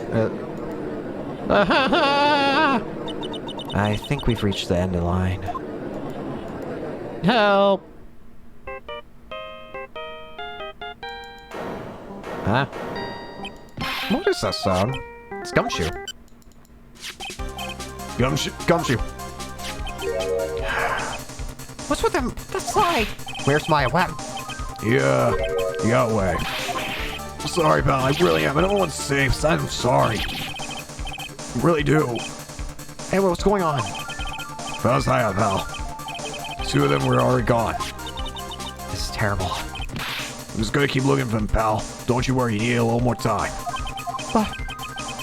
Don't tell me we don't have any more time.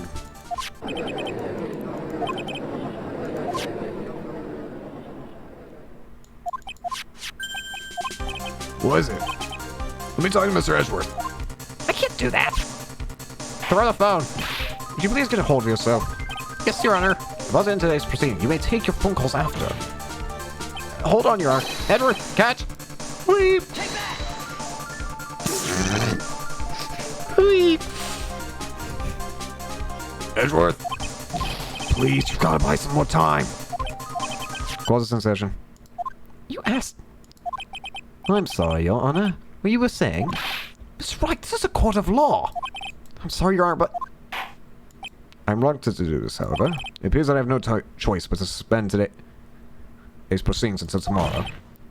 This time I really can't do anything. Court is now adjourned for the day.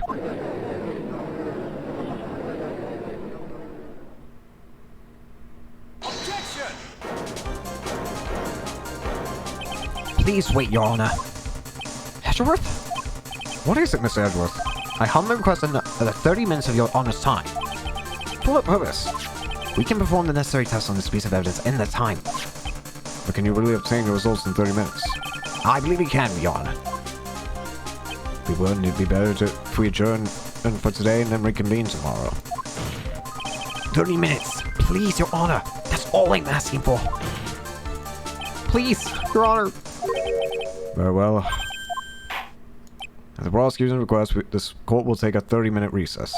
But be advised that I will not allow another recess today. I'm not sure if this is helping or hurting. The court will now take its final recess for today.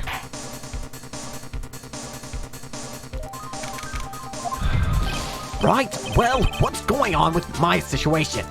The killer, it looks like he got away again. 3 minutes? We can't find her in the time.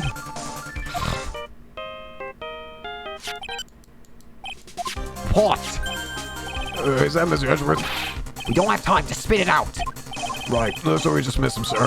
The car left a few things behind by accident and is rushing away. A few things. Can we use any of them as evidence? I thought you'd ask, pal. I got the things he left with me right now and I'm on my way, so over. Really? That's odd. Any items like that are usually sent to the crime lab first. We don't have time to wait for those guys, sir. When those guys weren't looking, I swiped the stuff and ran. What? Well, I'm not a detective anymore, so I'm really sorry, sir, but I gotta put the law on hold for now. Sounds bad. Hope he doesn't get in too much trouble over this. My Uncle Junk Carl, so I say I'll be there in 20 minutes, sir. Don't worry, I'll be there. Wait for me. Alright, just get here in one piece. I'm in a mission. No one can stop me now, sir. No one. Pulling out all stops and running. Free friend like Gumshoe. One piece. I am left behind by the murder, huh? Maybe there's something among them that will be enough to end this. Please don't tell me that was who I think it was. Hey, what's wrong? Detective Gumshoe, answer me! No one can stop me.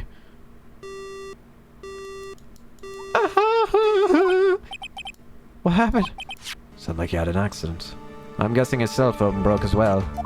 No? What was he thinking? We gotta hurry up and call for help. But we have no idea where he is.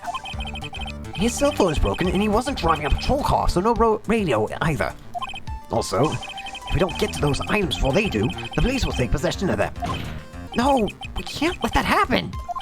Well, if there's another way we can find out where he is, then we stand a chance. Why, oh why did Gumshoe have to get into an accident? Is there any way to find out exactly where he is at this moment? Von Karma! Get to Francisco. That's right, there is a way. What? How? I'm sure we can find out where Detective Gumshoe is through this. Go see her. Why are you bringing up Francisca at a time like this? Oh, I see. I'll try and get in contact with her.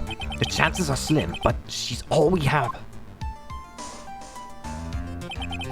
Francisca, will she even want to help us? Edgeworth? What is it? What is it? I don't have any right to judge anyone ever again. I know my client is guilty. But what I'm doing now? I'm pinning the guilt on someone totally innocent and using the evidence to do so. It might be my turn to say defense attorney Phoenix Wright chooses death. Right. It doesn't suit someone like you to cry useless tears. Whether you did your job well or not, that can only be seen after the verdict has been decided. The verdict? Is Prosecutor Edgeworth here? Yes, bailiff. There's a phone call for you, sir. They said it was extremely urgent. Probably finished with their handwriting analysis. I have to go take this call. In the meantime, think hard about what it is you must do.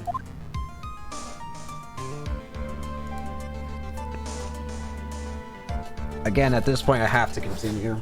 I'm definitely not going to be able to get my mess until the morning, but I can easily get it. Tomorrow's a Thursday, right? Yeah. Today's a Wednesday.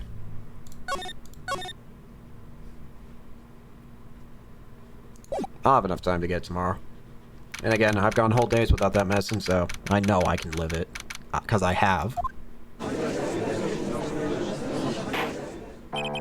Court will now reconvene. I assume both sides are ready. Yes, Your Honor. Yes. Your Honor. I can understand the defense acting like this. However, why do you also seem distraught, Miss Edgeworth? It's nothing, Your Honor. What's wrong with Edgeworth? It's like something unexpected just happened to him. Now then, Miss Edgeworth, if you could please tell the court the results of the handwriting analysis on Miss Impact's suicide note. Yes, Your Honor. Unfortunately, we have discovered that this suicide note is a forgery. Huh? What? What do you mean, Miss Edgeworth? This note was not written by Miss Impact herself. It's a fake. Huh? Order, order, order! Mr. Edgeworth, would you care to explain what's going on? If this was not written by Miss Impact, then who was it written by? We would need more time to do a more detailed analysis. However, it appears the handwriting matches that of the victim, Mr. Juan Corrida. Mr. Corrida? Well. Looks like Miss Impact's never left a suicide note after all. She never wrote anything about On Guard. However, Your Honor, even though the suicide note is indeed a fake, Mr. On Guard cannot have known that, so the facts remain unchanged. Acting under the assumption that it was real, he had plotted to possess it. It does sound very plausible. His theory that On Guard had no idea that the suit I sewed was fake.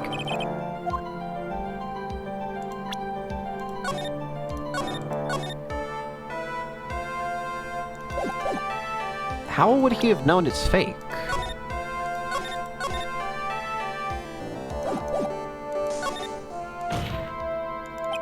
Defense believes that the theory the prosecution has stated contradicts testimony. If everything the prosecution has proven up to this point is true, it's impossible for Mr. Ongard to have known, to not have known it was a fake.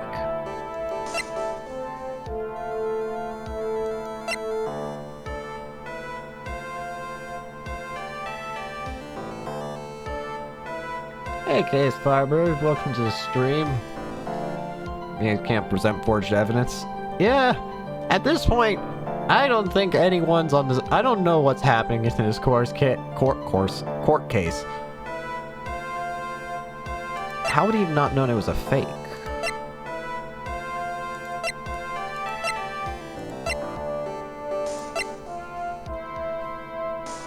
Because the camera?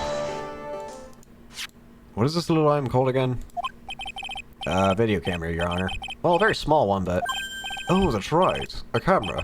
Oh, you kids and your fancy toys nowadays. And Mr. Edgeworth, earlier you claimed that Mr. Ongard knew of the existence of the snow.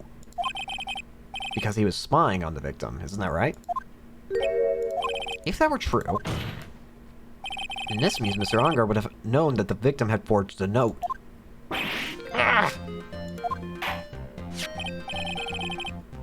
So then, the defendant knew the suicide note was a fake. And if that's true, then the situation has suddenly changed in a very dramatic way.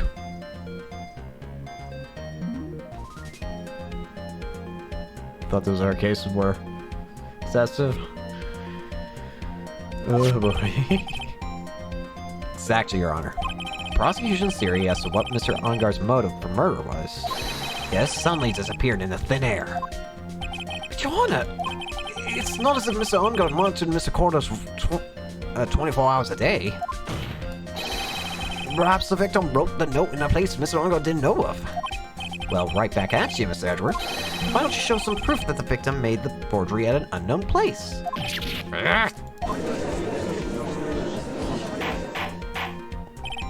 Order, order, order, Mr. Edgeworth. Looks like this time it is you that's dug his own grave. As I figured. Huh? As you figured? As I figured, it came down to this after all. Mr. Edgeworth, you are not making any sense. When I heard the results of the handwriting analysis, I thought this might happen. The question is, what next? What next?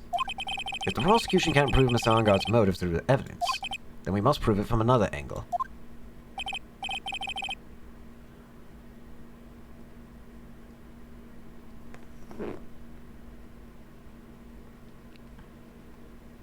One plus one equals 2, and as a forged suicide note, what does it mean for the case? I do not know at this point. I agree with you there. Your Honor, the prosecution would like to call a witness to the stand this time. Oh, well, that's fine. However, this witness is a little bit unusual. After stuttering, does not like him at all. Unusual. Well, what sort of witness is this person, Mr. Edgeworth? The witness is one who is perfectly fit to answer once and for all the question of, who was it that hired Shelley to... Oh, no. Why do I get to... I think I know who it is, actually. That's impossible. Who in the... No such person exists who can answer that question with such certainty. Yes, Mr. Edgeworth, who's this witness? It's... Yes, go on, who is it? The man himself. Mr. Shelley the Killer. Oh, Mr. Killer. What? Shelley the Killer? You mean the killer? I mean the assassin. Yes, Your Honor. He's coming here. To the witness stand. Well, yes. In a matter of speaking, I recognize that this is a very unusual circumstance, so I ask for your permission. Well, Mr. Wright? Yes? Is this alright with you? Do I have a choice here? I can't really do much else except rise up. Defense has no objections, Your Honor. I wonder if it really is alright to do this. Very well then, the prosecution calls its witness to the stand. Edgeworth, is there no other way left to us? Now then, witness. Your name and your, occupation. Please. Walkie-talkie. Walkie-talkie. Very good, sir. My name is Shelley the Killer, and I'm a professional assassin. I say, what's going on here? Yana, how can you remain so calm? And what's the meaning of this two-way radio? Actually, Your Honor, it was delivered to me just now, and it came with a condition. As long as we do not trace the source, Mr. the Killer was testified to this call. So this must be what the urgent phone call he got earlier was about. So that's why you were... It's a walkie-talkie. Oh no, this will not do. I cannot allow this in my courts. First of all, we can't even be sure this is really Mr. the Killer himself. Witness, please present some proof that you are in fact Shelley the Killer. I understand. Please wait a second. So hungry. Maya! Maya! A voice. Mr. Wright, can you confirm anything for this? The defense has no objections to this person. We are satisfied that this man is indeed Shelley the Killer. Looks like we have run into yet another unexpected turn of events. Not a valid piece. Unfortunately, I think we have no choice. We've done parrots before, so let's do a walkie-talkie now. Well, it doesn't seem like there's too many choices under these circumstances, so... Now then, witness. There's only one thing I would like to confirm before we speak of anything else. And what would that be? At the request of a client, you killed Mr. Juan Corda. Is that correct? It is as you say. I did indeed kill Mr. Corda. Now that we have answered that, let's move on to the name of your client. Very well. It's not just a bad dream. Yes, it's just a bad dream. Shelley the Killer. What is he gonna say?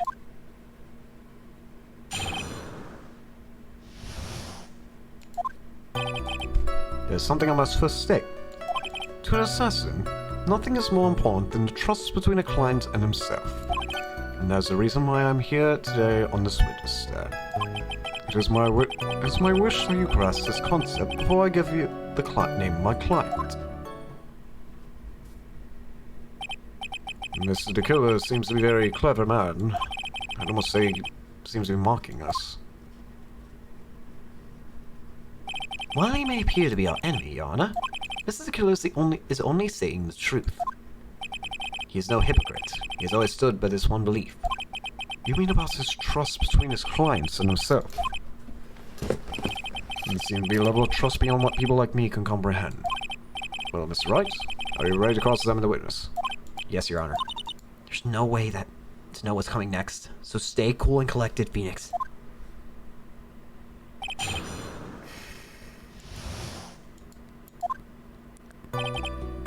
Face to radio face with the killer, huh?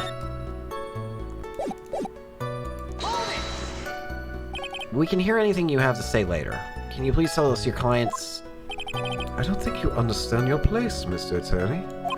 I said this is something I must first state. Do you know what the word first means?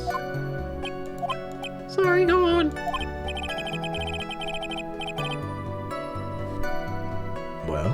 Well, it appears this is one witness you cannot badger, Mr. Wright. That's only because you don't know about my situation. To an assassin, nothing is more important than trust. A trust between you and your client. Wait. I just remembered. I think I remember.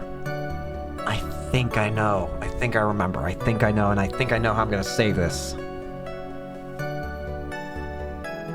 I provide my services in a fast and efficient manner. In exchange, I trust that my clients are discreet about me and my identity. If too many people knew my face, it would be quite troublesome. And that is why you're testifying in this manner. This is the first time one of my clients has ever been accused of murder. I must preserve the killer name so my clients can trust me. Sir,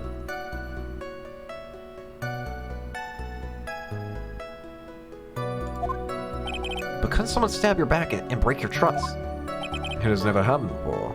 But if it did, Yes? that person wouldn't be my client for very long. They would certainly...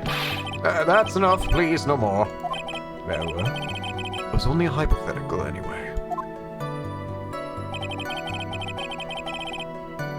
And that's the reason why here's a witness. That seems a little strange to me.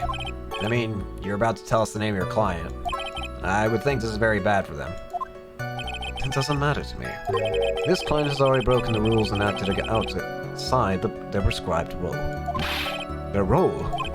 This person tried to implicate another of the crime in order to save himself. And this is a trespass that cannot be forgiven. Who gave you the right to be so high and mighty? The gentleman who spoke just now? Excuse me, but would you care to die? No, I didn't say anything.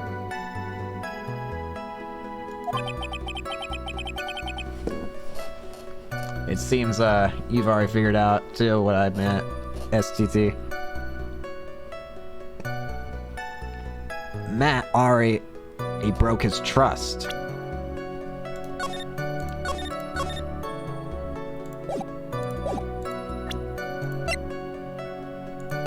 By using this. By breaking that trust... I don't think, the killer has any right... to be holding Maya hostage. Otherwise, wouldn't that be going against his morality as an assassin?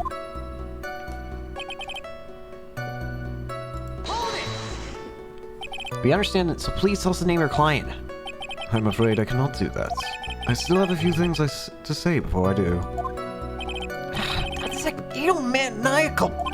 It's not good for your house to be so aggravated. You won't live very long if you let everything bother you. I'm probably... somehow coming from an assassin makes it less than comforting. I don't really care about all the extra fluff. Just tell us the name already.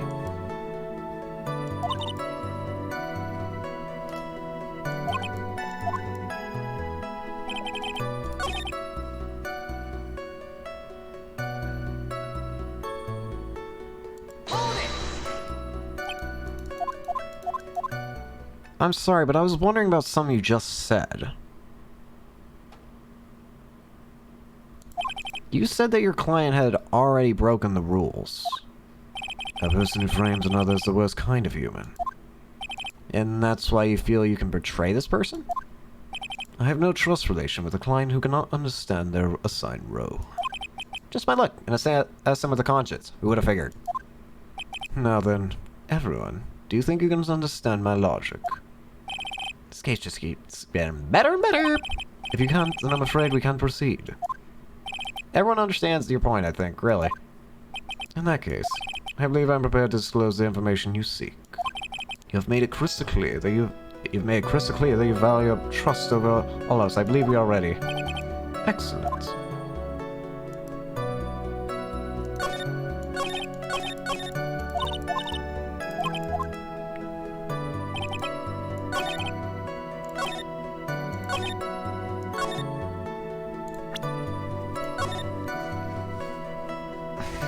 I don't know at this point.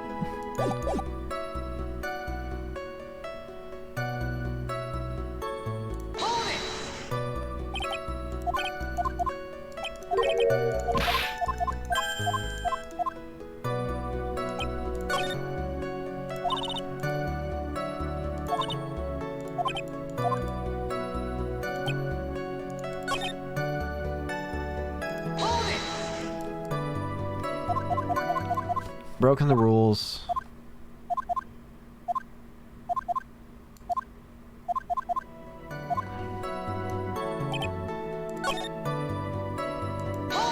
Please. What is it? Now I can't bring myself to ask the client's name. If you can't ask him, Mr. Wright, then I will. Witness. What is the name of your client who requested the murder of Juan Corrida? That person's name is... Adrian Andrews. This is not good. Witness! That's not who you told me earlier. Pray tell me, what are you talking about, Mr. Prosecutor? I should think I know my own client. Ms. Adrian Andrews. What? This can't be! On the phone earlier! What's going on here? I guess it's that Mr. Killer just stabbed Mr. Edgeworth in the back. Stabs Edgeworth in the back! I'm sure in order to get an audience with this court, Mr. Killer told him a different name. Matt Onguard, perhaps? Yes. Yep. This is outrageous! I was deceived! The witness telling a very serious lie. But you were the one who summoned this witness. Shelly the killer! My testimony is the truth. The defendant at the moment is Matt Onguard. Am I correct? All I wish to do is procure him his acquittal. Wow. All of a sudden, it feels like that we can actually win this. Yeah. The prosecution has failed to provide a motive and has instead provided the suicide note, which is a forgery created by the victim. Furthermore, there is the possibility the defendant also himself knew it was a fake. Most definitive of all, we've heard from the assassin himself the name of his client. Mrs. the Killer's client, who requested the murder, was not the defendant at all. No. With all this evidence, it is obvious to me that Mr. Matt Onguard is innocent. I seem to have caused you all a bit of confusion. Please, continue the discussion, and call me when you have reached a verdict. Bailiff, please bring Mr. Adrian Andrews immediately. What now? The way everything's going, Onguard will be found innocent. This may be our last chance to save Maya. Yeah, but... Edgeworth is right. The killer is lying. And Onguard's my client. I know he's guilty. Can I live with myself with it if I win this? Who would have believed the prosecution's own witness would absolve the defendant? Your Honor, the prosecution requests permission to further question the witness. Shelly Killer is certainly lying under oath. It wasn't me. Listen, everyone, please. It's all been one big lie. Miss Andrews, the suicide note may have been a fake. This man, he's the reason Celeste died. Juan's death. It's all because he got pulled into Matt's twisted world. The testimony just now. You have to believe me, it was one horrible lie. But Mr. the Killer himself has testified. He has named you as his client. No, that's not true. Also, there's quite a bit of evidence that points to you. The knife and button donning the nickel samurai costume. That's... You even have a motive. We know that Miss Celeste's impact was a large part of your life. You wanted to follow her, and you wanted revenge against the two who hurt her. I would say you have plenty of reasons to want both them dead. No, that's right. You know the truth, tell them. Tell them the real story behind who the real killer is. Please. Yes, I know the truth. Mr. Wright. Yes, Your Honor? I believe we have reached the end of this trial. Therefore, I ask the defense for any final words of opinion. Do I take the not guilty verdict and save Maya? Or do I throw this chance away and wait for Gumshoe's new evidence?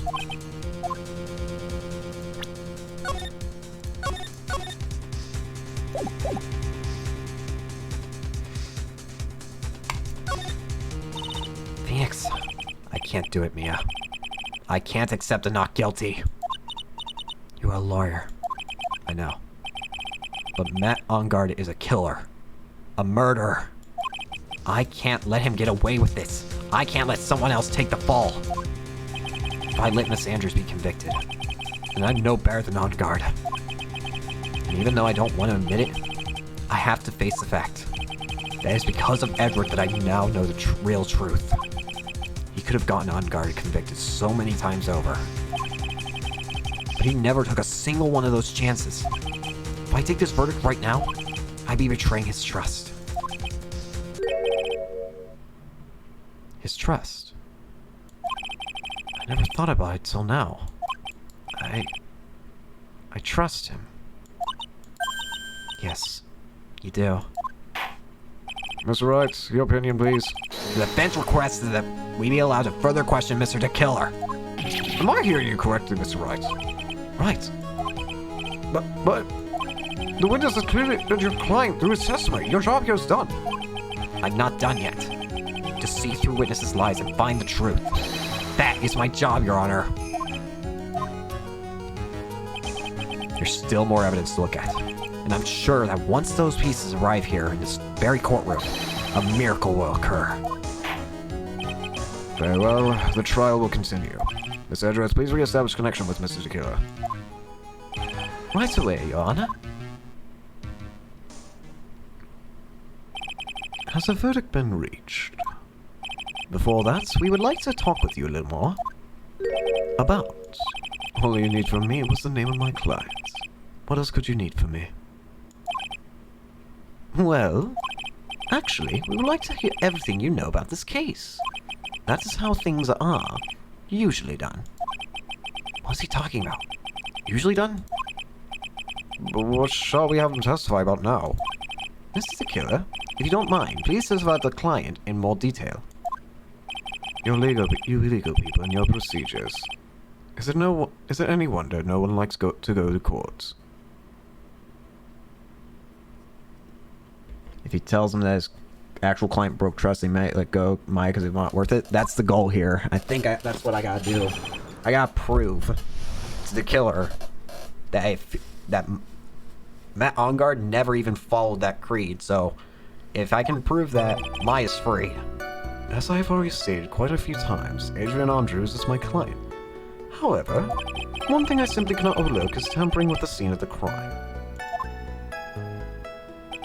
My client is to frame another for the crime, while pretending to be the first person to discover the body and enter the scene. Adrian Andrews already knew from the very beginning that Juan Gordo was dead. But even more appalling is the creation and planting of the knife and button. That act is what I was referring to when I said my client had broken rules. This is the most unexpected events for the fifth time now. Oh, this time everything has finally been revealed. Just a second, Your Honor. Yes, Miss Edgeworth? We still have the cross-examination to do. But you don't need to question testimony like this. Do you, Mr. Wright? Your Honor, the defense will question the witness. As if I have a choice here. Huh? What? Why? The witness says nothing but beneficial to the defense's case. If you scrutinize testimony, then I'll expose the lies in that so beneficial testimony, I suppose. I don't understand what's going on anymore. That makes two of us. That makes my chair too.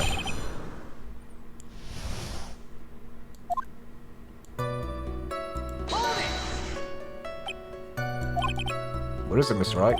If I press him the wrong way, he might raise suspicions, but I have to do something to waste time.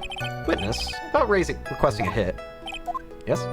How much is your fee? I see you are quite a dark-hearted man, Mr. Attorney. Huh? If you would like to talk business, we can do so after the trial. No. I'll take it. Mr. Wright. You want to kill don't you? No, I would. Mr. Phoenix Wright, you are guilty.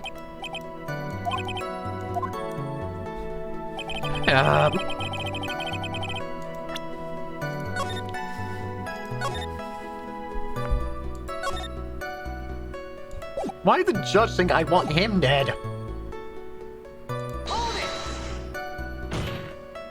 I would like to think that most people wouldn't be able to overlook a person hiring another to kill.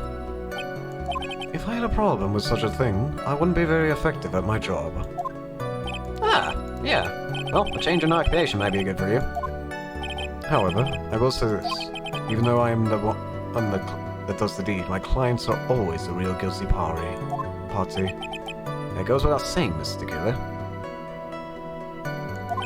And their fate is to live with the knowledge of their guilt on their shoulders. My client this time thought they could run away from their guilt.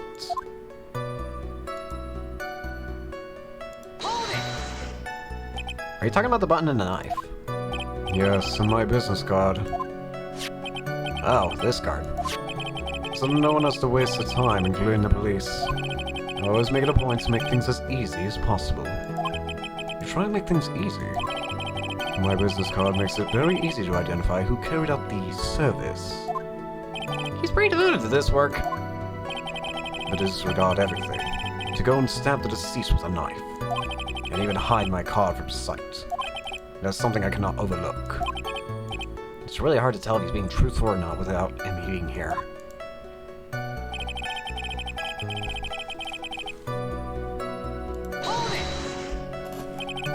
So you're saying most clients wouldn't do such a thing? That is correct. Usually most people try to create an alibi for themselves. If you should use my services, Mr. Attorney, I would suggest you plan for your alibi too. Ah, no, I already told you. I have no intention of using your services, ever. Why is he looking at me like that?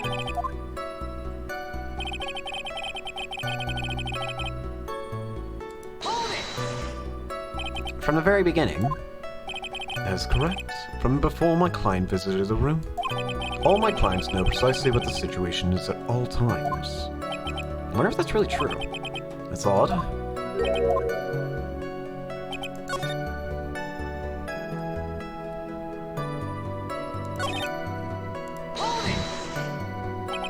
So why do you think your client did that? What do you mean by why? Well, fiddling around with the scene of the crime is pretty risky. And why would someone who has requested murder go to the crime scene anyway? That is true. I assume it was probably done to frame Mr. Angard. If that's the case, then why didn't the person just request that you do that? Sadly, that is not possible. Huh? My job is to kill, that is all. And to leave my business card behind, naturally. The business card is so my clients may escape blame. To protect them is my duty. Even if they say it's for revenge, setting someone else up to take your fall.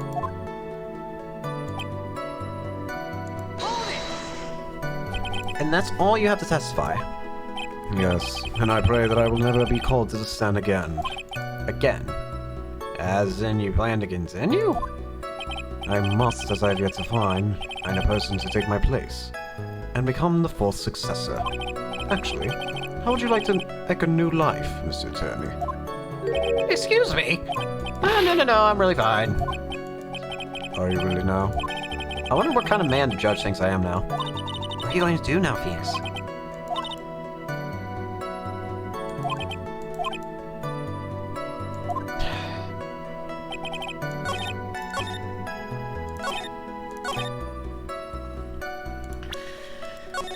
The contradiction's gotta be here, right? She knew from the beginning that he was dead?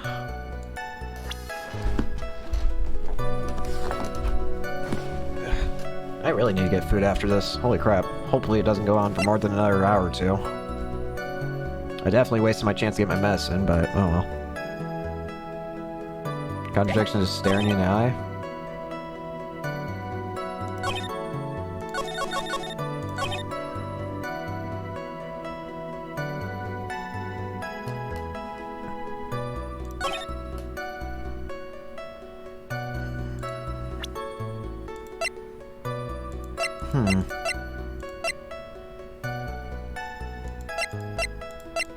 Why can I not remember?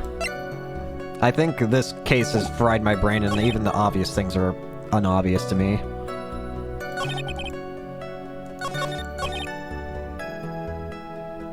The creation and planting of the knife and button.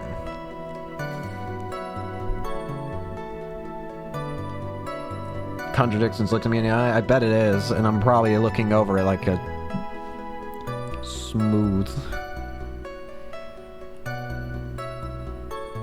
Oh, my head! The brain is fried.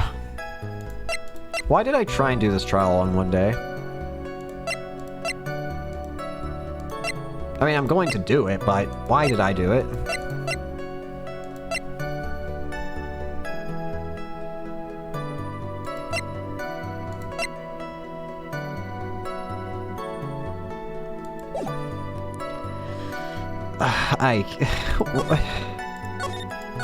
Oh, my head.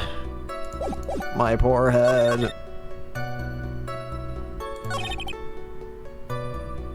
Adrian Andrews already knew from the very beginning that Juan Corda was dead. I might need help. I know I'm probably being stupid. I can't remember. My head hurted. No.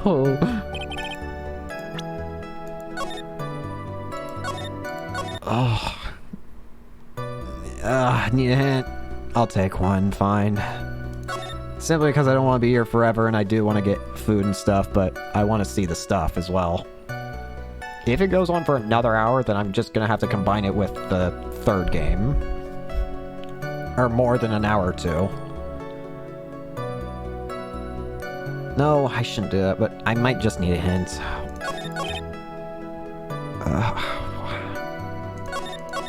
Again, I know it's not the best thing to do, but at this point... What did Adrian do when entering a crime scene? It was the glass. Like the glass of, tomato juice?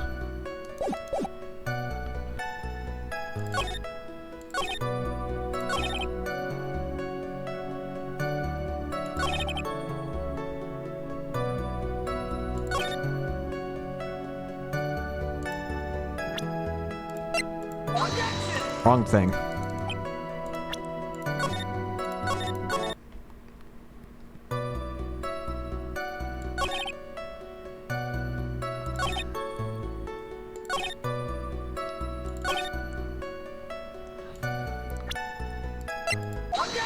There we go. Thank you for that. Thank you so much for taking the time to testify, Mr. DeGiller. What is the meaning of that attitude? When Adrian Andrews entered the victim's room,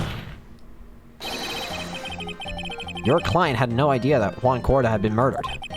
But how do you know that? From the wine glass, Your Honor. Me yourself, Ellen Jet. Listen again. It's just... Normally I wouldn't do it, but at the same time, A, this has been a long time. B, it's getting late, and I'm hungry. And C,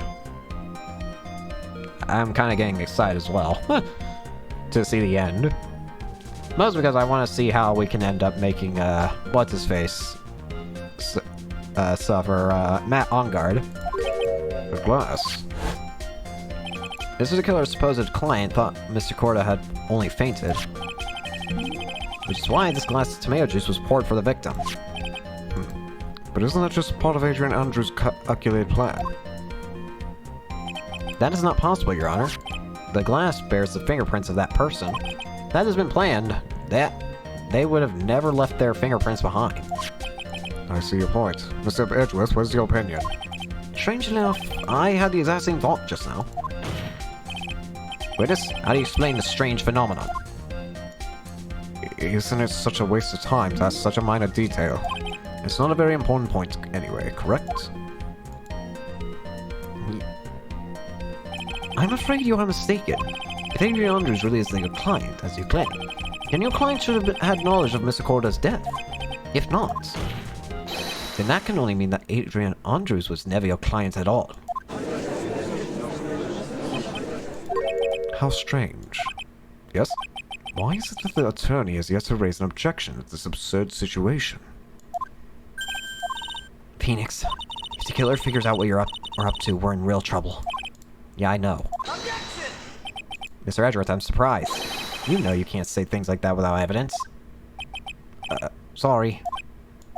Well, that was an awfully weak objection for the two of you. Anyway, I'm positive that there was a contradiction in that testimony. The prosecution requests further testimony concerning when the request was taken. Very well. Right now I have to buy some more time. While we wait for the items the killer left behind to get here. I just know that the very outcome of this trial lies with those items.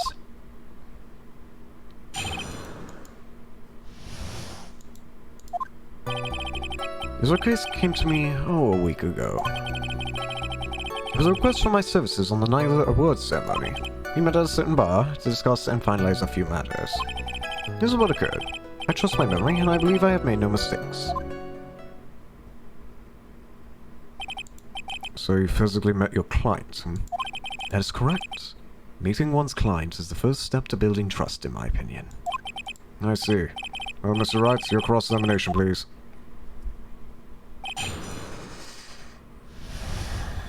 Gotta be getting close.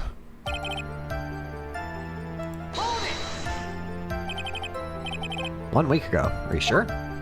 Yes, I'm quite sure. I, of course, had my own preparations. And I was barely able to finish. When you request my services, Mr. Attorney, I hope you will keep that in mind.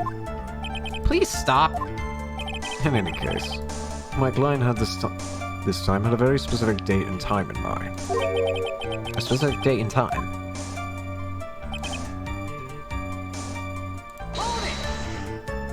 Did you ask why on that specific night? No, I tried to fulfill all the conditions of my client's request. But as for why, I only had my suspicions. I have to go to bed now.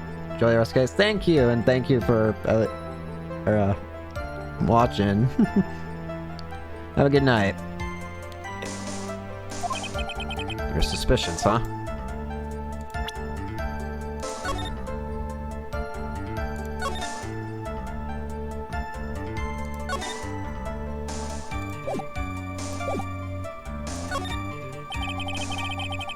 So you made these suspicions you had. Why'd your client request that?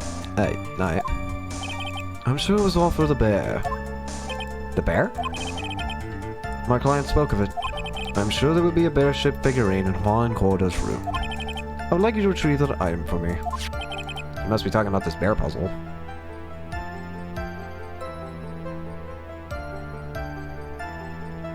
That memorized you sure Jake bad ending?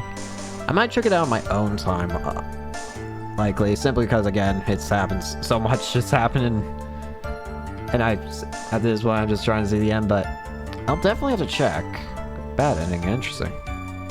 Guess we're talking about this bear puzzle. Inside that figurine was a suicide note. Naturally, the victim brought it with him to his hotel room. He was planning to publicly disclose its contents at the press conference, after all. That's correct. And if I had not done the job that night, I would not have known where that big bear figurine was. I see. Well, Miss Wright?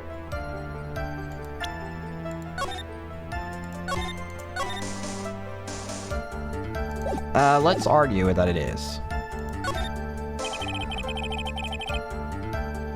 Get the bad ending by simply presenting raw candidates. Alright. And that is... The client knew the secret of the bear figurine. Why is everyone so quiet? Mr. Wright, I think all of us already knew that. Oh, really? Just please continue with your testimony. Bye.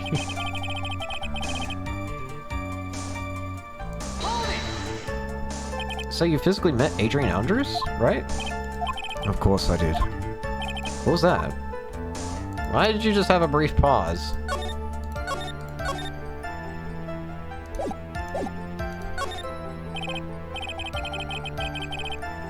Witness, I would like for you to give us a few more details. I always meet my clients as a matter of principle.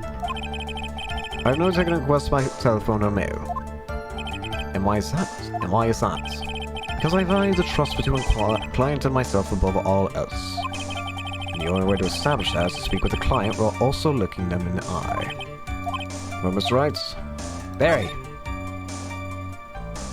It was very important, Your Honor. If Mr. Killer met his client before the murder, then it's unlikely he is mistaken. I guess so. You see, it's just as I said. I'm still lost. Who the heck am I supposed to be helping here? I don't... my brain hurted.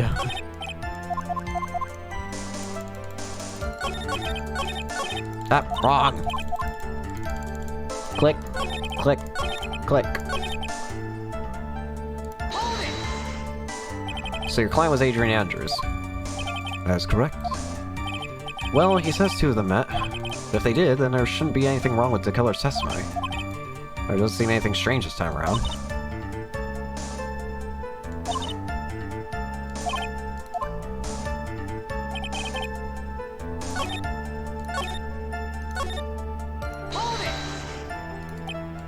Specific night. No, I tried to fill quidditch in my client. My suspicions.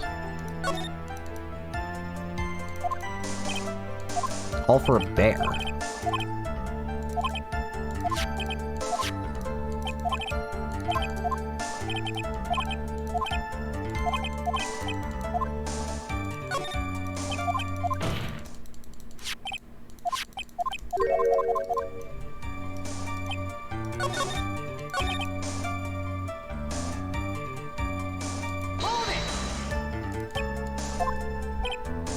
No, I try to fill the conditions of my quest.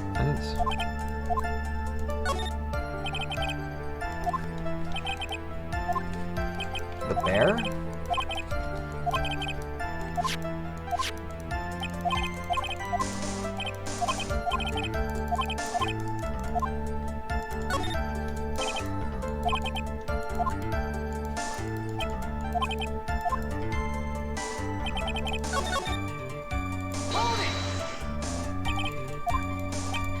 Quite sure. I had my own preparations. I was barely able to finish.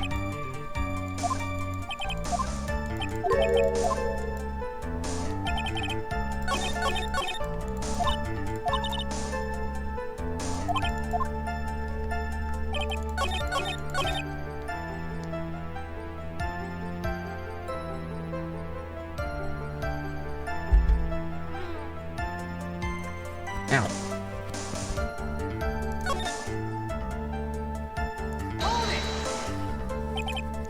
Visited Matt. Of course I did.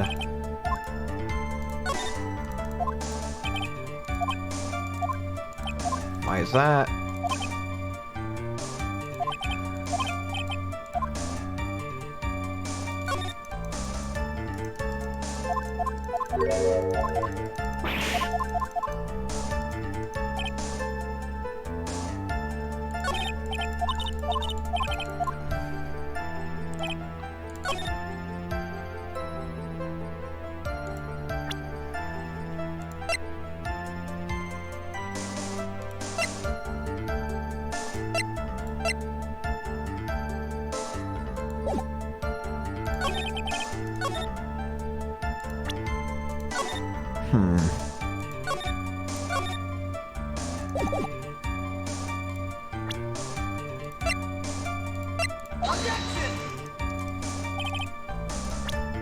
This evidence has made me look like a foolish fool who foolishly fools foolishly.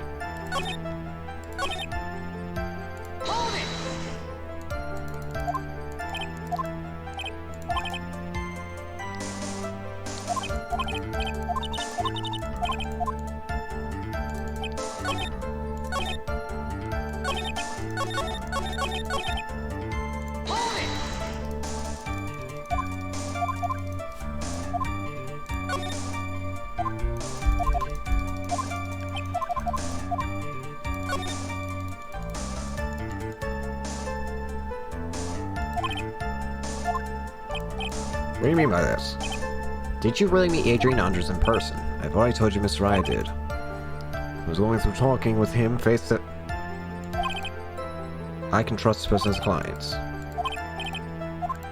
It was very important. Him? And I think I've got him. Your Honor, I believe the testimony was just now was of the utmost importance. Really? If that's the case, witness, please include your statement just now.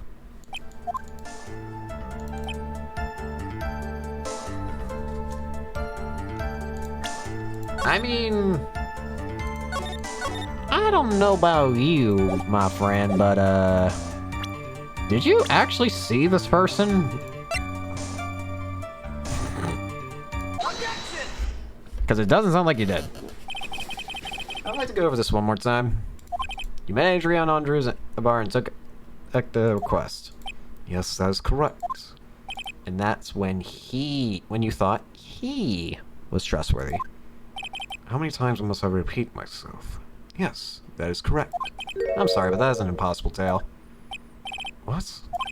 Shelly the Killer. You have never met the real Adrian Andrews. Why would you say that? Because you made one very big slip-up. About her. So what is the issue? What did you say just now? About her? If you had ever met Adrian Andrews in person, One would have told you she's a woman. Well, The thing broke.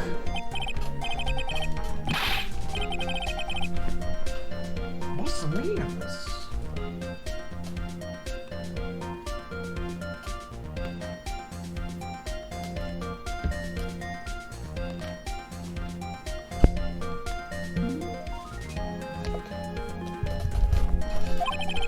This is test by default. He always meets his clients face to face.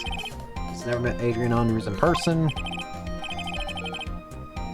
Yes, Your Honor, that is exactly the point.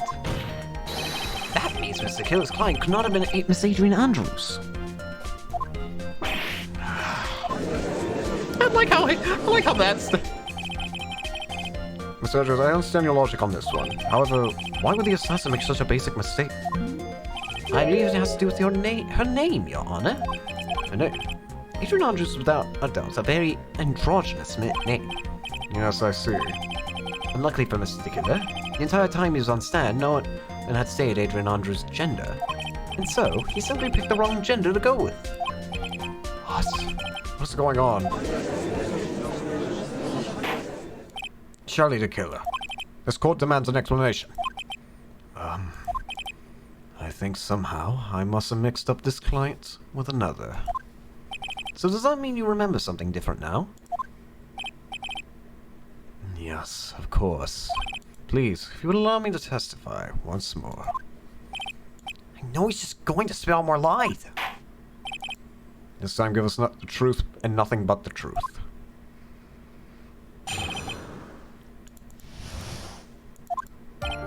Yes, now I remember. I took the request by mail. There have been times when I took a job without having met my client. The request for the murder of Juan Corda and two or three other small things. When I saw the name, and at the end of it, I thought that my client to be a man. So you took the letter through a job. You took the job through a letter. He didn't mention anything about a letter in his earlier testimony, which means he's definitely lying. Careful, Phoenix. If you break the assassin's testimony completely, it's over for us. I know, I can't make him suspicious, but I think we're okay. Like, we can do this. As long as he's standing there across from me. No matter how strong of a punch I throw, he'll counter it. Let's begin the cross-examination. Assuming you make an ad, you make.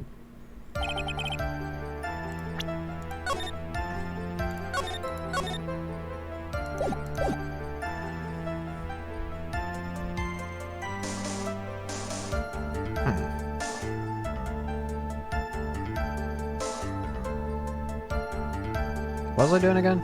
Oh yeah, pressing. But didn't you just say that you always meet your clients? Yes, I suppose I did say that.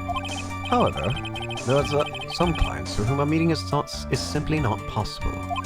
But didn't you meet your client this time? No, I did not. Oh, come now. Let's stop this game of cat and mouse. Using your silkiest voice is not going to work on me. Alright then, just cough up and confess. That's right, you can't better witness such harsh words. You're lawyers, so behave like one and present evidence instead of mindlessly yelling. You have proof that Mr. Keller met with his clients. Do I? I feel like that would sink me. I feel like that would sink me in an instant. So I'm gonna do it. Nope! I am not certain of this at all.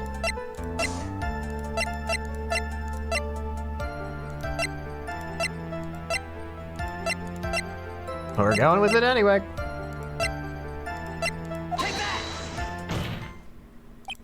What do you think? I'm in severe pain.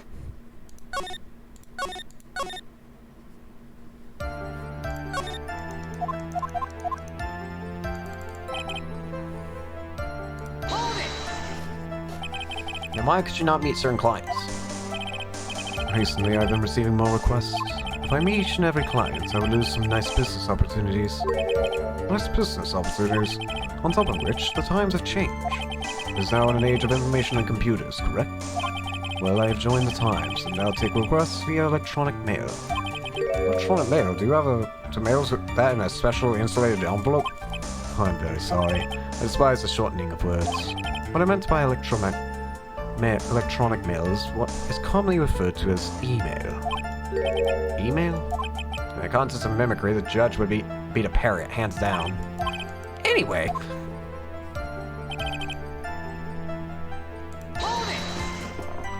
Two or three small things. Yes. What are your small things? A few of these things have nothing to do with this case. It'd be really bad if I push his buttons the wrong way, you know what? Who cares at this point? I'll push everything. Whether or not they're related to this course is for the court to decide. Mr. Attorney? Yes? Everything I said from the beginning has been nothing but beneficial to your clients. Which is why I wonder what it is pushing you to continue this cross-examination. Could it be that you are planning to betray your own client? I smell the stench of a backstabber. And should you turn out to be one... Wait. It's looking real bad. Screw it! Witness, this is a very important matter. Please cooperate and tell us what those other jobs were, that your client requested were. If it's truly that important, I suppose I don't have much of a choice.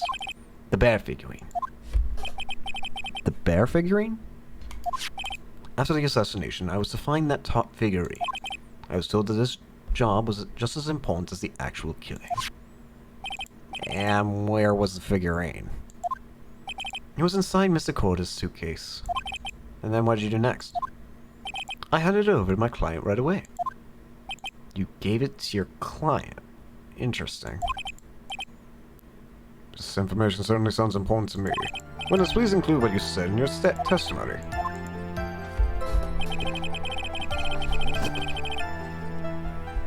One of these was to find a bear figurine. Surprisingly, I'm alive. I found this figurine at Mr. Onguard's mansion. If you gave it to Miss Andrews, then what was it doing there? I was waiting for her there. That was also part of the plan to frame Mr. Onguard, I'm sure. That makes a lot of sense. Mr. Wright, do you have any This is a contradiction. What are you talking about? So the killer says he got the figurine to you don't frame! But I know somewhere in this statement there's a contradiction. And yet, I know if I present something trivial here, he'll cut the connection on his end. If you want to make a strong point, Phoenix, you have to present strong evidence. So now what, Dr. Wright? Don't go!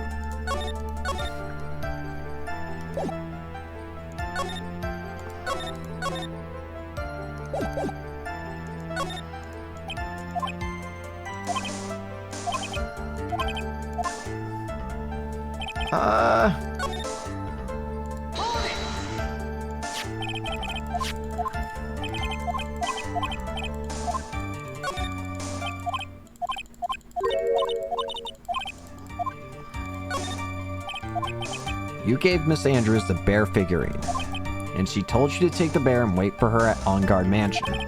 Is that correct? Yes, where are you going with this? Well, I think maybe you might have remembered things incorrectly. What? This is a battle of wits. I can't let up on him. I don't think it's possible for Miss Andrews to be the recipient of the bear.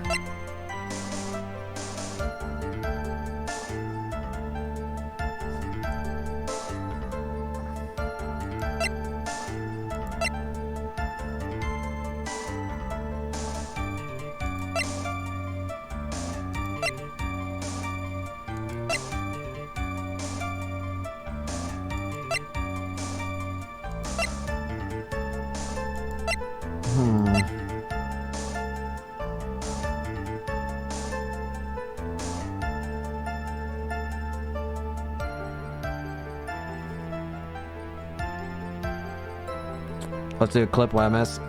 Currently still trying to figure out, like, how basically the killer's saying that whatchamacallit, Adrian was the asked for the bear, but now I have to prove how did Miss Andrews could not have been, how could Miss Andrews have not been the recipient of the bear?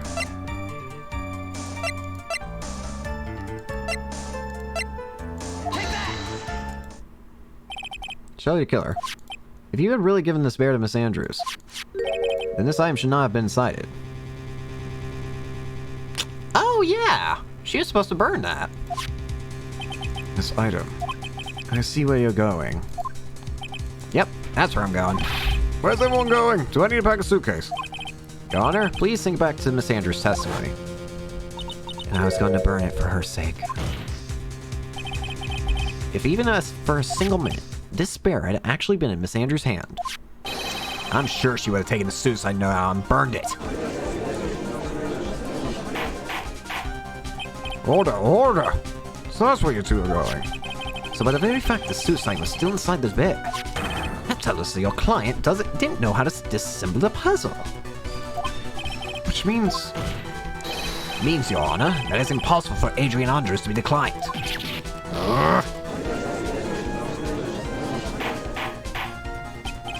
Order, order! Mr. Phoenix Wright. I'm sure I mentioned this before. How I hate traitors above all else. I think your cross-examination has clearly demonstrated something to me. You must wish to break your end of our agreement. No, that's not... That's enough. If that's your intention, there's only one thing for me to do. Wait, please! Gentlemen, ladies, please excuse me. I have a matter that I must attend to. No, please, not that. Please, wait! Mr. Attorney, bring this trial to a speedy end, and I may stay my hand. Otherwise... What am I... Mr. Wright, are you... Mr. Edgeworth? Yes, Your Honor. I didn't understand this witness's outburst just now. Do you think there's a need to hear more testimony? Well, we should... Edgeworth, we can't do this! This is my shield... prosecution! Let us come over, everyone. Even you are... The prosecution... Rest. What is going on around here? The prosecution has no further questions, Your Honor. What?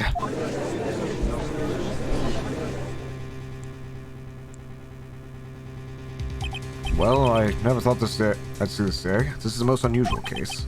Prosecution rests without further questions, and the prosecution has failed to uphold its stance. If that's the case, then though I'm reluctant, I must believe that Mr. Tequila's testimony is accurate. Judge is so confused right now. I am too. That would mean Mr. Shelley Tequila's client is Adrian Andrews. Mr. Wright? Yes, Your Honor? If I end the trial here, right now, and your client, Matt Angard, would be declared innocent.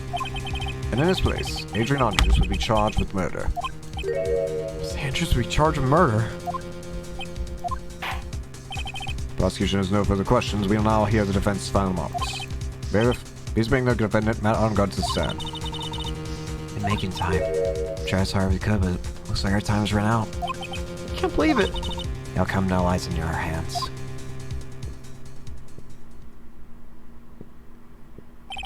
Dude, did the old guy finally decide? To be honest, I can't think of you as a truly innocent and good person. You've done enough evil to drive a woman to suicide. But, at least on the charge of murder, it appears you are innocent.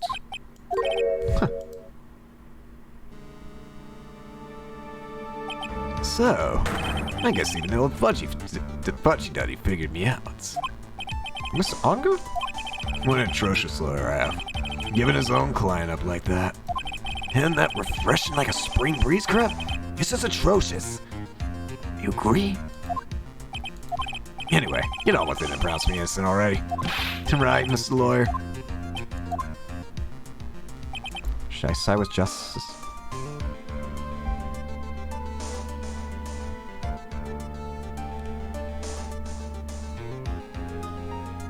Should I save Maya's life? Better get on guard, a guilty sentence, okay? But if I do that, Maya will die. If I say he's innocent, so Andres will be charged with murder. Do I say he's guilty or not guilty? Every choice I make, someone's life's gonna end. It all hinges on what I do. Mr. Wright, let's hear the defense's final statements. If the person who hired the assassin was Adrian Andrews, and your client, Mr. Matt Angard, is innocent. There's no need to ask, old man. After all, my lawyer isn't going to say what I want. Are you? Right. I can't do this. But I have to cite something. I can't count on the evidence to help me anymore. I have to listen to my heart. My client, Matt Angard, is...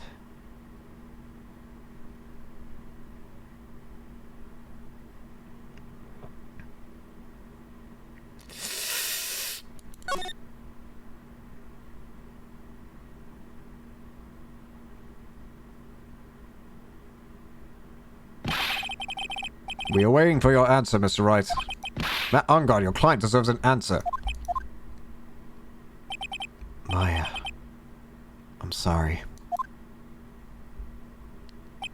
Matt Angard is... Francisca! Francisca von Karma!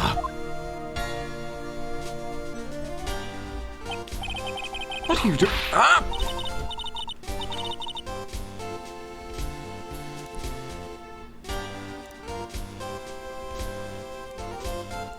You see now, don't you, Mr. Phoenix Wright?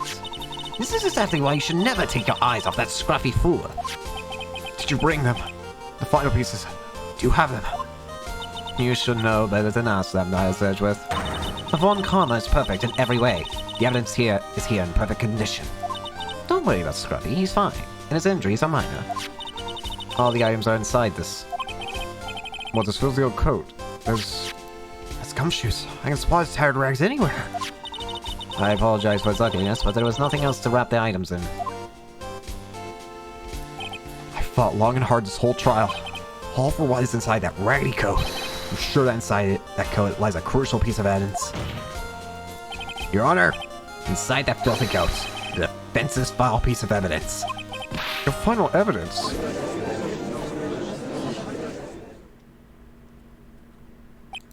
This trial is already over. All that remains for me is to hand out my verdict. I do not believe that any evidence presented now would change the outcome of this trial. What? Your Honor, it's our duty to examine every piece of evidence, down to the last. I request that Miss Von Karma allowed to present these pieces of evidence. I suppose you're right, Mr. Edgeworth. I grant permission to do so. However, this one obvious rule applies here. If these items do not bring up any new points in the court, they will not be accepted into court. I'm scared.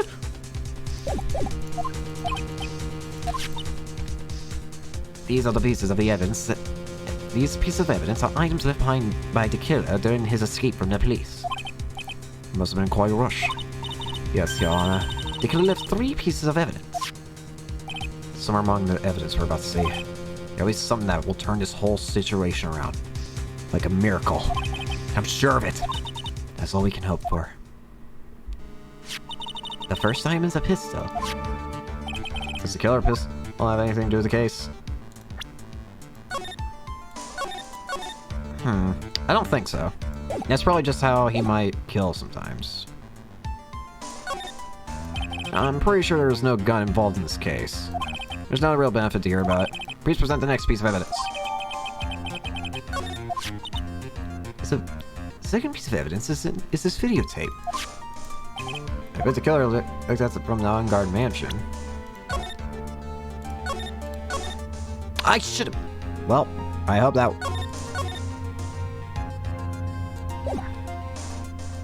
I hope I just did the right things. Have you checked the contents of that safe? Unfortunately, there was no time to. Oh yeah, but I would speculate the tape is very important. Why would you say that? Because he came back to his hideout for it. The killer went back to her for it. That's right. It looks like he was trying to recover it. He injured 3 of the officers at the site. But somehow, it looks like they managed to protect it from the killer. Surely the killer is no ordinary man. Last evidence is this bellboy's uniform. Was that used during the crime? I'm almost certain it was. There was even a pair of black leather gloves in one of the pockets. Just how about it? The killer was wearing this in the night of the murder. There's one thing I found interesting about this uniform. What's that? There's a button missing on this uniform. A button? It's a very unique button. I'm sure if we were to recover it, it would provide us with a very interesting clue. That's all I have to present, Your Honor. It's just what I thought. Was that, Your Honor? I'm sure were we under normal circumstances, these items from Show Dakota's hideout would be very important clues. However, a question is not who did the killing. It is who the client. Yes. Any 3 of these items do not tell us anything. But, Your Honor, please allow me to examine this new evidence.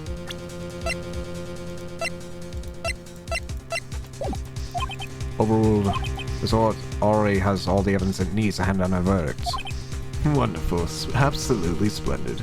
This judge is such a brilliant man, isn't he? Sienna! Phoenix, I knew it. There's no such thing as a miracle in this world, is there? I think you're wrong. I think they do exist. But you have to make that miracle happen. You've come this far. You can't give up now. No matter how I think about it, it's...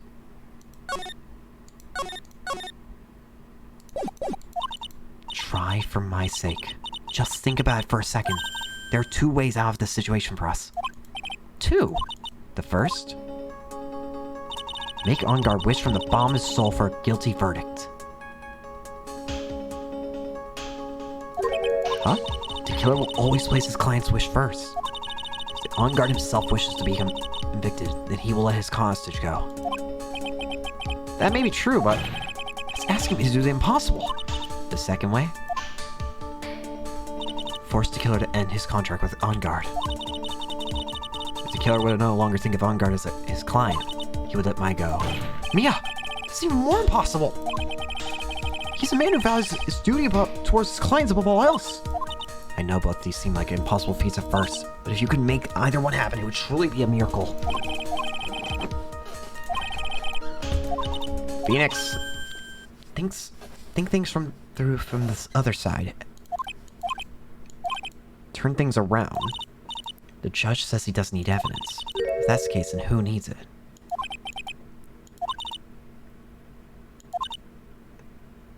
That's how we come to know the truth. There's one person who gets to see them all. I'm getting a little too excited, I know. That truth may be what brings the miracle in the end. No objections this time. Now then, I will pronounce my verdict. Why don't we all respectfully sit back and listen to this? I will never sit back! I have already told you, Mr. Wright. This court does not need even evidence. I'm not saying it is us that needs this evidence, Your Honor. Then you want to show the evidence to that person? Yes, Your Honor. Please, Your Honor. Mr. Wright, for you to ask with such passion, I will grant you one chance. One. Please show your evidence to who you think is the right person.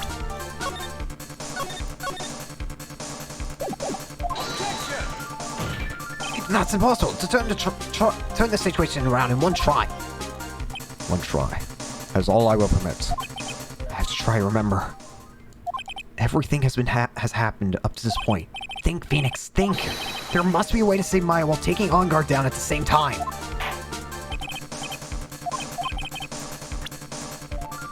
Show the killer. I see. Now?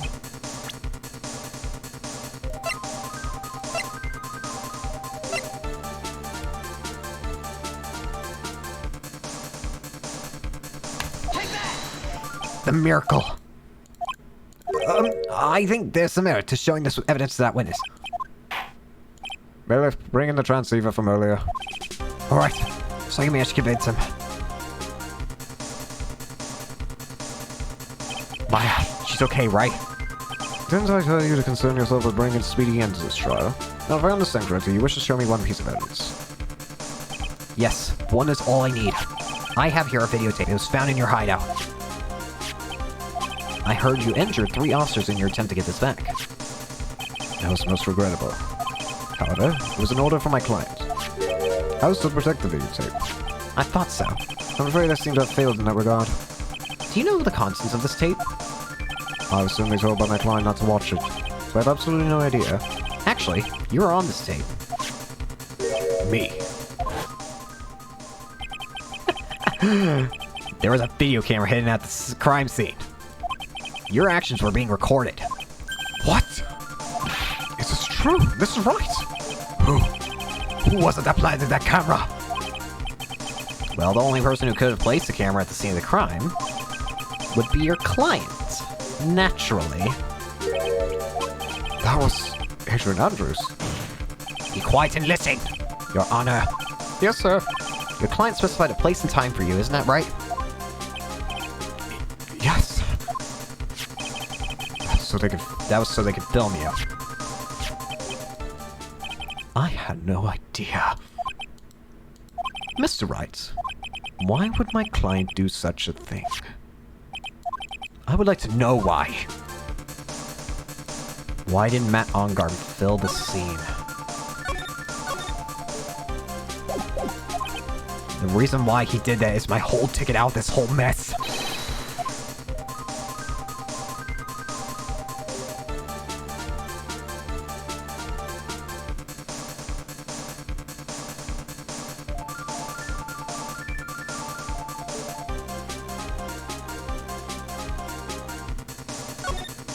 They didn't trust you. Your client didn't trust your skills. That's why in order to monitor your work, they set up a video camera. Is that right? I suppose that I would have failed my job. The client would fall into a room. Can't say I don't understand it.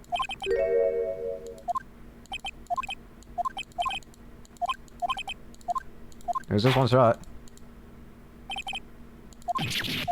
No. I refuse to even look at this. Screw it. No. I ain't looking at this. I ain't looking at this. I'm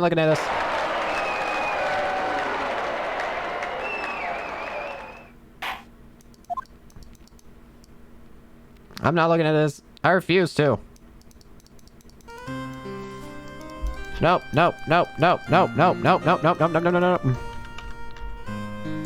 I refuse to accept this reality. Miracle never happened. It's never meant to. Miracle doesn't exist. Whatever. I don't care. Bad end. We got it. I got too excited. I'm sorry. I just want to see the good end.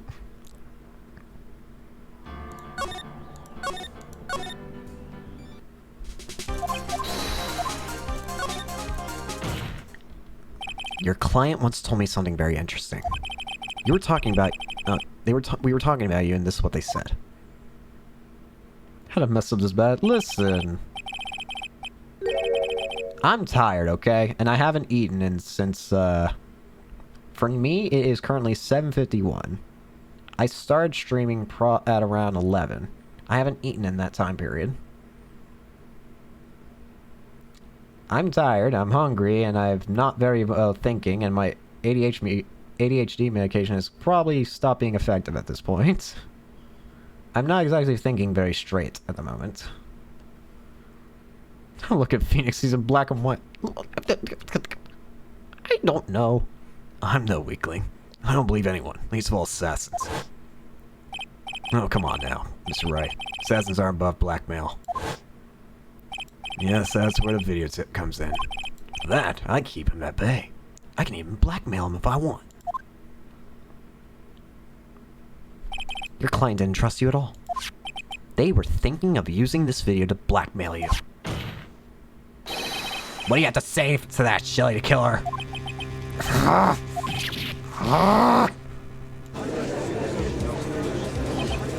It looks like I was being deceived from the very beginning. Yes, by a natural That is the kind of person they are. Your client is a person who only thinks and plots of how to use people around them to protect themselves and from any and all dangers that may arise. That is the true nature of your client. I have one question for the witness. Yes? You told us one thing numerous times during your testimony. You said that you desire to test the traitors most of all. Yes, that's right. But what if that traitor was your own client? What would you do then? That's obvious. I would break our contract in that case. And then, that client would become my next target. For the honor of the killer name, even if it takes an eternity, I would follow that person to the ends of the earth to exact my punishment.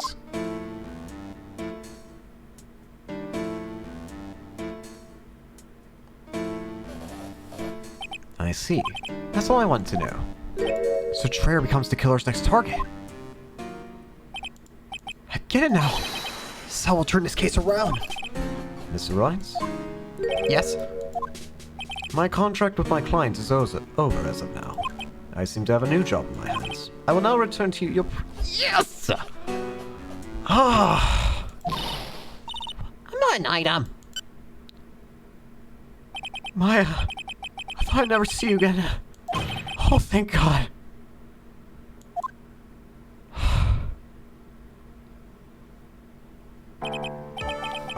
This trial appears to have come to its conclusion. However, I'm sort of... I don't quite...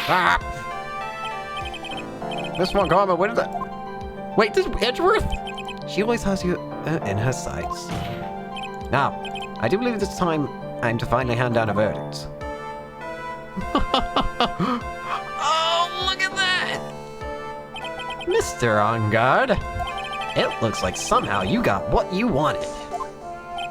You will finally receive the acquittal you wanted so badly. You should be happy.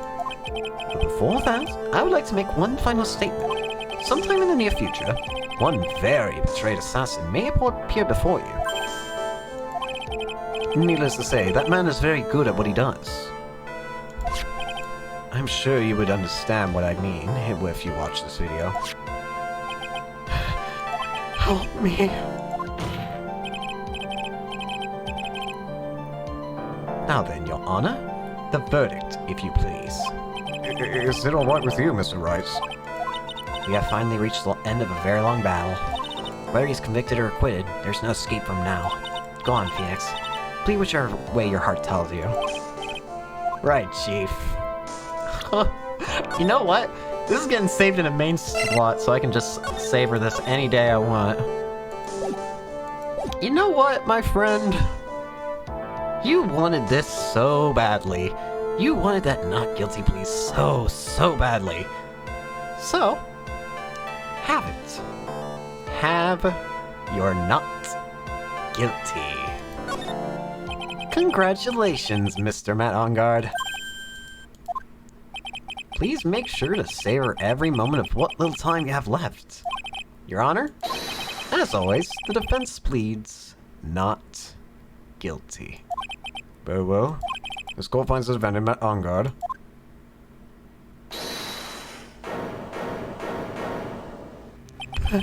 Please wait. What's the matter? If I get not guilty, I'll be killed. I'm... No! Guilty, guilty, guilty, guilty!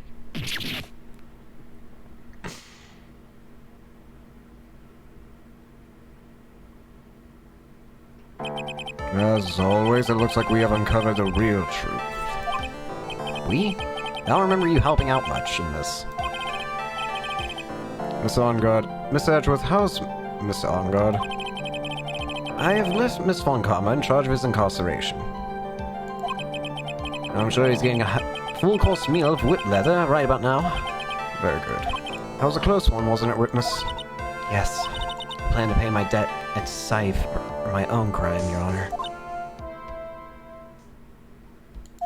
The first time I was called to the witness stand during this trial, all I felt was despair. She must be talking about the time Edgeworth really went up after her. I guess she's trying to forgive him for what he did. This witness shall I put as an illness. Choose death. But after that, when I was alone at the detention center, that's the first time I really saw myself for who I am. And today, when the two of you use your combined strength to convict Matt. Von Karma didn't mess him up. Yeah, I really hope so. I felt like I had finally been saved. Wow, this is the first time I've ever seen her smile. I'm really happy that you two were in charge of this case. I really don't know how to express how I feel at this moment. This is the first time I felt comfortable with myself, with who I am. Thank you so much, everyone. Oh, the best ending. Getting to see him scream. We have resolved everything. As for myself, there are still a few things I'm concerned, but everyone seems to be in good spirits, and that is good enough for me. That is all. This call is adjourned. We didn't even have to get guilty or not guilty showing up on the screen. We just needed him to show him tearing his own face to bits. You were great out there, Phoenix. But I doubt there was right? This is the first time you've not gotten your client off. You got them a guilty verdict this time. But you have to look past all that to what's really important. You now realize that there is something more than just getting a not guilty, right? Yes, I understand now. Phoenix, think back for a second. Think to the moment before Miss Von Karma arrived with the final piece of evidence. Think about the incredible decision you had to make. Now then, Mr. Wright, let's see the defense's final statements on the matter. I can't count on the evidence to help me anymore. I have to listen to my heart. Should I side with justice? Or should I save Maya's life? My client, Matt Ongard, is he guilty or is he not guilty? Those were your choices then, and you answer. Your answer spoke to what being a lawyer means to you. Right! Edgeworth? I have good news. Maya's now safe in police custody. Really? Pearls, you got here. You're telling us the truth, right, Mr. Edgeworth? You got here fast, Pearls. Yes, she's quite safe. She's on her way here as we speak, in a patrol car. Missing Maya. You really did, Mr. Nick. Ow! She punches deceptively hard for a kid. I believed in you. Kept saying Mr. Nick will save her. Thanks. What's wrong? Miss Von Karma. About earlier, thanks. I know it's Why are you still smiling, Mr. Phoenix Wright? You lost. Your perfect win record has now been crushed. And yet, you are still happy. I don't think you'll ever understand Miss Von Karma. How dare you? Don't worry. She may in a time. After all, I was like that myself until a year ago. Edgeworth? For my own personal victories and for guilty verdicts. I used every dirty trick in the book, and so my win record remained spotless. But a man appeared and stood fast against that selfish me. I fought in my usual manner and tasted my first defeat. I felt like I'd lost everything because of that. And then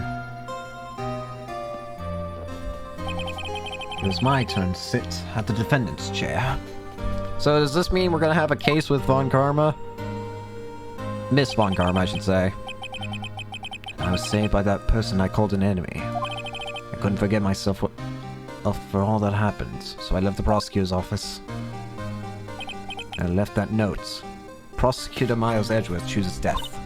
That's where he should have. A prosecutor has been ashamed of himself with defeat should crawl into the hole and die. But that was not what happened. As I left my prosecutor's office, I finally came to realize something. It was in that moment of clarity that everything began to change. What foolish nonsense! We prosecutors use anything we can to attack the defendant. But every time we did so... No matter how desperate the situation, instead of giving up like most people, that man would hold strong with his undying faith. And then, before I knew it, I began to trust in that man as well.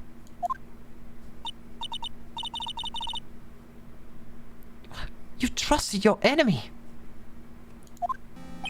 It doesn't matter how many underhanded tricks a person uses. The truth will always find a way to make itself known.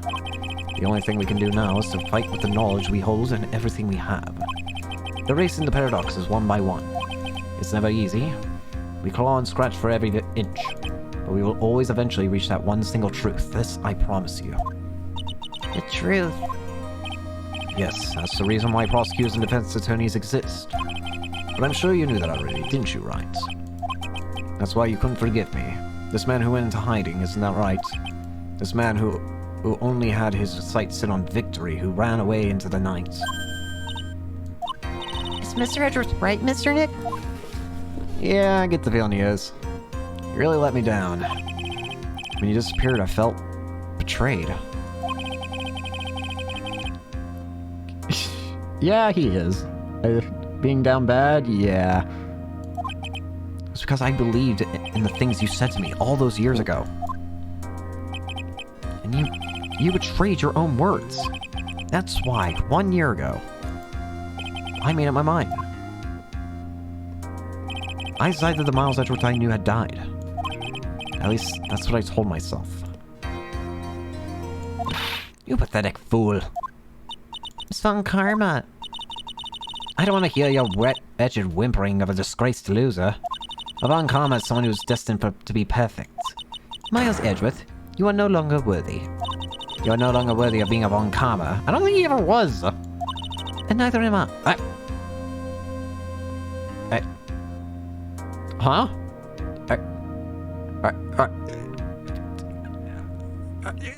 You know, it's over. It's all over. Just threw something on the ground just now. This is an electromagnetic receiver. Isn't that a thing that she used to track Gumshoe?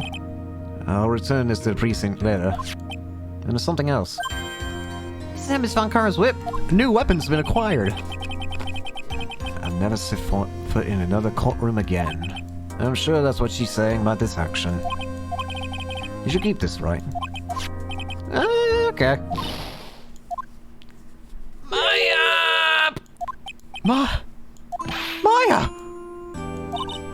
It's Maya! Aww. Why is Phoenix a giant? He was adopted by them, right? I don't know. Nick, I knew you would come through. You got on guard convicted like I knew you would. And on top of that, you even rescued me. Of course I did! You know I would never desert you. We sure pressed our luck this trial. You're really lucky to be standing here. Whatever. Look, it's over, okay? Besides, if I did croak, I'll just come back and haunt you like a bad ghost through Pearly. Is it really easy to do something like that? I mean, it's easy for Mia to do it. Thanks a lot, Nick. Don't mention it. Maya, Oh, Mr. Edgeworth. I'm relieved that you're alright. I see you're just as great at like, congrats as always. Hey, looks like you've made some real oh, maybe not. Well, I suppose I'm a little different from who I was a year ago. Oh yeah, you're hungry. Alright. And I think it's time to get out of this depressing place. Huh? Where are we going? Food, Nick. Food. Grub. Chow, I'm starved. So hungry, even you look like a nice juicy burger on a bun to me, Nick. I'm scared. I'm a prime rib at least. Come with us, Mr. Edgeworth, please.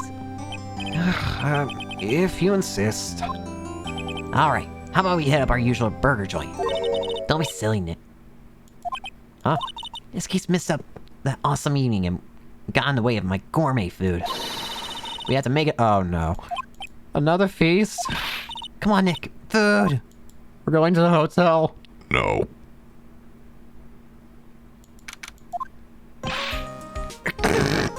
No! Hey, pal. Sorry to keep you guys waiting. Gumshoe, are you alright? Yeah, but I'm really embarrassed. I didn't think I would hit it with telephone pole of all things. That telephone pole? And it wasn't a red light that got him? Did it again, city boy. I felt like my dear old heart was gonna give out, man. I ain't joking. Yeah, it's more exciting than the very last episode of Steel Samurai. Thanks. Now look here, Mr. Snooty Prosecutor. Don't you reckon and you believe Mr. I hit the wrong button.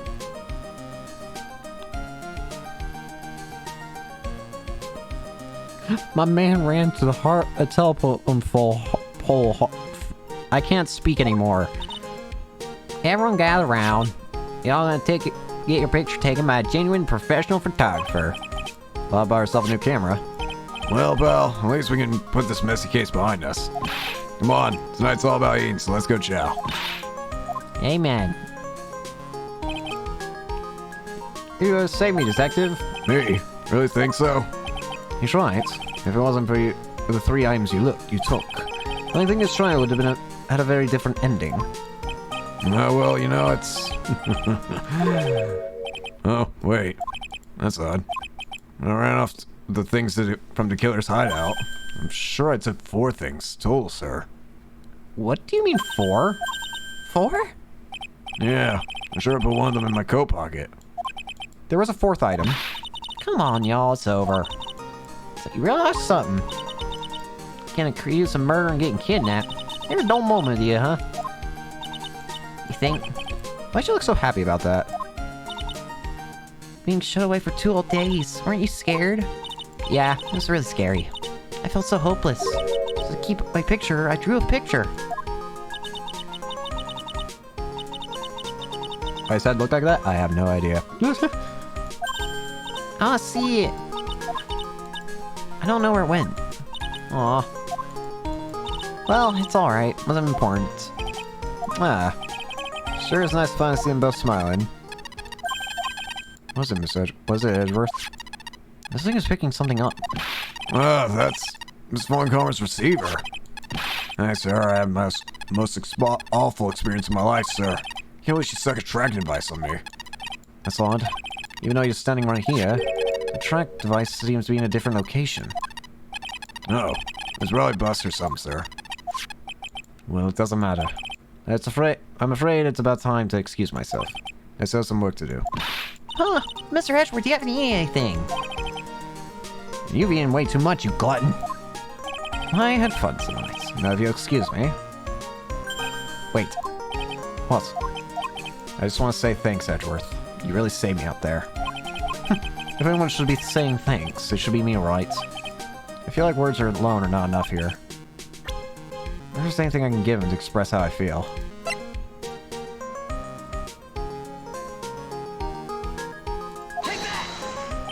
What's this? Thanks to you. So... And her. You don't need to thank me. I was only doing my job.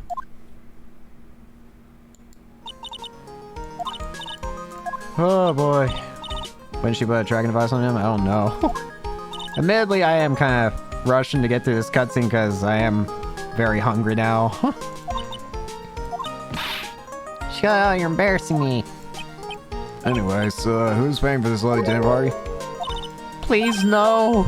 Stop making me pay.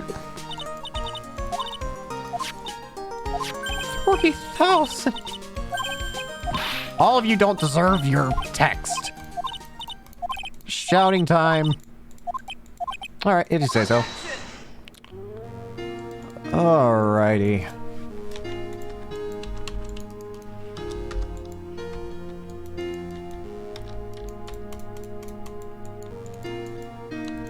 Alright, so I guess that's the end of the game. Now, admittedly, I am probably going to go ahead and just end it now. I know that there's probably after scene. I think there's like a little after scene with Von Karma. But admittedly, I am starving right now. And I've been streaming now for 9.5 hours. I haven't streamed this long ever before, so that's a record for me. But it's also very clearly taking its toll on me. So apologies for that. But this was fantastic. This is definitely... I forgot how good this case was. And the ending is so worth it. Seeing seeing On Guard just tear himself to bits is beautiful. But yeah, I'm probably going to go ahead and just end it now. I think there's like a little ending scene with Von Karma, but again, I'm starving and I haven't eaten anything and I'm streaming for so long. I kind of need to end it now. So yeah. Sorry about that, but again. Oh well. But next stream I might not be playing Ace Attorney. There's another game I want to try. I know I've seen it before, but I've wanted to play it, so I'm probably gonna try that. But after that, then we'll probably jump into Trials and Tribulations. But yeah, I'm desperate for food, so I'm gonna go ahead and end this now. Again, apologies, no ending scene, but I seriously need food. I really gave his job back? Yeah.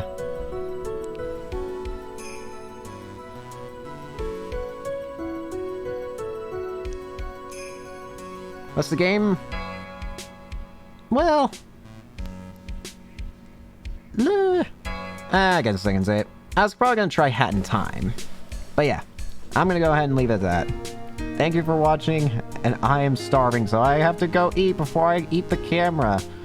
Actually, what if I just eat my computer right